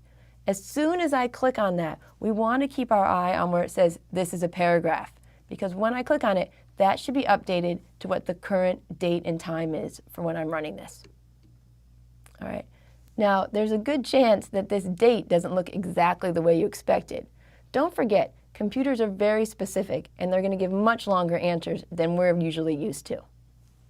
As we start adding JavaScript events and reacting to events to our code, I just want you to be aware of something that's going on that's really quite complex. Before JavaScript, for the most part, our programs ran in a linear order. It would start at the top and execute each statement step by step, one by one. And everything was really only executed once. But now that we have events, we're really causing the program to, what I want to say, is run continuously. Because as soon as I add that event, the DOM is now always going to be listening for those events. The API is saying, all right, I need to wait on click, on click, on click. So if you add too many events to your page, you could conceivably slow down the execution of your page. Clearly, there are a lot more events than just the 4 I told you about. We tend to categorize these events into groups. We have mouse events, where you can react to onClick, double click, mouse enter, mouse leave, mouse move. You can react to keyboard events, so you can actually listen for certain keys to be pressed down or released. There's also what we call frame events, and we've looked at 2 of those already. You can do onLoad, onResize. You can react to scrolling on your page, or even if there's an error. If you want a more comprehensive list of events, you can really go anywhere online, but I went ahead and I'll link one for you in the course page that goes directly through Mozilla. The important thing to know is that you're not expected to know all of the events. It's something we're going to learn over time. So hopefully you've got this little idea of what events do and how you can start using them to add a little bit of interaction with your page. Without these events, JavaScript would be limited in its ability to interact with the DOM. If we didn't have onClick, onLoad, it'd be really hard to actually work with our web pages. Another thing that I'd like you to take away from this is while events are really cool, they are also very annoying. It's possible to put a listener on every paragraph of your page or every div and have cool things happening all the time. But after a while, the usability of your page is really going to take a hit. I know I've said it before, but don't worry about memorizing all the different events. As you code, certain needs will arise and you'll say, oh, I wonder if there's an event for that. I'm going to go look it up. What I'm much more concerned about at this point, and hopefully you are too, is gaining the basic idea of, I know how events work, I'm going to try to implement one, and when a problem arises, as it probably will, I can kind of fight my way through and make it work. Just don't forget, we're there on the message boards. We're happy to all work as a team to make sure that your page is doing the types of cool things that you want it to do. Good luck.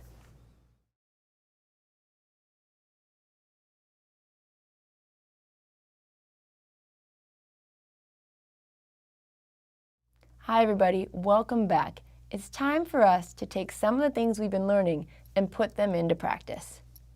One of the most important things about learning a programming language is making sure that you're getting your hands-on experience. Watching these videos just isn't enough. It's great if you just want to learn about JavaScript or learn about these different elements at a very high level. But if you actually want to feel competent and confident in your coding, you need to make sure that you're practicing. So let's go ahead and dive into the code. I want you to modify the code. And whenever possible, it's great if you can break the code, because it's always better to make your errors now when you have a whole community around you you can ask questions. So we're going to look at two different examples today.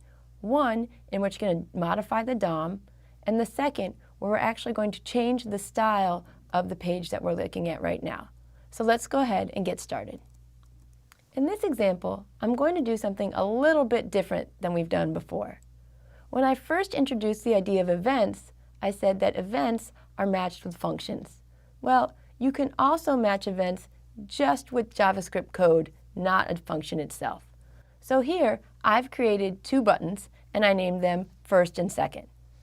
We're going to use those buttons to change the content of this third paragraph right down here. So when I click on this first button, I have onClick, grab that element, change the inner HTML, and I want you to change it to clicked first button. The other one is very similar. The only difference is that I want to change the content of that paragraph. So when I click on these buttons, this right here is the element I want you to look at.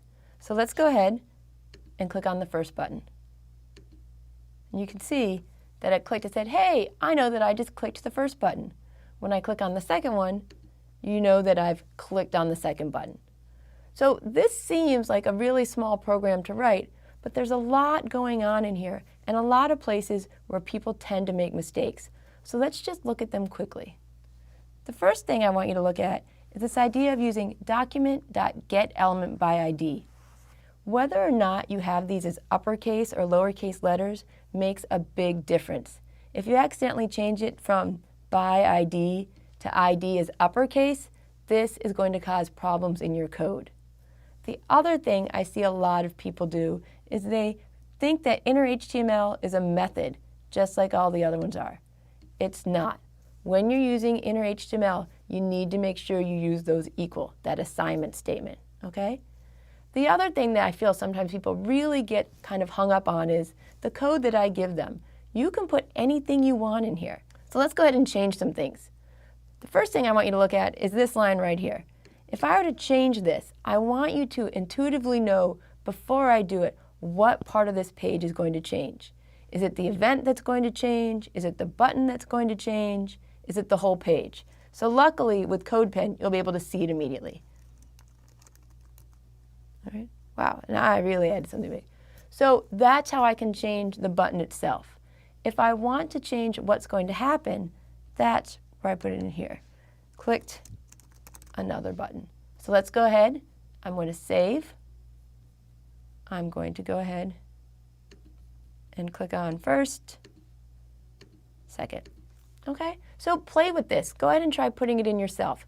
And realize again that you can put your JavaScript anywhere you want. It doesn't always have to be in an external file. Let's look at the next example. Okay, get ready. This example is going to be a big one because we do have a lot of things going on.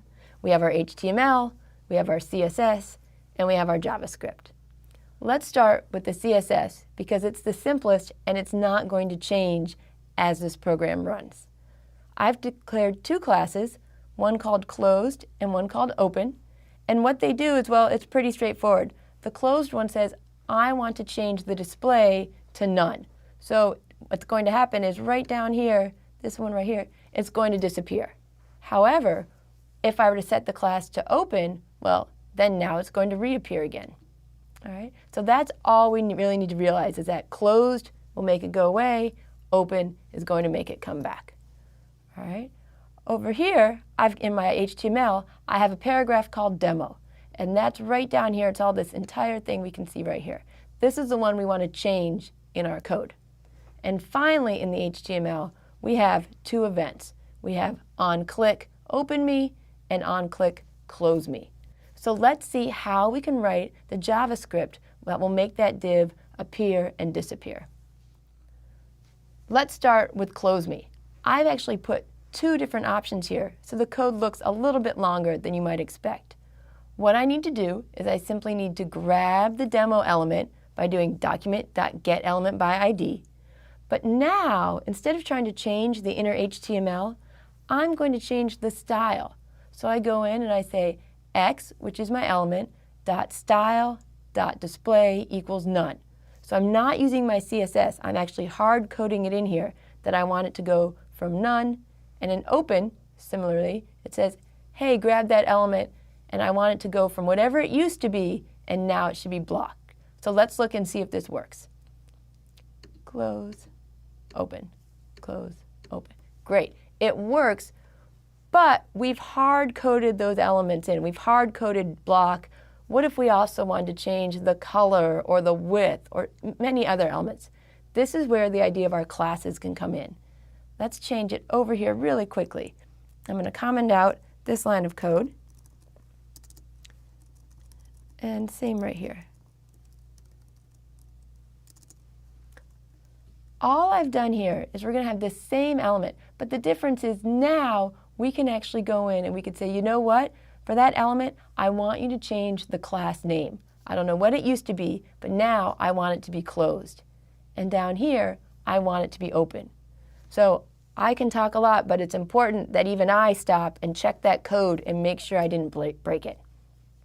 So close, open, close, open. Now, I don't really have time to do this right now, but I think would be a great exercise for you is to look at this code using inspect element. When you do that and you click on those open and close buttons, you can really see that we're going in there and we're changing the DOM. All those things, all those different styles, you can see them in effect. So make sure you're playing with this as you're coding along with me. So I could review with you what we just did, but I'm not going to. The most important thing for you to do right now is stop watching the videos and bring up some sort of editor or Codepen and go in there and start coding. If you don't do it now, you might start falling behind as we get into these more complex ideas. So good luck.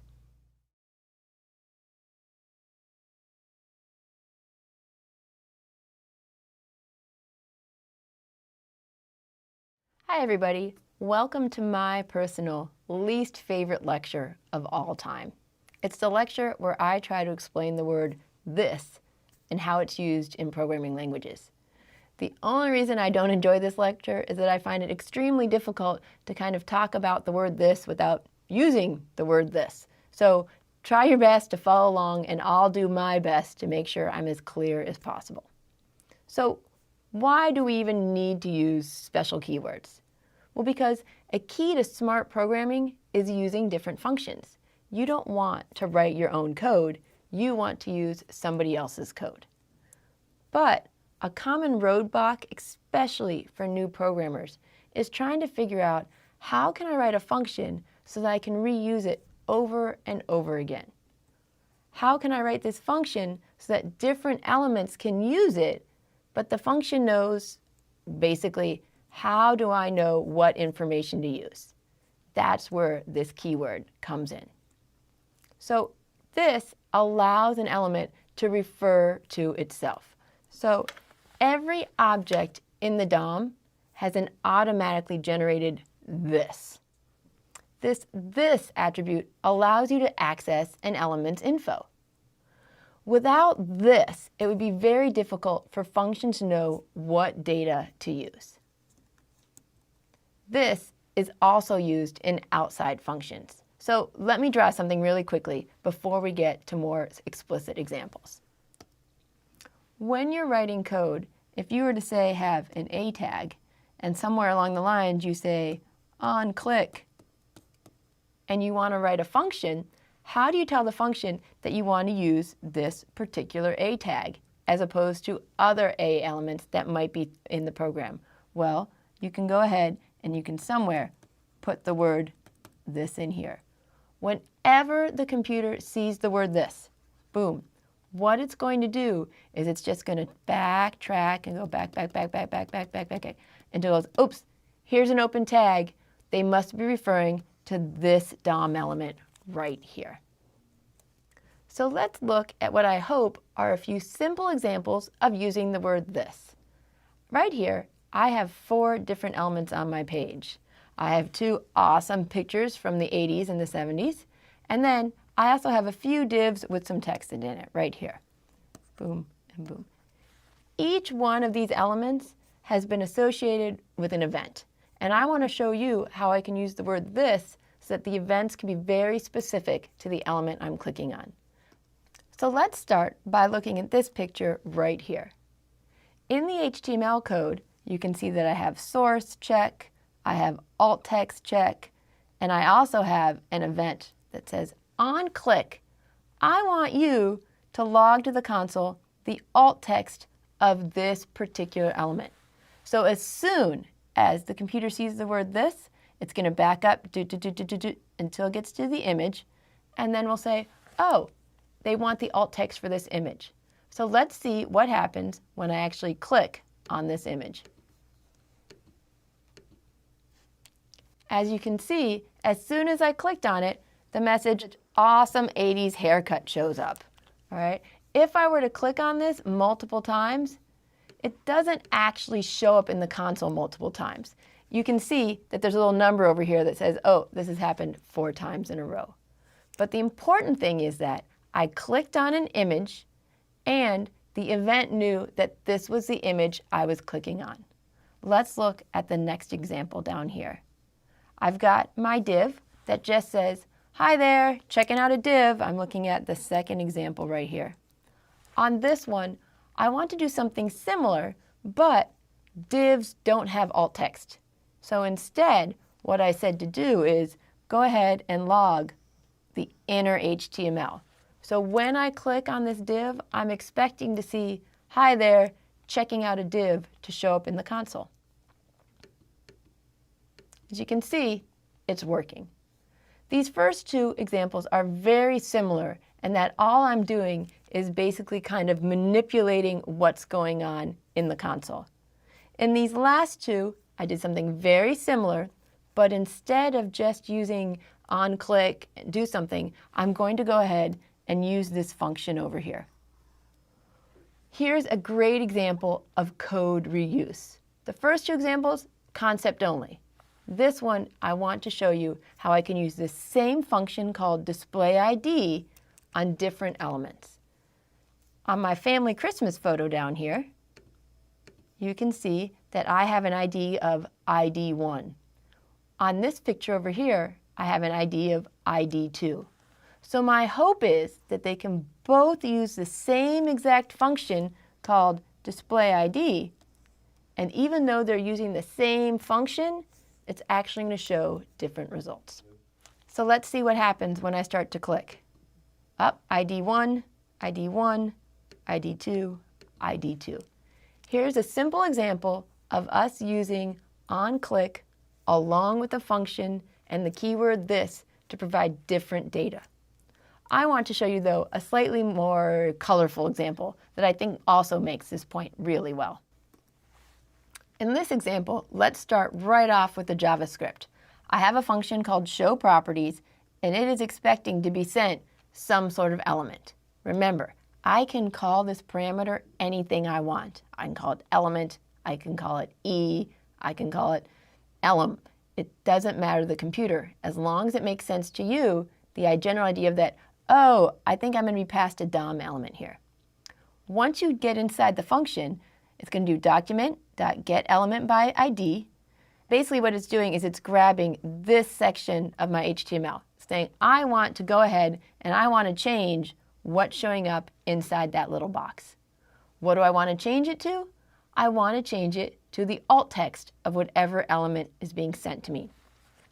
I'm going to stop here and pause just for a second, because this is a great place for you to think, all right, she's talking about alt text, so that probably means the element is going to be a picture, because if it ends up being a div or a paragraph, this won't break, but nothing's going to happen. Now, I'm going to show you the cool part of this. On each one of these elements, I have show property and the keyword this, which says send this image that I am hovering over with my mouse, and call that property. So let's take a look and see how this works. I'm going to hover over the first picture of my dog, and I'm really hoping that the alt text associated with this picture is going to show up in the preview. And it did. I hover over another picture, and I get with my boy. And then finally, in the last picture, you can kind of see how once again the alt text is being displayed inside the preview. I've done something really simple here, and what you're going to do in one of the homeworks is expand on this idea and say, not only do I want to change whatever text is showing up in here, I actually want to change this whole picture. So go back, follow this more complex example of using the keyword this, so that you can figure out how to change more than just one thing. How can we change different things? How can we change the background color? Could you change the border? Different things like this that you all know how to do, but just because you know how to do it doesn't mean you don't have to stop and think and really process it in your mind first. The keyword this, the concept of the word this, can be really tricky to grasp. It took me quite a while myself, and I don't think I really understood it until I started teaching it. The important thing to know is that repeated practice helps. You want to go in and you want to do as much coding as you can. And then, if or when you get stuck, remember to work backwards. Find that keyword and just start marching back until you find a tag. As soon as you find that tag, think back, think to the early things you learned when you were first learning HTML5. Think about that DOM and go, oh, we're talking about this little part of the tree right there. I hope this is something that you're able to grasp much more quickly than I did, and I'm going to do my best to give you the examples that you can use to really master this. Good luck.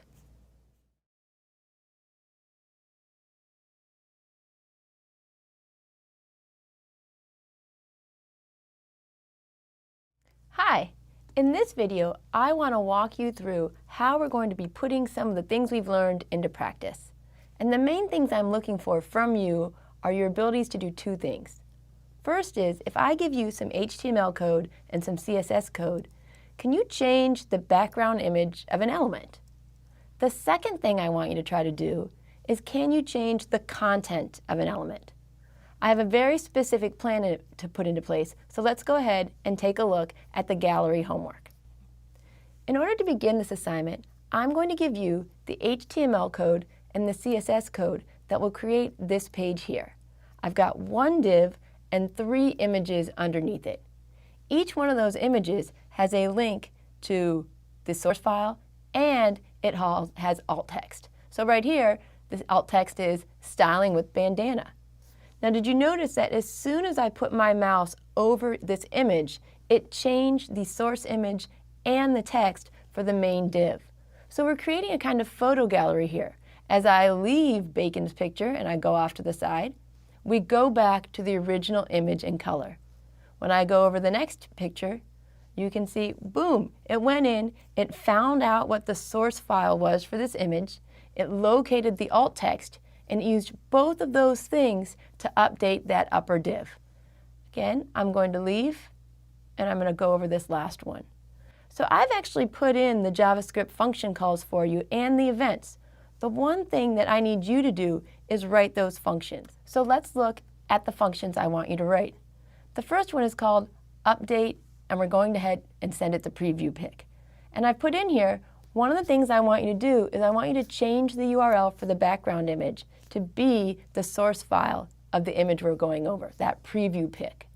The next thing I want you to do is I want you to change the text of the div so that's going to show the alt text of the preview image. So this is what we call update. When we leave the picture, I want you to undo what we just did. I want you to go in and I want you to change the text and the background image again. So just as a little refresher, in case you haven't used background images before, the background image is an option for including graphics without using an image tag. It's really just another way to add a little bit of style without affecting the content. When you set background images, it's always a good idea to also set a background color, because sometimes the URL might not be valid or the browser might not be able to download it.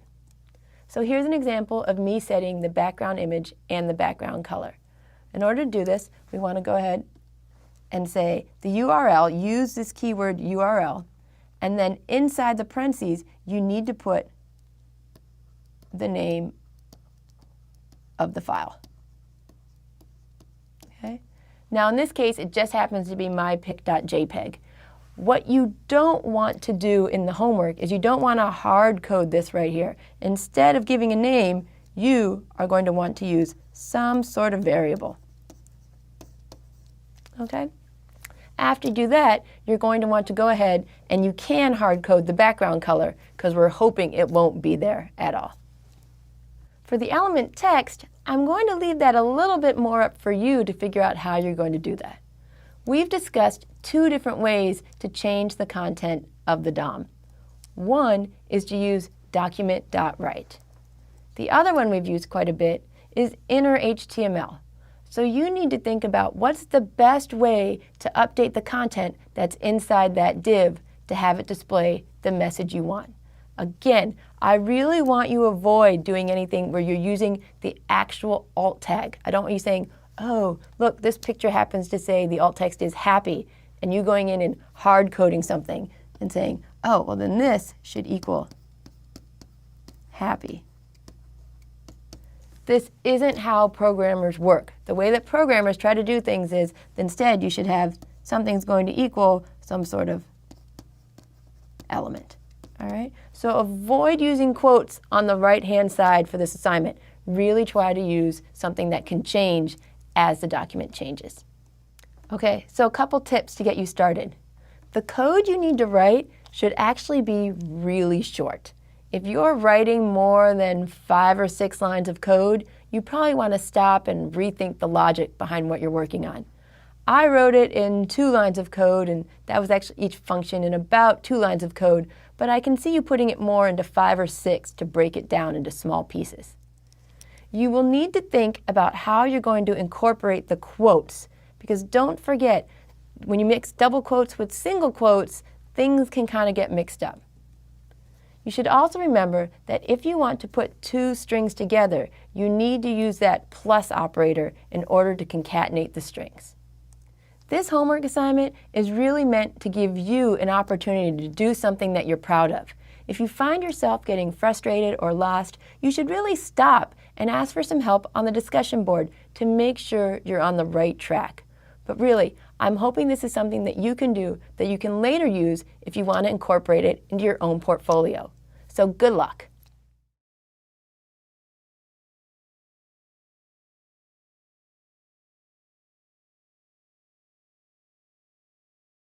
Hi everybody, welcome back. Today we're going to be starting something that's really quite different than what we've been doing in the past. In the first few weeks, I used variables that stored a single piece of information.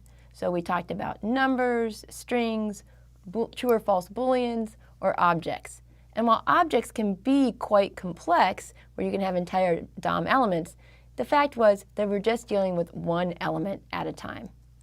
But what do you do if you want to use multiple related pieces of information? Well, that's where this idea of using arrays is going to come in. Arrays give us a chance to declare multiple values that are all linked to a single variable. So in this case, I've declared an array called grades, but instead of giving it 1 value, I've given it 10. In this next example, I said I wanted an array called foods, and I've given it 3 values. In the first one, they were numbers. In the second one, they're strings. My third example, I'm finally going to get to where we can start using those APIs, get elements by class name. So in this case, I have no idea how many elements will be in this images array because I don't know how many images were in the document.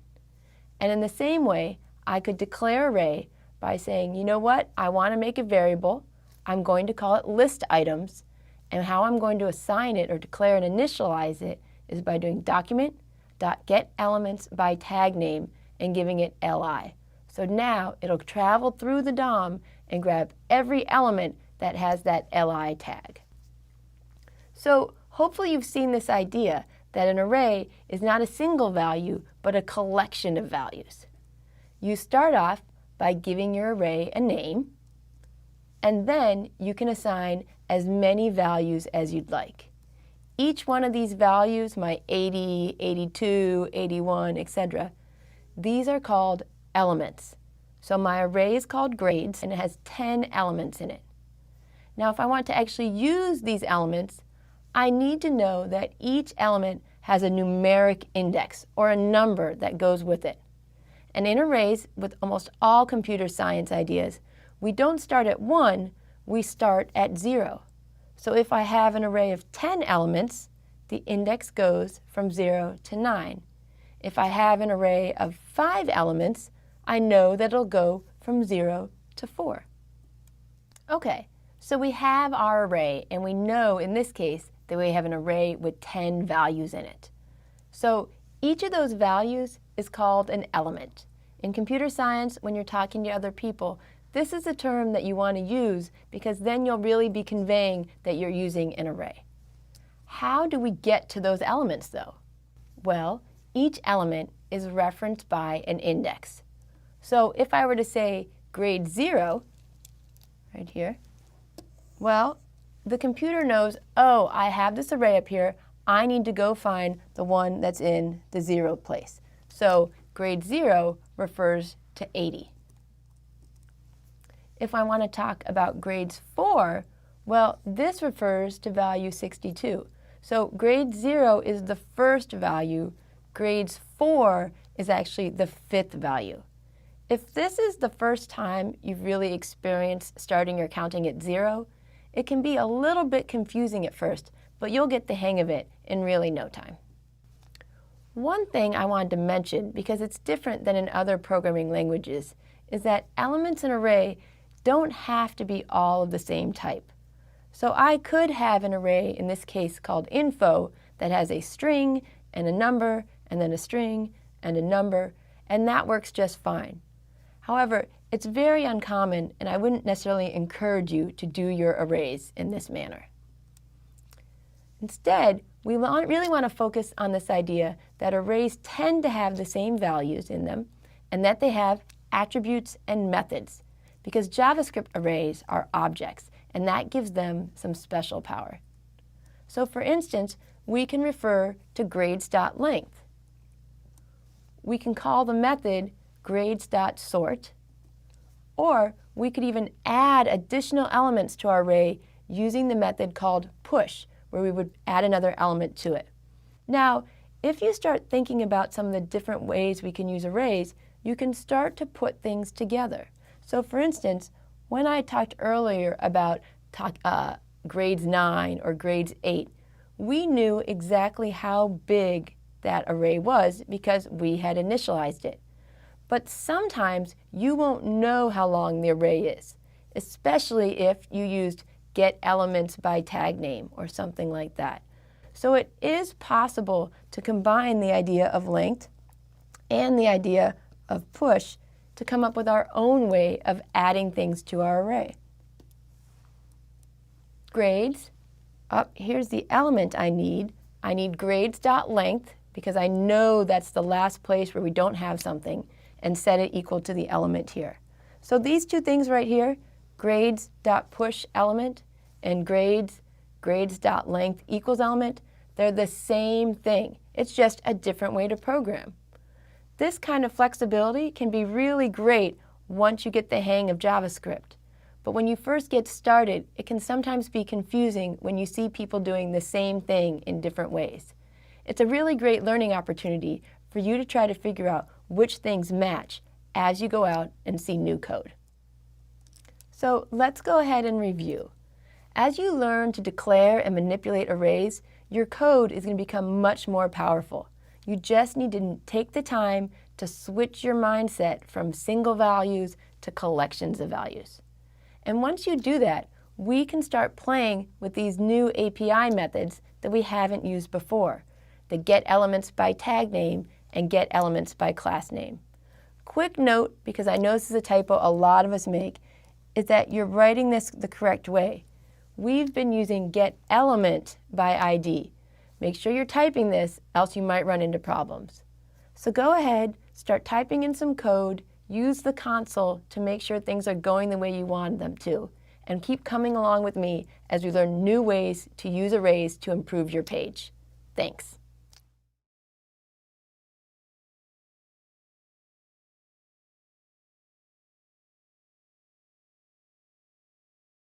Hi everybody, welcome back.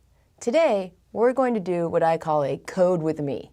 While it's perfectly okay if you just sit here and watch the video and watch what I do, I really encourage people to take this as an opportunity to find out, can you do the things that you've been watching me do all along?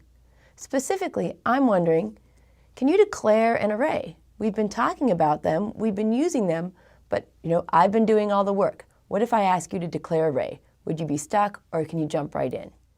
After you declare an array, can you access the different elements of an array? So if you remember, each array is made up of as many different elements as you can think of. So if you want to actually access this one right here, how do you do it? Next thing I want you to think about is, can you add elements to an array? If we wanted to add something after B, perhaps a C, do you know the proper JavaScript to use in order to make your code work? So let's jump right in. As I said, I have this code online for you, but I really encourage you to start from scratch and try coding on your own and using my code as a reference just in case things go wrong. So let's go ahead and take a look at this code. I really want you to understand each and every line. Sometimes I do things the long way, but that's okay, because I really think it's a great learning experience for you to understand what's going on with JavaScript. Let's start off with the fact that I declared an array with 4 different elements in here. I have banana, orange, apple, and mango. I'm going to use those inside my HTML code. In fact, where I use them is I use it in the very first function called load fruits. So when my page starts up, it's going to call that function, and right away it says, you know what? I want you to grab everything that's in this array, all of it, and dump it right into this paragraph right here. This is why, again, if you look carefully at the HTML file, there's no fruits there. It's all being added by the JavaScript. Once you've got that kind of initial setup for your page, this is where we want to go in and we want to add elements to our array. So in order to add something, we basically don't want to add it here. We want to add additional things to the end of our array. All right, let's get started. In this function, it's going to ask us what our favorite fruit is. Once they ask, we need to know, where should we put it? So right now, I'm going to kind of draw up on the screen to get an idea of what the index of each one of these elements is. It starts at 0, 1, 2, and 3. So this means we want to put the next fruit in position 4. So let's take a look. I click add your favorite. I'll say strawberry. And when I hit OK, right away, the JavaScript has gone in and said, oh, I need to add this. I need to add this fruit to my whole array. The kind of cool thing is that it doesn't say 4 here. I didn't say I want it to go in position 4, because then it wouldn't work if I wanted to add more and more fruit. So this is where these little elements are coming together. You know that to add something to your array, you use the array name. So we have fruits. Then you have to give it an index. And the easiest way to add something to an array is to just use the length of itself. So originally I had 4 elements in my array. So perfect, I put it in position 4. Now the length of my array is 1, 2, 3, 4, 5. So because I'm using a variable here, instead of hard coding a number, my program will work no matter how many different elements I add. So let's go ahead and add 2 more. And I can add peach. And I can add another one. I'll just add banana again because I have no imagination this morning. There we go. So this is a very simple example, but one that I want you to master. I want you to go in there. I want you to make your own array. Don't use fruit. Use your favorite foods. Use your favorite cars. Use your friends and take them on and off. And see if you can do these different things to manipulate an array. Once you feel comfortable doing this, you should feel confident going on in this class, watching additional videos, and knowing that you do understand what's going on, even if you make a mistake now and then. So good luck.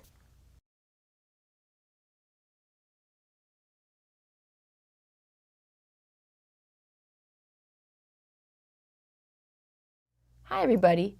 Now that we know that arrays are an option for storing data, we need to think of the upsides and downsides of using them. The upside, of course, is that arrays can store a lot of things in a single variable instead of declaring variable grade 1, var grade 2, var grade 3. The downside is when a single variable stores a lot of data, sometimes it can be a little bit harder at first to access that data. So what do we want to do if we want to go through every single number, but we don't want to write the same code 10 times or 20 times or 40 times? Well, what we want to do is we want to use iteration, or what we typically call looping. When you loop through an array, you look at each element, usually starting at the first one and ending at the last one. So in our example here, we have an array of 10 elements. How could we find the average of those 10 elements? Well, we would start off by saying we need to go through and add 80 plus 87 plus 94 plus 82. We need to add them all up and probably store them in a variable. Then, once you have that number, you need to divide it by however many elements there are. So in order to do this, we are going to use what is called a for loop. A for loop is simply a construct where we can run the same code multiple times, but between each execution, we're going to check some sort of Boolean condition to see if we're done or not. So here's the syntax. You need to have the keyword for. It lets JavaScript know, oh, change things here. I'm going to change the flow of control. The next thing you set up is the initializer. You need to have some sort of variable that's going to be used for counting how many times we loop. We're going to have a Boolean condition that's either going to be true or false, and then typically you need to have some sort of update or increment variable that lets us keep going. So we want to start with the keyword for, then you set that variable to the initial value. Usually we tend to call that variable index or counter or even I or j, something small. It's a variable we don't want for a long time, just for this for loop. Once you've set index or counter to 0, you want to set up what's that Boolean test case we're looking for. We need to write something that can evaluate to either true or false. Once you've written that, you need to think about what code you want to run when the Boolean is true. And then fourth, you update your variable and you head back to 2. So here's a little diagram of how that all works together. Here we have kind of a narrated explanation of what's going on. We start with our initialization. This only happens once. After you've initialized your variable, you head down and you check and you say, hey, is my condition true or false? If it's true, we want to head down here and run all of our statements. Once you're done, you increment your variable and you go back up and you check again. Hey, is it still true? As long as it's true, you're going to just keep looping down and you might end up looping 5 or 6 times. You can't be sure. But once the condition evaluates to false, then you know, oh, I'm all done. I'm not going to run this code anymore, and you hop out to the end. So the important thing to know for a for loop is that the initialization is always going to happen once, but you have no idea how many times these steps are going to happen. So here's a quick for loop that's going to go through and write each element of the array. We start at 0, we loop until we get to the length of the array, and each time we add 1 to it. So if the array has 10 elements, the for loop will run 10 times. And then it'll stop as soon as, because we know that 10 needs to be less than the length of the array. If the array happens to have 6 elements, it'll run 6 times. If it has 2 elements, it'll run 2 times. We're very flexible here by using that array.length. So let's get back to that example where we want to find the average of all the grades that are stored in our array. What I've done is I start off by declaring a variable that's going to keep track of everything we've looked at so far. So at the beginning, sum is going to equal 0. Then it'll be 80. Then we need to add 80 to 87, so it keeps getting bigger and bigger and bigger, and it's going to keep track of all those numbers. Each time we loop, this is where we're adding in the next value, and we're going to go through all 10 times. When we're done with the for loop, when we're all done, that's when you want to go in and actually divide the number by the number of elements. It can be pretty tricky when you're writing this code, because if you're not careful about what you want to be inside the loop versus what you want to be outside the loop, you can get some really inaccurate answers. Okay, so if you followed that code and you understand how it works, that's great. What we want to think about instead is what would happen to make that code not work? So the first question I would ask you is, why did I use grades.length instead of 10? We could have said keep looping as long as the index is less than 10, and that would have been perfectly correct. But the problem is, what if later we decide to add some numbers to our array or take some numbers away from our array? Well, then that 10 is no longer correct, and you would need to remember to go in and change it. What would happen if instead of adding 1 to our counter, we subtracted 1? This happens a little bit more often than anyone wants to admit. And what's going to happen is you're going to have an infinite loop. You could end up never leaving that line of code, and it'll stall your entire browser. So you want to make sure that you're incrementing or decrementing the way you mean to. Along the same lines, what would happen if I set the condition to check if index was less than or equal to grades.length? I initially used less than, and that was the correct way. If I use less than or equal to, the JavaScript will actually crash. The thing is, I bet a lot of people would never even realize it did because JavaScript does such a great job of hiding its errors. You need to go into the console and see what's going on. So just to review, if you're learning to program in any programming language, looping is used for much more than arrays. It's a very powerful construct, and it's something you really want to understand very well. I also want you to realize that just because I happen to do my loops from a low number to a high number, there's no set way that's the right way. You can also go from high to low, or even subsets. The most important thing is that I need you to practice, practice, practice. You need to feel comfortable with the idea that array elements start at 0. You need to understand that you can use array.length or other methods. The more you play with these things, the easier it will become. So thanks for watching.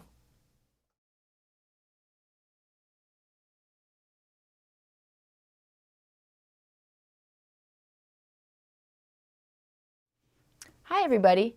Today we're going to be talking about flow of control. Flow of control is just a fancy term for the fact that sometimes we want to be able to control which code our computer actually executes. Instead of doing everything, we're going to be putting decision points into our code. When your computer comes across them, it can kind of decide at the fly whether or not you should run it. This is a great way to add a little bit of variety and interactivity to your program. It's also a way that you can respond to what we call good or bad user input, and I'll show you some examples today in the lecture. Finally, it also helps us avoid potential errors that the user might be putting in. This isn't even something always that they do, but that we've coded ourselves. So let's talk about flow of control in a little bit more of a technical term. When you design your code, it's very important that you break your program down into blocks. Blocks are just another fancy word of saying, here are some statements we want to always put together. That way, when your program runs, really efficient algorithms, which is another word for the steps your programs take, can execute only those blocks that they need to execute. And again, the execution of these blocks is where we come up with the term flow of control. So we've actually had decision points before in our program where we might not have realized it. So we've actually written decision points in before when we wrote for loops. You might not have realized it because it wasn't very specific. But we basically had the idea of that, hey, have we each reached the end of the array? If we have, we should stop adding numbers to figure out the average. If we haven't reached the end of the array, then the computer should keep going and add that next number. So there are many different ways for changing the flow of control. Some were kind of hidden and we didn't even know they were happening, and some are very explicit, and these are the ones we're going to talk about now. One of the most common control structures in any programming language is the if statement. With an if statement, it evaluates a Boolean expression and then says, is it true or is it false? If it's true, then we want to go ahead and execute the code that comes next. If it's false, then we should skip it. So how we would write this code is the actual word if. Inside parentheses, we would put in a Boolean expression. And again, those are the expressions that are always going to return true or false. So is A greater than B? Does C equal D? After the computer checks that expression, we give it a list of steps to perform. So let's talk about the syntax and logic of the if statement. One of the things I said is that you need to realize that the word if is a reserved word. And reserved words in programming have a very specific meaning, and you're not allowed to use them for variables and different things like that. The next part that's very important is that you have to put in these parentheses. If you don't put in the parentheses, your program won't work. Inside the parentheses, you're going to put your Boolean expression, something that's going to evaluate to either true or false. So we're going to see a lot of greater than or equal to or equal, different things we talked about earlier. Finally, after the if statement, we're going to see the actual statement that we want to perform all by itself. Now, in this example, I didn't include those kind of curly brackets that you might often see. So something along the lines of here. These curly brackets say, don't execute just one statement, execute a whole bunch of them. Each one is a statement followed by a semicolon. So we'll talk about variations on this simple syntax and logic as we go on. Those curly blocks I added in the previous slide, these curly blocks are what tell JavaScript that these statements should be considered a block or a single entity. It's really kind of cool because when you do this, other programmers can look at your code and realize, hey, that's not really a single statement, it's something that needs to be done together. Now, when you do blocks of code, it's very common to indent them together or, move them all over a little bit so they all line up. It's not required, but you're going to see most people do it because it makes your code a lot easier to read. It's a lot easier to see that there are 6 or 7 lines of code that are all along the same line than to necessarily always be looking for these curly blocks. So let's look at this with a little bit of action and animation added to it. The first thing we're going to do is evaluate that condition. If it's true, go ahead and execute either a single statement or an entire block of statements. But if that condition is false, I don't want you to do all this. This should not be done. Instead, jump all the way down and continue on with the rest of the program. So make sure that makes sense to you, that an if statement doesn't make you skip everything that comes afterwards. It only skips certain blocks if it's true. Now, let's go ahead and do 2 examples with real code. So let's look at this example over here. In the code that I have, I've declared a variable called name, right here, and I've decided that if somebody enters their name, I'm going to say hello to them. But if they don't enter anything, I don't want to say hello at all. So let's see what happens when I enter in Colleen. Look down here, I have hello Colleen shows up. All right, how that happened is that I went in here and I added my if statement. I said if that name, if the length of that name doesn't equal 0, which means someone actually typed something in, go ahead and write my name. And that worked great. But let's see what happens if I put in nothing. We have the same prompt, but I'm going to just hit OK. In this case, the program didn't crash or anything along that line. It just doesn't have any output at all. So that was a very simple example. Let's move on to another that we've seen before. In the example where we figured out the average of an array of numbers, we were very straightforward. And we went in and we said, here's all of our numbers. Go ahead and find out the average for us. Here's where we didn't really think about every possible situation. Right here. At the very end, we say you find out the average by adding up all the numbers and then dividing by the number of numbers there were. However, in computer science, it's very important that you check and make sure that you never divide by 0. So if I were to change my code right here and get rid of all the numbers so that we have an empty array, let's see what happens. Down here, I've got, instead of 83 or something like that, I have something called NaN, or not a number.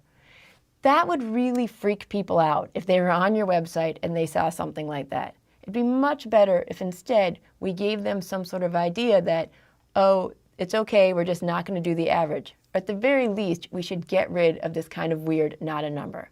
How are we going to do that? We need to write an if statement.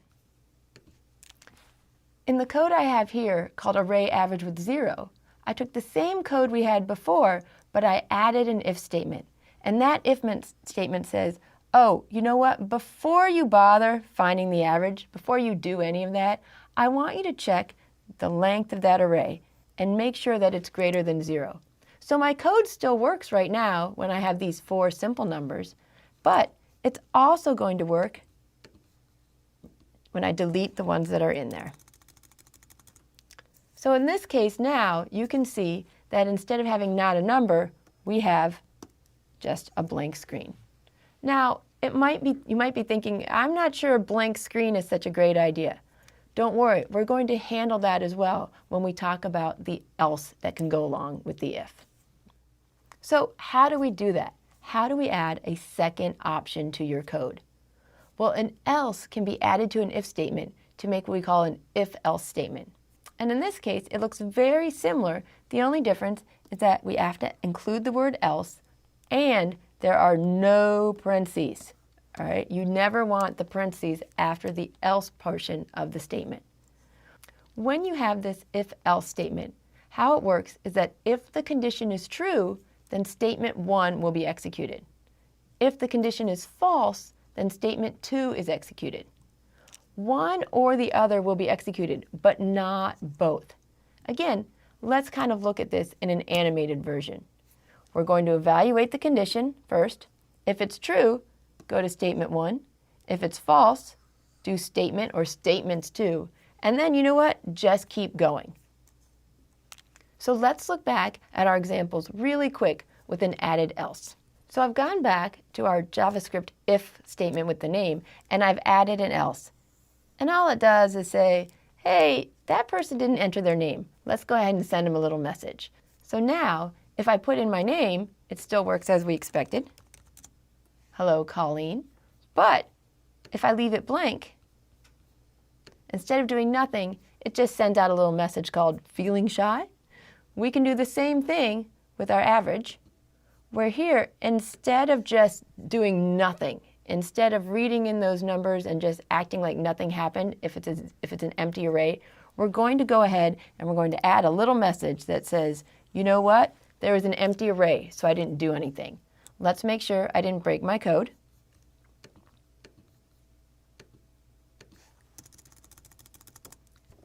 Put in a 0 array, and you can see that instead of getting not a number, instead of getting nothing, we get the message empty array. I can't stress how important it is for you to play with this code. Make sure that you use the if to specify that single line of code or that block of code that you want to be executed. Run this over and over again. Find out where you tend to make your different little errors, either forgetting the parentheses, forgetting the curly blocks, doing things like that. Next, then add your else statement to specify what you want to do if the condition is false. It's really easy to watch these videos and nod along and think, yep, I've got it, I've got it. I can't stress how important it is for you to stop, go in, play with the code, break the code, see what happened. I rarely write code correctly the first time, so I don't want you to feel bad if as you start adding these more dynamic and advanced things to your code, if you run into a few problems. That just means you're learning. So good luck.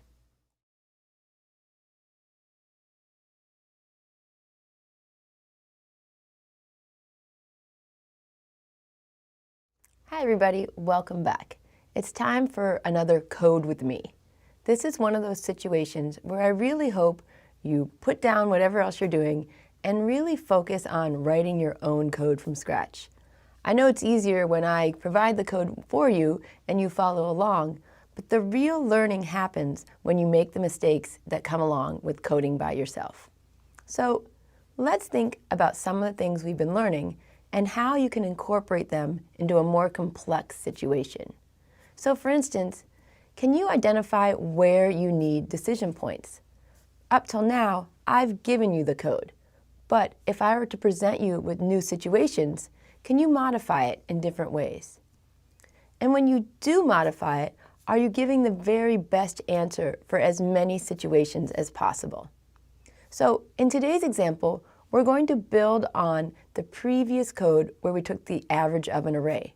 But now we want to make our code a little bit better and a little bit smarter. So let's get started. So here's the code we had earlier in this course, but I've made one very important change. It's right up here in the array. Instead of specifying a value for every single element, I've left some of them empty, or what we in JavaScript call undefined. So the problem is now, when our code goes through and it adds every single element together to come up with the sum, we get an error. If you check right down here, your screen is going to say NaN. That stands for not a number. And it's something that may happen to you quite frequently when you're first coding if you haven't thought about the logic very much. And it almost always happens when you're doing some math. So let's think about how we can fix this and what kind of logic we need behind it. The first place I'm going to look is right here. And my reason is we want to make sure that we're not adding everything into the sum, just the things that truly belong there, only the things that are numbers. So if you had to stop and go forward by yourself, the question might be, what do I need to add here? Do I need to add another assignment statement? Do I need to add looping? Do I need to add a conditional? Well, the answer is we want to add an if statement because we only want this line of code to happen sometimes. So let's think about what that would be. Right in here, one line above, I'm going to add an if statement. And this if statement says, you know what? I only want to do this if the index has actually been defined, if this is a real number. If it's undefined, which is a very specific word to JavaScript, then skip this, don't do it. And hopefully right away you can see that we now have a valid number as our answer. So we're off to a really great start. However, we want to make sure we don't stop right here. That'd be a really bad idea. The reason is because our answer isn't actually correct. If you look at our array, we have 2 plus 5 is 7, 9 is 16, 24, 32. So it adds up to 32, and we have about 1, 2, 3, 4, 5 numbers here. So we would expect our average to be something around 6, and that's not the case. We ended up with 4. So where did we go wrong? Again, it's not a syntax error, it's a logic error. And the problem is right here. We said add up all those numbers and then divide by the length of the array. But we don't actually want to do that because there are a lot of empty elements up there. So let's change this so that we're actually keeping track of how many elements are good and only divide by them. Let's get started. So the first thing I'm going to do is I'm going to add a new variable called count. What is this variable going to do? It's going to keep track of all the good values. So when I go down here, every time I add a new number into the sum, I want to say, oh, that was a good one. Let's add one to count.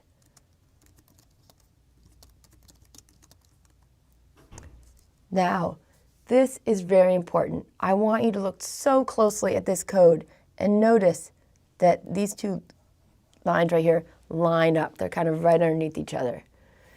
This is your editor trying to give you some sort of information. And what it's saying is, you know what? This count right here, this line, it's not part of the if statement. It's not there. And even if I go in and I say, oh, I want it to be part of the if statement, so I'm going to do 1, 2, 3. Oh, good. Now it lines up. That's not good enough. If you want two things to happen as part of your if statement, you have to remember to put in that extra curly bracket, right? Because that says, oh, I want you to do both of these things. So now we've done this, we're adding one to our count. We have one last place we need to change our code, and that's right down here. Instead of dividing by the length, we're going to divide by count. And up there you can see we've updated our answer, and now we have 6.4, which is much closer and hopefully correct for what we were aiming for. So the real lesson behind this lecture today is not about dividing, and it's not about if statements. It's about you going in and thinking logically about your code and trying to write the best code for every possible or as many possible scenarios. It's really one of those things that's going to help you solidify your knowledge.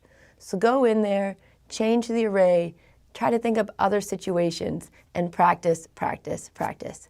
Good luck.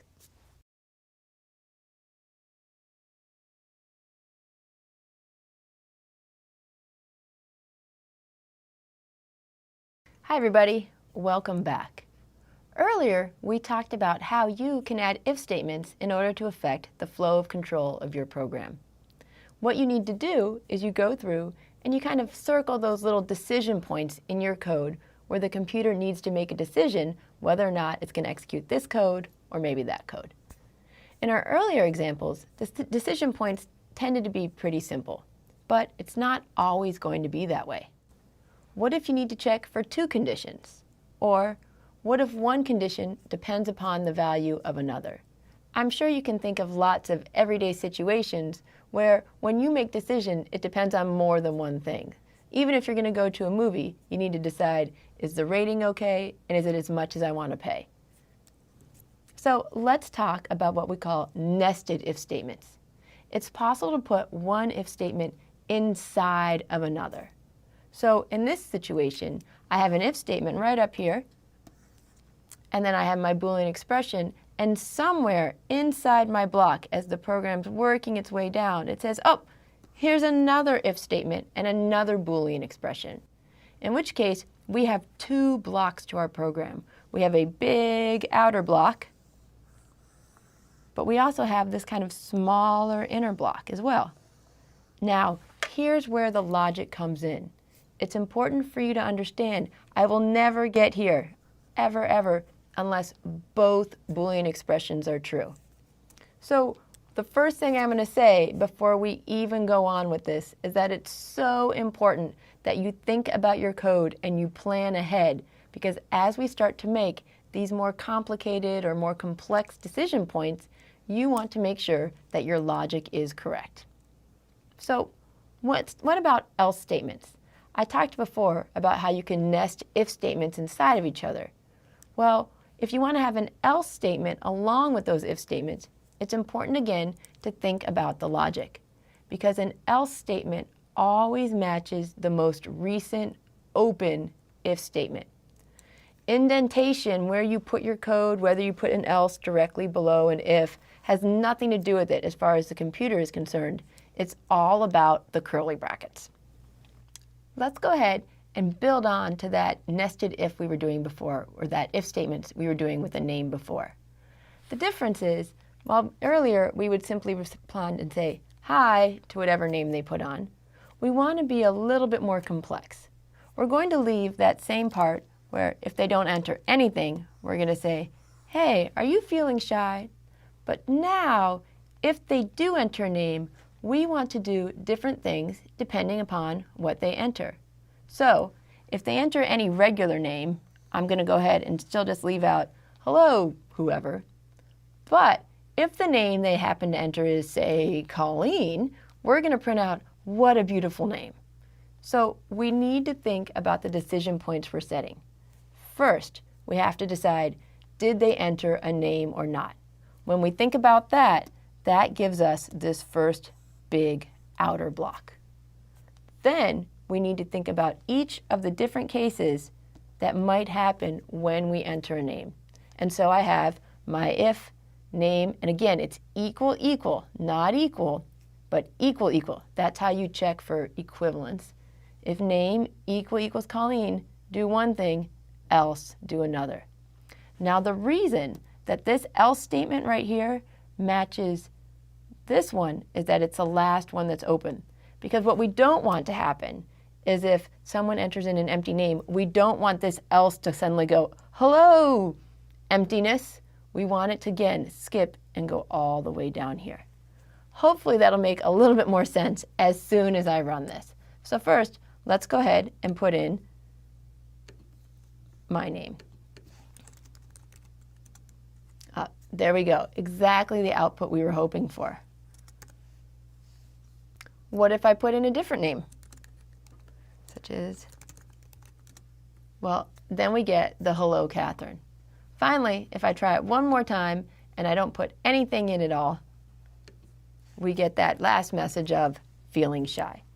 So you can see that by adding these different if statements, I've created different levels and different outputs depending on what the person put in. Now, I want you to look closely again at this code one more time. As you can see, when I get to this statement, let's say right here, I'm basically saying that name.length isn't equal to 0 and the name equals Colleen. This statement down here, I'm basically saying the same thing as if name.length doesn't equal 0 and the name doesn't equal Colleen. Each one of these bits of code could actually be written with more complex Boolean expressions. Let me show you what I mean.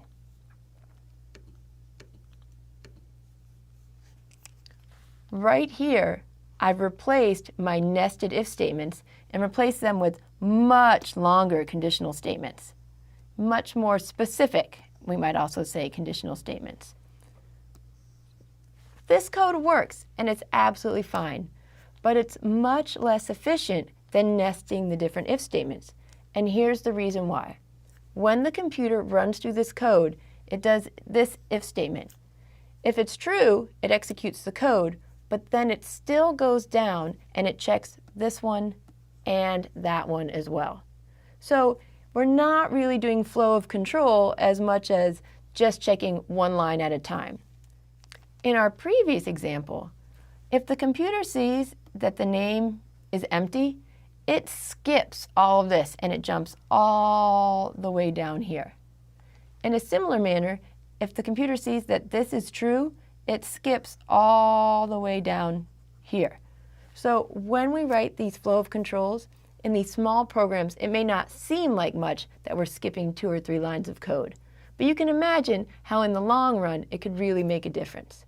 So what do I want you to do in this class? I want you to do whatever you are comfortable with. It is possible to create complex flow of control in a program using if, else, and different nested statements. It's also possible to get your programs to work putting in these complex conditional statements. The most important thing to me, and hopefully to you at this point, is writing code that you understand. So follow along with my code. Make sure you understand it. But when it comes to writing your own code, I'm not as concerned that you necessarily do it the same way I did it. I want you to write it so that you understand what you're doing.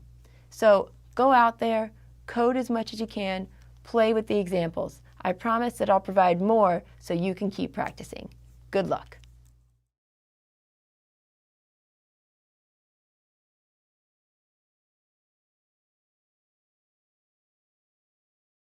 Hi everybody, welcome back. One of the things I like to say is that if you're not messing up, you're not really programming. it's really important that you learn that trial and error is a crucial part to developing your skills. If you've programmed HTML or CSS in the past, you know that sometimes you just can't get things to work. You want to make something green and it's just not changing. You want to change the font size and it's just not happening. And while it's frustrating, the nice part is that you can visually see your mistakes. You know something isn't working.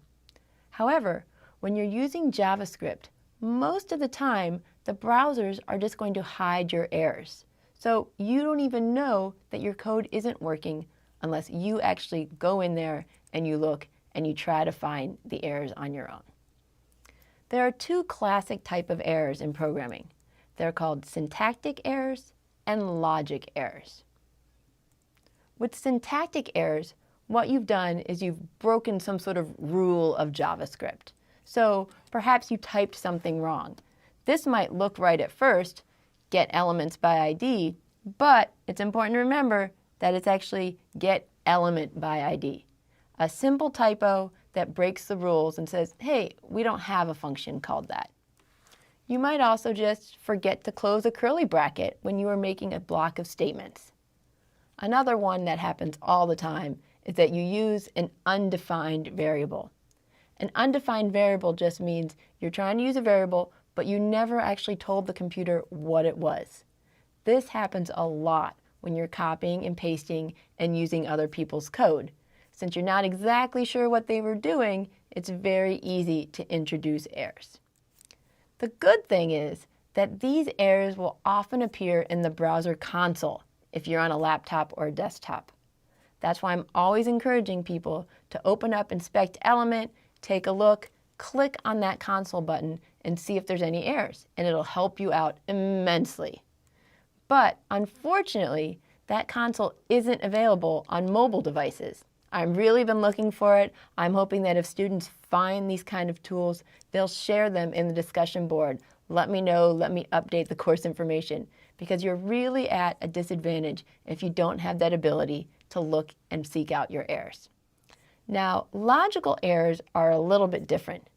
Your code is valid, you followed all the rules, but maybe there's something wrong with the thought process that went into it.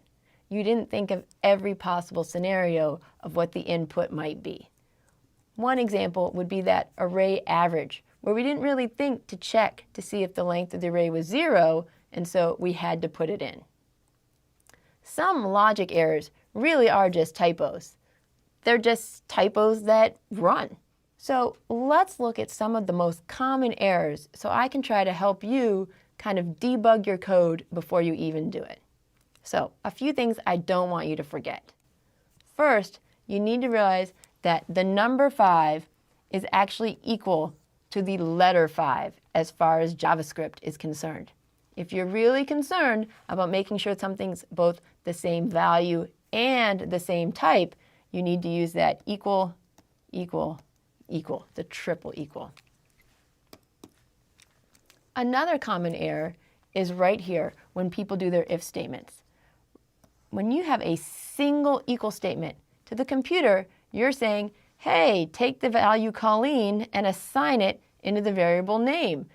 That's not what we want to do, right? What we really want to check for is equality, and we need to use those double equals. Another thing people do with comparisons, and again, this is an example of a logic error, not necessarily a syntactic error, is in their Boolean comparisons.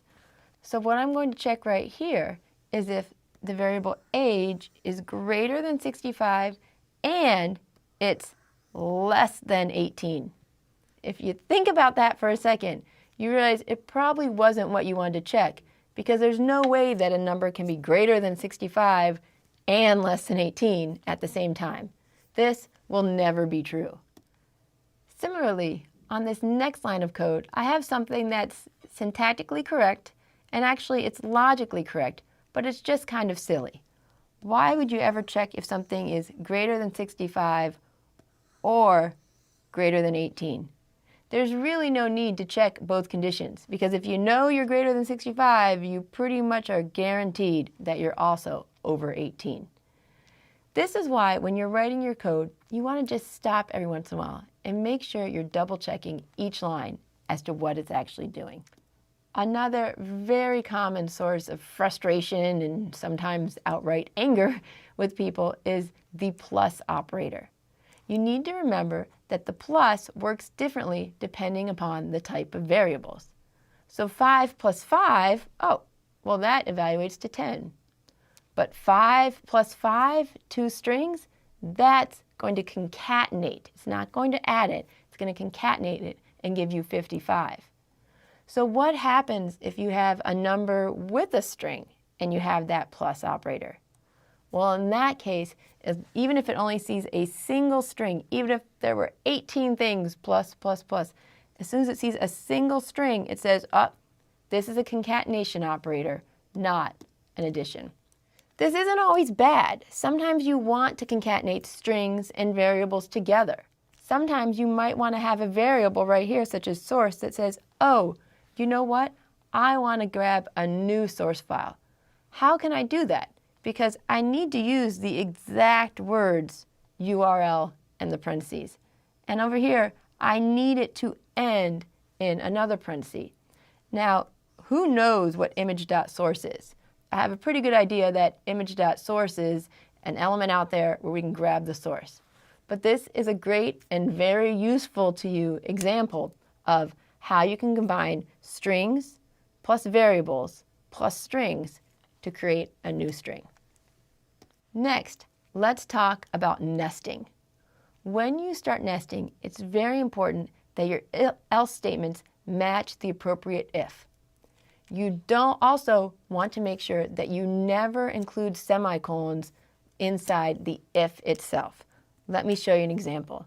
Right here, I have if age is less than 18, semicolon, alert, too young. This isn't going to do what you expect. If you remember, computers ignore indentation. So while it looks really good, and it looks like you're saying, if this is true, do that, it's not going to work. This semicolon right here, it's really bad. It counts as a statement. So what you're really saying right here is, if age is less than 18, nothing, and then it'll immediately go down to the next line. It's always going to say too young. In a very similar manner, I have a for loop over here where I included a semicolon. We're going to have that same exact error. What's going to happen in this case is that it will loop 5 times, just like you wanted it to, and each time it's going to do nothing. When that loop is all done, the last thing it's going to do is go to the next line of code and write out the number 5. I've put this code online, and I'd really love for you to take a look at it and kind of play with it and help you recognize how these semicolons can affect the flow of control. Whenever possible, I really encourage you to use that console. There have been so many times when I have wasted a lot of effort trying to fix my code when the console was telling me the error the whole time. I just didn't think to use it. Again, think about your code before you write it. It's so tempting to just start typing things down and hoping frantically that something will work. The good news is it probably will. The bad news is you won't understand what you did. And that's the whole point, right? Helping you understand better these different aspects of JavaScript. Code, and then test it, and then code, and then test it. And please, save as often as you can. Because again, it's really easy to start coding and think, oh, I can fix this, and make little changes, and then suddenly realize you don't remember where you were even 10 minutes ago in your code. Finally, ask for help. That's the point of Coursera, right? To have these discussion boards. It's so often the case that someone else can see your errors more quickly than you can. It's not because they're any smarter, it's just they have fresh eyes. So similarly, make sure you go out there and help someone else with their code. Not only are you doing a great thing, but it's a great way for you to learn even more. Thanks.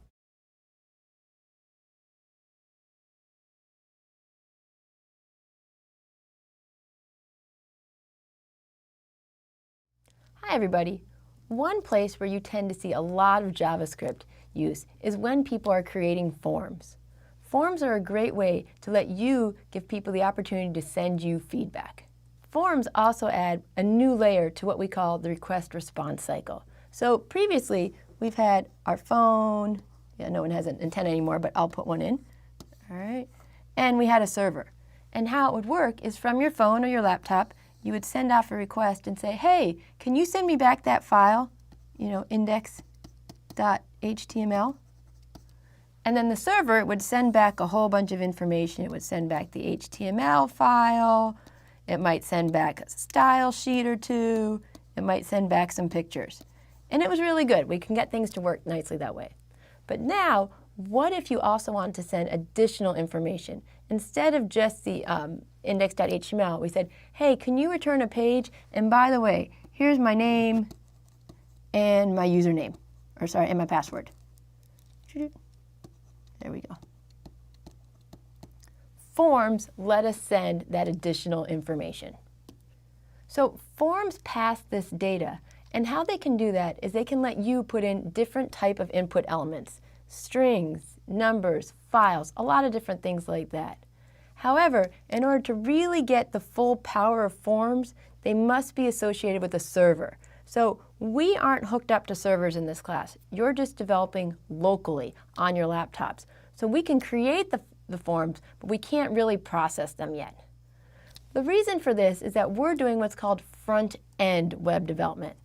With front-end development, you tend to think about what happens on that browser or client side, how we want things to look on your laptop, on your phone, on your tablet. We do this using our HTML and CSS and JavaScript. If you want to take this further, this idea of forms, then you need to jump into what's called back-end development. That's where the server is actually handling that data you're going to send to people. You'll need to learn something like Python or Ruby, PHP. There's a lot of different things we can do at the back end.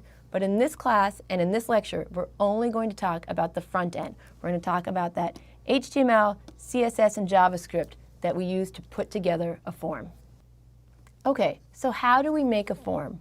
Typically, you want to use at least 3 different HTML elements: the form, the label, and the input. The form tells the browser, hey, we're about to do a form, and we're going to probably be processing some data. Get ready. The label is what matches different text on the screen with the actual input that you can put in. Right? So let's start off by putting in the name. Here, I have label for name, type equals text, ID equals name. And then I do actually happen to have name equals name. It can get a little overwhelming with all the places I used name. All right? So when we do this, what I've done is I've just created a label called name, and I've linked it to that field that somebody can type into. And that label is very important because what it means is if somebody clicks in here, great, I activated the input field. But it also means if somebody clicks even on the name, it'll activate this input field. Why is this important? Well, some people have a hard time navigating through forms, especially on their phone. So by letting it set up so that you can hit small pieces of text instead of just necessarily the buttons or the checkboxes, it's going to make their life much easier. So by putting in label for name, it lets the computer know that these two things are linked together. But we can actually go ahead and link forms and labels in another way. In my second example, I skipped the whole for part. Instead, how I made it work is I said, hey, I've got a label tag. Everything inside of here is all grouped together. So now I'm going to have one field for the name, one field for the email, and let's go ahead and add one for the birth date. So it's easy to kind of go through and just be very consistent and add new inputs one at a time. The thing that I'm not sure if you've noticed at all is that each one of these has a different type. I have type equals text, type equals email, and finally type equals date. Each one of these will create a different type of input experience for the user. And speaking of form attributes, the last thing we want to make sure we always have is input type equals submit. If you don't have this part right here, there's no way for anybody to actually send the form. So don't forget to include that. Now that we have this code, let's see what it looks like on the browser. Here's how it would look on Chrome. I have my name, I have my 3 input fields, and if you notice, I have right here some sort of month, day, year. It's a nice little calendar function. If I look at the exact same page, the exact same code, but I look on it on Firefox, it's going to look a little bit different. That month, day, and year are gone. So let me show you this in real time.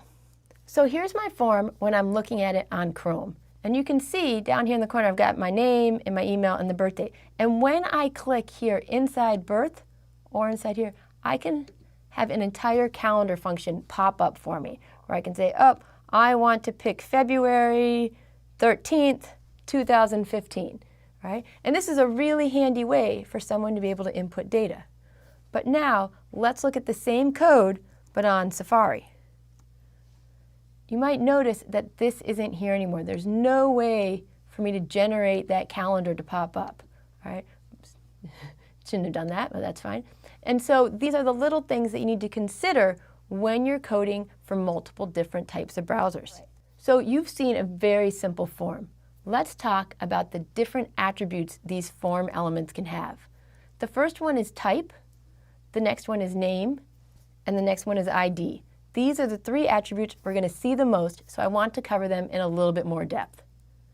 For our input types, there's a long list of different things you might see in your field. You might see a text field, email, password, a radio button. Those are those little circular things where you can only pick one or the other, or one from multiple choices. You can have a checkbox. With a checkbox, you can click yes or no on multiple different elements. And finally, you're used to seeing the submit button.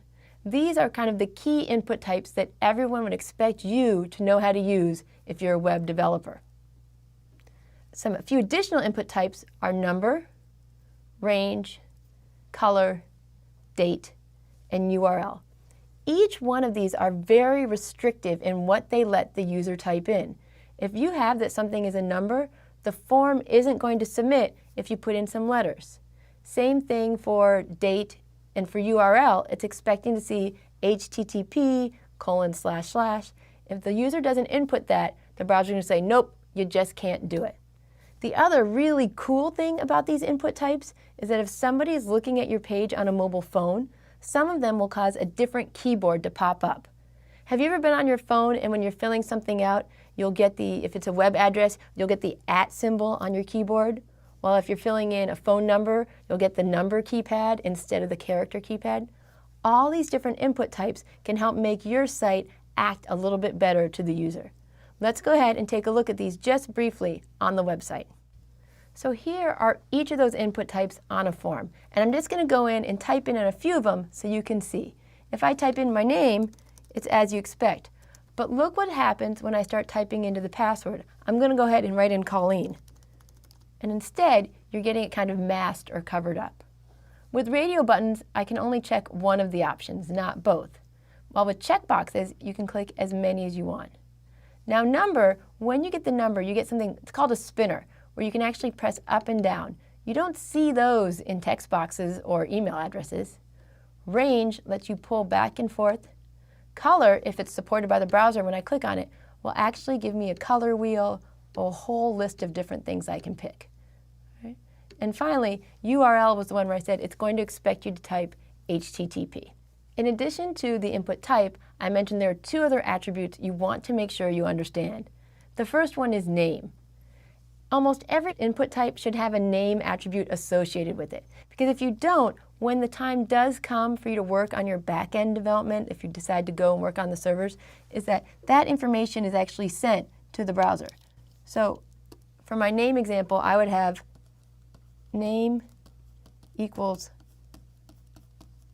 Colleen is actually included in the information that's sent to the server. The other attribute is the ID attribute. The ID attribute is very important for what we're doing for the front-end development. First, it's used for those labels that I talked about. It identifies this particular part of the form as that particular part, so you can make sure that when you click on the label, the right input value is kind of highlighted. The second reason, of course, is that we've been using IDs with JavaScript all along, and we want to make sure that we can continue to do that. Just two additional attributes, because they're going to make our life easier, one is value. When you have a value attribute, it's going to do different things depending upon which input type it's matched with. So if you have a button, that value actually becomes the text inside the button. So it becomes the words click along that line. Now for a text field, it's a little bit different. With the text field, it lets you actually hard code in the values that are going to be sent to the server. On a button, this click here, it's permanent. You can't change it. But in a text field, it's perfectly okay for you to come in, erase this, and put in some new value. The other cool attribute is this idea of a placeholder. It's very similar to value, but instead it provides a suggestion. It's nothing official, it's just something you may want to do. And you'll see this often in telephone numbers or anything where you want people to format things a certain way.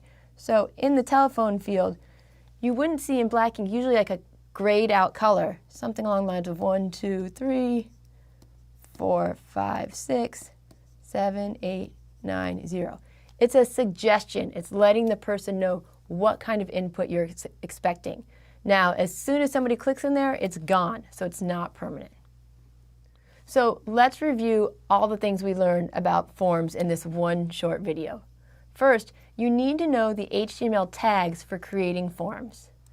Once you create that basic form, then you'll be able to add the extra functions that we're going to be covering in these next few lectures. So go in, use the basic form, change it so maybe you have a first name and a last name. Play with what happens when you have an email field versus a text field, and see if you can make something that you'll be able to play with throughout the rest of this week as we learn more about JavaScript. Thanks.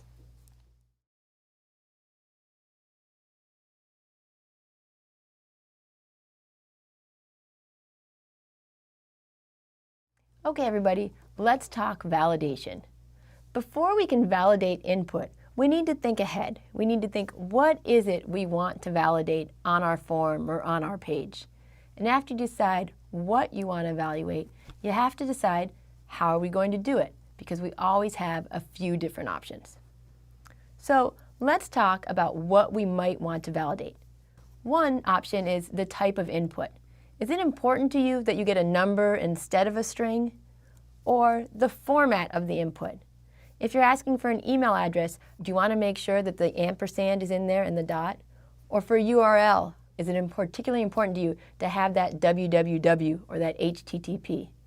Sometimes with phone numbers, people have very strict requirements of how they want people to enter those numbers. Should you have spaces, parentheses, different things like that? Finally, the value of the input may be what you're trying to validate. Should it be required? Do you want the person to have to put it in?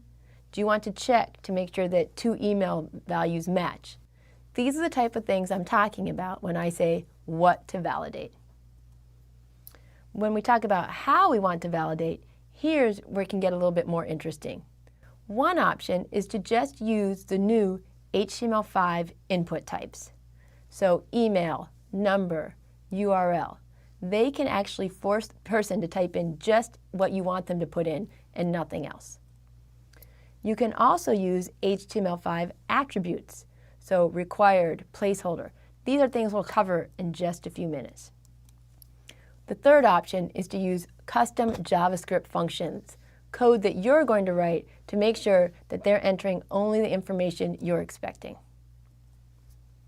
So let's start with those new HTML5 input types. The input types require that the browser validate the input, not you. So you're putting it all on Chrome, Firefox, Edge, whatever it is you're using. When they're supported, it will actually keep the browser from being submitted if it's a not valid input. How it tends to work is it'll find the first thing that doesn't meet the rules and it puts it into focus. It's when it highlights that one and says, nope, you can't go any further. If it's not supported, then the input type just falls back to a plain text field. Let's look at our early example of all the different input types, and I'll show you what I'm talking about. So I've gone back to the form we used before, and I've gone ahead and I've put in some values for each of the different input types. I have Colleen, me, passwords, all those little things like that. Now, because I used the email input type, this should fail as soon as I hit click here. Great, there you go. The browser, this is Chrome, said, nope, you need to have that ampersand and a dot to make this work. So no problem, I'll go ahead and put it in. And once I've done that, I'm going to go down here to click here again. And the next thing it found that didn't fulfill that input type is now highlighted, or in focus as we call it. So I can make this 3. The last one I'm going to click on is, it says, sorry, this is not a valid URL. It's requiring me to put in HTTP before we do that. So now when I click here, it's going to hopefully just refresh and we've submitted the form. But just as a reminder, when I said this last bullet here about if it's not supported and the input type is just text, that means in some browsers using the email tag or the number tag or the URL tag, it doesn't guarantee valid input because maybe the browser just doesn't support it. So another step we can take instead of just using input types is to use input attributes. These are just additional attributes that tell the browser additional information. The required attribute essentially says, hey, you can't submit this form if this particular input field is empty. So if you want someone to put in their password, you're going to include required. Otherwise, people could just leave it empty and they could submit the forms without adding their password. This can cause some issues when you're developing your code, because what people tend to do is they put required in a lot of the different fields. So let's think about the form we just looked at where I had 10 or 11 input fields. It's going to be super annoying when you're testing your code if you have to fill in all 10 every single time. So it is possible to overwrite the required field with a special attribute called noValidate. So if I were to include in my code form, my form tag, noValidate, it will ignore all of the required attributes. It seems a little silly, but as you start programming, you're going to be really glad you know about this because it lets you test sometimes and not test other times. Another attribute you can use is called pattern. Pattern only works with the input type equals text, and what it does is it forces the user to use a specific format when entering their input. So for instance, you might say, you can only enter in numbers and there has to be 5 of them. Or you can only enter in numbers, but there needs to be between 13 and 16 of them. Where did this weird example come from? Well, this is actually the pattern for credit cards. Okay. You may want people to only be able to enter in characters. So for their usernames, you might not want them to enter in numbers or spaces or things like that. So this right here says you can enter in lowercase a to z, uppercase a to z, and this plus means, and there has to be at least 1 character. Now, these are called regular expressions, and they can be a little bit tricky to figure out on your own. But that's okay, because you don't need to. Usually what people tend to do is they combine their patterns with a placeholder and supporting text to let people know, hey, this is the format we have to use. But then, when it comes time to come up with these special expressions, you go to a website such as HTML5pattern.com. If you go there, there are people who have spent way too many hours of their lives coming up with all the different combinations you could ever think of. So don't worry about creating the patterns, just practice using them right now. Another way that you can kind of validate the input is by limiting your number to only certain inputs. You can use min, max, and step to say, you know what, you can't enter a number that's less than 3. You can't enter a number over 100. And step means you can only enter in increments of 5 or increments of 10. The range attribute that we saw earlier does the same thing. You by default put in a max and a min. The only difference is that instead of typing in a number, you use that little slider to move things back and forth. Okay, so let's put some of this into practice. We're going to do an example of where we want to enter an American zip code into one of our input fields. So if we want to do that, we need to decide what it is we need to check and how we want to check it. So what do we want to check? We want to make sure that we have a 5-digit input. All right, how are we going to check it? We pretty much have two options. We can either use the input equals number combined with a min and a max, or we can use input equals text and combine that with a pattern. So let's go ahead and look at an example where I've used both text equals input and text equals number. In my first one, I have type equals text, and I have my pattern that says I need digits between 0 and 9, and there should be 5 of them. Just to make my life easier, I've made both of these required. In my second example, I have input type equals number, and I have a min of 5 zeros and a max of 5 nines. That's kind of trying to keep it within that 5-digit idea. So let's see what happens when I type in some values. Do they both work? Does either one work? You can never really know with my code.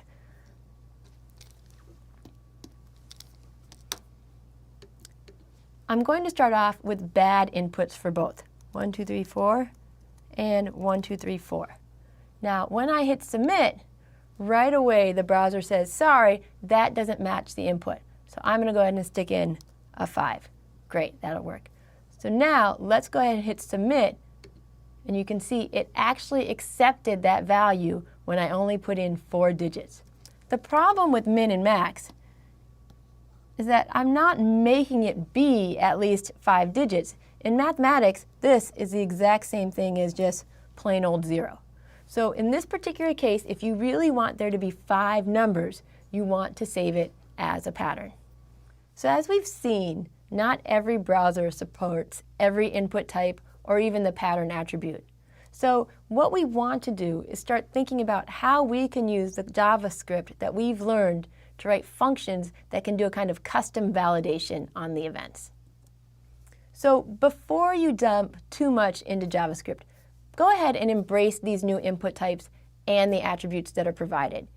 Even if the browser doesn't support them yet, there's a really good chance it will support them soon. Plus, these input types tend to add a little bit of styling and semantics that are really nice for the user. But you will still need to add JavaScript if you want to ensure that the input is correct. Don't depend on the browsers, don't get lazy. It's time for us to start looking at how you can start writing code to make everything more secure. Thanks.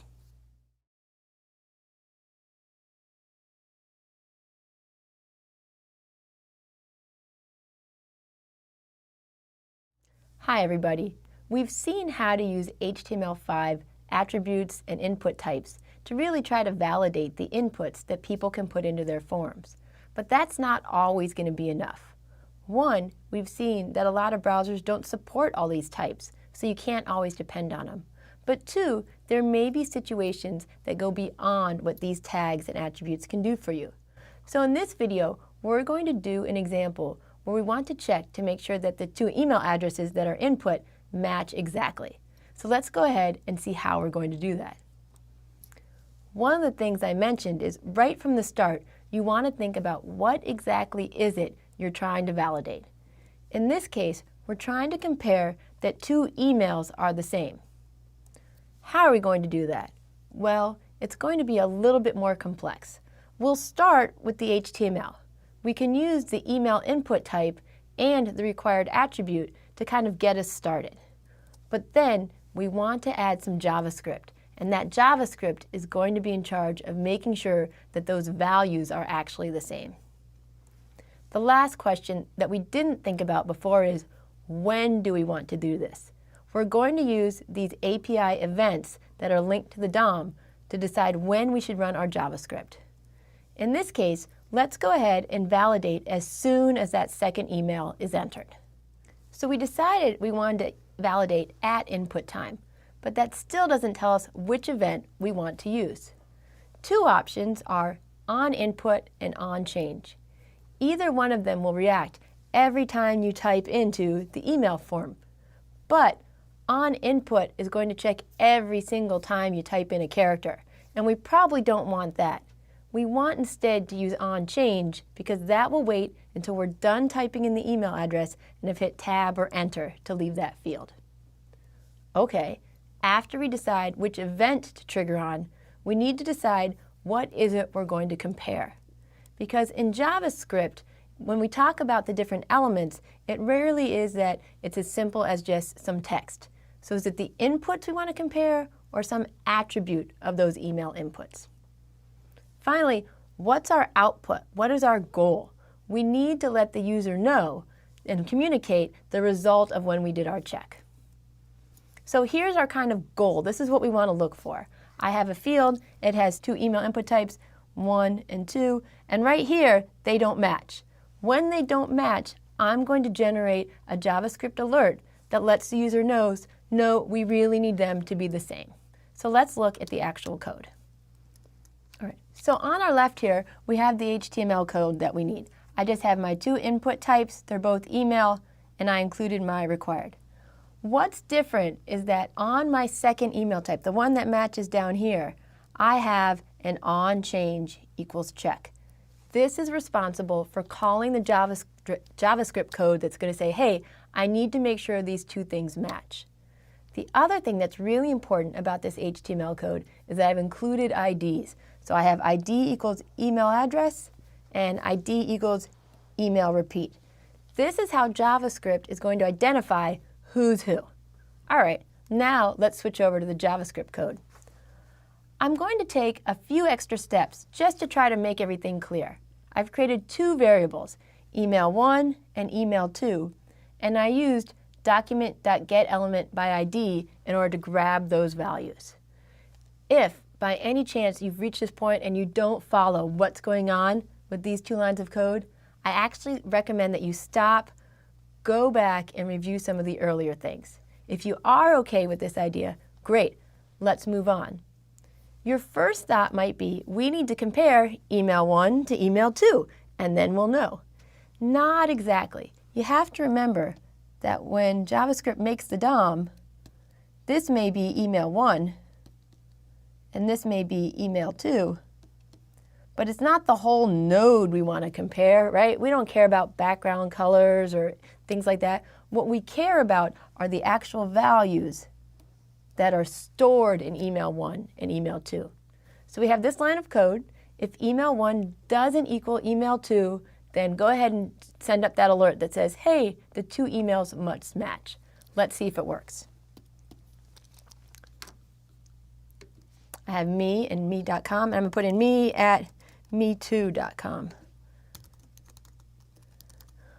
As soon as I'm about to tab out of here, I'm hoping to see my JavaScript alert. Great, it worked. It said the two emails must match. Before I go any further, I'm going to do the smart thing and make sure I don't always get that alert.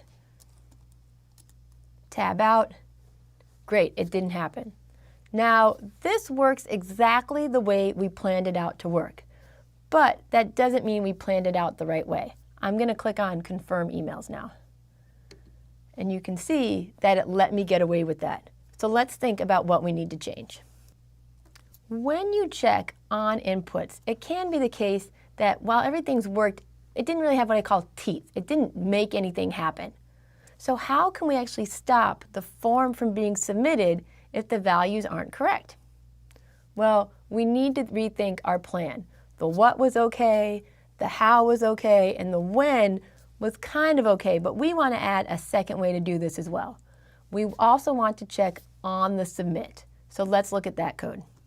In the new version of our code, I've added something to the submit button. I went in and I added a onClick equals return check.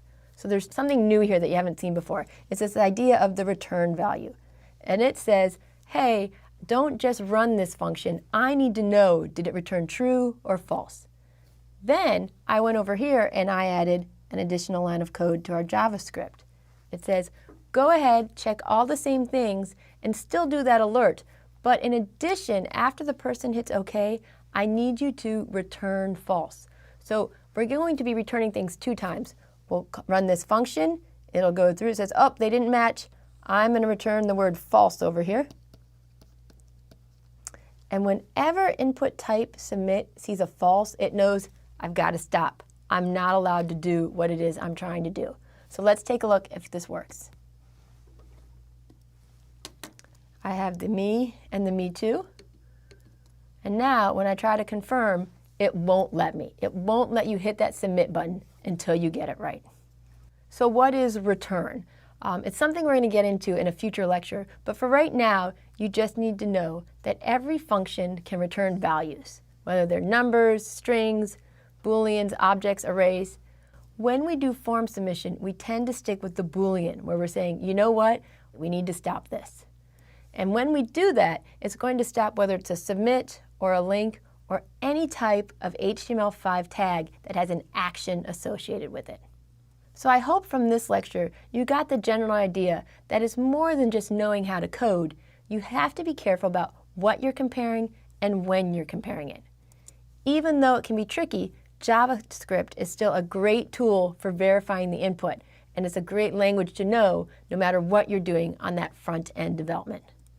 But really, what you need to make sure you're doing is creating the most basic forms before you go in and try to add this JavaScript interactivity.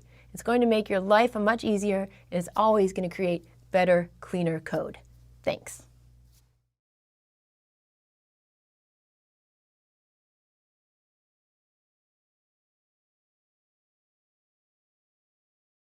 Hi everybody, welcome back. Today, we're going to talk about some new form fields that you can add to your page. When we were doing name and email and different things like that, the setup was fairly straightforward. You give it an input type of text, email, password, etc. But as far as the page was concerned, these were all very separate parts of the page. Each one was its own part of the DOM. However, there are some additional form fields that we're going to want to look at, and these include checkboxes and radio buttons. And how they differ from the earlier input fields we were doing is that they need to be related within the code, because we want to make sure that when we're giving people options, that when we send them off later, the computer knows, oh, these are related. So let's take a look, and let's start with checkboxes. You've all seen these before when you've been online. They're typically shaped as these squares, and you have the opportunity to click them for things such as, do you want to be part of the mailing list? Do you want to receive additional information, etc. It allows the user to select options with just a single click instead of typing in the different options they may want. The important thing to know here is that in your code, each of these options shares a single name. All right, so if you remember, when we're using other input types, we'd have name equals first name or name equals p-word. Now, if you look through your code, you're going to see multiple input types that all have the same name. So let's take a look at the example called Easy Checkbox. In this code, I've put up a few checkboxes to let people indicate which foods they like and which ones they don't like. So as you can see, I have 3 input type equals checkbox. But the important thing is that for all 3 of them, they all have the same name. Even though they all have the same name, each one of these has a different value. And so it's going to let the computer let the other software know that, oh, food, their favorite foods are pizza and chips, or just kale, or any combination of these. Something I want to point out for just a second, because it's so important with accessibility, is that I have labels on each one of these input fields. I know that personally, there are many times I've tried to click on something in a form and my fingers are just too fat and I can't get it just right. And if you have to click only on the box, that can be a real problem, turning it on and off. But by adding these labels, it also lets you click on the text next to it. So I can click on the word kale and it'll activate the button. So this is just a really simple way for you to add checkboxes into your code. The next thing we want to look at are radio buttons. So visually, radio buttons are typically shaped like circles. And just like checkboxes, it allows your user to kind of click on it to say yes, no, and have different options. The big difference is with radio buttons, you're only allowed to select one option per group. So, well, with checkboxes, I could pick kale and pizza and chips. With radio buttons, you can only select one. So let's take a look at how that works.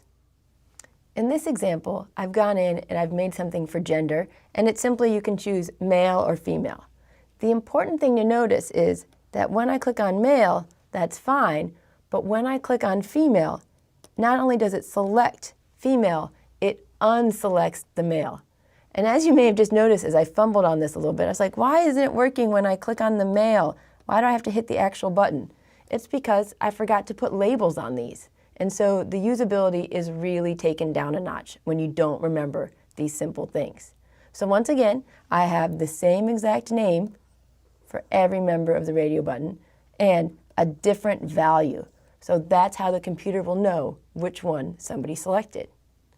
However, let's think about this a little bit deeper, because it often happens that people go, oh, I've got it, I've got radio buttons down and we're all set. But then as they try to do more complex things, stuff pops up. So let's look at the easy radio button too. In this example, I have two groups of radio buttons. I have gender and I have favorite food. And while it makes sense that with radio buttons, if I click on pizza, maybe chips will go away, or if I click on kale, it'll go away. Same with male and female. The important thing is that many times I've seen forms where someone clicks on male and then somehow that unselects the favorite food. You want to make sure that you're being logical and you're grouping things together.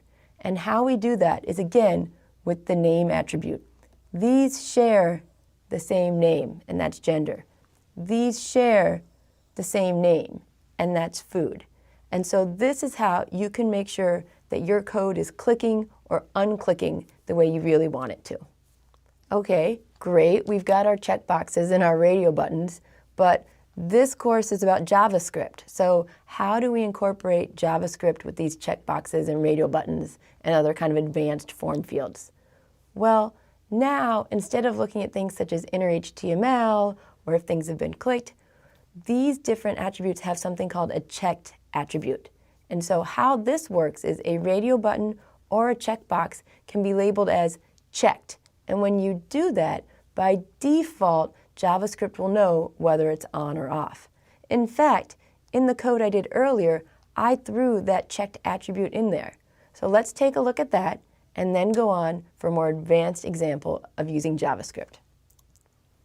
So now that I mentioned checked, I want you to take a look at this again and see if you notice something. When I first loaded the page, chips was pre-selected as one of my favorite foods. How did I do that? Well, if you check the code, you can see that right here inside the input type equals radio, value equals chips, I included a Boolean attribute called checked equals true. This says, hey, I want you to highlight this one as being pre-selected. And again, this is something you see all the time when you're on the web, right? When you go to check out someplace, it's been pre-selected that you want to be part of the mailing list, or it's been pre-selected that you would like to auto-renew.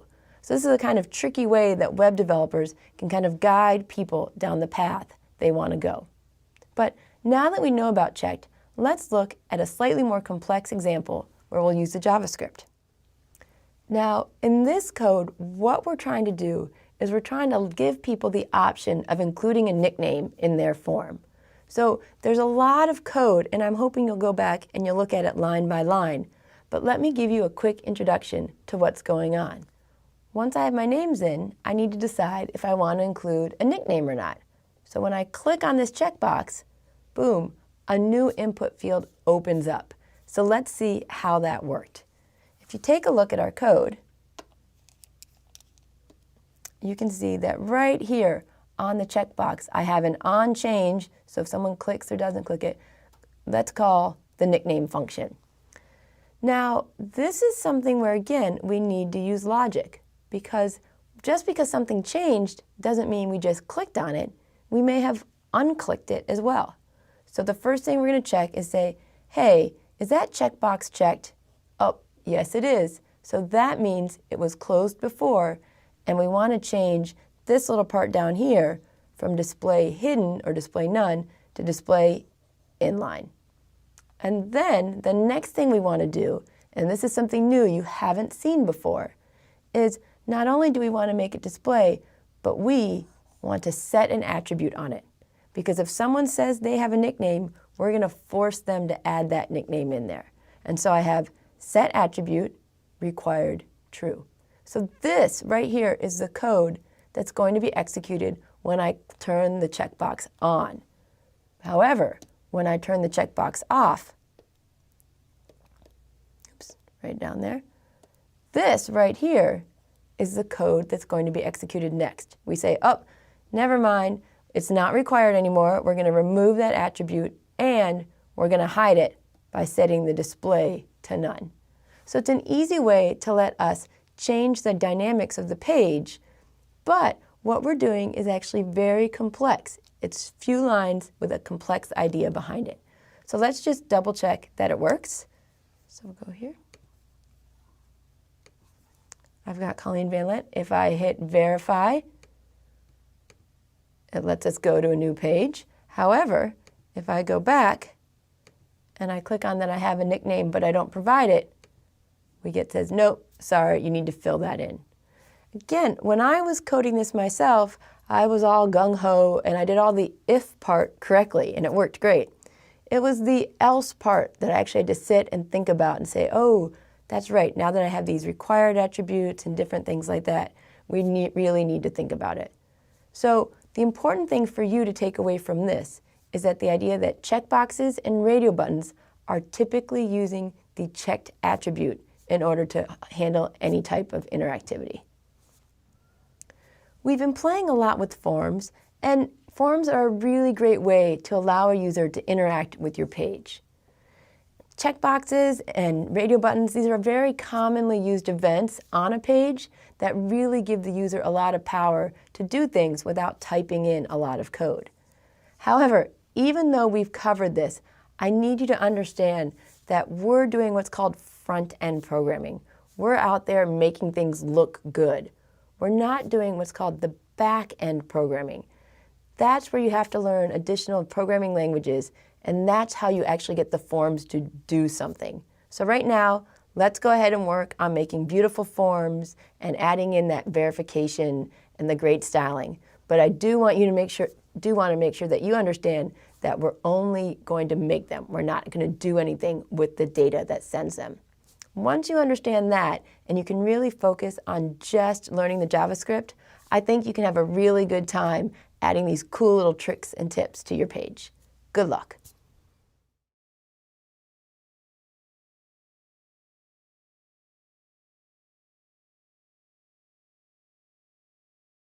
Hey everybody, congratulations on finishing the Interactivity with JavaScript course. I hope you're really proud of what you've done so far and excited to keep learning more. However, I do want to warn you right now that what we've covered in this class, you're still considered what we call a noob or a newbie. So in order to really advance your skills, you're going to need to keep working.